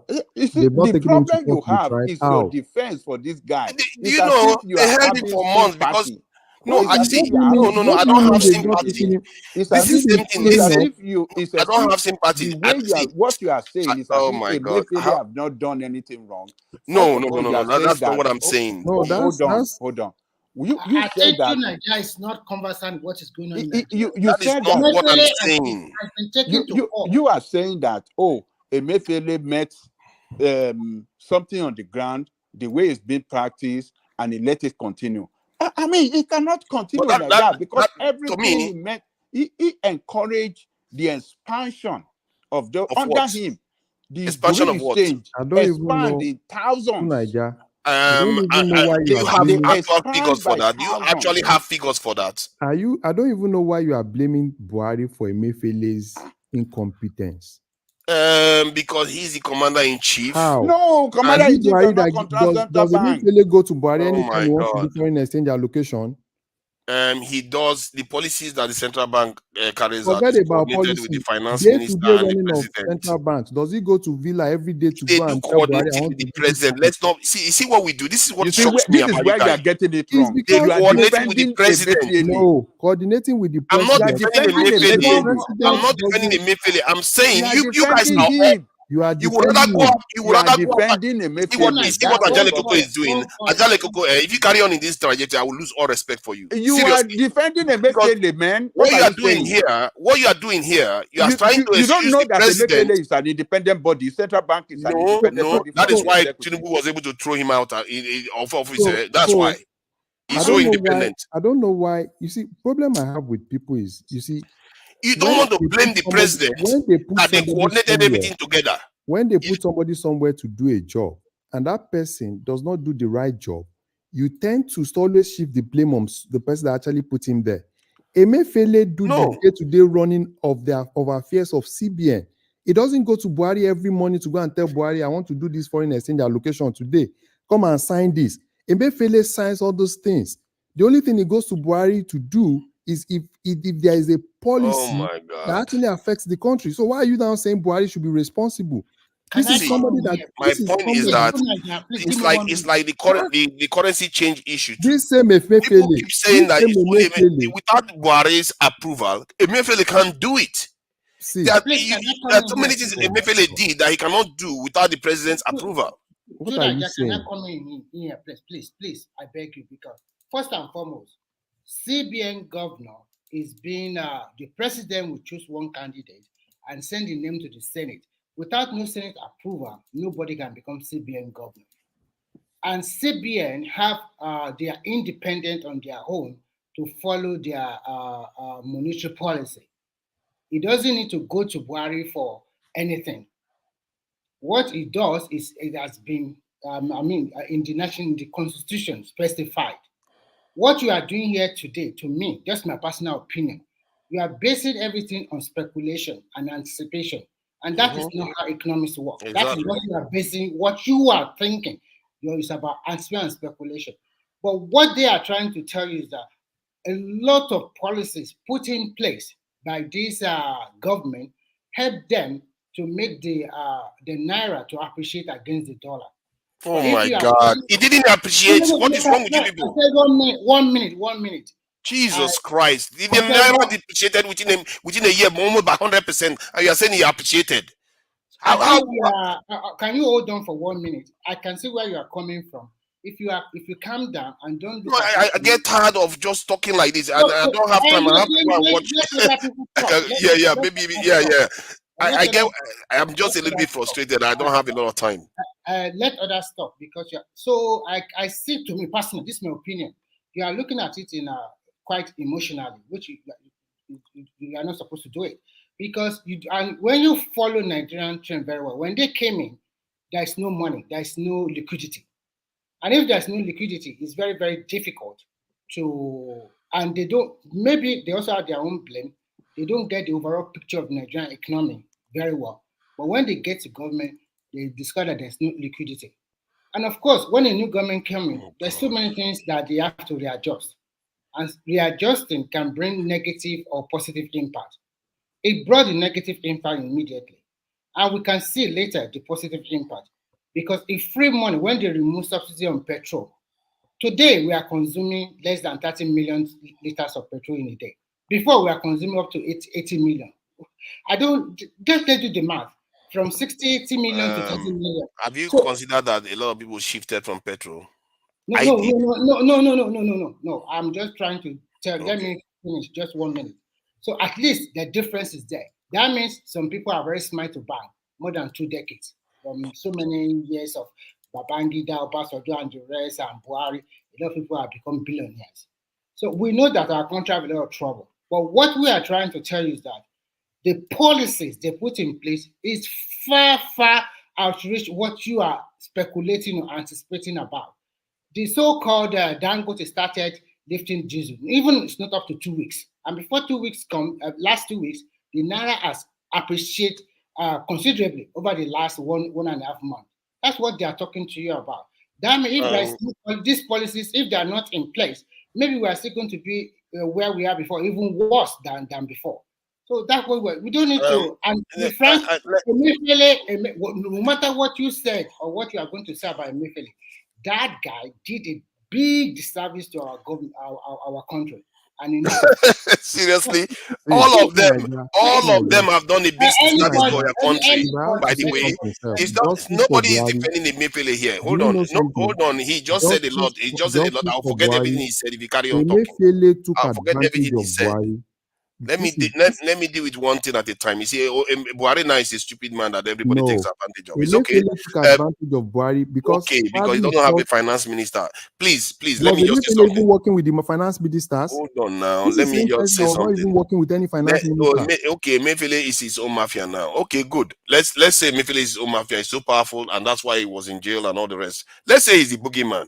But what I see in Nigeria is that whenever justice is about to happen, it tends to happen with the ethnic minority. Because if you look at Better Edu, ethnic minority, Emefiele, that's smaller groups. That's where it tends to target. They tend to target those ones. It doesn't mean the other groups like the Yorubas and the Igbos and the Hausas are not humongous thieves. They are the biggest thieves, but you don't see them being revealed. And the reason why this is not being revealed is because people are like you. You just blind your eyes to it. You see him defending his tribal man now. No, I'm not defending him. I'm saying my own policy. My own policy. Hold on. My own policy is if anybody steals money from Nigeria that results in the loss of life, they too should lose their life. I don't care whether it's my tribal man or not. But I'm calling you out on your tribalism and the kind of bigotry you put display. You are not even conscious of it. You just do it. Better do to this conversation. Hey, you see, he just wants to defend. He's a minority. He's one of those. He's from the minority tribe. So Emefiele is considered as a minority like him. So if tell me how many people have why are they going hard on a minority? Because of and all of us that are majority have been left alone to continue. But this is nonsense with Nigeria. Now you all play this game in Nigeria. Where this is why somebody would do something wrong in Nigeria. Emefiele did not do wrong to you. Who said he didn't do wrong? I never said that. Are you hearing me? Or you are hearing me with only that tribal filter in your ears? Yes, they are trying him because he's that's the only thing you have. It's like you can't even hear me that he did something wrong. No. I don't have a proof of it, but until they take him to court, try him and confirm that it's guilty. You don't even hear it. They are trying Emefiele because he's a minority, right? That's no, what you think. I'm not saying it's the only reason, but in Nigeria, from what I've observed in the last 2 years I started watching the scene, the political scene in Nigeria. Okay, obviously they've arrested Northerners. I've seen cases where somebody comes out of prison and the villagers come out and say, "Hey, welcome," and the person went to jail for prison for stealing money, and the villagers will be praising them. This is the kind of stuff we do in Nigeria. There is no level playing field for the law to exist, and yet we sit here talking about great institutions when we are the ones killing the institutions. See, let me say this. Nigerians, all of us are part of the problem in this country. We piss inside. I gave that example a long time ago, and the last time I was here, and I'll give you that example again. It's like we are all in a swimming pool. Everybody's pissing inside that swimming pool. One person piss, the other one piss, the other one piss. And by the time we finish pissing, we are all swimming in our own filth. And if we carry on in this method, we are all going to drown in it. You watch what happens. Because sooner or later, we have to be dispassionate about these things. Like for me now, if a Mefele stole, the way I look at this is that he should be killed. Because I believe that if you are in public office, you are very, very important. And if they give you money for the people, and you take the money, like, can you imagine if a health minister was giving money? He stole it, then the money that was supposed to go to hospital doesn't get to the hospital. The people want to have children, the women are dying in childbirth. They don't treat people, they don't give people vaccine, all that stuff, because people are stealing money. Why should they lose their life if they steal public money? That is how I believe. Do you believe in that? If you believe in that, you watch how corruption, and also we should not be listening to all these people that are telling us that we should not carry out capital punishment.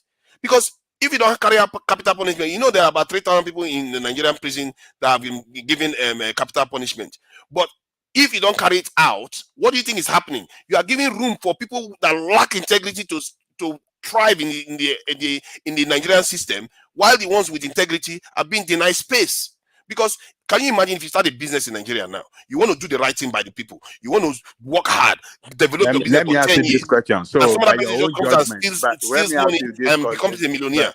By your own judgment, and with all that you have, with what you know, did Emefiele do wrong? From what I know, from what they've said on this thing, they said he did wrong.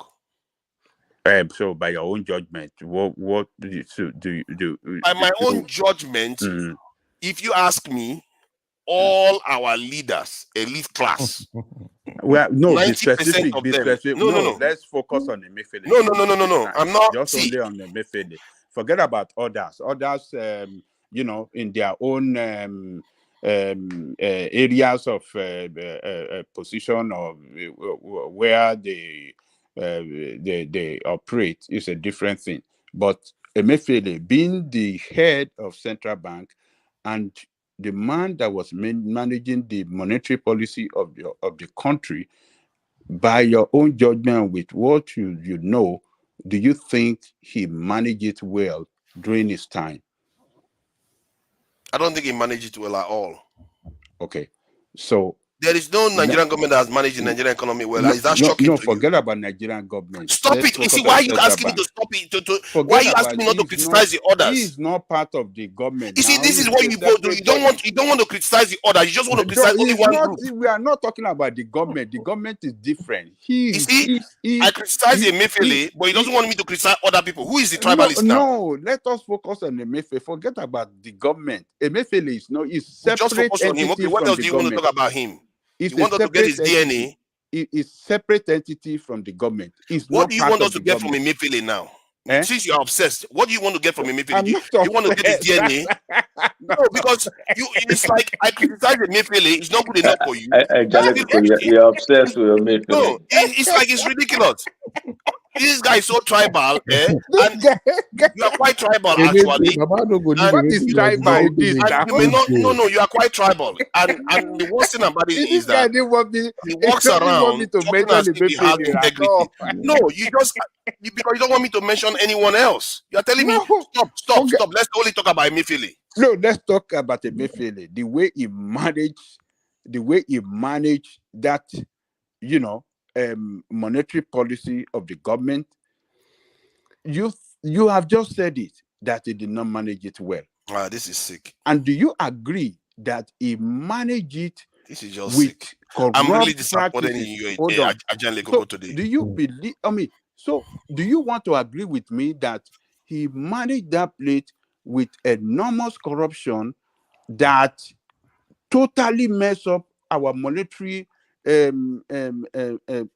policy. God, this is rotten. It's like the kind of stuff you do with you do with Pansat. Do you agree just with ridiculous. me? Do you agree that with me? The way he managed, I just told you he didn't manage the economy well. So he was so corrupt by the way he managed that monetary policy. The way he managed it, it was so corrupt and it damaged the economy so badly. He didn't manage the economy well. Yeah. If you ask me, if you want me to pass a judgment based on the way I know Nigeria, yes, he's probably definitely corrupt. But we don't until they try him, we don't know that for sure.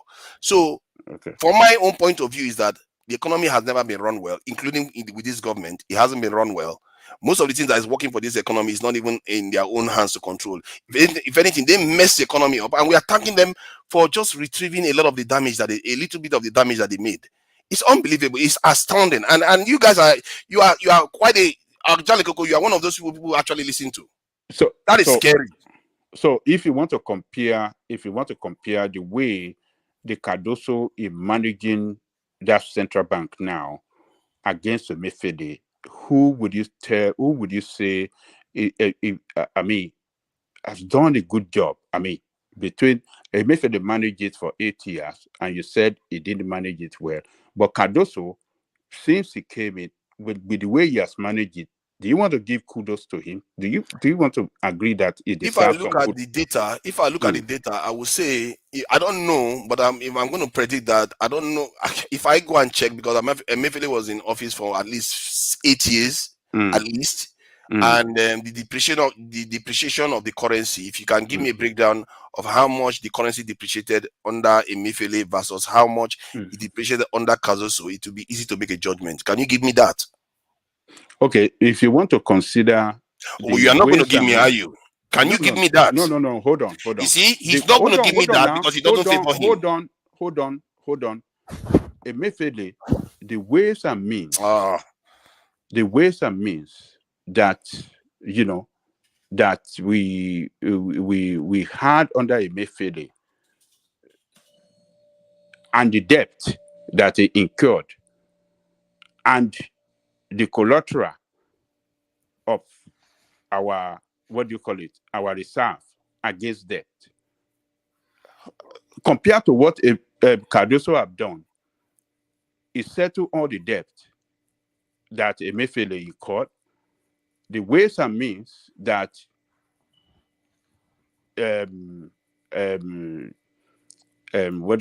this administration, under this administration, the ways and means that they had, he has already paid it already. So compare both of them with what he has done and what Emefiele did. He didn't pay debt.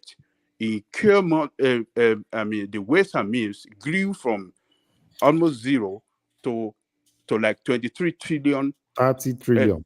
30 trillion. And this guy has already cleared everything. And who would you with between two of them? Who do you think that is because he cleared it? Hold the on, money hold that on now. Oh my hold God! On. All the mess that Emefiele left behind, this guy is correcting all the mess, settling debt. Oh my God! It's trying to make things work, and then if you give this guy 8 years to run this central bank, between him and Emefiele, who do you think will have run it better? 8 years. Okay, hold on now. Calm down. Because so you don't run from the numbers, because I'm not going to use my own opinion anymore. So what I can see here is that in 2016, the Nigerian naira was worth $300 in 2016. By the time he left office in 2023, it was worth somewhere around $600 and something, if I'm not mistaken. So that is about just over double the currency value for 8 years. And your guy, the current one in office, came in. Hold on. You can't. Hold on. I can't. You are trying to. That's scaring you now. Hold on. Oh, no. Hold on. if you want to base it on, you see, you don't want to look at the numbers. So you see what he's doing. He doesn't want to look at the numbers. No. See, Okay, hold on. Listen to your tribal brain. Just listen only to your tribal brain alone. Okay. Your tribal brain is going to help you. Your tribal mathematics is going to calculate properly. Okay? Yeah, use your tribal mathematics to help you with the maths. Okay? If you want to look at that number, I will advise you to look at that number holistically. Oh, right? Now, you see the tribal brain is coming in. They are beginning to make excuses now. You see that they want to start making excuses. Wait now. You look at them. Your guy going to office in how many months the Nigerian currency almost collapsed, and you're here talking this. Jesus Christ. Let's use simple mathematics, right? Okay, do that. Yeah, you have 500 naira in your pocket, and you show people that this is the 500 naira I have. While against that 500 naira, you have a loan of 10,000 naira. So if they now ask you what is the true value of what you have, will you say it's 500 naira? Yes, it's still 500 naira. You just have a loan. So the true value of what you have is not 500 naira. The true value of what you have is negative 9,500 naira. Oh my goodness! Depending on the context, all these things depends on the context. This is not if you are looking at cash flow, if you say somebody has cash in the account, you say that is what they have. You can't just say because the person owes money that money doesn't exist. That is why I said the true value, right? I'm not saying cash value. I said true value. I think it's the gross or whatever the balance. If you want to balance the sheet, that's what you can say. If that's what you want to say, if that's what you want to say, okay, because you owe people money, but that standard, America is negative. How do you feel about that now? Wait. America is negative, not against. We are saying this against that particular. Stop with all this fake tribal mathematics. Against that particular currency, because everything you've done is against America that is currency. worth negative money if you want to go by that standard. The ways and means you collected is against that particular currency. The money you are using to defend that currency is against that currency, right? So that is why. Let me explain this to you. In business, one of the first things I learned in economics, which was I am shocked I even knew anything about economics because I am not an economist. One of the first things I learned was that it's better to have the money in your hand. It's better that you are the one that owes people money than people owe you. Wait. It's better for you to have money, but do you know that as a normal economist that you just said, right? And you are doing business, you need credit line. So do you think anybody will have given you credit if you are owing? Yes, because you're a businessman. I'm asking you. Everything you are saying is contrary to logic. You know full well that most of these Western companies. See, let me explain the reason why people can give you credit. It's your ability to pay. Nobody you're not listening. Credit. Let me explain. When they know that you have 500 and you already have a loan to back that 500 of 10,000. So do you think any sane person will now overlook your loan and say, oh, I'm basing things on that 500? That 500 that another person can always easily put lien on. Yeah. See, I think it was in Singapore that owes 1.4 trillion US dollars. And yet they are still kicking fine. Why? It's not because they don't owe money. You guys, you see, some of the things you people do. The CBN went and paid people our money, give them our money. No, they are giving their friends money quicker so that we have to wait to buy other things. That money that they are giving to those people, if it was them, until they are ready to give us. When Abacha money disappeared, do you know how long it took for us to get the money back? They pretend as if they are investigating the stuff. You guys, I don't know where you got the way your thinking is. If you know the true nature of the world, I don't know. Maybe you guys need to see from my own point of view. That's how I come up with some of all this stuff I come up with. It's not because I'm an expert. It's just for me. It's just common sense. If your country has money, you have to give money back to the people that you owe at your convenience. Don't just be in a hurry to give it to them because they are your pals. While your people are your own economy is torpedoing. That has nothing to do with the currency at all. It has nothing to do with the currency. Thank God that Peter Obi did not win that election. Obviously, probably I hope that your tribal brain will help you calculate that very well. No.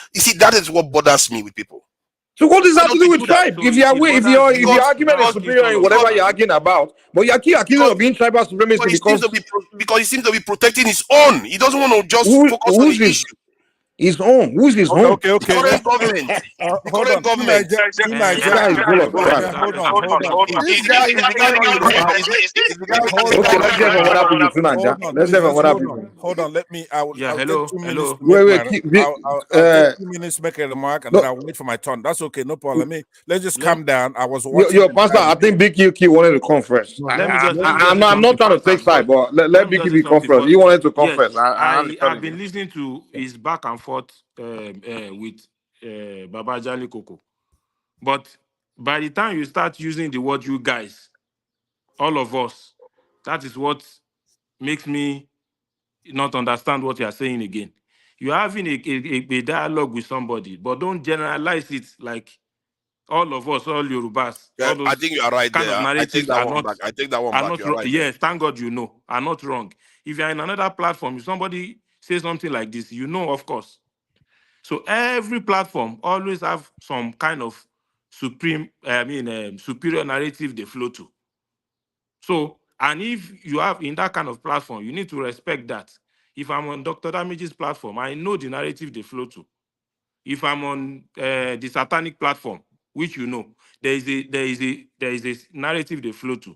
So if you are on this platform, if they flow to a narrative, that doesn't mean that we are all crazy or we're all mad. So that doesn't now mean that if you're having a dialogue with somebody, you will now be generalizing it. You guys. No. Look, I think it's That's apologize the and point. okay. Yeah. So what So I was gonna say, I'm watching the debate, and of course there's this tribal undertone. There's nothing wrong with tribalism, to be honest with you.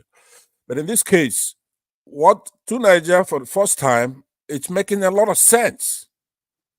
It's making a lot of sense. And I'm not what please like let me I My know God, you are your making sense to contribution is point going that. to That means your something is wrong contribution with is going to something mess this tonight. thing up. please This hold man Nobody is can saying go on. whether deep. it's making a sense or Please not. hold on now. It's the What I'm saying generalization is that is this. saying every platform has some tribal DQB, tone to you it. were given the courtesy to go first before me, and that I didn't Yes, protest. So please relax. Let me it's say what I making a want to lot say. of sense by generalizing and Now, counting all of us that this are is not the involved reason in their why, debate right? together. Before What sense is you that? talk about the issue that we have with the CBN governor that performed his duty as a public servant. First, we have to know the history of the Central Bank of Nigeria, the Act of 1958. That's when that institution was established, right?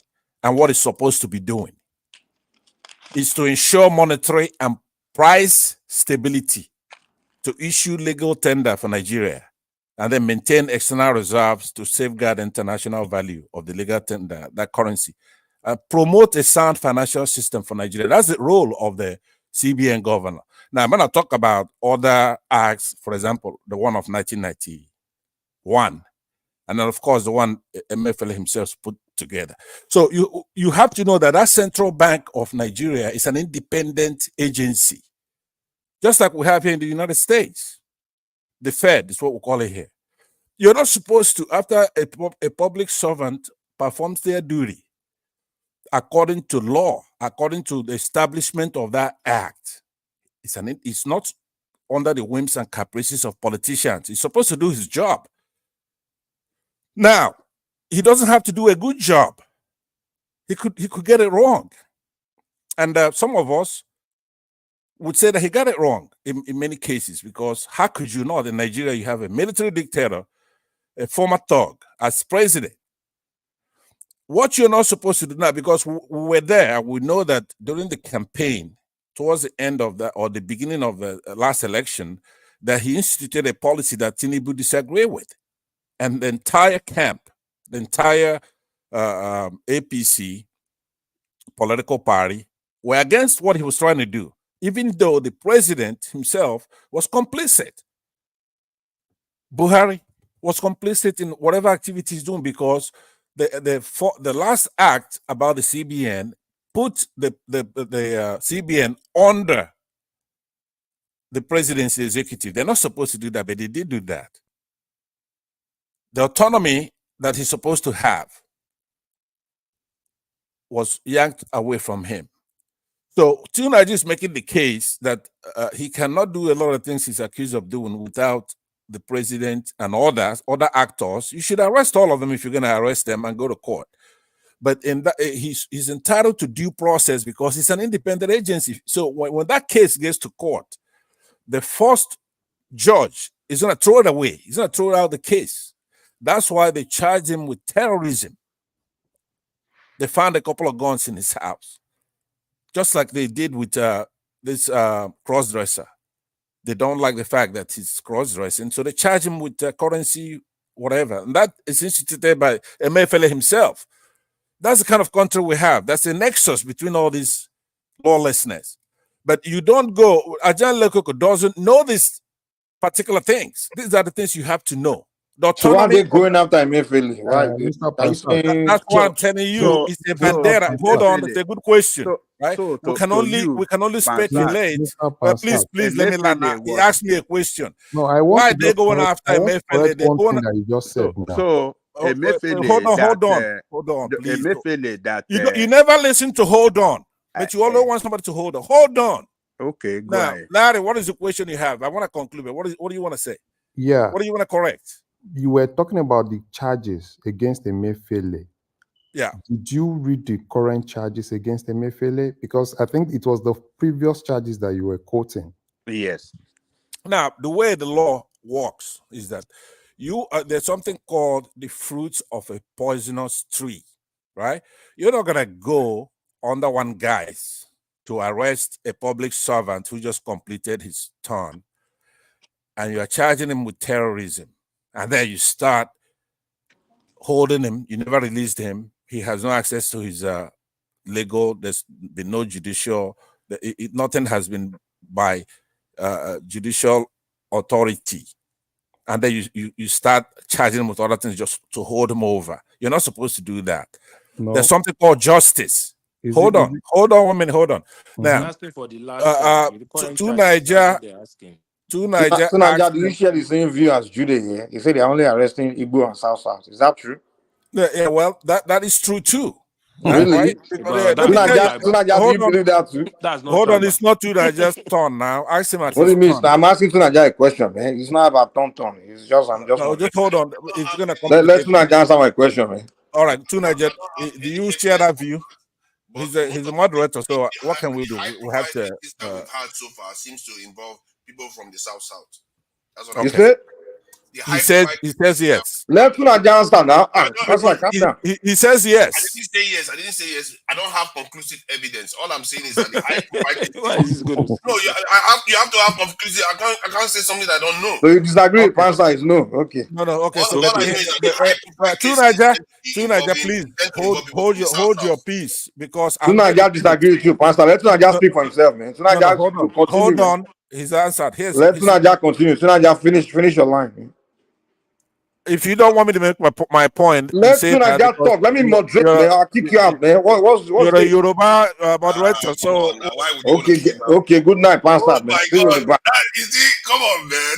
Mike, don't do that. He didn't do much wrong. Yeah, what is fair? You think me I will tolerate this guy come here and insult my ethnic group? I mean, come on now. Well, okay, they didn't insult your thing. Okay, that's not nice. See, you won't even. I know your doctor damages there. You know, you guys do that. Just go ahead. Let me not even get into this kind of don't stuff. even start. Good. So for me, and I think tonight, what you're doing tonight, you are projecting your echo chamber mentality, Dr. Damages. You are projecting it on onto this platform. I need to chill out with that, okay? That echo chamber crap you guys do. Stop it. It's not an echo chamber. It's a diverse view here. Everybody have different views. You have it's one side. You have people from different views here. So don't come and be saying in this life, well, you do. You see, they will still allow you to do all that too, right? Half of the thing you said tonight. If I go on your platform and say a quarter of you, will kick me out because I'm not been there before where I didn't even go that far. Why would I kick you out? You didn't did I even say anything close to that before you kicked me out that day? No, I didn't kick you out because you were insulting people or something and you refused to stop. Are you kidding me? See, you are telling me to condemn Oba of Lagos. Did I ask you to condemn Oba of That's what you did. You told me to condemn Oba of Lagos, and I said, I can't condemn. He kicked me out. No. Whereas I can't on the same show, I can't say the Oba of Lagos. He started the Oba, not this I can't hear, but a different I can't. No, if anybody listening, there was a one Igbo guy that has head like sledgehammer. The guy was insulting Tunaja. Hold on, the guy that your Tunaja. Hold on, who is this now? Tunaja, calm down. Let me tell you, I'm just trying to let you know. No, that same day, that guy named not this Ekene that come here, but a different Ekene. That one Igbo guy with head like sledgehammer.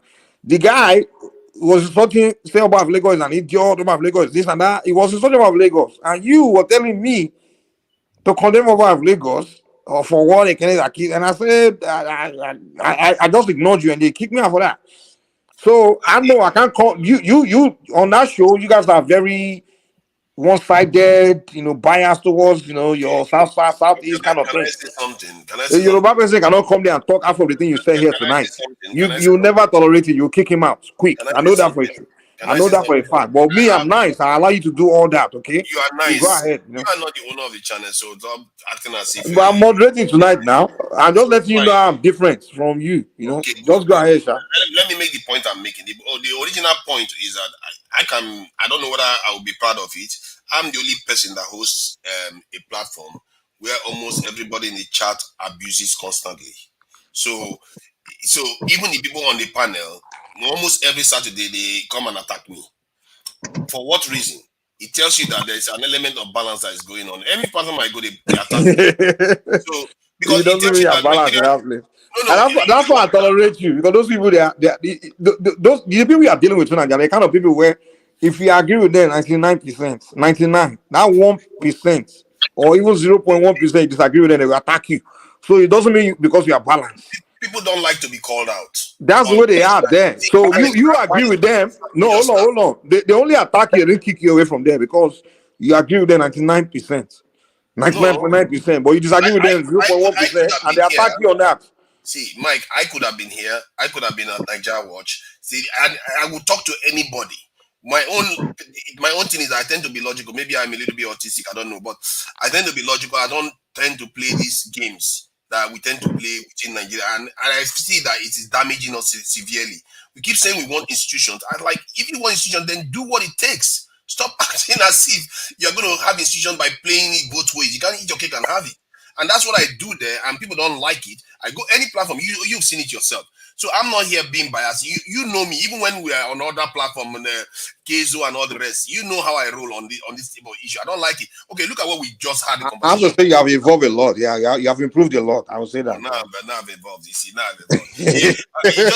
You just have to exchange with this guy for 4 hours before he starts saying sense with you. I would say, like they make you look like angel. I mean, I'll give you that. I'll give you that. I'll give you that, Sha, So you're trying to be fair. Yeah, that's true. I'm trying to be fair because if we don't get fair, we will pay the price. We look at our country; it's a total mess, and we have highly educated people. That should tell you something is wrong with us. And this is what is killing us. We lack objectivity for some reason, and we can't get ourselves out of our own way to fix the country.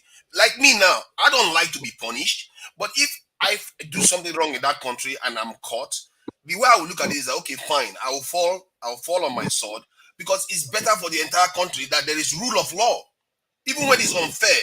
Because people have to understand that when you do something wrong, you pay for it. But if nobody pays for it, it's anarchy. That's all you get. So that's why I come from this point of view. And when I watch Nigeria, I see a lot of that. I've witnessed it over and over again. Nigerians don't want rule of law. And yet they say they keep complaining. They really don't. Like, literally, they will tell you, oh, it doesn't matter because it's our person. Or it doesn't matter. I've seen people say they don't want people to control traffic in Nigeria. Like, there's a traffic warden there. And I say, why is the traffic warden not controlling the traffic? He said, no, because the traffic warden is going to abuse his power. That is the country I live in. And this is happening in the capital, Abuja itself. That the whole junction is choked. Why is he employed for if he can't control the traffic? Because they took the power away from him to control the traffic. And then I asked them, they said he doesn't have the power to control the traffic. I said, why does he not have the power? Why don't they give him the power? He said, why do you want to give him the power? So I go and abuse the power. Does that make any sense? It doesn't make any now sense. you are seeing, this is what I lived through. Nobody told me. I was in a taxi, and this is what I was told. In Nigeria. But do we in natural sense need all those traffic wardens? Are you seriously asking that? The junction was choked. There was nobody. It took a military guy to come in and clear the road for me to be able to get past, go along. After he went past with soldiers, before I went on, the whole junction was blocked. The thing I'm saying is that way of doing things is sustainable? Why are we still? Of course not. Yeah, so why are we still more like, we still need to have one guy wear one yellow thing, stand on the road, and but we don't have traffic lights. We don't have traffic lights. hands like this, even in Abuja. Most of the time, they don't obey it. No, the thing is this: if this is in Abuja, we are not even saying My, somewhere my brother, hold in on. one Well, the place. country you are living, if there is no traffic light, they will need traffic warder.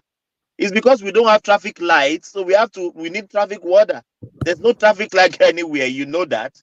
It's few few states that have traffic lights. Even See, here, to Niger, If you are like, see, hold on. Thomas, If there hold on, please. If there is light outage or something, the traffic light is not working. The police has to come in and do the traffic warning because there will be accidents. Nobody will want to wait for their turn. Yeah. in Abuja, it's not like there are no traffic lights, and that's why I'm on Abuja itself. Some of these things can happen in some other states, but we are talking about Abuja here.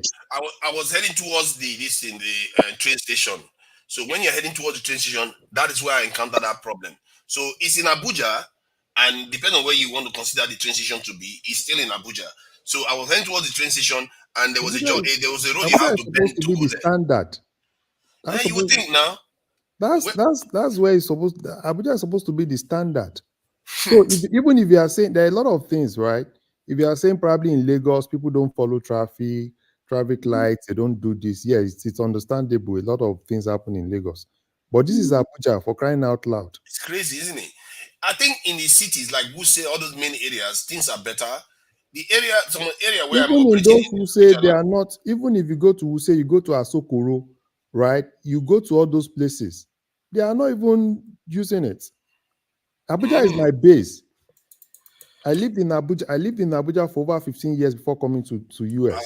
That's solid now. You have experience there then. So if that's why I'm always more like these are things that are not sustainable, and they know it.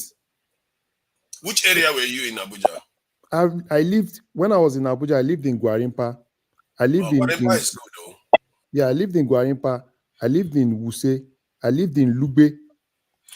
Lugbe, right now, Lugbe, you can barely get light. That's another one that I'm experiencing. We are seeing in Lugbe now. So if a lot of things are happening in Abuja, and almost everything I have in Nigeria is in Abuja. Yeah, you see, Lagos is not bad, you know. Lagos. Lagos. Me and Lagos are we are not. We are two parallel lines. It depends on where you are in Lagos. No. These places, it There depends is on where no you are. time. See to Nigeria.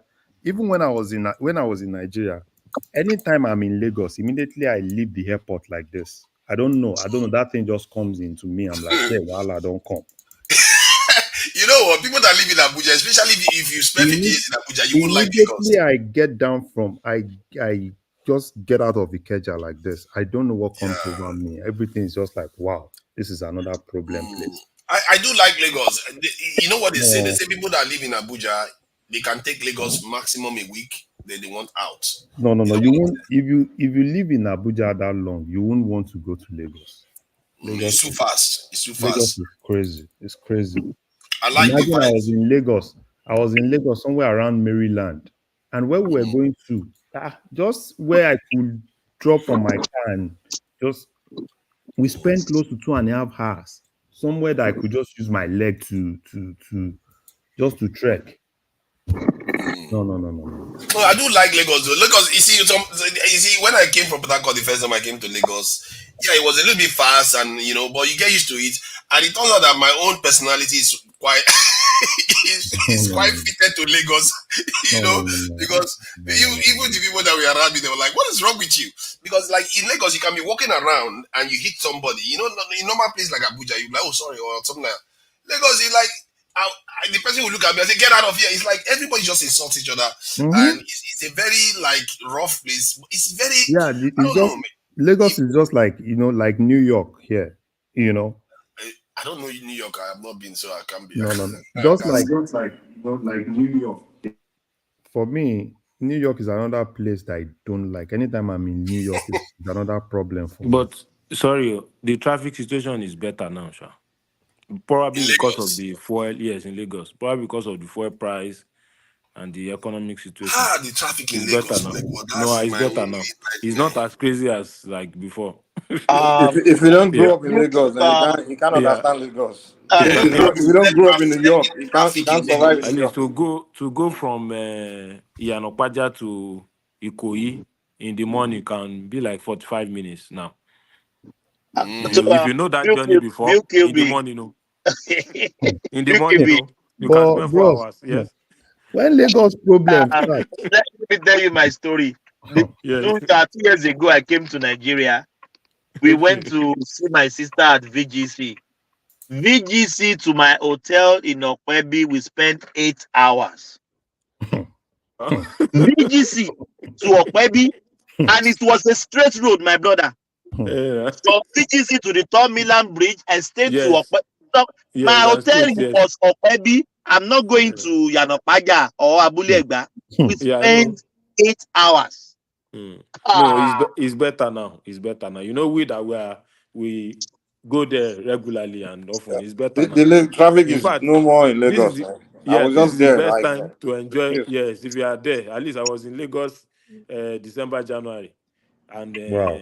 Yeah, I late was just there January. this November. So It's and Opiato. What's his name? Thomas. Otiato Especially also very fast. if you don't go, especially if you don't even go during. If it's not the rush hour time, it's like everywhere is Yeah. free. You drive, no traffic at all. No. Apart from that, even if you go during rush hour, what I observe is that more people now use. There is this Train, right? BRT now more. Yeah, And the people train. use So more bus and people everything. use, yeah. So it creates a form of free But access. BKB, what Yeah, contributed? Why I we're think having less fuel traffic in price Lagos? majorly. That's The what I fuel, believe. the You fuel know another. price is the And major. yes, No, now no. A lot Before of people the can people fuel buy price, fuel cannot drive their 700. car that's I anymore. know. another thing, Yes. sha. But also another thing is when they ban Okada. You understand? Yeah. Because those Okadas they create a lot of traffic too. All those things. So Ah, they ban all those No, things. Mike, it's not Okada. It's the fuel I price. don't think it's A lot Okada. No, I of no. think people it's Now cannot the fuel freight drive. also. price I think contribute it's to people fuel. not moving No, around that that much. is the That's true. major. That Yes, is the people don't move major around reason why you don't recklessly see a lot again. of car on the Yes. road anymore. People cannot pay. They can't buy that gas. Maybe They that's why can't buy that Tinubu. petrol. Yes. So Tinubu ordinarily, want to fix if, Lagos. even if you use even if Increase you Petrol, use freight yeah. small price. car like Petrol price, yeah. Oh, my Matrix bankrupt or everybody. Corolla, Nida. Matrix or No more Corolla, you are joke only spending one man. 25,000. Everybody pack Yes, about so to even No if you more use nosy. yes, even if you use Matrix or Corolla, all those small, you spend 25,000 to fill your tank. So uh if So you are no not be more using a money. V8 And less engine, than a week, maybe 5 days or 6 days, you don't finish. Ah, if So you are not, how much do you want to be spending to be fueling car Yeah, and be driving that's around? quite true, because with the almost tripling of the fuel price, a lot of people cannot Yes, afford sir. cars anymore. They have to Yes. give it up. Ah. Wow. That's quite significant. For me, I had to even shift to gas, then to solar with what I do in Nigeria. So you can see why the usage of petrol plummets, because a lot of people are running away. It's too expensive, and and that's not even the highest price. If not for the subsidy that I'm putting in it, you'll be somewhere around 1,000 right now. Can you imagine that? I don't even know who uses petrol in Nigeria. yeah. It's so expensive now. Unbelievable stuff. Hopefully, I'm actually waiting to know what Dangote wants to charge if he eventually starts. Let For him me, charge whatever he wants. We have 20% there. no. He's still going to charge. No, whatever. Even if we have 20%, he's still going to charge. He's still going to charge what he wants to charge. So for me, even if we are paying subsidy and we can actually know that this is how much we are paying Dangote, It will reduce. Price will come so down. Then so definitely. it's if Believe they so. can, if Dangote can, obviously, probably Dangote come on with like maybe probably like 700. I'm actually looking at something around 700, 750, and probably government is subsidizing like 150, and is giving out for like 600, because obviously government is still going to subsidize Dangote, because there's no way they won't subsidize him. Why would they need to subsidize him anyway? Because Yeah, because they will definitely need to subsidize him, because if you put everything together, Dangote cannot sell at 650, 670. Yes, I don't know how Or to look what at you it. are trying to say, or what are you trying to say is that when they buy from him, they will now subsidize us, the buyers. Is that the way it should be? They No, can't no, subsidize him it now. depends on how they He want has to do he it. has They to pay might, on yeah, when they it sell him depends. crude, he has Yeah, to pay on international price now. yeah, it depends on how they want to do it. Probably they can subsidize at the depot level. Probably what the marketers buy. Probably I, it sells I to the don't know what marketers. I think. I guess that's the term you can use the word subsidize. That's what it means because the way I look at it is that whatever share belongs to Nigeria in terms of the profit, Dangote should sell the petrol. The price is meant to sell to make profit for the company because if the company is making profit, people will want to invest and the company does well. But the share that Nigeria gets in that it should be coming to dividend, the Nigerian government should leverage it to reduce the price domestically. Yeah. That can be a way of probably they want to use that. I don't know the deal and I don't know the agreement if that is what they can use to subsidize in. So and another thing is the Port Harcourt refinery. I'm still waiting on that. Let's see. When is that one due on? I've been waiting every month. They keep saying next month, the next 2 Yeah. months. When is No, it coming? I think the last time they said end of April. Right. I think they said end of April. It's around the corner now. I've had So, it so and it's almost here. So probably we wait for that. I think that is Sure. going to do 60,000. Yeah. 60,000. Yeah, Sorry, 60,000. Mr. Larry. 60,000. Mr. Larry and Tunaja. So what you are saying, if I can get you correctly, is that if Dangote comes on board, the price of pump price, price in the machine in the filling station, is not going to come down. It's still It's going going to to sell come it down. in No. It's going to come down marginally. marginally, like how 10 naira, Yeah, marginally. Probably. I think how much is it sold now?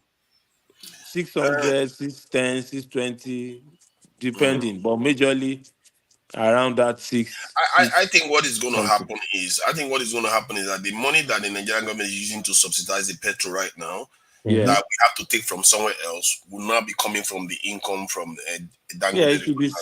I think it will be a significant reduction, Yeah, not just no. marginal. I'm not. Don't I expect. don't think they will. I don't think they will reduce it. They will No, use the money no. instead for some other thing. I don't think they will go. No, if They they could. are They could. If government wants to do like that, then there's no basis now. Why are they now not no. building refinery? No, you know what I'm If expecting. I What's was now them, that I'll take purpose? that money, the money that I will get from Dangote, Yes, this thing, or the then reason why I'm use it to saying it fix is the that other refineries or speed the process up. if you go to UAE, Saudi Arabia, you Mhm. can't compare the pump price here and in UK or US now.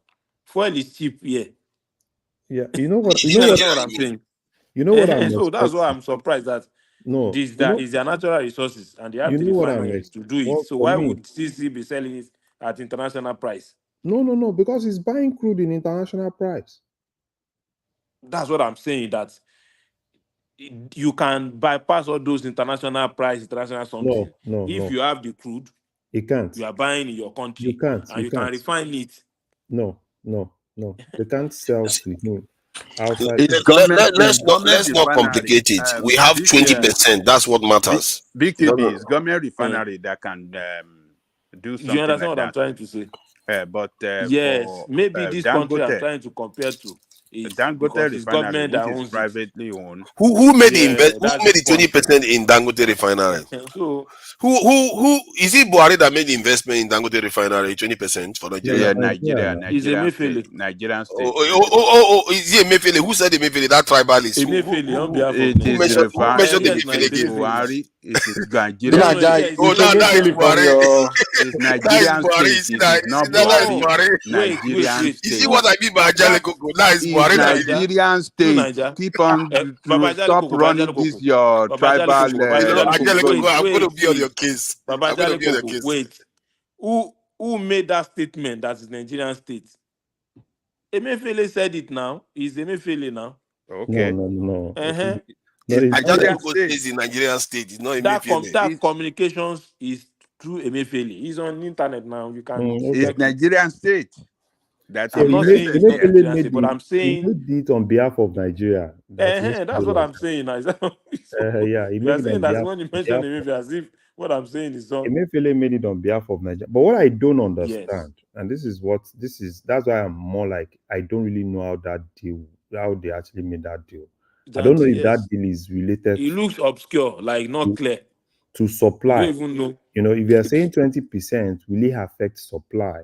Kind of like what is coming out from Emefiele, them probably with the price 20% to of us it. generally. So I don't So know. if I'm it's not not going to sure. affect, then what is the purpose? So I'm What not is sure. the You see, the beauty of that arrangement. You see, the beauty of that arrangement is that no matter what shenanigan Dangote refinery does, Nigeria owns 20%.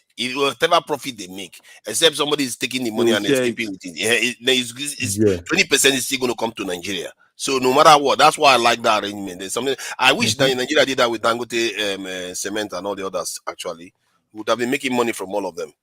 Yeah. So that's what for me, that's what I'm actually waiting for. I would have loved Dangote refinery and Port Harcourt to start at the same time, or probably Port Harcourt start before Dangote.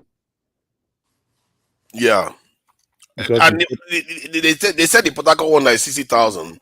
That is the smaller one that they are working on, even because I think that refinery is supposed to do almost more than 100,000 even. No, but they are there's working on the another smaller thing that side. I don't understand. I think they worked on the smaller one. There's still this other big one that they didn't touch. Yeah, why leave the big one that is more modern? No. I think even the 60,000 home they did, it was more like they did a ground zero to 100%. You know, kind of like bought new things and everything. I think it was going to be more expensive to do the other one, because I was listening to someone on Arise News one time, one of the former refinery this thing that Then they Who cares about expenses? Get it done, and so you can start making. Look at the money that Saudi Arabia is making from refining oil. So We if should they be doing that. if they can make that work, so for me, I want to see, because Dangote is I think he has started asking, kind of like trying to like look at the kind of like better price to come up with, and I am expecting. Then they said he's buying crude oil from USA. Why? Is it that Nigeria don't have oil supply, or the demand, most of the the oil, capacity it needs is more than what we can supply? What is the Nigeria sold Nigeria is not supplying adequately to him, so you have to source. I think most of the oil. No. I think they said it's because that's the point Nigeria sold into. They said Nigeria sold into the future, like they we sold got some their forward contract. into the future. Yeah, we have mortgaged our future already. That's a good. I will borrow that we've one. collected money for the fuel that we've not supplied. Yes, yeah, exactly. So we've done a lot of forward. We've done a lot of forward. We've collected money for a lot of because I'm like. So now, maybe Niger Delta people don't want to sell Dangote oil. I think they are buying from America now. That's what I'm surprised. No, it's not like, I think he's buying from both ways. No, I think it's from America till November. From America. Most of the news and is America. It's good for him now. He's also selling to America now. Awaiting shipment from America. It's going to end this November. It should end this November. I think that's when you start buying from America. Nigeria, before buying from America, I think Nigeria supplied him almost 6 million. Yeah, they supply quite a bit. Yeah, he started getting the supply from Nigeria, but Nigeria cannot meet up the demand. The capacity of what he that was not easy. Why can't Nigeria meet up its target? That's what I'm surprised about. Yes, because we sold it away. We mortgage it away. We have to wait till November. Nigeria have commitment with other buyers elsewhere too. And at the same time, but Dangote should be our priority. Dangote should be our priority. But we've signed Dangote, man. Nigeria have commitment with other buyers around the world. I think Nigeria is commitment with OPEC or something, I believe. Yeah. How much crude is Nigeria doing a day now? How many barrels? I think the thing fell back to 1.2 million. 1.3. What? No, it should be more. Nigeria, it should be more than that. No, for March, there was drastic reduction to like 1.2 million 800. Yeah, 1.3. It should be more than that. That's a lot of money. I mean, I thought it was more than that. No, We no, no. lost. I think for January, okay, for March. For January is 1.6. I saw. Yeah, I think for Um, February we did like 1.6 in February, and in March. So I think they said probably they were doing some turnaround maintenance, some maintenance that actually affected that. So hopefully we are looking at what will happen in April. it's crazy, because I was shocked to see that sometime during Jonathan or Obasanjo, we're doing 2.5 Yeah. million, and suddenly, how did that suddenly crash? Yes, now the big bros we did that side now. Now no, you don't Wait, know. wait. If we're selling 2.5 million barrel a day, and that's for 50. How much It is was two barrel? Niger people that were blowing the pipeline, breaking and destroying everything. Don't mind him. Yeah, and Yes, that He knows Jonathan now. He knows doesn't all know. his that's what brothers. they It's See, not say. your people that were destroying all the I see. pipeline, I'm all not in the. Connected. surprise of. I'm not in support of all So, those. All those. I Eh, consider those people saboteurs. Anybody that disrupts the state, because we're all poorer for it now. Look at what the massive yeah. cost. yeah. We're all poorer for it. Instead of us to be doing 2.5, you know how much we are losing. It's rubbish, man. They're All this losing a stuff lot of money. annoys me, man. When I came to Nigeria in 2016, And with I felt like Nigeria was like there was this energy in the air that things were going the right way. Which Uh, part of Nigeria did you stay when you went to 16. Nigeria? you see No, why it's tell asking. us now. Tell us. Okay, I didn't stay long, but I landed in Lagos. Then I went to Okay, you Abuja. stayed I in went to Lagos. You different didn't parts of go home. Nigeria. You didn't go to I Port went to Harcourt and different parts your of hometown. Nigeria. I went to the south. I went Did to you the visit north, your Kaduna, village? all of Did them. you visit your village? No, I didn't go to the village then. That was the You first time see now. after many years. You know, they I didn't even have that long in Nigeria. It was barely 2 weeks. What are you they going will on about? kidnap you now. They will kidnap you. You know? No, Yes, no, no, now. no. Those days, kidnapping wasn't a thing. It's more recently kidnapping became a thing. That Yeah, nonsense. 2016. So Lagos Oh, is yeah. the savior. Eh? Yeah. Lagos Lagos, has no, been the savior for Lagos had everybody. a lot of energy then because it's 16 years since I had been to Nigeria. Then when I got there, I was like, wow, there was a lot. I saw some improvements, but the No, city, and I think Lagos Ikeja wasn't that good, though. I I think must say. Lagos has I think No, Lagos it has has more improved energy now. significantly. I Yeah. think Lagos has already changed. I really look Yeah. forward to probably going to Lagos very And soon. you see, one of the reasons why I don't like, I was a little bit from that Okay. time, a little bit That's against improved. Tinubu, because when I came to Lagos was during the period where Ambode was just removed from office. Oh, He wasn't removed from office. They were selecting the next president, governorship candidate. candidate, so he Oh, was okay. removed. And when what I was told was that it was Tinubu that caused it. And you Yeah. know why I didn't like that? Because while I was on the street in Lagos, everybody was praising Ambode. He did You know, well so that as a shocked me that as a the guy Lagosian. wasn't allowed to run again. I was As a surprised. Lagosian. Mm. An But, but, original but, Lagosian. He did well. But but he do didn't you play know his that politics very well. So Ambode he did was very well, removed. but politically I'm not really sure he did very well. No. He did well, oh. The people liked him, that's for sure. I know Yes, that now. people were talking about him. So I was He a bit was, he was shocked. doing okay, but So not as good as Sanwo-Olu and even Fashola. no. He did well enough to win a second term. There is any Yeah, he just metrics that he continuing wants to use. the normal thing, like Yes, now what that's Fashola what was we do doing. He was now. Any continuing. metrics you Yeah. want to use to measure, he met those metrics. He did. So He didn't play it's his just politics politics. right. I He think didn't Yes, play it's his The politics, politics not politics right. about was the performance. problem, yeah. When they Yeah, the interviewed politics. Baba Gon on one show, when they interviewed Baba during voting, him too said that governance is not only about bricks and mortar. Mm-hmm. So what he's saying is that the guy is actually doing well, but it's much more than that. Mm-hmm. So everybody understood it. I found that a So little bit disturbing because then I didn't even know that much about Tinubu. The later You know, when they told me about Tinubu, I said, was it not Tinubu Naija, that was in London when Abacha was ravaging the whole country? Is he the one telling a governor not to be governor? I was quite shocked by that. somebody did well. Do you know a lot of things that people don't know about that Lagos politics? That Lagos politics is even beyond Tinubu himself. I think they have this Yes, structure. now. It's They bigger have than Tinubu now. they have this No, structure.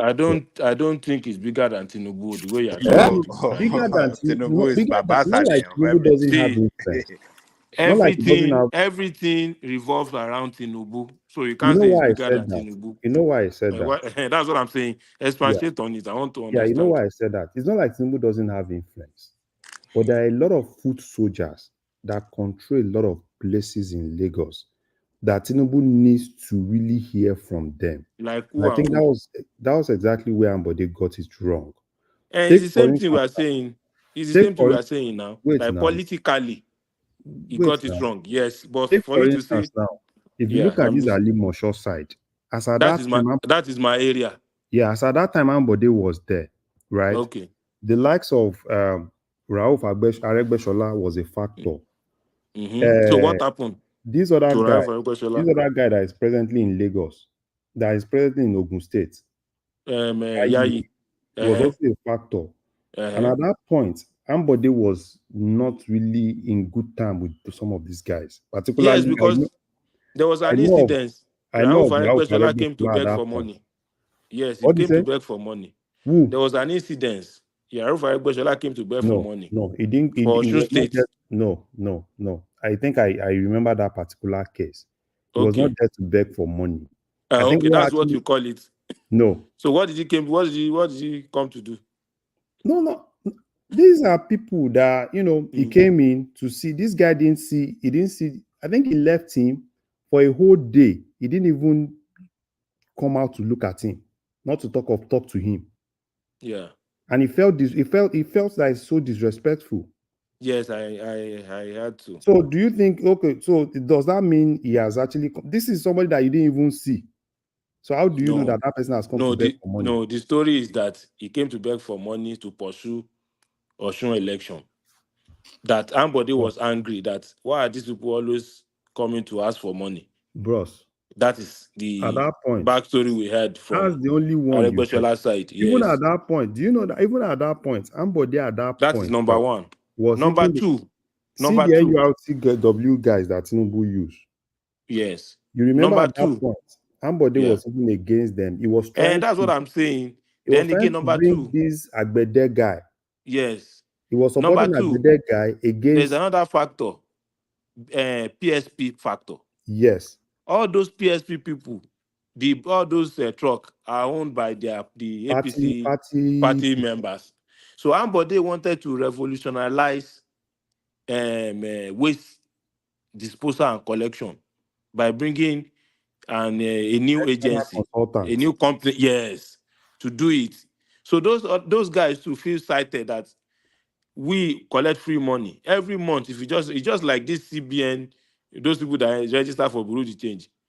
There were so many Larry and Son waste collector. There's so many of them registered and they collect money from the state government every month, whether you pick waste or not. So somebody wanted to change that to not knowing that he has stepped on the wrong people that he's not supposed to. So that PSP issue too was part of it. So those guys collectively make Lagos very dirty. It was a lot of things. Was it not during that period No, that you can I'm see saying some of the big Wasiu highlights. He did so many things Ayinde that was against them. openly abusing Ambode. And of course now. Why is he abusing somebody? When was you abuse somebody? It's not because of money. No. You see, that's why I said. You see, most of all these things. I know that's why Yes, sir. probably Tinubu felt. You need So when you need it's some of not these. like he's not like Oshe Tinubu. No, Tinubu now. Yes, You know Oshe why? so many people. Don't just full soldier Tinubu. Exactly. Now that's why a lot of people I were blaming understand it Tinubu. perfectly. So those people are so much complain about him. And I think So they said they even told Tinubu that time that if you yes, try to so impose this guy on us, we'll work against him. so it was very No, obvious that if Tinubu, BKB is not yeah. only even the foot soldiers alone, even the traditional king. He wasn't giving them their regulars. The regular. They- So Tinubu, sometimes when they look at Tinubu is just smart. Tinubu have read the body language of the people is leading. So, I and if think you read their body language very Tinubu well, is a more conciliatory leader than people yes, give him credit for. yes. He doesn't force things when he knows he's not Yes. going to. People So are the ones that put nudge him. because if you remember, Fasola too wanted to have something like that during the second term. If you follow, we are in Lagos politics. Fasola too, but they changed their mind though. They wanted not to allow Fasola to come for second term. yes. But Fashola does not have this negative like Ambode. Ambody I think Ambody was too much. So They said even Oba like of that. Lagos. Do you know that even Oba of Lagos was really against him at that Yes, point? now of course. And Like that. They said at the end of the day, when Tinubu was trying, some of these governors went in to beg Tinubu. Some of them even Yes, for them to allow him. He said for it's them. done with his power. And they said, that I his think those people. people, they said all of them told Tinubu point blank. And I think that was the first time they told him point blank that they were not going to support his candidates. And Baba too still wants his influence. Of course, now. So he Because will obey. if he had just carry on with what they say. Yeah, that's what he did against somebody. Not that he has a personal yes. But a lot of people that do not understand Lagos politics, they felt probably he himself, kind of like said he was not going to let somebody go. That's the way I they are guess putting that's it. how people understand And that's things. what they use. Tinubu, That's what they use in Edo. That's what they use in Edo. Tinubu is at the tip of the spear, so yes. That's how people are going to understand it. They don't care who. They don't care whether he was listening to other people when he did it. They would say he's the one that did it. That's what I was told in Lagos too when I was there. Yeah. A lot of people that do not understand Lagos politics will say the same thing. And if you look at Tinubu's kind of politics very well, he listens. He listens. So he's people's-oriented politics. Check the body language. Politician. Yeah. He listens. Check the body language. He's a kind of common interest kind of person. Tinubu is like he's like, I don't know how to describe it. He's like a. The way I look at him is that the way he approaches people is about their common interest. If you have he's quite faithful to the people that work with him. Yeah, he's faithful. So, and this is why it's very, very rare. I don't see people coming out and turning, this guy betrayed me and all that. No, he tends to stick to agreements and work with people in a more conciliatory manner. If you look at the way he became the candidate of APC, that should tell you something. Where governor after governor after governor is stepping aside for him. It tells you that, and this is an old man. Because it tells you that a lot of people owe him a lot of loyalty. This is not money. Is it that? Yeah, it's not about money. It's not about force. It's not. Yeah, force that's what I was telling that. somebody. Do you know Do you mean that Tinubu pays everybody? No, he cannot. How much money would he have to pay all of them? Do you know another thing people respect Tinubu for? He keeps to agreements. Yes, that's why the people around him like him too, because they know where they stand with him. That is very important. He keeps to agreements. Particularly, look at the agreement with Akpabio. Because it was an agreement that has been long. Yeah, even the one with Buhari too. That's why Erufai insisted that they have to fulfill the agreement that they owe to Tinubu too. And even if some people within the Buhari surround, they didn't want it. But Erufai too is somewhat like he wanted to fulfill the agreement they had with this in Tinubu. So, and Tinubu is like that too. So, and I think that's where most of his power come from. Because if you look at him, he's not exactly the most forceful guy. It's not like Wike. Yes. Thank God you know the difference. Wike is forceful, but Tinubu is not like that. No. Tinubu is not like that. Tinubu, it's more of accommodate everybody kind of person. And and he rewards loyalty. I heard something. I don't know if it's true. Yeah. When this man in Kano, this present APC chairman, was having issue in Kano at the point, and they said, people started telling Tinubu to forget about him and everything like that, and they said Tinubu told them that rather than you forgetting about this person, why don't you try to manage this person? Fine, he has his flaws, but why not try to manage him?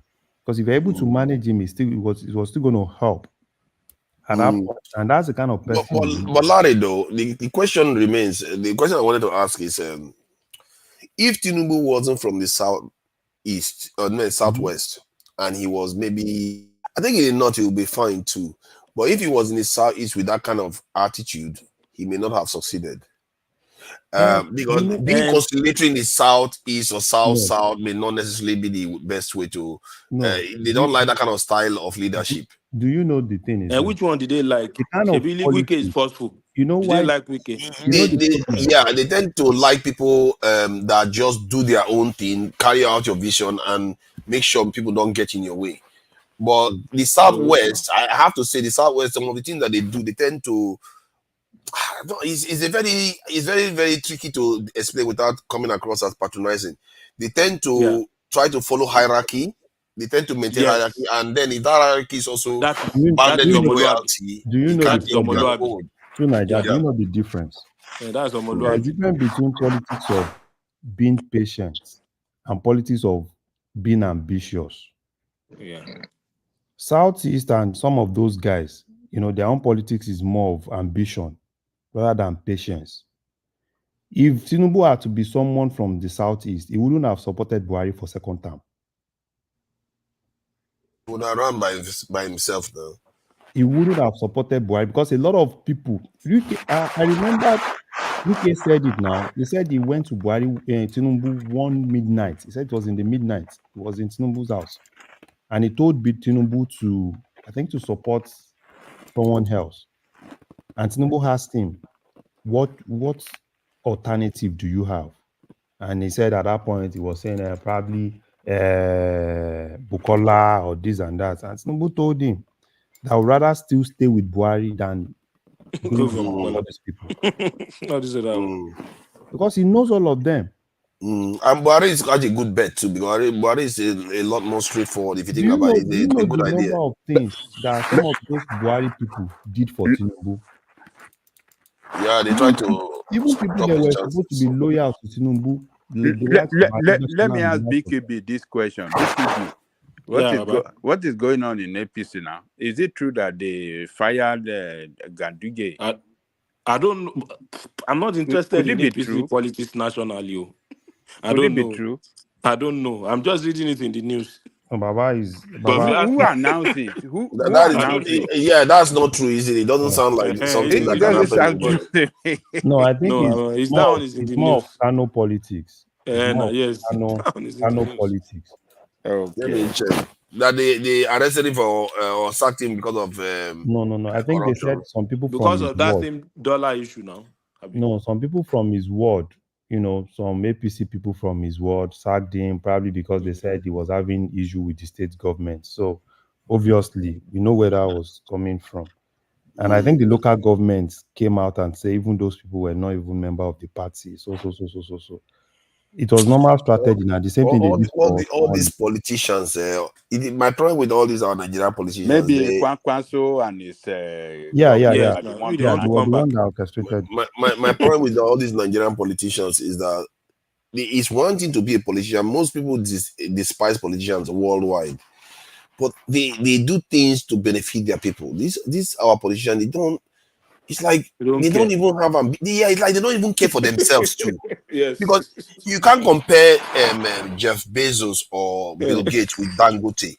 Why don't they feel embarrassed that our own rich is a little bit small True rich? Nigeria, they care for themselves. Oh. What are you saying? What do you But, No, mean they they but care care for for themselves. themselves? no, hold on. If you have a Yeah. farm, Ajane Coco, and a livestock farm, don't you want to feed it so you get more returns for your investment? Don't you see the But these budget guys padding don't they care did for about that. their hold on? What do you mean they don't care? You don't see the budget padding they did for themselves. Budget padding. Okay, let me give you You now. don't You see the understand. vehicle they bought for themselves. What do you Let me mean they explain don't to you care so for you themselves? understand what I mean, so you can fully understand what I'm saying here. The entire Nigerian budget is 26 billion, while California spends 200 billion for healthcare alone.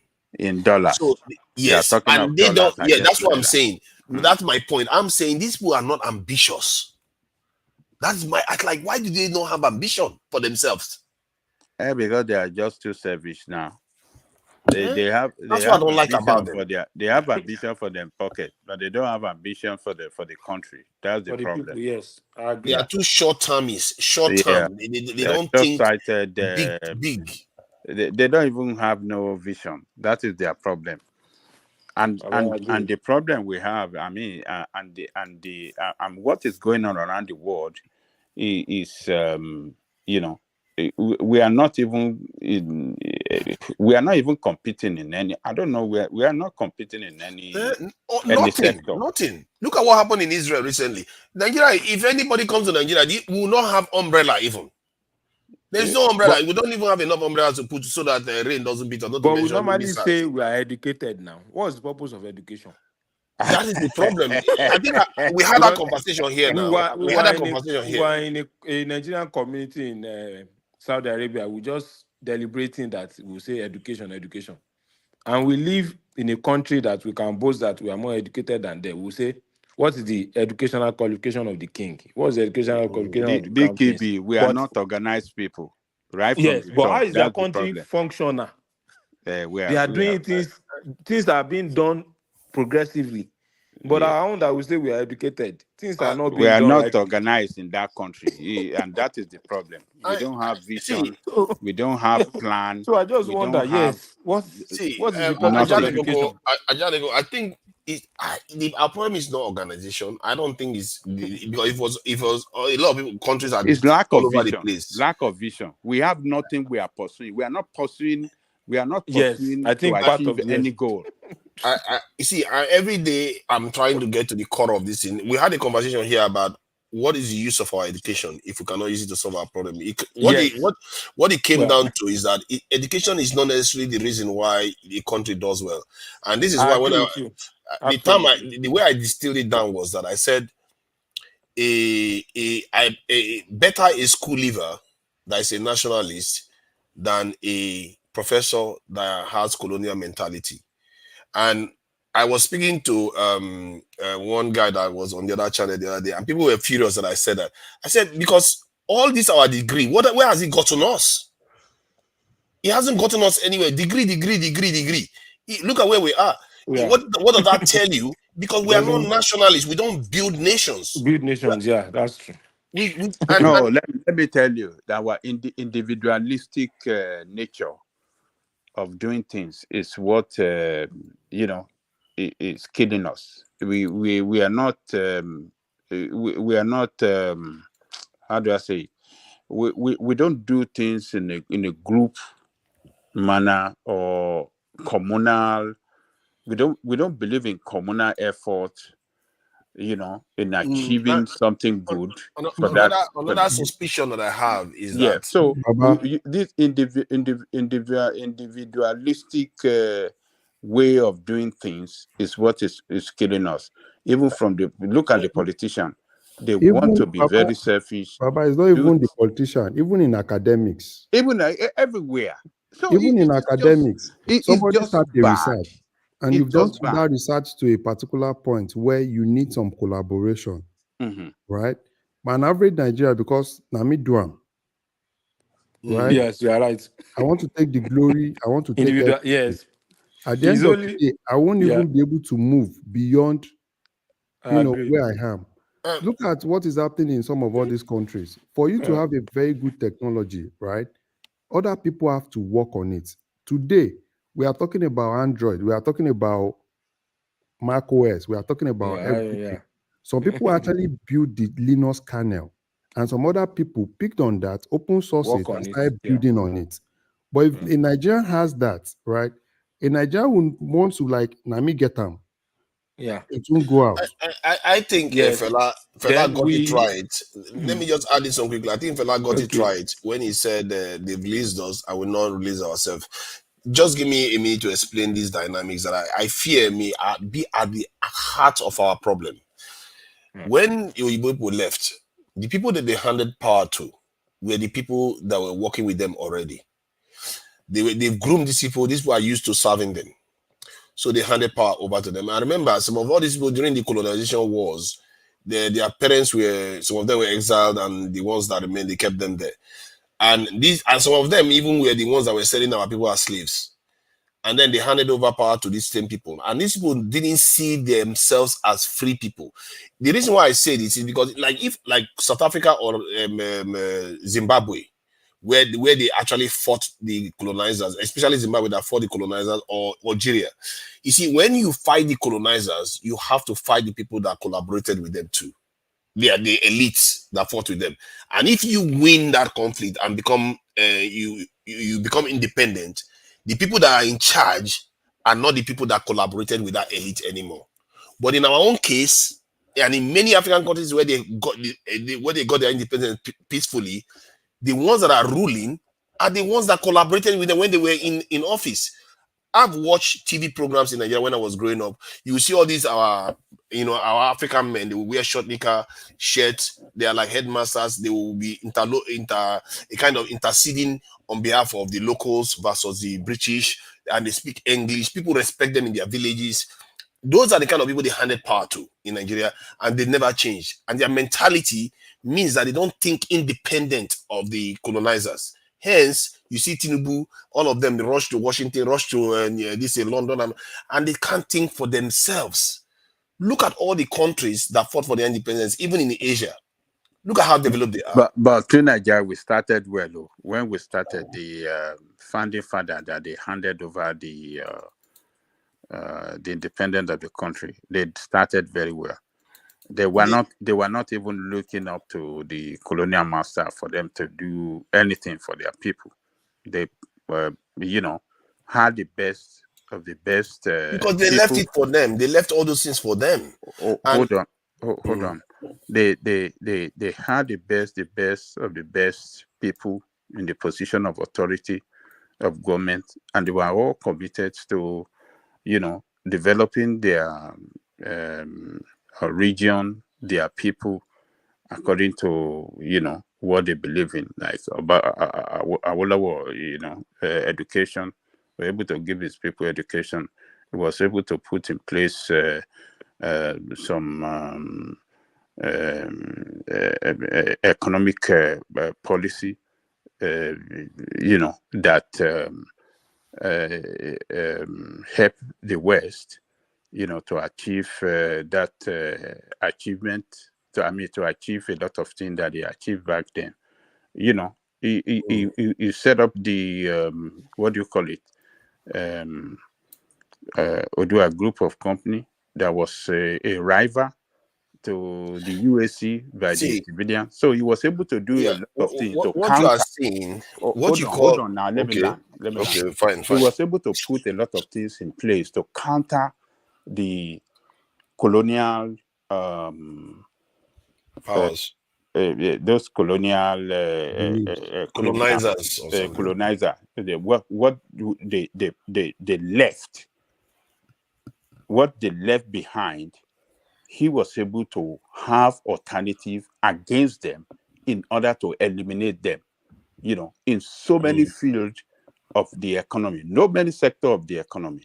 He did a lot of things to push them out, to rival them, and then push them out. Within the short period of time that we were able to govern that place, the Oyibo man never built. They are not the one that built the Cocoa House that happened to be the tallest building in Nigeria, the La Palace, the Western House. Oyibo were not able to do all those kind of things, but he was able to do it. He had the insurance company that is totally different from Yoruba. What do you call it? What British bought them. He had, bank, the National Bank, the Wema Bank, under the management of Odua Group of Companies. He has so many companies to rival the British. He brought in the Levantis to rival their Kingsway. He brought in there are a lot of things that he did that. Look, when you are the colonial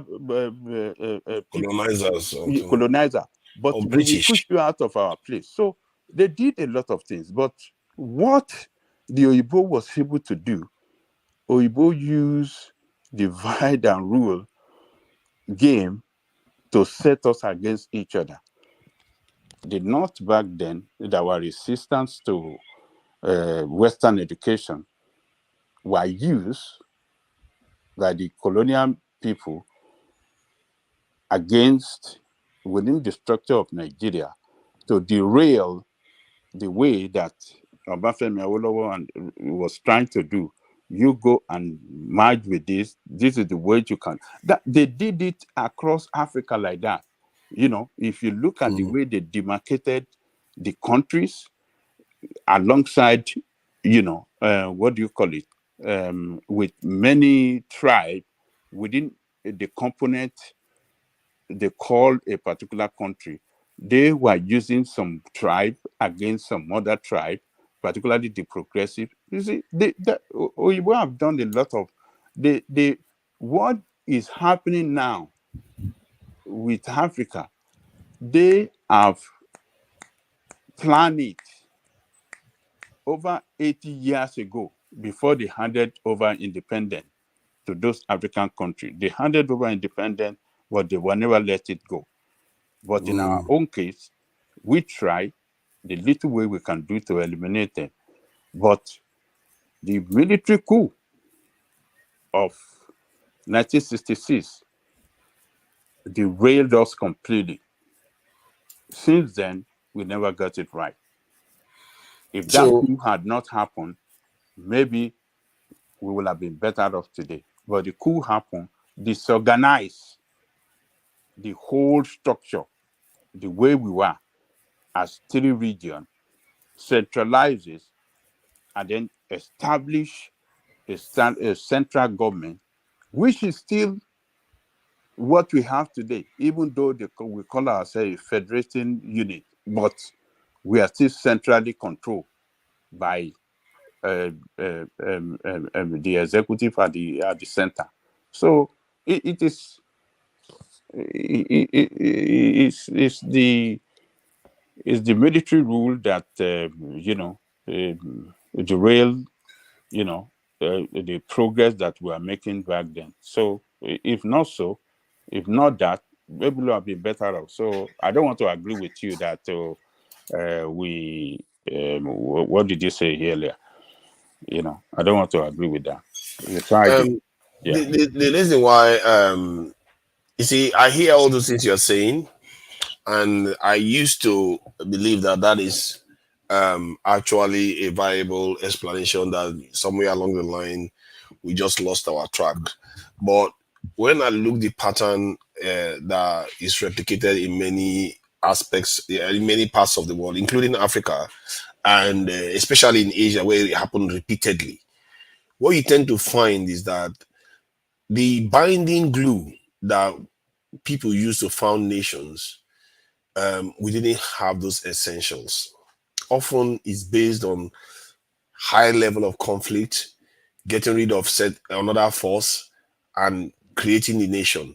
And when you do that, there is this level of unity that comes from that seems to supersede anything that comes from just, hey, let's just use logic to come together. There's something deeper than that. Like in the case of even Zimbabwe, when it looks like Mugabe was taking too long to do the land reforms, one of the things you see, that's quite a good example of what I'm talking about. The people that fought the British, that were still, many of them were they were dying and they were getting old. They told him, if you don't do this land reform, we are not going to let you rest, and this is not going to end well for you. And he was one of them that fought the British, so he knew what it was like, and he had to do what he had to do. If you look at South Africa today, that is exerting all this independence that they are showing right now in the world, part of it is because of that fight that they fought with the British. Because when you fight the British, you also fight your own people that are the collaborators. And if you win that struggle, those collaborators are not the one that are going to control the country. Because those collaborators, it's not because they are evil, but they are too close to the oppressor. And they don't understand that their own people are different. And they need to fight for their own people like the way somebody fights for their own child. They see themselves as an extension of the colonizer. This is why you see many of them, they join the secret service of the West. And was it not the Senegalese president, or one of the leaders in Senegal, that was saying it the other day, that they don't want these people to be messing with our leadership, that they will recruit them into their secret societies and use them to control them. These are the reasons why you see Africa so poor. It's not because we don't have the capacity to escape their control. It's because even many of us, our mindset is still linked to them, and we see ourselves almost as if we are there to serve them. While all the Asian countries, look at North Korea. North Korea was destroyed. 80% of all the structures in North Korea was destroyed, almost like in Gaza. South Korea, destroyed. Japan, nuked twice. This in China, destroyed. The Japanese invaded China, destroyed them. And look at all these nations now. They are so advanced. What does that tell you? That tells you something that when people survive and fight for themselves, there is a bond that comes. It's just unity in the end, but this bond, you don't have to explain it too much. You just know.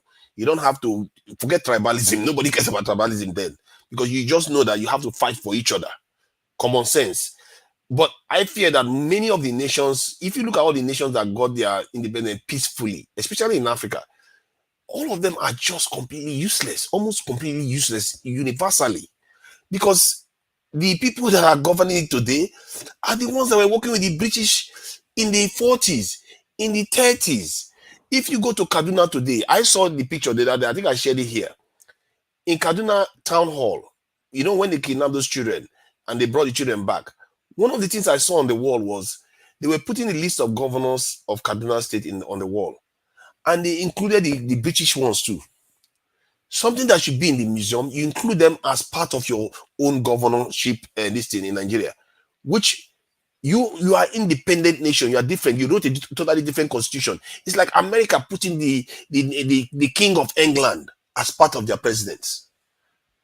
That is what our leader, and this is what and there is everything I've just said, there is even evidence for it, because you can see that our leaders are still doing those things. And this is why we can't seem to excel. We have never been involved in any kind of first world this interaction where let's say trade barriers or conflict or anything. We've never been involved in anything. Why do you think that is? Because your leaders have completely given up that position to see themselves as an independent nation. Who do you think is guaranteeing our security right now? Who do you think is guaranteeing our security? It's not us. It's not our military. It's the British, the Americans, and the others that these our leaders are relying on. And this is why we are where we are. I believe this one is at the core of it. To Niger, we cannot, with the people too, have to share part of this blame. The reason is that when we see some of us that are very competent to lead, we don't support them. So we support politicians that are very crooked, and those ones that have, demonstrated exemplary leadership, just because they are not worthy. They are very disciplined. They don't want to vibe their way through to power. We don't give them the full support. So most of the time, we don't want to, blaming the colonialists and all the rest all the time. Sometimes, to me, I don't want to agree in totality. But what you heard me say is not the colonizers or the British are basically secondary problem. It's I told you, it's our people, not the British. Our people are the ones causing the problem, because those people normally in a nation that fought for its freedom, those people will not be the ones in charge. You see what I mean? BKB was asking that with our education. It doesn't make any difference. Hold on. The problem is that we are foolishly tribalistic people. We don't want to go for the best among us. In Nigeria today, in that country, the way that country stands, if we really want a radical change, people that can work for the people and not for any interest, is person like Shore that we should go for. But a lot of you don't want to do it. You want to support one politician against the other. All of them that are committed to colonial people mentality or colonial people. So that is the problem. That is the problem with us. But there's no guarantee Shore is not like that too. What There's do you no say? guarantee that he too is not going to be listening to them When too. when you So when you listen to everything he's saying, does it show like a person that wanted to follow the capitalist system of government the way they run it? uh, Is that what I it I don't is? see him follow. I don't see him like somebody that is doing that, but I don't see Yeah, him you the other can way around too, look. because Let me I tell you. have reasons for it. Was he not the head of this in Sahara Reporters that was Yeah. based in America? So you don't necessarily know the source of these people, where their this in power come from. So, but go ahead. Okay. So The, Naja, you see, the, the fact of the matter is, as a weak country, you have to follow one of those powers, man. You just have to. You can't be alone in this world. I You agree have to with you fall in on that. line. Actually, It's I agree with you on that. No, no, you have to. I Though, think though you may kind of leverage your, I mean, some things to get as much good deal as you can out of it, but you still have to fall under one of them to some, I mean, a you degree. don't have to necessarily fall under. You can be like form partnerships with them. See, the way it should No, work name, is name a country in this world that doesn't take order from at least whether it's the US or it's the Soviet or Russians. Like that West Bloc, East Bloc thing now. That Cold War politics.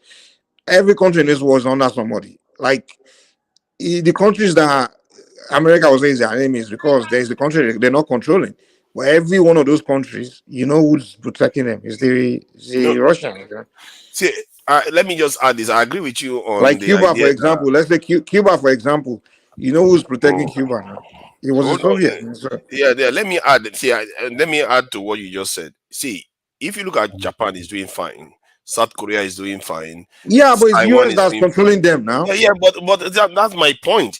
What does that tell you? It's not. What it No, tells you no, that. no, but the thing is, they leverage. There's something leverage for them to get the best Yeah, deal but out of it. let me Because finish my hold point. on, okay, That's the finish your point point. I'm I know where making. you're going, but go ahead. I know where you're going. Okay, tell me Go where ahead, I'm go going. ahead, go ahead. Just go ahead. So the point I'm making is that if all these countries are doing fine, even UAE, all of them, they are all doing fine. What does that tell you? It tells you that the white man is not necessarily a boogeyman. It's not a boogeyman. It's up to you to I decide never what say it's a position you. boogeyman like No, that, no, though. no, no. I'm not saying you. I'm saying because sometimes the way I come across, maybe I'm talking to myself. Sometimes the way I come across, people think that I'm saying the white man is a boogeyman and all the rest. It's us. We have to get ourselves to a position whereby we say, you know what, you can't just come and tell me what to do. But if you want to work with us on this capacity, we can work with you. If you don't want to work with us because No, you just they have to tell you what to do. They have no, to. no, they can't But tell you. you See, can still get things out of it. No, hold one on. of them have to tell you what to do. You can't stand alone. You see, your thing is You can still, hold like I on. said, you can. They'll still get what they want from you. That's what the point I'm No, they making. can get one. I agree with you on that. They Okay, will all get right, what they okay. want. You get what you want. What you can also get what you want, yeah. Yeah, because if let's say you want $10 from the deal, and they say they want $10 or $15, you say okay, give me my $10. You take your 15. I'm good. So that's how it works. That's how they work with the Asians. And the reason why they are able to work with many of those Asian countries and even Middle Eastern countries, because those countries are important for one reason or the other to them. Exactly. That's the point I'm making. We've Like not for made example, ourselves. let me like the Japan, for example. Let me use that Japan and South Korea, for example. Mm. Those ones can easily just say, "Okay, you want to control us, but hey, if we don't get our own deal out of this control that you want, then we just sabotage you and side with. We are right next to Exactly. the Chinese and the Soviet. You understand? Now So you see we're on the that, same that page now. and that's why the America had to forgive the Japanese quick. Immediately that war was over, they quickly forgave them, even started pumping Exactly. money, paying them reparation, taking care of them. Look at South Korea. South Korea is just a step away from siding with North Korea and China now. So America Yeah. has to hand out to them, like really treat them nice Yeah. and give them things. So that's all it is. So by the end of the day, they know that America will still say, I'm got to get what I want from you. So Exactly. you have to get something. But the ultimate point I'm making is you can't just say to hell with you. You Oh understand? no They no no still no! got to You work. don't just say They're that. gonna take as an enemy and they're gonna treat you, No, no, like you really can attack you. see the thing is you have to understand you have options. You just said it yourself. If Americans decide to screw around, they go with China. They could go with Russia. But our leaders don't act as if they even have options. They never exerted anything. And the reason why they haven't is because of that reason that I said. Because they are so but into yeah, but the thing is, the ones that you can't, the ones that have done it, try to do something. You know what happened to them now. So people are learning from. They look at their they position like, didn't okay, try. They didn't try. okay, check this out now. Check this out. Abacha tried it. You know that for a fact. Even Okay. Muntala Yes. Mohammed tried it. Mm, Muntala Mohammed at one point was like, screw mm, the. Well, even Gowon at one point, mm. Idi Amin was trying to lure him to India, because Idi Amin was Idi Amin. India Hold on had to now. be invaded now. Yeah, go ahead. Hold on. Idi Amin trying to talk to them to turn against the West and things like that, and we're trying to, put the African plan. We can do things together. And Gowon was overthrown while he was in that meeting. And then Uh, he didn't know. He was in the middle didn't of know. their meeting with their Amina when they called him I that didn't know hey, that, Unbelievable. the video is on YouTube now. I got to watch the video. Wow. They should even look at the West, the journalist put camera on his face. The moment he was hearing news. I can't believe you don't even know. Let me see if I can pull it No, up. he was attending OAU meeting With at the Okay. Amina. in Uganda. Yeah, but it wasn't only India me that Yeah, was there now. yeah. No, Mm, but But Idi so Amin India was the me, host. but Yeah. India me was anti-West too. yeah, oh no, India we was super anti-West. Anti-West completely. They had to even invade his country to get rid Ah, of him. He's one leader that got security right. He got it right, but the only thing he failed on, I think he made a mistake to try to go and take some land from Tanzania. I don't know why they do those things. I don't know why Saddam Hussein did that too.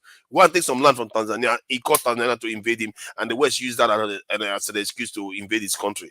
But that said, I think what the issue is that you see the reason why people like Sankara, Abacha, and the others failed is because the people surrounding them too they've never really done anything like blood brothers together, like a proper group of people that do fight their real battle. Because most nations, I said it before, the founding of most nations, like even America, was founded by people that fought for that nation. So those people are going to be patriotic and they are going to protect, they will do anything to protect their nation. But Nigeria is not founded like that. It's founded by people that just negotiated with the British, they shook hands, and everybody said, okay, let's get on with each other. That is, they don't those people, they don't get to the point where they realize that their unity and their consensus is not optional. They don't even realize it, that it's not optional. They have to work together and work together strongly before they can succeed. They don't understand that. And hence why we're where we are. Because many of these people, their fathers and their father's father have worked with the British. So they know them in and out. Some of them, the people were there when they were growing up. They nurtured them. It's very hard to break out of that kind of psyche. And clearly, the case of Africa is a very, very good example where almost universally, all the black nations, you would think Americans are invading us every day. They refuse to grow. They refuse to do anything for their Yeah, people. I agree with you. The way Nigeria is, unfortunately, like we have to educate ourselves beyond to start thinking more globally in a sense because an average Nigeria doesn't really know much of the international world. Is even we don't even know much of most of Nigerians don't know much about the African world. What we know is our own world. An average Nigerian is only understand Nigerian history from 1960, and we'll talk about the. If you notice, most Nigerians will start having conversation. We'll start talking about Awolowo, Amadu Bello, That's all. Azikwe. That's it. And whatever that issue was, and that's how we see each other. And the disagreement and the mistrust, that internal thing. Imagine if I become leader of Nigeria. Why would I want to start turning against the West when I know that most people from the Southeast are not Yeah. don't even like me being in power. Now you You see understand? what I mean. So That's exactly what I mean. Because they it's don't. almost conditional. Their support for you is conditional.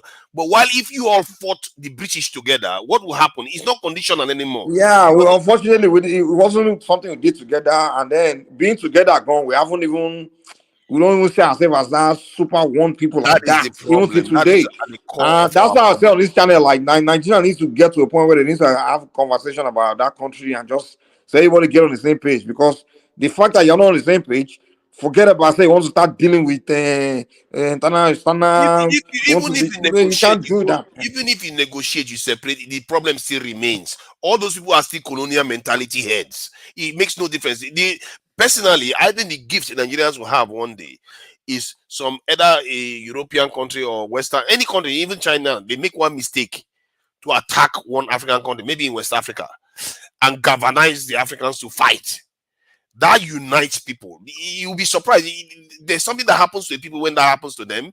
They unite beyond words. It's not even words anymore. They know what they need to fight for because they know No, an I external think force when is coming after them. what will probably get Nigeria to start being one is maybe when other Africans start attacking us and things like that, and until we begin to see enemy outside of Nigeria before we begin to be that If kind of another African country But attacks most of us, us don't yes, know. we'll Like I unite. said, average Nigeria growing up in Nigeria does not know enemy outside of Nigeria.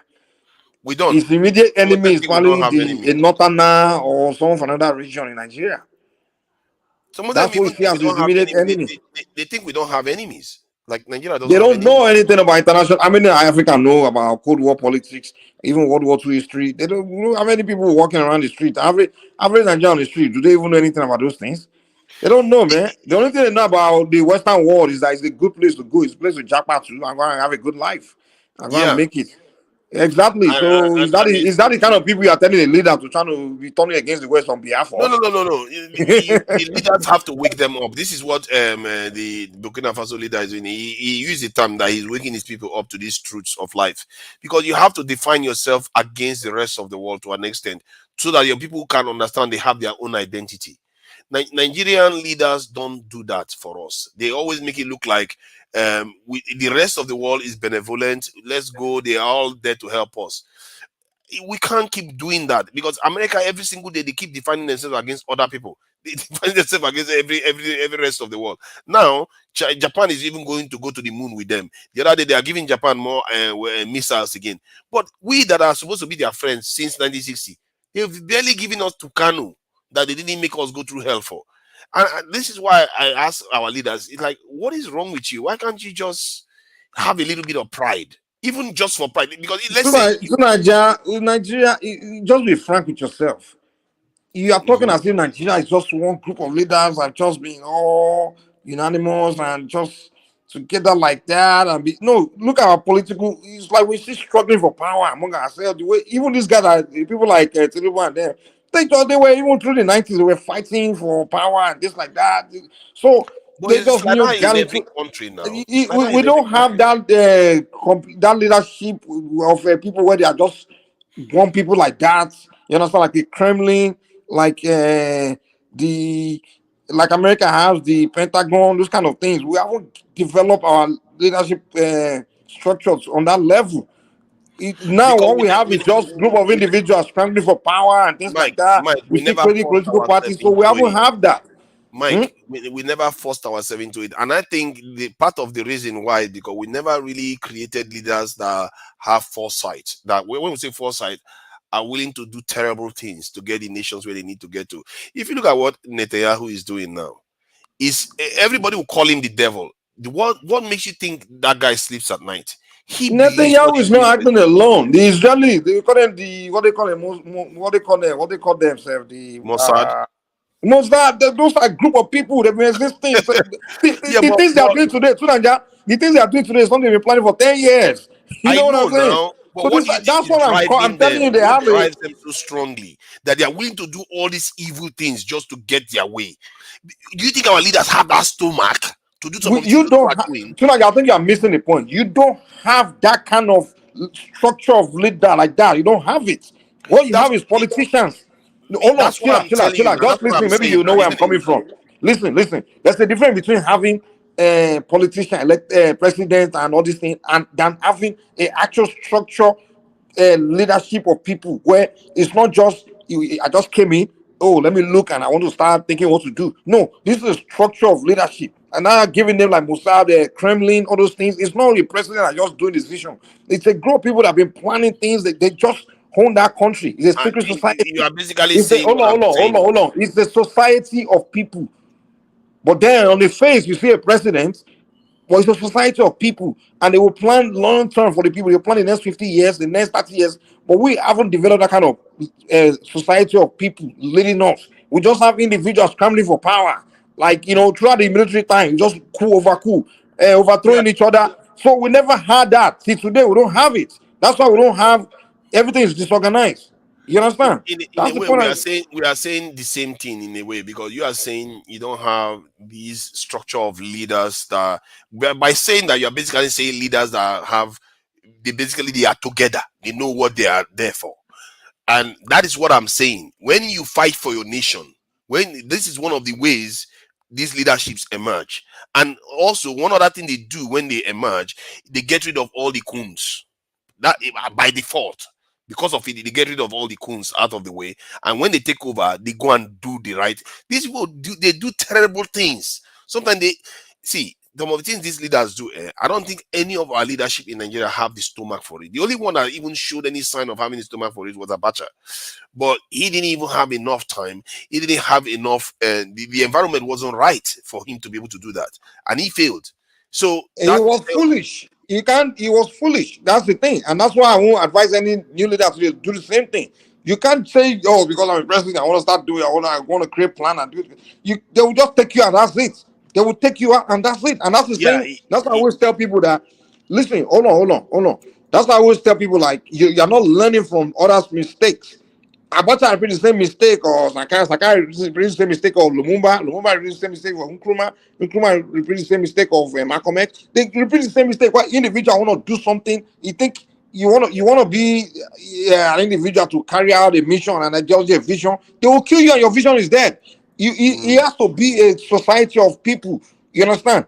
That you can kill an individual, but that society of people still exists, that body of people still exists. The only way you can get rid of the Kremlin is if you just wipe out Russia. That's it. If you kill Putin today, Russia continue with their the last year of Russia continue, Kremlin continue. because the You core take of out Russia is still intact. Netanyahu, Israel. You take out Netanyahu. What they call it? Israel still continues. You understand? The real people, they're in the Yeah, but background. You those can't take people them you are out. talking about are the people that I told you that fought for the nation, because they don't have the coons controlling it. In Not our own case, necessarily that the they coons fought for are the the nation. ones They just have to controlling create them. it. No, They tell me just have to create it. tell me any other way, because I'm be looking for it too. Tell me any other way you create those people without It's that simple now. element. You just have to understand that you need to create it, and the next thing you do is just go with your population. Like right now, if Tinubu wants to do it, or the group of guys there, you just have to understand that this is what we need, and we just got to go between the They population. will betray him. That's the problem. No. There's a way. That's why you have to keep it a secret society, because if you keep it an open thing, Even no you matter understand. how secret But it wait, now, is, they Tunaja, will calm betray down, man. him. Listen. Why are you telling me to calm down? I'm Listen, just telling you. you need because if you allow me, you know where I'm going. I'm not. You think if you allow me to land, you know where I'm going. Okay. The way this thing works is you have to study human beings. Everybody. The first thing you do before you recruit people into anything is to get into the minds of the people. There's something called human psychology. That human beings that are born passionate for something. You understand? Mm-hmm. Now those people, they will die for that thing. Now that thing come before money or anything else, because they're so Yes. passionate about it. You understand? Yes. And then there are other human beings that may like that thing, they'll be on board for it, but it's not their calling. And they will pick money over it, or pick their own personal life interest over it, because it's something they like, but it's not something they're passionate about. For example, Sankara was so passionate about Burkina Faso and the future and eliminating the imperialists, and he's willing to sacrifice anything, even his life. He literally no amount of money you can pay him in the world that will make him give up that passion. You understand? Yes. However, the next guy next to him, Blaise Campore, he's like the idea too. He's into it too. Oh, let's get rid of the imperialists. He liked the idea, but that was not his passion. So when Blaise Campore was offered something, he looked at what he was offered. It was like, me, I'd rather have this money and have this thing. This thing has been packaged for me. I think it's more important than this. Exactly. So that's what I'm saying. So if you want to recruit people into your society of leadership, you have to study individuals and find out those that share that same passion and that same, you know, no, feeling like that, put that interest of that thing above even their own life, ready to sacrifice, die for it. Those are the people you start recruiting to that leadership place. You study people like someone like you now. Just from interacting with you, I know you're someone that you are that kind of person. You understand? It's like that thing, it burns you. It's almost like it burns you, like you want to see that Africa just like I know that even if you become billionaire today, that thing will still be burning you. So just to let you know that the money cannot, it's like you're calling, you understand? But whereas some other people here, like whenever you talk like that, they just look at you like, what's this idiot talking about? Because all they care about is how they can become rich in life. They don't care like that. So it's not everybody that's their calling. So in those organizations, those Kremlin, those people, they go into their population and study those kind of human beings. They have so much passion for their nation and ready to die for their, those kind of people they recruit into that leadership. So those people, they can never betray you. Yeah, I think what you said is true, and but it looks like we are using different terms to describe exactly the same thing. I look at it from just like the environment that generates these people. Like in the case of Kremlin that you use, what I believe happened with the Kremlin when the Bolsheviks came into office, came into power, they fought for it and they got in there. When they got in there, they created more of them. As a matter of fact, it took a lot of bloody action that they took. They were very, very brutal to get their country, because what they feared was that the Western European countries were going to come and dominate them and return them back to the slavery that the Tsars used to keep them in. So they felt that they need to bring their country back to an advanced age, and to do that from an agrarian society where most of the people used to be like slaves to the royalty. They had to bring it to an industrialized state. It took like some crazy doing. In the middle of that, they fought 2 world wars to do all that, and that's how determined they are, and they got themselves. So it takes a lot of steel to, and for all those people to do those things, they have to be united. You think it's only Stalin that did it by himself? Stalin didn't do it by himself because the people around him fought to get there. So that's what I think. What you are describing it like, and in a way, what you are saying is actually more useful to us now in the context of Nigeria, because you are describing it as something you could try to create, and by just seeking them and recruiting them and getting them into place. But the way I'm describing it is that this one's happened organically and it generated millions of them No, like I that. don't think so, man. They have to recruit, man. They Yeah, have to recruit their members. my point is that Trust me. if you watch your family get slaughtered, automatically you have been created. You have created somebody now that don't care about money. You've just done something to them that money is going to There's locate. still some people, trust me, there's still some people that will get over it. No. A lot of people They will. will take money and get over it. I'm telling you. Like, But everyone is not the same. So now, that's the first thing you have to understand about no, but let this me ask life. you this question then. So out of 10, you watch your family get slaughtered, let's say by one foreign entity. Out of 10 people, how many of them will be willing to take money for compensation, and or if they have the opportunity to fight and destroy those people back, will prefer to go in that direction? If 10 of those people, Yes, 10 people experience it. How many of them will choose to no, fight back? I will tell you that most human beings do just take compensation and move on with their life.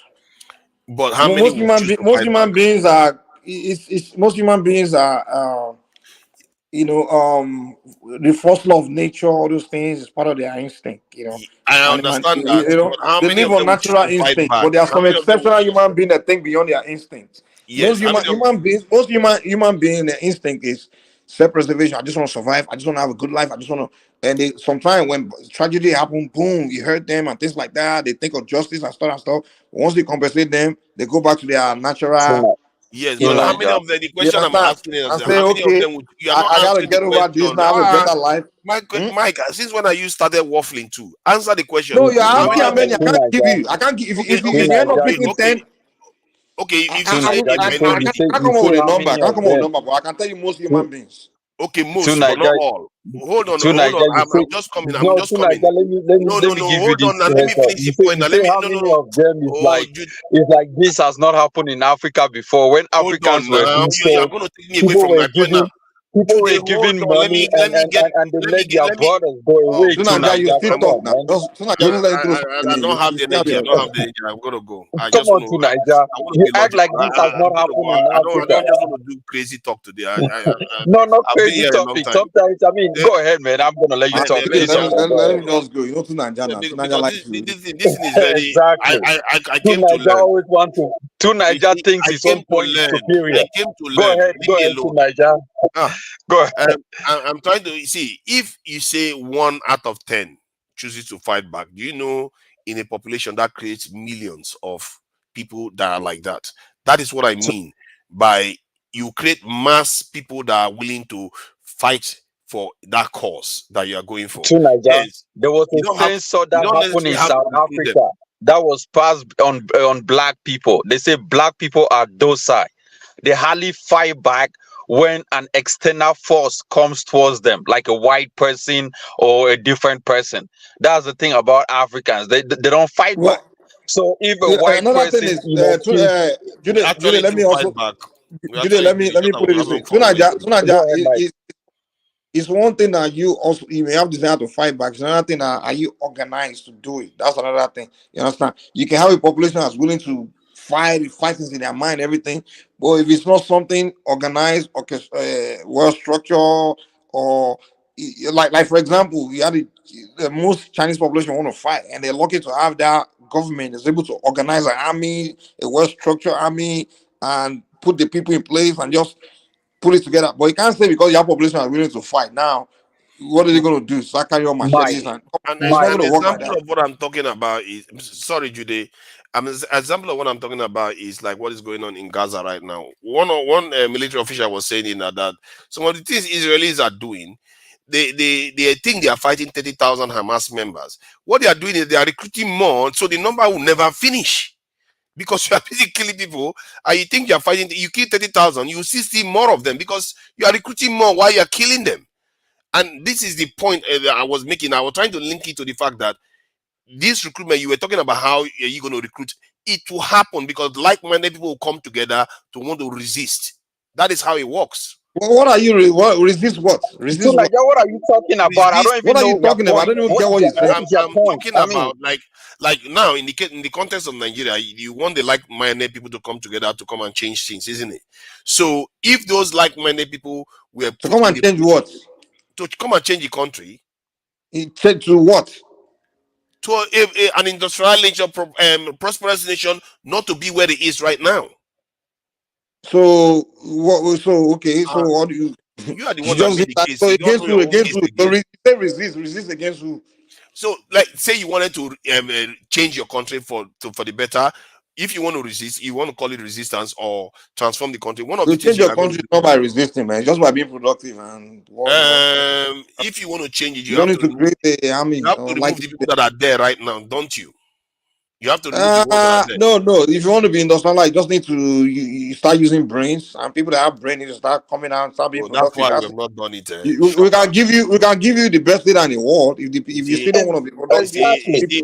I Mike, mean, Mike is started reverting back to knuckle we can dragging. make a Niger, variant He in started. president of Nigeria. No, I think you are Mike, saying Mike, Mike, industrialize. Mike, What you climb said up, earlier climb up. was You are to beginning to rebel climb down the against ladder external again. force, but now you are talking about industrializing. No, because Mike. you're in your own context. I'm going with your own context because you are talking about recruiting like-minded people. You must have a reason why you are saying it. If it's either not to resist other people, it's to remove the ones in office right now, Yeah, isn't it? but recruiting like-minded people is okay. I mean, you just talk of the agrarian revolution. It must not be people being killed for you to have that stimulus to fight back or to change your government. I mean, agrarian revolution, people were suffering from hunger. The amount of food being produced during agrarian revolution could not meet the population. That's why people were growing enormously to change the society. And Judy, That I is don't know also why Africans happening in behave. Africa. People Yeah, have to but get killed in before we Africa start. we don't even have that. We don't even have that zeal, See, even though there's hunger, but there's not zeal for change. Another so the main thing is the zeal. We don't have it, especially we we don't black have or it Africans in general. because we never had any reason to have it, and I'm trying What to do you mean we in a don't have way. any What do you mean reason? you We don't are have just reason? there's We don't have hunger reason in the right now. land. See, There's a lot of what I'm the heck are you talking explaining. about? We don't have any reason See, to have it. when I say that, I say it on a macro level because we do have not been a kind of, how do I put it, catalyzed to do it or stimulated to do it. If you have not No. been, if you don't have any macro stimulant to do that thing, you're not going to do it. So You can wish it all you want. Africans are running overseas. What gave them the zeal to run overseas? They are running overseas individually, not in an organized way to go and overthrow anything overseas. They are going to serve in a weak state. to Niger. So they don't have that zeal to change the country, but they have that zeal to run overseas. Is that what you are saying? Yeah, because they are doing it on an individual basis. What I'm talking about is something that galvanizes the entire population to act against anything that is ailing the society. That is how other nations do it. Let me I'm come not in. making it up. There's no need for entire population act. It's a group of men that do it. It's not entire population. And it's hardly from Even hunger. in China, it wasn't entire Chinese population. It's a group of men that came together and did it. Exactly.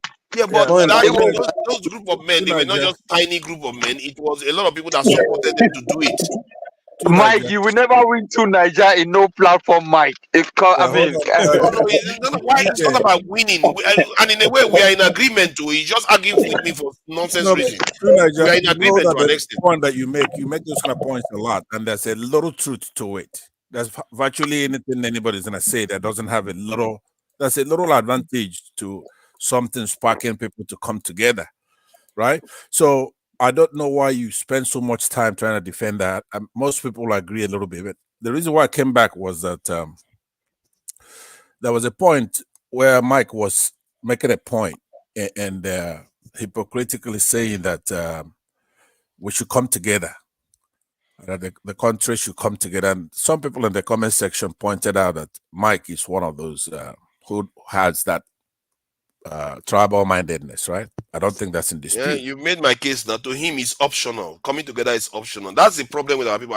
When I say to the reason why other people do well, because they understand it's not optional. They don't even. It is not even part of their conversation. They have no choice. They just fought for their country. But the major thing you need to point out in something, because what you just said there now, that's truth to that. There's nothing you're gonna say here that doesn't have some truth to it.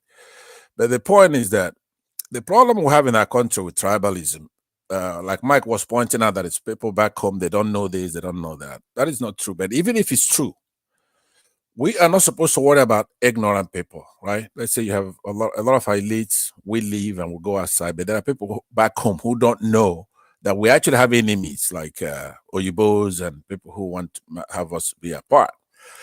So those people are ignorant, they're unaware, they're unconscious in a way. They don't have the experience. Kind of innocent because they're ignorant. That's the way we look at it. They're not enlightened. They're unfamiliar. They lack knowledge. That's one set of people. They're in trouble because they're ignorant. Now, the main one that we have to worry about are our wicked people. Now, the Bible has definition for wickedness. I have my own, but so I would have to yield to the Bible. And that is when somebody has a mental... Hold on. Let me play this video for Tunanja real quick. Tunanja, this is the video where Gowon was overthrown live while he was in a meeting.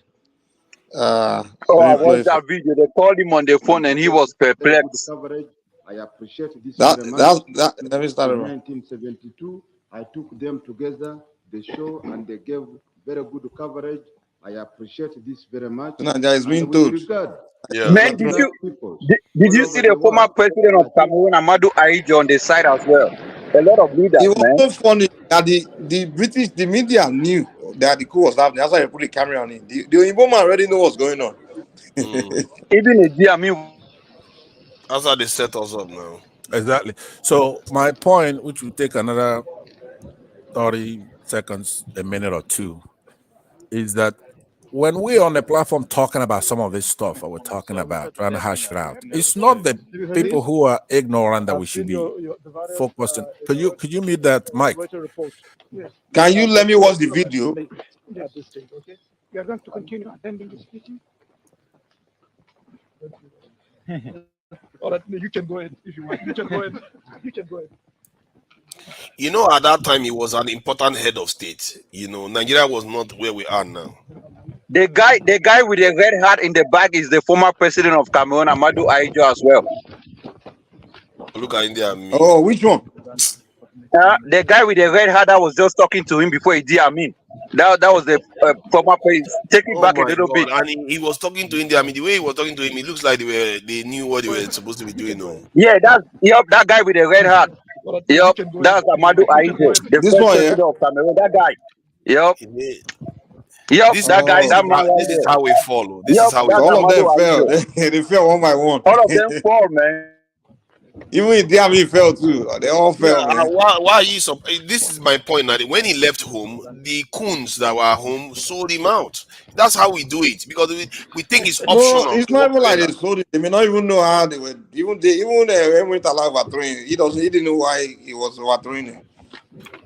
But that's what I'm saying now. He didn't know why it was, yet he did And anyway. it's so funny. The same Murtala Muhammad, the same people that used it to overthrow Gowon took him out. But Idi Amin was It's the crazy, name man. of the Damn, game. look at them. I think we just didn't understand. It's almost as if we didn't even understand life. Oyibo people were just playing chess with us. That they were just messing with us anyhow. And our leaders were just didn't understand what they were dealing with. Because All just right. Mike, because this, we had Mike, oil and this, all this, we thought They have Mike, no this was IQ. that big. Mike. This was the African Union, right? Whatever they call themselves, man. They still have the Yeah, same foolish union. this was the African Union. It could also be OAU, but please, Yeah, OAU. Yeah, it was the point, OAU, former the OAU. point Yeah. has been made. The point has been made. The point now is from what you just watched right now. If we take a census of all of us here, we agree that they're able to destroy us because we don't have unity. So we already know these things. Because So you don't have. That's it goes why. to my point. The point I'm making is that it's not the ignorant people back home or here outside the country that is our problem. But the most ignorant Nigerians are the ones in the diaspora. Though. So Nigeria, you agree with me, won't you? They are the ones that even. What I'm saying is Most that of the ones, are they not the ones fighting you so Nigeria all the time? The Nigerian diaspora, they are more ignorant than are the ones that. People A are. lot of the Problem diaspora we are have. doing it. Please now. They are more useless than the ones back home, to be Let me honest. make my point, please, Mike. Relax. So right now, what I'm talking about, why I'm here, is to say that it's not those who are ignorant that's our problem. It's people who actually know, the wicked Nigerians, right? People who have a mental disregard for justice, righteousness, truth, honor, virtue. Those are the people who are causing our problems. Everybody pretty much knows what our problem is in the country. So, Mike, you started even You as mean the ones that are called the minorities? Small child, you just conquer them right. and things like that. Like if People like that. if you have to tell the truth, that's my point. As you're hosting this show, no matter what your sentiments are, I say against me, you make a fool out of yourself. For example, for kicking me out because you don't like me. No, I don't think so. Because I just don't have time Power. for your drama. That's why. Hold on. It's not power. If you want to make your point, you poke holes in what I'm saying. You actually look bad when you do that. No, when you start insulting me, I will throw you out because I don't have time to be insulting. Like, if I'm hosting, I can't be insulting my You did it to Ajen my Lekoko, panelists. and then he had No, you banned if from. you and I want to insult each other, we meet when one man is hosting, and then we me and you go at it. Okay, fine. But if I'm the one hosting, I Let me can't make my be. point. Okay, you made your You point on know, that. You have the if buttons. you want to talk. But if you start insulting me, I'll just kick you out because I don't have time to be. Will you be I can't be quiet, man? hosting. Be quiet. Okay, you start. See, that's the thing. You know, Pastor, I don't have time for you, man. Just go get. If you want to fight me, come during one man time, me and you will fight. Okay. But if I'm hosting, I'm not here to fight. I'm just here to have conversation with people. That's it. Okay. Mike, allow that guy to allow Panzer to No, go, no, but no, that no, no. video The was guy, kicking him, man. I don't get time. The guy, me and I, we don't like each Yeah. other, but he does not. No, the thing is, we don't like each other, but I'm hosting. Even if I don't like you, I'll still let you on. But if you want to take, Exactly. I mean, he should make his you understand what the his issue? point. If he have to put his issue with me aside and just come and, you Yeah, understand? make his point instead of just Exactly. If insulting I'm all the hosting, time. just leave that aside. I can't be hosting and be fighting when be shouting and be insulting someone. If I'm hosting But a show, I don't want to do that. I gotta be, but respectful to whoever but is Mike, there. that video, man, seeing all those leaders, man. Even when I watched that video before, saw the former president of Cameroon, and he left in 1982, and ever since Paul Biya has been president, since then, from 1982 to now, it's rather sickening, man. Yeah, that's your president, man, and he's still running again. Jesus Christ. Yeah. Our presidential election is in next year. He has put in his candidature. I don't even know how you get away criticizing anybody else, Jude, with that kind of I mean, record what do your you mean? president has. I mean, in Russia they have Putin that is going for almost like 30 something years in power. Russia is young compared to yours, man. Yours is like I on a mean, different level. It's happening in Turkey. The president, of Turkey is the same thing. Even Rwanda, the guy just put his No, candidature no. to run. Yours was Hmm? around when Kagame was just being born. Yours was already president. Jesus Christ! Yeah, but that doesn't take out the sense that they have overstayed in power, 20 something years in power, But 25, even but Museveni, Jude, but that thing cannot happen in Nigeria, though, man. Like one Oh individual no, like that. man. Do you know why, Mike. Tunaja? Let Nigeria me tell you wahala. why. No, Nigeria Let, wahala let me too. tell you why. Let me tell you why. Tunaja, because that one dictator has to come from somewhere. And imagine it would be a Yoruba man that would just be, imposing himself for 40 years over all these No other way, no way, no or way. It's too is he one Mike. Igbo man or is he one Hausa man? The Nigerian go, the other regions do not accept it. Like he's also one guy from this place. They will that one alone is not even possible. So Nigeria that's is why Nigeria Mike, is just extremely difficult to govern. Nigeria is extremely Mike, yeah, it's difficult. very difficult Mike, for one leader to just say he wants to impose I himself. told Mike, you Jude, remember I remember I was told you trying to when we explain were in that to Cameroon? Alfred Damos, but the dumb guy will not listen. Like I'm trying to explain to you that Nigeria is a little different, man. Like it's just not possible for one individual to just impose himself on the entire Nigeria because we have different regions with like powerful Yeah. regions where one person that one dictator has to come from somewhere, and the other Mike, regions they won't accept it. We've never been you blessed remember enough. when I Look told at you that? Idiagbon. Idiagbon was doing well, but he decided to go for Hajj. I don't know what is wrong with all these people with traveling. Just stay at home. Look at how but no wonder Abacha didn't travel, but he lasted 6 years. I'm surprised Abacha lasted. I If they was are surprised going to Abacha make lasted us that go long. do Allah, Akbar, la ilaha illallah. Why can I tell us we See don't come back? Nigeria, even your borders are going to Israel for pilgrimage and all this stuff. You want They are to not talk president. about the Muslims, talk about the Christians as well. They are not important figures. Isaiah was basically the head of state at that time, and he was putting Nigeria on a good path. If he had just ran the country for 5 But years, Nigeria is a Muslim republic officially. I mean, Arabic is a language used in Nigeria. There are two no, it's system of not. Stop there are it. two system of This constitutional law in Jude, Nigeria. No, it's The not. Sharia law, and the Look at this one. Look and at the this one. He's Nigeria an expert constitution. in There are Nigerian two law. laws in Tuna, you're Nigeria. welcome Come on. to Jude's Don't mind him. Don't Jude start spent now. time on the internet to learn about Nigeria. You think he's an expert? He's not an expert in Nigerian law. Yeah. Where did he get that one from? Mike, The guy spent Mike, 2 years on the internet googling learning about Nigeria. Now you come here oh about me Mike, talking shut an up. expert. Nigeria expert. Mike, isn't Sharia law a permanent law in Kano State? Mm-hmm. It's not a permanent law. It's not for everything. Jeez, it's from low level stuff. That's what they use it for, not for like But something that is it's being used, right? The law is acceptable. Sharia law is acceptable in Nigeria, right? traditional law is also acceptable in the south. So what do you say about that? So every nation, No, I don't traditional know. law is not acceptable. In your tradition, if they say a man sacrifice, you can sacrifice a human being. Does that law goes into effect in Nigeria? It doesn't. Any law It- that violates the Nigerian constitution has to be answered to by Come by on, these Nigerian people law, got killed not in religious law. Kano because of they were talking down on Muhammad, but they say because it was Sharia law, the constitutional law did not do anything. No, What, there's something like that happened. someone was stoned to death. Someone was stoned to death in Kaduna, if I'm not mistaken. You did. They Maybe it was arrest. in They Kano. arrest those that did Yeah, it. Now they do arrest those them. that did it broke the law. Yeah. It's not. You It's can't not. you It's can't not get legal away. to do that. You But be in in the trouble. Sharia law, that wasn't a crime. No. It's a crime. Okay, yeah, it's not a crime in Sharia, but in Nigeria it's a crime. Hence, you'll be prosecuted. You can't kill somebody like that. Man, without I mean, you being guys tried said they by the were law. arrested. I'm doubting if they were actually arrested, but it's okay.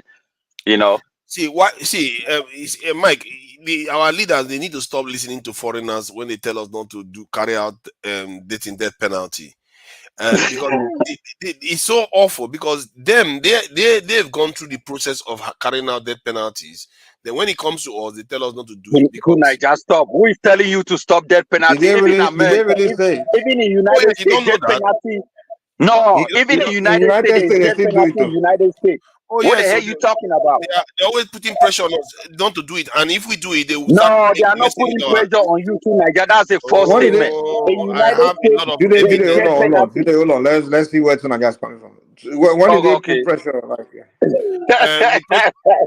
Oh my goodness, this guy.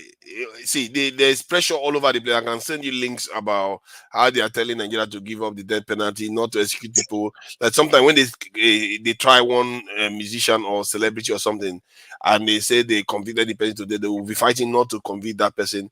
This is what, and they Oh actually my God. oh, hold on now. They Jude, also hold have on.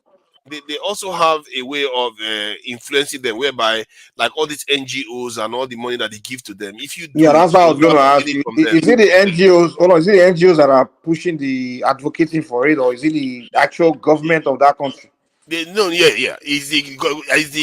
They go through the government. They go through the government. That's why even Because the UN, all sometimes of you them. have some activists, some human rights groups, Oh, different kind of NGO groups that like be um, pushing something, but it doesn't mean that it's the government of that country that's pushing it. Exactly. so it's I an mean, arm because of the government. That's what. If it's not an arm of the government, then why would the government respond by denying the country to money? Nigeria, in United States, there is death sentence. How comes there is death sentence in United States and no one is stopping it? Since when? See, that is exactly. It doesn't matter whether they have their sentence there. They will still sanction you. There's many cases No, they are no, Oh bringing no, out. they no, can't no, find no that. one is sanctioning you, See, man.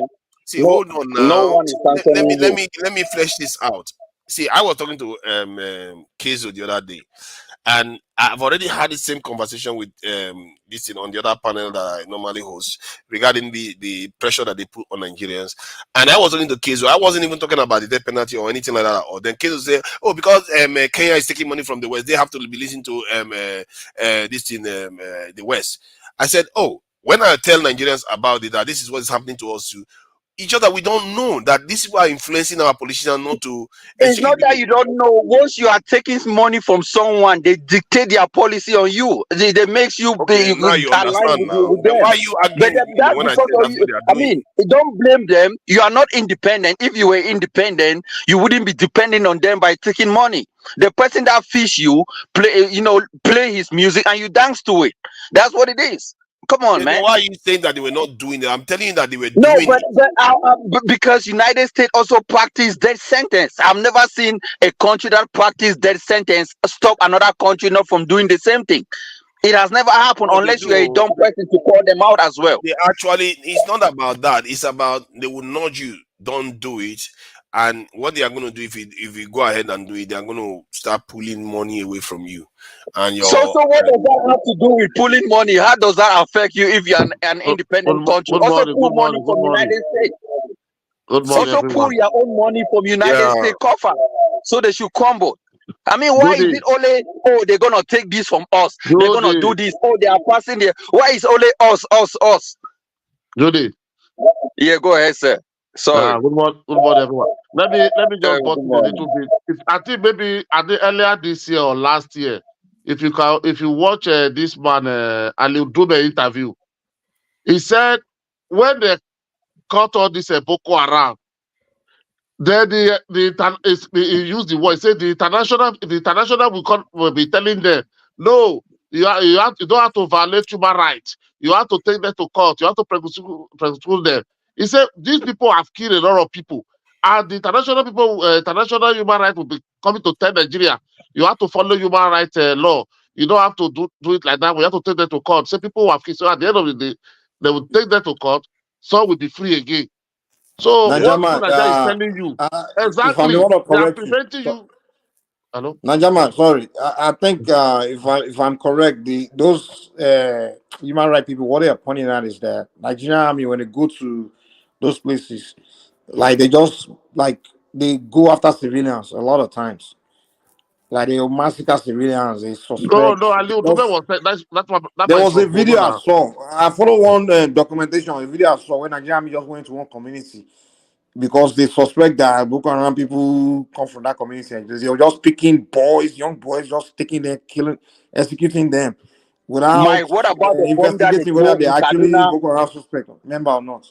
What about the Yeah, bomb right, that they right, threw in right. Kaduna Yeah. because they suspect that they were Boko Haram? Yet none of those guys were Boko Haram. Yet they kill a lot of families. You don't catch people by just killing people around or But throwing that bombs one, all over the place. the military said, that one, the military have solved it. They said there is a mistake now, so they apologize for it. They said mistake. I mean, They thought they were you cannot gathering. make a mistake. You cannot make a mistake in such a situation like that. That's a military. I mean, you can how can And you they're can not human you being. have to And put is those it been guys in repeating jail. like that?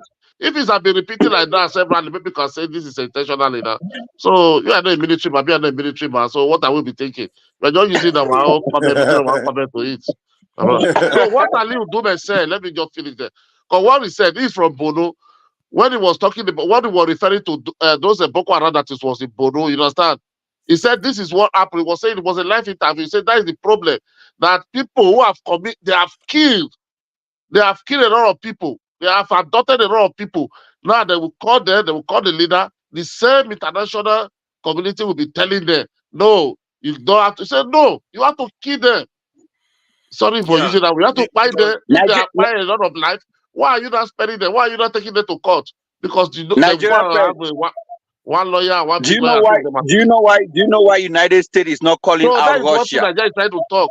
They I know, interfere but too do you know much. why They'll be United telling you States follow is not human rights. calling out? Do you know why United States or human rights is not calling out Russia or North Korea on what they are doing? Yeah, because they are not independent to them. They don't take anything from them. They Yeah, are on their own. so that's what you have to do. Why not cut the ties? Why keep taking money from them? I mean, it tells me you are not that's what I'm independent. saying. That's what I'm saying. They should stop. Because we have to start doing our own thing. Because what is happening? Let me explain why I don't like it. Because it's not because I just want people to just keep dying. It's because one, people with integrity you have to give them space to flourish in Nigeria. Because all these people that lack integrity, if they keep flourishing because there's no death penalty, they don't have any deterrent not to do the rubbish that they do. What you are going to do is even the ones that have integrity, you corrupt them too to become corrupt. So you see, all these subtle things that they do to us is partly the reason why our societies are decaying, where you have people a free for all corruption and impunity because there is no rule of law. And we have to start enforcing these things because they did it. Because after you do it for a while, what tends to happen is that people that appear in the state, you will strengthen your institution because you're But not to carrying out the Nigeria, law. Yeah. what you are saying, who's going to do it? Is it not the National Assembly? Look at Nigeria today, till 10 years. The National Assembly that we have there, that they make the law that favor them, are they the one going to change it? The people that will change whatever we want is those National Assembly. Those Yeah. guys, they are not going to change anything for us. We have to push them. You see? So we have to, if we have to push them, let's say let the featuring candidate every election for 4 years. Do you think we can get, even in 6 elections, can we get the 109 member only in National Assembly? Talk less of we are going to 360 in the House of Rep. So those are the people that will change whatever we want Nigeria to be. Those are the people. As to your word, even the Bible said it. It said evil communication corrupt good manners. Those people there, they must corrupt everybody that come there. Don't you see what happened to Ningi? We have a Nigerian constitution. Those people were saying on camera by National Assembly constitution. Further, you have to wonder that Nigeria, there is different things going on. That those people they are destroying Nigeria. How can they have another constitution that is superior than the constitution of the land? They can only have rules and I think guidelines. No, they say they have their own law. They can nobody only has have rules and constitution. guidelines. Not that Exactly. And Nobody that's what has I was saying constitution that that is Nigeria superior has. to That's why I that was of saying that Nigeria Nigeria. has 2 systems of law. No, it can never work like Sharia that law because and constitutional law. any other law. Nobody has constitution that is superior to that of Nigeria. I don't know why we are saying that. Nobody. There's no law in Nigeria that is superior to that of the Nigerian constitution. How can no way a wait country if they say there is no should law? have 2 If laws. they say wait, please do the one. Let me to the Jacob. If their law, they make their law more superior than the constitution of Nigeria, how can an elected member from your senatorial district that was elected by power of the populace and a whole one man will just stay there and say by their own law he has been suspended, automatically Bauchi Central till tomorrow have no representative of whatever is going on in Nigeria? That is what they mean. And go and No. look at the constitution. Look, some See, lawyer you can't. said You can't use one freak case to say there is some other law To out there. Niger, come on. To Hold Niger, on. come on. These are Automatically, you facts didn't that follow is up. To Niger, please just say you didn't follow up. Because if you follow See, up and see what they I say, think I heard about some no, not case hard in about the it. You have to. This is the problem we have in Nigeria. Everybody will just come to talk on topic. Nobody have the idea. Nobody. That's why we only pick on ourselves. Hey, to Niger, why you say that? Because nobody have idea. And we have 10 hours to build on the platform, but we don't have just 1 hour to go over the paper, all the old See, newspaper every day in Nigeria. the point I'm making nonetheless stands. I didn't even make any direct judgment on that case. I literally said you can't use, even if that stuff happened, to say that law is superior to that of Nigeria because it's just one isolated case. How is it isolated? We are talking about an elected member. You give me a vote to remove me from an office. I'm elected. I'm not a minister. I was not appointed. You can hire and fire a commissioner, a minister. I'm elected. For you to recall me, you have to go back to my senatorial district for them to recall me. You know, You there are don't people have in the power. prison. You know, there are people in prison that are innocent, even in the No, West. that is crime. We are talking about crime. We are talking about elected. It's different from appointee, from those are because crime.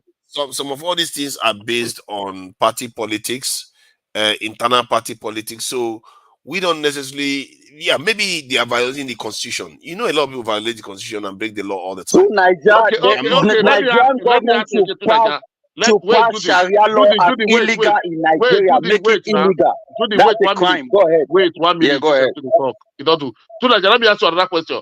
The day the President Tinubu was passing the budget in National Assembly, is that right? Whether we are singing on your mandate, which are start, or they're supposed to be singing the national anthem? They are supposed to be singing the national anthem. But they are saying, okay, is that not breaking the law in the National Assembly? That's another one. I can still come No, they are not breaking the law. I think they are exercising their right as a citizen. In National Assembly of all the whole ethnic tribe there, you are singing one song. Assembly. I can go inside the National Assembly and say, "All hail Nigerman, all hail." I can do whatever I like. Yeah, No. Nigerman, your own code law, we don't exist. No. Nigerman, which law? On Which your mandate, Nigerman. No. On your mandate, Nigerman, can you tell us which section of the penal code they talk about? If you go sing for that place, they go carry you go jail. I don't know why. Let us I go. think because some people don't like your mandate, you shall serve in Nigeria. This is the thing I was saying before. Because some people don't like Tinubu, they just criticize for even when it's not illegal. You know, there's no law that says it's illegal for people to sing there. You can. What are you saying to like that? Are you even understand what you are saying? Yes, you I even understand what you are saying? It's not illegal. More than 400 and something tribe. You are singing one allegiance that is not of Nigeria. What are you talking? Are they singing allegiance? You see all the old fans, many all of them come to news, start condemning it. Even they have a right. For Nigeria, but it talks about crime. That's the argument. We're not saying it's morally right. That's not the point. Talking about the moral here. You are telling me that is not. But what you talking about crime? That's how we are trying to know which law. They have a right. See, my point is that they do We have have a right. to talk. What is the song of the allegiance song of Nigeria? That is what we're supposed to be asked. Not but Nigerman, the people who support Tinubu no get problem with them now. Wait. You don't say wait. I don't have any issue with it. This is the problem we have in Nigeria. When we want to say something, we want to think because you don't support it. No, this is Nigeria for all of us. Section 39, 38 gives everybody right to criticize government. To criticize. Hold on. Yeah, but you are criticizing, nobody arrest you now. But don't you say you can't talk? Are they stopping you from criticizing Nigeria? No, wait. I don't know. We're not saying we are stopping Some people, what I'm trying to say, some people will just take it, maybe it's hatred or you don't like. No, unless you are criticizing constructively. You understand? If you are criticizing constructively, I don't see anyhow. This thing, if I'm not happy with this thing, that is my own opinion. That is what I don't like. You know what? You're not supposed to deprive me of my own freedom. Nigerian, you know what would be constructive criticism is, let's say you said, what do you think about what they sang with for Tinubu? Is it not distasteful that they were doing that stuff, when Nigeria is facing all these problems and, and they are rubbing it in people's faces? I would say yes. It doesn't seem like, they were considering other people. But if you say it's illegal or stuff like that, that's where you're crossing the line. You see what I mean? So I'm not saying that You talking about crime. When they it's sing, not so those illegal. people, those people they sing about and they shake, like they shake, about we know well. It's the minute you say commit crime. Now that was quite a No, hit. that one was people outside. That was not National Assembly. That was not Nigeria. That is not Nigeria as where all the tribe come. That was people in the street. We all do tribe. Yes, every tribe is So who tell you say represented where Tinubu come now you tribe? Who tell you not tribe that they do for there? The man that is his own man, man. I'm telling you, the people where that place represent. That place represent. I'm telling you what it represents. No. Every tribe there is represented there in the National Assembly. What they That did is why there, you have what they did in that place, they can do it in the House of Congress in America. They can do it in the House of Commons. How can that be illegal? It's not illegal. You can praise one person. Like I think in the House of in the UK here, I've heard them sing Jolly is a good fellow. I think I've seen that too. So it's not a big deal that somebody Jolly sang is a this good song. fellow is for who? For somebody, they were singing for somebody in the House of Commons. They were just trying to. But okay, that song belongs to who? It's for everybody. Okay. See what you are saying. Hold on. Okay, We on your have to mandate let you shall how stand. come in at one point, It belongs guys. to Hold who? on now. We have to come. We have to let how come in. But how are you there? But before you come in, let me say this real quick. Najaman, you have to understand in politics, is opposition versus the supporter. So the president is there to represent those that supported him. You understand? Now, Okay, he's not going to not violate. Nigeria. Hold on. He's not going to violate the right of anybody, but he has a right to represent those that supported him. And if those that support Not him don't Nigeria. have problem with that, he doesn't have to cater for those that don't support him. He doesn't have to cater. He doesn't Are you care. for real? Let's hear from her. Let's hear from her before he responds. Are you for real? Go ahead. How are you there? His mic is not even. He's muted, man. Maybe also he's muted. So you there abroad? It's muted. The guy is muted. If he's there, he would have started talking by now. He knows how to. He just responded to me now. Now, we were there abroad. The cause problem for Nigeria. Did he respond to you or is Jude? Jude looks like his No, the guy on mute and responded. Yeah, allow out, man. He's probably sleeping. This is early morning in London, so Yeah, but see, if we are going to criticize Tinubu, we need to criticize him precisely. Like earlier on when I was criticizing him today, and Ajale Koko was trying to defend him, only for him to find himself in this thing. You have to go with data and be precise about it. Do you know that Ajale Koko is the one that criticized Tinubu here the most? I don't know. Yeah, I know he does. But today he was. Do you think Ajale Koko is a Tinubu guy? No. I know he does. was calling me tribal. That's why I was surprised now. That like if it was somebody else we accusing Tunaja, I probably would have. You don't know Tunaja. But that's why I was wondering. Ajale Koko of all people. To be fair, when someone doesn't agree with Tunaja, the guy doesn't support Tinubu, man. Yeah. To be fair, while I was criticizing Ajale Koko, I knew I was criticizing one of the most level-headed guys here. So no, that's true because he tries to be as fair as possible. But he wasn't coming from the tribal position at all. But you just like he was. I was listening to you guys for a long time. What is Oscar Blackstone? What have I done to you today? No.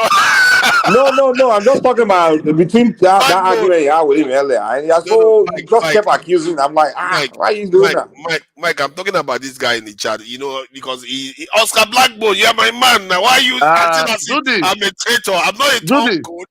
Everything I say, I'm consistent everywhere. You said there is two laws in Nigeria: Sharia law and this constitution. Abi, wait, why are people so toxic about Sharia law?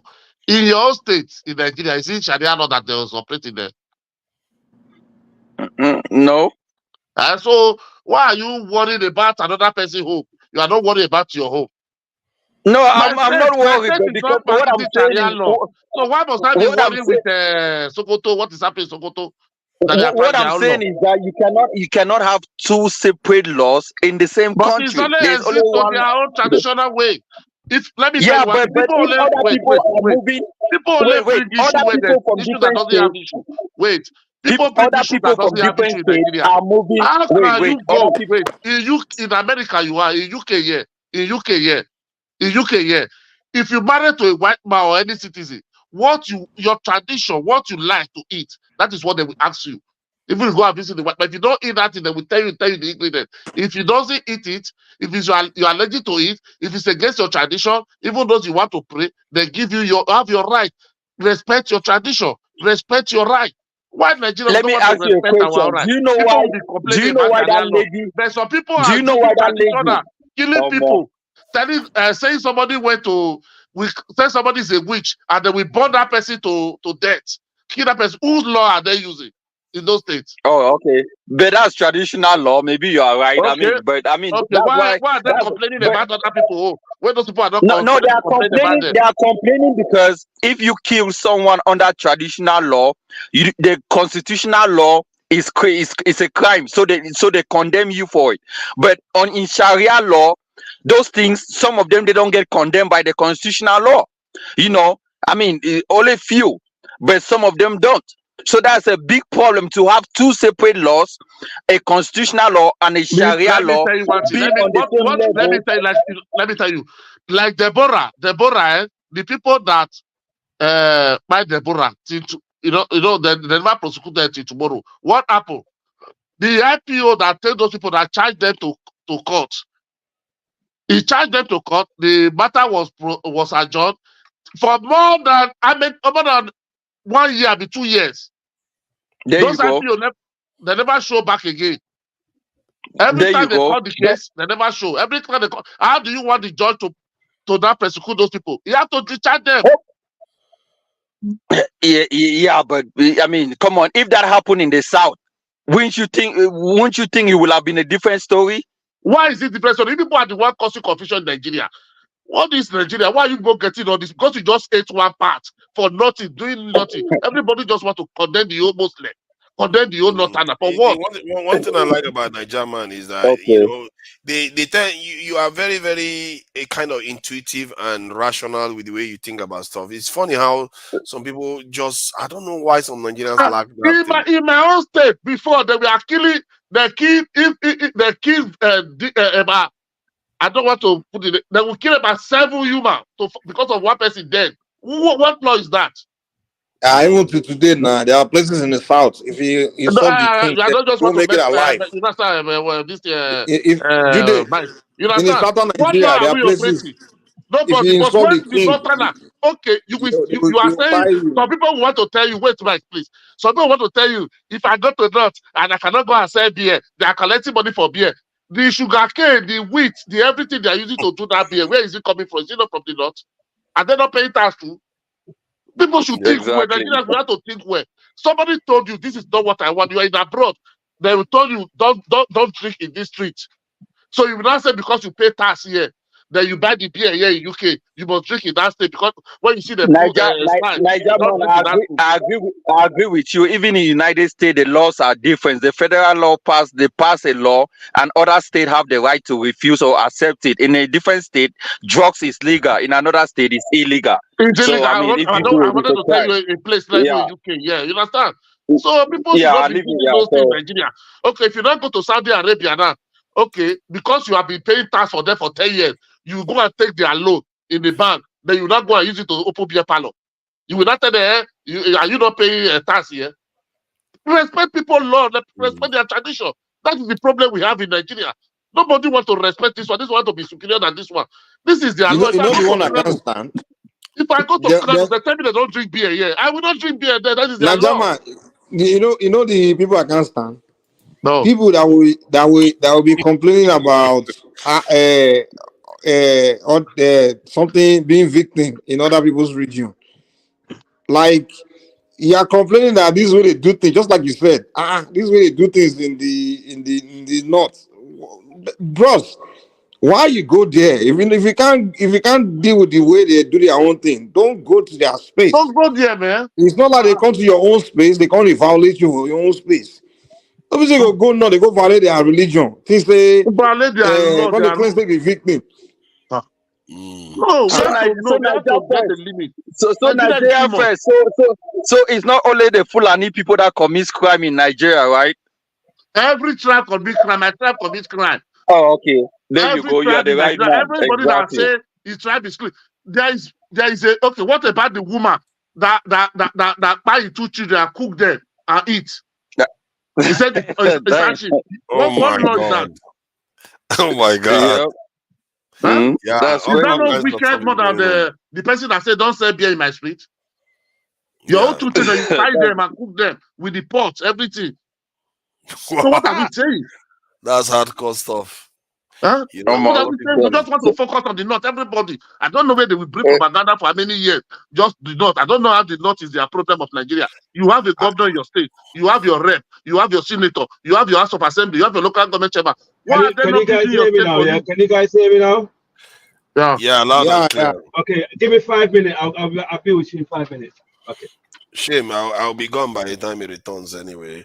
I mean, you don't have to wait for All us right, to 2 minutes. Nigeria. Yeah, but I wanted to ask you. I wanted to Don't run ask away. Mike a Don't run away question. from me. Don't run away from me. No, it's not from you. You know, I've been here for a while. Sorry.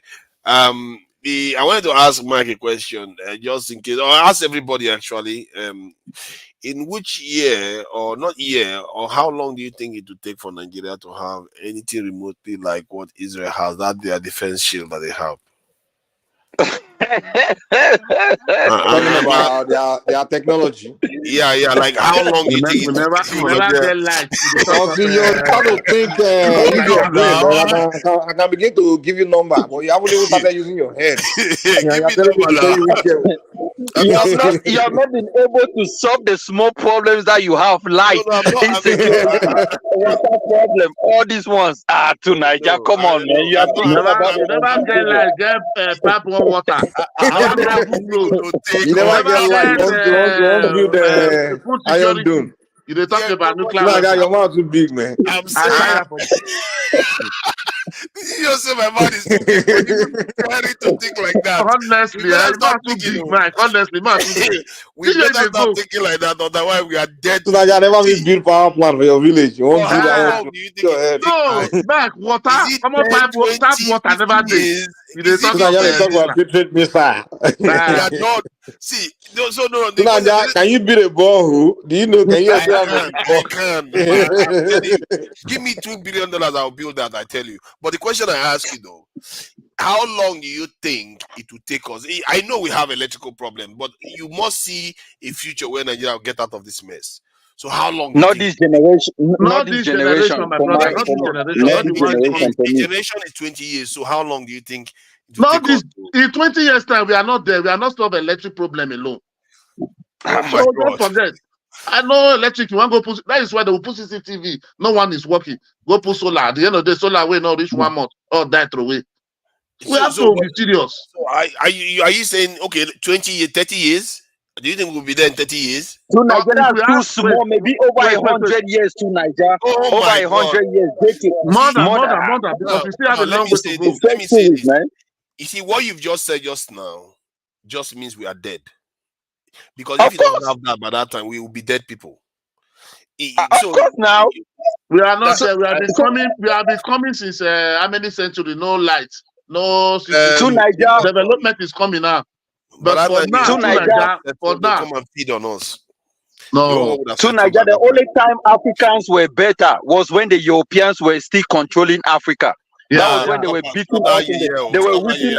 That was when they were whipping us in the back to control railways and all these things. Right. Judah, can you mute now? I'm back. I'm You back. know I'm what back. he's I'm back. saying? It's like when an arm robber comes to rob you, while they are there, that's the time things are better for you. Come on. Okay. Stop with that kind of To Niger. Let me start from where Mike left. Mike is 100% right. Tinubu owes his constituent. That's the people that voted him in. That goes to every leader in the world. Also, obviously, he's the entire nation. But the people that voted in as a president, he's the one that he owes first, because they're the one that handed over the the keys to it, right? That's one. Judah, you contradict yourself as you speak all the time. I don't understand why you do that to yourself. It doesn't sound good. Because you said why there's Sharia law, in the north, and then obviously the Sharia law is more supreme than the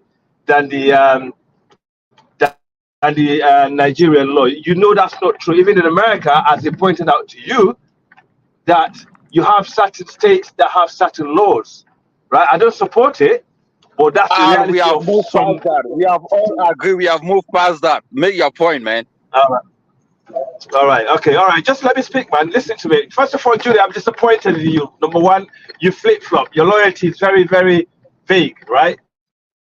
You are very I have to kind flip-flop. and noble. Every politician flip-flops, man. You don't stick to the same point. No, you're once your point has been debunked, once your point has been debunked and it's not good, you have to recheck your points. Every politician does, even Obama, who was a politician, he flip-flops sometimes. You have to. No, I'm talking about, okay, first of all, hands up. I'm the most expensive guy on Kaiser show ever. Yeah. $300. Oh, come on, man. This is not Kaiser, man. This is one man wins to more. I mean, if you want to talk about Sierra Leone, tell us about what is happening in Sierra Leone.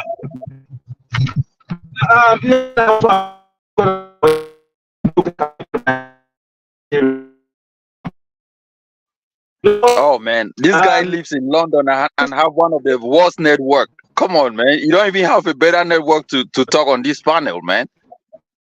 Come on. Nigeria, do you guys have Obama phone? Do you guys have poor network in London as well? What's going on? I thought that was a first world country. We have good network here in UK. We have good network here. Which part of London are you? Are you in Tottenham? That ghetto part, which one they call it? Not London, whatever they call it. Peckham. Peckham. They have that Peckham place where they sell all that African food stuff on the road. It's like Africa. Is that where you are? No, I'm not in Peckham now. Yeah, Peckham, man. No, I'm not in Peckham. Peckham is terrible, man.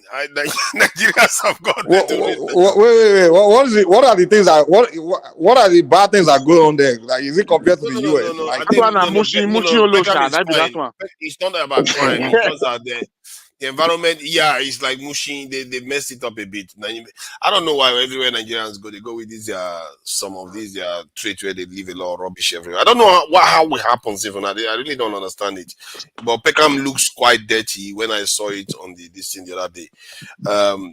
So it's just what it is. Just like Nigeria. Nigeria is messed up, man. You guys, haven't you been to some part of Nigeria? It's like, oh my God, this place is dirty. It's ridiculous. Am I clear to you guys? Mike, you know that kind of place they sell goat head in the market, like Bodija market. They will show you all of them did there like that. Mike, can you hear me now? Is that clear or not? Yeah, we can hear you. Stop disturbing, man. Mike, send this guy to the back chat, man. This guy. You gotta fix your internet, man. No? Okay. Yeah, we can hear you now. We can hear you now. Okay. I'll move. Judah, stop your village mentality, man. But anyway, I live in the UK. Yeah, the internet, some areas is bad. Some areas is actually quite good, as you can tell. But I live in one of the most prestigious cities, by the way. Unfortunately, the internet is not really that good where I am. Where you live? You live in Watford, right? Or Liverpool? No, Liverpool is dirty, bro. It's nasty. I live in Bristol. To Niger, tell them where Bristol is. Have you been to Bristol, to Niger? Mike, you forget that people that live in London. London is not even up to a stadium in United States. It's a small town, man. A city like Houston is bigger than the whole United Kingdom. London is the biggest city in the UK. Don't forget that. But what I'm saying is a city here in United States is bigger than the whole United Kingdom. A city here in United States. So is London bigger than New York?